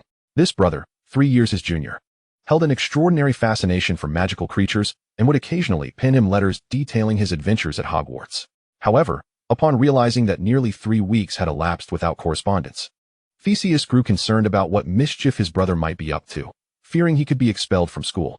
Opening his eyes, he glanced at an unremarkable brown suitcase resting beside his desk. Despite its ordinary appearance, it contained a powerful extension charm, capable of accommodating various environments with hundreds, even thousands, of square feet of space. Understanding his brother's passion for animals, and knowing that Newt preferred to roam freely in search of magical creatures rather than be confined to a desk, Theseus had gifted him this suitcase. With graduation from Hogwarts approaching in less than a year, it would prove immensely convenient. Admittedly, due to his work commitments, he had not seen Newt in quite some time. Now, with a moment of respite following his successful task, he resolved to deliver this gift to his brother. As the sole guardian, Theseus's journey to Hogwarts was expedited compared to others. Upon arrival, however, he did not immediately head to the Hufflepuff dormitories, knowing that at this hour, his brother would likely be at the small hut. This is a letter from Newt to himself, in which he confides that he has constructed a small wooden cabin on the outskirts of the Forbidden Forest, occasionally spending the night there. However, the school regulations seem inconsequential to him now. Since apparition is prohibited within Hogwarts grounds, he must journey on foot to the edge of the forest, pondering what Newt might be doing along the way. As he arrives at the forest's edge, he searches for signs of his brother. As a rapidly advancing Auror in the Ministry of Magic, he possesses a keen awareness of his surroundings. By observing the state of the trees at the forest's boundary, he discerns whether anyone has recently passed through, following these human-made traces until he reaches a particular spot. Unbeknownst to him, Newt is blissfully unaware of his brother's approach. Still seated beside Auror, listening intently to the language of the animals. As Theseus draws nearer, he catches sight of Newt sitting with his back turned. But he also notices the girl beside him. Theseus raises an eyebrow in surprise. His brother is actually in a romantic relationship? No wonder he has been reluctant to write lately. Moreover, he is evidently comfortable enough to bring her to his secret haven, which suggests genuine affection. After all, Newt has come of age. It is only natural for him to have someone he cherishes. With this thought, Theseus resolves to approach them quietly, but at that moment, a small fox darts past him, racing into Auror's arms. The fox frantically paws at her, exclaiming, "There is someone behind. A stranger has come." Upon hearing the fox, Auror quickly turns her head and spots a man in a trench coat with tousled brown hair, who bears a slight resemblance to Newt, walking toward them. When he notices her gaze, the man unexpectedly halts in his tracks. Theseus had intended to surprise his brother, but he did not anticipate that the girl sitting beside Newt would turn and see him. Initially unfazed, he is suddenly struck dumb by her beauty. Dressed in a simple white dress, devoid of any embellishments, her hair dances in the breeze, and her golden-hued eyes sparkle with an enchanting light. Even seated, she commands all attention. The girl beside his brother is extraordinarily lovely. Though Theseus has worked at the Ministry of Magic for only a few years, participating in various missions, he has encountered numerous beautiful young witches and captivating enchantresses. Yet, he feels that even the most renowned beauty pales in comparison to the girl before him. She radiates an unparalleled brilliance. Momentarily lost in reverie, Theseus hesitates to approach, feeling as if the two before him, other than his brother, might be figments of his imagination. Has the exhaustion from work conjured illusions? Nevertheless, he watches as the girl nudges his brother, who, still engrossed in his writing, looks up to find Theseus standing there. Newt, taken aback by his brother's unexpected visit, recalls that he hasn't written to him since Aurora's arrival. Yet, as Theseus is a ministry employee, Newt feels a mix of joy at his brother's presence and anxiety over protecting Aurora from being taken to the ministry. Slowly rising, Newt addresses Theseus. What brings you here, brother? Upon hearing his brother's question, Theseus awakens from his reverie, suppressing the strange feeling within him, and replies, I just finished a recent assignment and wanted to see you. His gaze drifts to Aurora, and he feels that peculiar sensation return, yet he teasingly inquires of Newt, is this your girlfriend? Why haven't you told your brother about her? At the mention of girlfriend, Newt becomes flustered, stumbling over his words in an attempt to deny it. No, Aurora is not, yet. He finds himself unable to refute it completely. The thought of Aurora being his girlfriend fills him with a mixture of panic and exhilaration. After all, if she were indeed his girlfriend, how wonderful that would be. They both adore small creatures and share so many common interests. It would be a delight to be together. Seeing his brother's reaction, Theseus realizes that Aurora has not yet claimed the title of Newt's girlfriend. A sense of relief washes over him, and with a smile, he approaches to embrace his brother, saying, it's all right, you can take your time. At that moment, Aurora stands up, still cradling the small fox in her arms. Having gleaned from their conversation that the unfamiliar man is Newt's brother, she steps behind Newt and gazes at the man, her golden eyes meeting his with clarity and honesty. As she strokes the fox's fur and asks Newt, is this your brother? Responding to Aurora's inquiry, Newt quickly turns to her, introducing, yes, Aurora. This is my brother Theseus, Scamander. Theseus, this is Aurora Greller. Upon hearing Newt's introduction, Theseus smiles and extends his hand to Aurora, saying, a pleasure to meet you. Miss Greller, you can call me Theseus. I currently serve as an Aurora at the ministry. Aurora is not accustomed to such formal introductions, aside from cold. Her friends typically exchange names without any ceremony. Thus, she promptly sets the fox down on the grass, wipes her left hand on her dress, and extends it to Theseus. Hello, Mr. Theseus. It's a pleasure to meet you. Please just call me Aurora. Chapter 92, The Girl from Afar. Theseus notes that Aurora's hand feels soft, just as he had imagined. The first impression he gets while shaking her hand is that her curious eyes are fixed on him. Upon hearing that he is an Aurora, her eyes light up with excitement. She grips his hand tightly and jumps with enthusiasm, saying, wow, you're an Aurora. That's amazing. I want to be an Aurora when I grow up too. Theseus feels the warmth of her hand and the thrill of her sparkling gaze. Realizing that her aspiration to become an Aurora makes his visit feel truly serendipitous. Observing Aurora's reaction, Newt suddenly feels an inexplicable unease. Worried that his brother might discover her origins from another time, he quickly pulls Aurora aside and asks Theseus, what brings you here today? Their firmly clasped hands are abruptly released, and Theseus is momentarily taken aback, his hand lingering in the air. Bewildered as he looks at Newt, and then at the girl standing behind him. It seems that this girl has profoundly impacted her younger brother. However, as long as he is happy, that is what truly matters. Theseus suppressed the peculiar feelings stirring within him and waved the suitcase he was holding in front of Newt. My dear brother hasn't written to me in 3 weeks, so as his only brother, I felt compelled to pay him a visit, bringing along a gift. Upon hearing Theseus's words, Newt suddenly remembered that since Aurora's arrival, he had not corresponded with him for quite some time. Embarrassed, he scratched his head and admitted, I forgot. Theseus chuckled heartily, unfazed by the fact that his younger brother had neglected to send him a single letter over the past 3 weeks. He reasoned that if Aurora were by his side, he, too, might be disinclined to reach out to others. With that, he handed the suitcase to Newt and continued, here. This is an early graduation gift for you. Do not be deceived by its modest appearance. This little suitcase can hold hundreds, if not thousands, of items, and it can be organized for various environments. Newt's eyes sparkled at Theseus's mention of the suitcase's extraordinary capacity. This was precisely what he needed. Once he graduated and embarked on his travels around the world, he could utilize this suitcase to observe the magical creatures he would gather. Furthermore, he could even construct a small wooden cabin within it, thus saving on accommodation expenses. Such a suitcase would be incredibly convenient in the Muggle world. Aurora, intrigued by Theseus's description, leaned in closer to examine the suitcase. To her astonishment, this seemingly ordinary piece of luggage possessed the ability to contain so many items. She couldn't help but exclaim in admiration, no wonder you are an Aurora. The things you present are truly remarkable. Her aspiration to join the Ministry of Magic as an Aurora grew ever stronger. Consequently, once Theseus settled down after presenting Newt with his gift, Aurora eagerly surrounded him with a barrage of questions about his various duties at the ministry.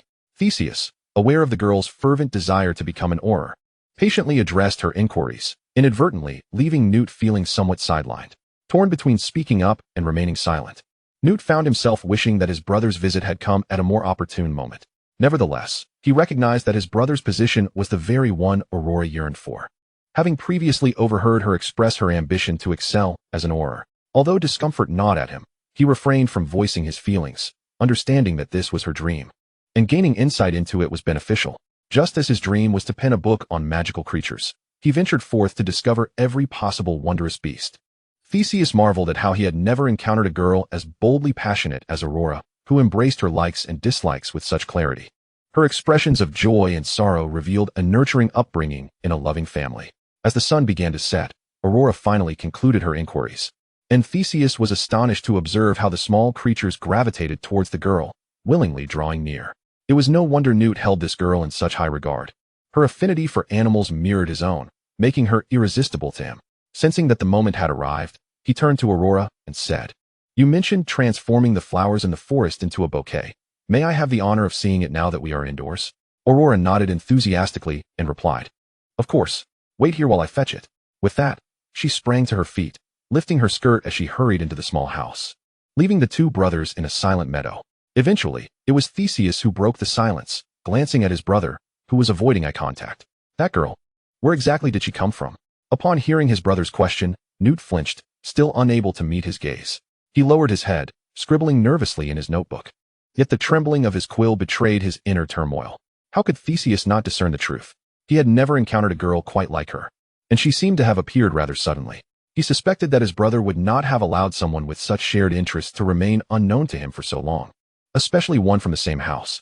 He had indeed never seen the girl, as she would have been too young to be present when he graduated. Yet, he knew that Newt could not be oblivious to her existence. Their conversation had hinted at something extraordinary, as if she possessed qualities that were not typical for someone at this time. Observing Newt's furtive demeanor, Theseus sighed and gently tapped the suitcase beside him. "If I wanted to escort Aurora to the ministry, I wouldn't be spending the afternoon here. Tell me how she came to be here, and I promise I won't reveal it." At Theseus's words, Newt slowly ceased his scribbling and raised his head, casting a wary glance at his brother. The twinkle of suspicion in Theseus's eyes made Newt realize just how important this girl was to him, prompting Theseus to reflect that if their roles were reversed, he too might question the motives of a ministry employee in connection with a girl. With Aurora's presence, he felt a heightened sense of vigilance regarding any situation that could endanger her. He placed a reassuring hand on Newt's shoulder and said, "Rest assured, I am your brother. When have I ever deceived you?" Looking into his brother's steadfast expression, Newt's lips quivered before he finally whispered the story of Aurora's origins. After listening, Theseus found it difficult to believe, as who would accept that a girl could traverse decades in time, coincidentally crossing paths with Newt? However, he knew that his brother would not fabricate such a tale, and he observed that the girl did not appear to have arrived with any forethought or calculated plan. Moreover, Newt claimed that he and Aurora had not initially known each other, leading him to conclude that she likely did not possess the power to create a time-turner of such magnitude alone. There must be some extraordinary enchantment attached to her, or perhaps she had been ensnared by some other force. Theseus had taken note of the only piece of jewelry Aurora wore, a sunflower necklace that bore no hourglass imagery, appearing merely as an ordinary accessory. Thus, it followed that either she was under some other enchantment, or she had fallen victim to a scheme. Newt mentioned that her time-traveling experiences were not isolated incidents, but this particular journey spanned the greatest temporal distance, as her previous escapades had only reached back a decade or so. Theseus contemplated this revelation, resting his chin on his hand, deep in thought. Ultimately, he chose to place his trust in both Aurora and his brother. Though he was a member of the Ministry of Magic, whose mission was to uphold justice without leniency, he was still a being of emotions and desires. He chose to place his trust in his brother, who had been his companion since childhood, as well as in the girl who had traversed through time. After a moment of contemplation, Theseus remarked, "I have faith in you, Newt. It is indeed prudent to keep Aurora hidden away in the cabin, as she has mentioned that she might return at any moment. The fewer individuals who witness her, the less likely it is for the course of the world to be altered." Upon hearing his brother's words, Newt exhaled in relief, realizing that Theseus would not take Aurora to the ministry for inspection. What are you two up to? Did you just share something amusing?" Upon hearing the voice, both brothers turned to see Aurora approaching with a large bouquet of flowers. As she ran, petals fell onto her dress, adding a splash of color to her white gown. Theseus shook his head, smiling as he watched the girl settle between them. "Oh, it's nothing. I was merely inquiring about Newt's studies," he replied. Aurora nodded eagerly, presenting the flowers to them while exclaiming, My mother says I have a knack for arranging flowers. Look, I have bird's foot trefoil, irises, roses, gardenias, and a magnificent sunflower right in the center. Indeed, it is quite lovely, Theseus acknowledged, noting that he typically spent only about 2 hours with his brother, but today, Aurora's presence kept him there until the sun began to set and the sky darkened. Rising to his feet, he brushed off the grass clippings from his clothes. Preparing to depart, Aurora handed him the freshly arranged flowers with an expectant expression, asking, "Will you come again tomorrow?" Theseus met her sparkling gaze and recalled the task his superior had just assigned him. Regret washed over him for being so diligent in accepting the assignment. Yet he replied to the girl, "I will visit you often." Hearing this, Aurora nodded and waved, saying, "Goodbye. Please be safe." He nodded in return and turned to Newt, stating, "This is good. Take care of her." Newt nodded as the two young wizards watched Theseus disappear into the forest. Chapter 93, Farewell. Aurora spent another week in this small forest, her days unchanged as she continued to play with the woodland creatures and assist Newt in studying their behaviors. However, the only alteration was that Theseus began visiting frequently. With Aurora's presence, he completed his tasks with remarkable speed, even foregoing one in favor of spending time with her. This surprised his superiors, who one day couldn't help but inquire, "What made you suddenly disinclined to take on that task, Theseus?" At that moment, Theseus held a bag of sweets he had bought for Aurora. He smiled at his superior and explained, "I've been feeling a bit unwell lately, and my brother is about to graduate, so I wish to check in on him more often." His superior, aware of Newt's situation, said nothing further. Recognizing that exceptional employees like Theseus, who worked so diligently, were rare, a brief respite was not a significant issue.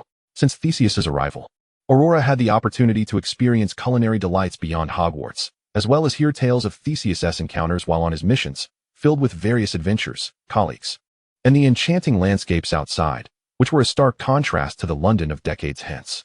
She felt less guarded around Theseus, for he was Newt's brother, the only person capable of safeguarding her secret.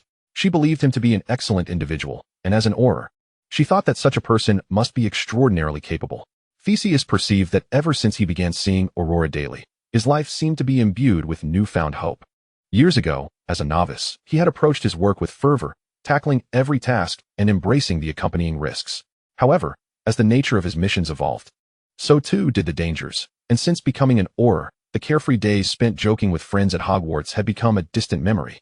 Though others encouraged him to seek romance, he felt he had yet to meet someone who captured his heart, and he was not one to settle. Yet after meeting Aurora, he discovered a sanctuary amidst the perilous environment, a place where he could unwind. This was enough for him. He did not know when Aurora would return, nor what would become of him after her departure. Perhaps he would remain unchanged, but he suspected it would be a long time before he married. Since encountering Aurora, he felt that others seemed to lack something essential. The witches he collaborated with were all remarkable and powerful, often beautiful, and sometimes his colleagues jested that he should choose a lifelong partner from among them. He would merely smile and shake his head, saying nothing further. He cherished the time he spent with Aurora, finding it relaxing and soothing for his spirit. He was uncertain about his feelings for her, but he recognized that she was someone his brother cared for deeply. Even if Newt himself did not yet understand his emotions, how could Theseus remain oblivious? If they were to be together, he thought, he would offer his blessing. However, whenever he entertained this notion, an unsettling feeling crept into his heart. He could not quite comprehend this sensation, yet he was thankful that they were not yet together. Furthermore, Aurora was considerably younger than him. He had already embarked on his career, while she was merely a girl about to enter her 3rd year. Additionally, she was a time traveler, and her departure could come at any moment. As an adult, he understood the boundaries of propriety. His faint hopes were shattered by his own hand, leaving him with a sense of melancholy, yet he knew it was for the best. After all, by the time she reached that time she spoke of, he might be long gone, either of natural causes or perhaps slain by dark wizards during a mission. But who could say for certain? Aurora had now spent over a month in this realm. She was aware that before arriving, she had been petrified and had no idea how long it would take for her to be freed. When that day arrived, she would finally return home. Newt felt increasingly reliant on Aurora, not only for her role as a translator between him and the creatures, but also because she began to invade his dreams. He dreamed of their first meeting, where she wore his white shirt and smiled as she embraced him. In the dream, he boldly placed her upon his lap. The intimacy of that action felt overwhelming. The dream was hardly healthy, and he awoke in the darkness, gasping for breath and discovering beads of sweat on his forehead. He sat up, striving to calm his tumultuous emotions, then dampened a cloth and buried his face within it, allowing the fiery heat of his cheeks and the rapid beating of his heart to gradually subside after a considerable time. This dream was not a fleeting one. Since that initial encounter, he had seen the girl almost every night. Sometimes they would run hand in hand through the forest, while at other times, there were overly intimate gestures that would invariably jolt him awake from slumber. Blushing fiercely, he would rise to take a cold shower, hoping to soothe his agitated heart. After experiencing that dream, whenever he visited the small cabin to gaze upon the girl's visage, he would invariably recall the moment in the dream when she called him brother while nestled in his arms. She always referred to Theseus as brother, yet called him Newt. However, in the dream, she repeatedly addressed him as her brother. He had kissed the tears from the corner of her eyes in the dream and had engaged in bolder acts, which caused an awkward flush to cross his face whenever he returned to see Aurora. He was already in the 7th grade, not a mere child. Although he had never experienced romantic feelings, that dream was far from a simple fantasy. If he merely regarded Aurora as his best friend, why would he dream such things? He felt it was a form of sacrilege, an unattainable longing. He understood that these matters could only be realized in dreams, for the girl was a traveler through time, and perhaps she would return to her own era at an unknown future moment. By then, he might no longer be of this world or might have aged beyond recognition. At that time, the girl would be in the prime of her youth, while he would be ensconced in some humble abode, tidying up his notes as he awaited the end of his days. Therefore, such thoughts were relegated to the confines of his mind, pinned in a diary enchanted so that no one else could read it. This day, Theseus ventured into the forbidden forest to see Aurora, feeling an unusual sense of anxiety that he couldn't quite place. Aurora had been here for nearly a month and a half, and he had grown familiar with many aspects of her, yet he could not discern the origins of this unease. Just as he hurried to reach the school, he was suddenly grasped by an old gypsy woman. Turning to face her, he recognized her as one gifted in divination. Yet he was unsure why she had seized his hand. He inquired, "Is there something you wish to say?" The old woman simply smiled at him, her expression shrouded in mystery, murmuring something about the nature of time. Time itself defies reason. Two brothers can simultaneously harbor feelings for the same person. Yet the more changes occur, the greater the debts of causality that must be repaid. Because of Aurora, Theseus had become particularly sensitive to the concept of time, and his gaze shifted as he yearned to question the gypsy woman further. However, in the next instant, she vanished before him as if she had never existed. He searched the surrounding 2 kilometers, yet found no trace of her.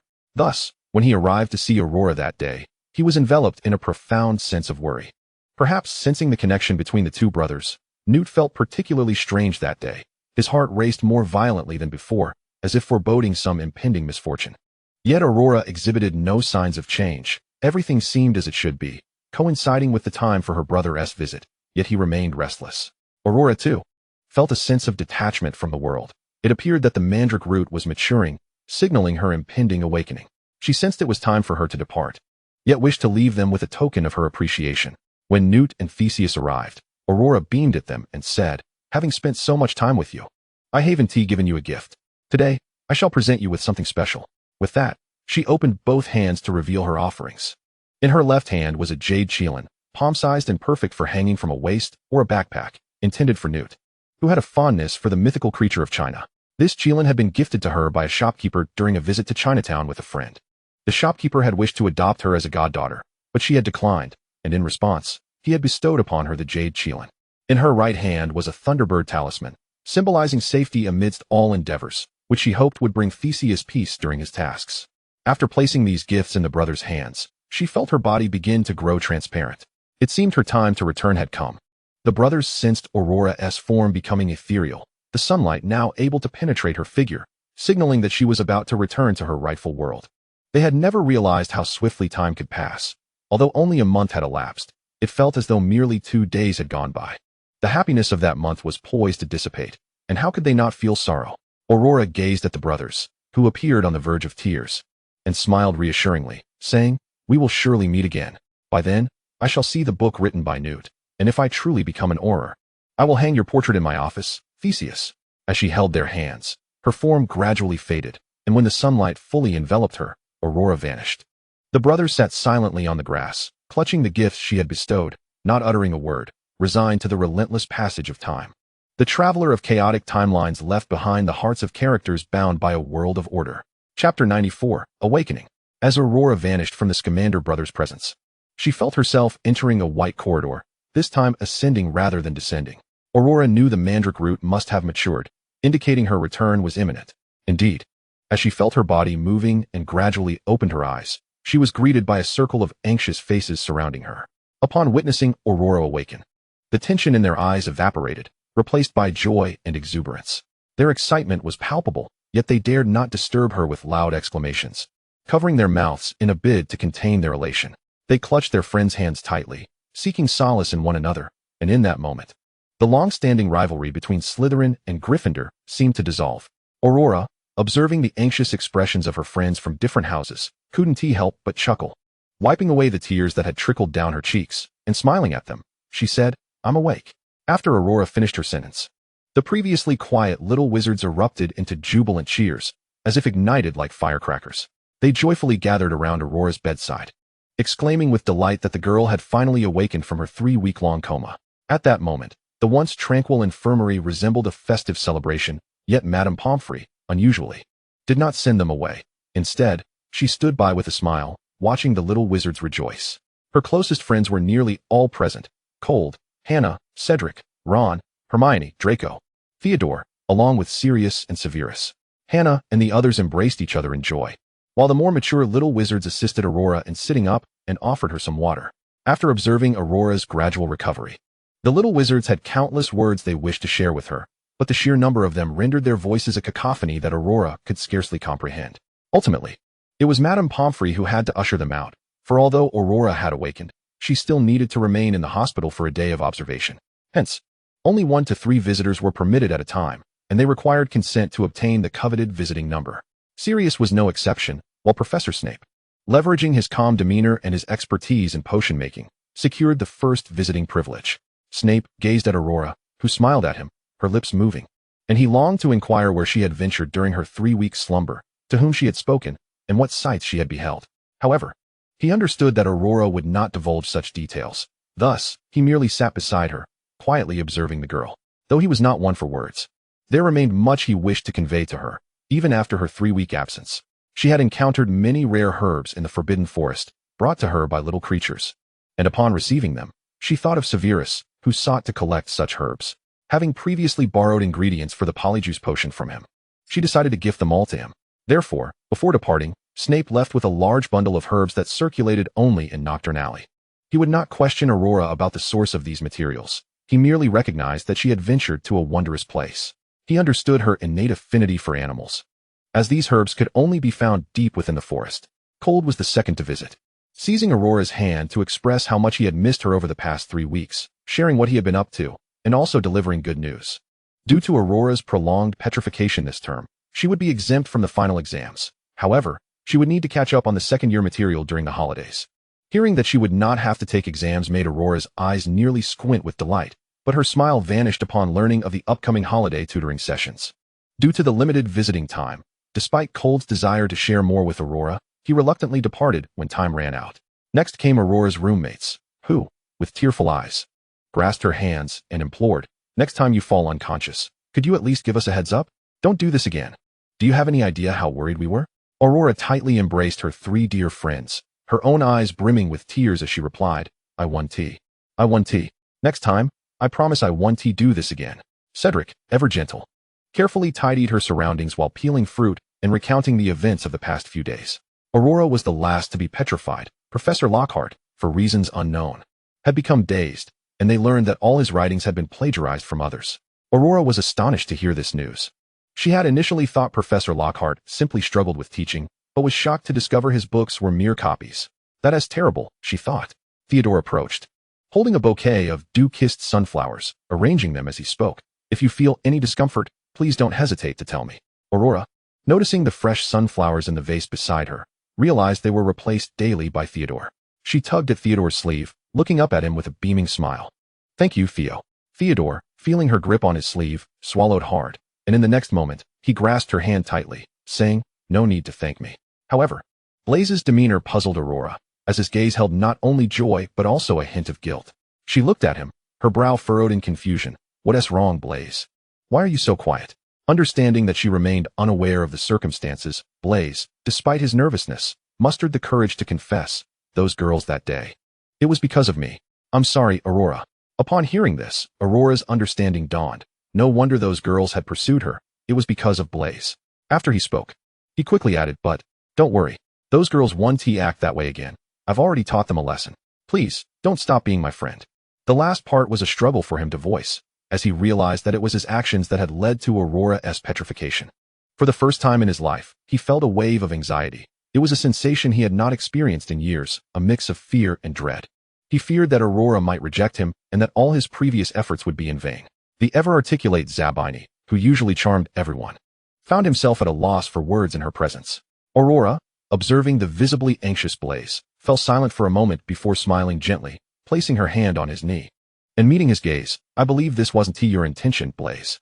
This time was merely an accident on my part. I don't hold it against you. She hastily added, but those girls still deserve their punishment. I'll make sure Professor Snape deducts points from them. Upon hearing Aurora's words, Blaise felt an immense relief wash over him. He let out a long breath and, looking up, resumed his usual expression, smiling at Aurora. All right. Professor Snape will surely deduct points from them. Those who have already disappeared from school don't matter, right? When Harry and the others arrived, Hermione immediately grabbed Aurora's arm, inspecting her up and down before sighing in relief upon finding no issues. She then placed her notebook beside Aurora's table, exclaiming, I'm so glad you're okay. You really scared me. Although the professor said you could skip the exam, I've already organized all the notes you missed during these days. Aurora gazed at Hermione with a pleading expression. All right, Hermione, can we possibly wait a little longer before studying? I beg you. Hermione had initially intended to decline. Yet when she beheld the pleading sparkle in Aurora's eyes, the words of refusal faltered on her lips. Ultimately, she relented, saying, very well. But you must come to my house during the holidays. I shall provide you with some extra tutoring. Aurora, in a fit of excitement, embraced Hermione and exclaimed, Yay! You're my favorite, Hermione. Upon hearing this, Hermione's cheeks flushed crimson, and she stammered, All right, I understand. Meanwhile, Harry and Ron were practically bursting with eagerness to recount their recent adventures to the girl. Through their narration, Aurora learned that they had discovered that Moaning Myrtle was the student who had met her demise, and they had also uncovered the location of the Chamber of Secrets. They had subsequently coerced Professor Lockhart into accompanying them. Upon their arrival, Lockhart had intended to erase the memories of the trio, but Hermione intervened, causing the spell to rebound upon him, leaving his mind in disarray. Due to the ensuing turmoil in the sewers, it was only Harry who ventured into the chamber. There, he found Ginny unconscious alongside a diary, which revealed a presence, none other than Voldemort himself. He professed that he would spare Ginny's life for the sake of their friendship and summoned the basilisk to slay Harry. However, the sword that emerged from the hat, delivered by the headmaster's phoenix, enabled Harry to vanquish the serpent. Harry had initially sought to destroy the diary, but at that moment, Dumbledore arrived, swiftly banishing Tom back into the pages of the diary and taking it with him. Fawkes healed Harry's injured arm, and Ginny awakened to realize that the diary had been siphoning her life force. Presently, Ginny remained in slumber, recuperating beside Aurora. Aurora listened in awe to the thrilling account, astonished by the perilous nature of the events, and incredulous that Tom could absorb another's vitality. This was a stark contrast to the Tom she had known. Although they shared the same name, their personalities were markedly different. She pondered what Dumbledore intended to do with the diary upon reclaiming it, yet she refrained from inquiring further, recognizing that the headmaster was the wisest wizard in all of Hogwarts and surely had his own plans. Now, Aurora prepared to gather her belongings, ready to embrace the final days at Hogwarts before returning home for the holidays.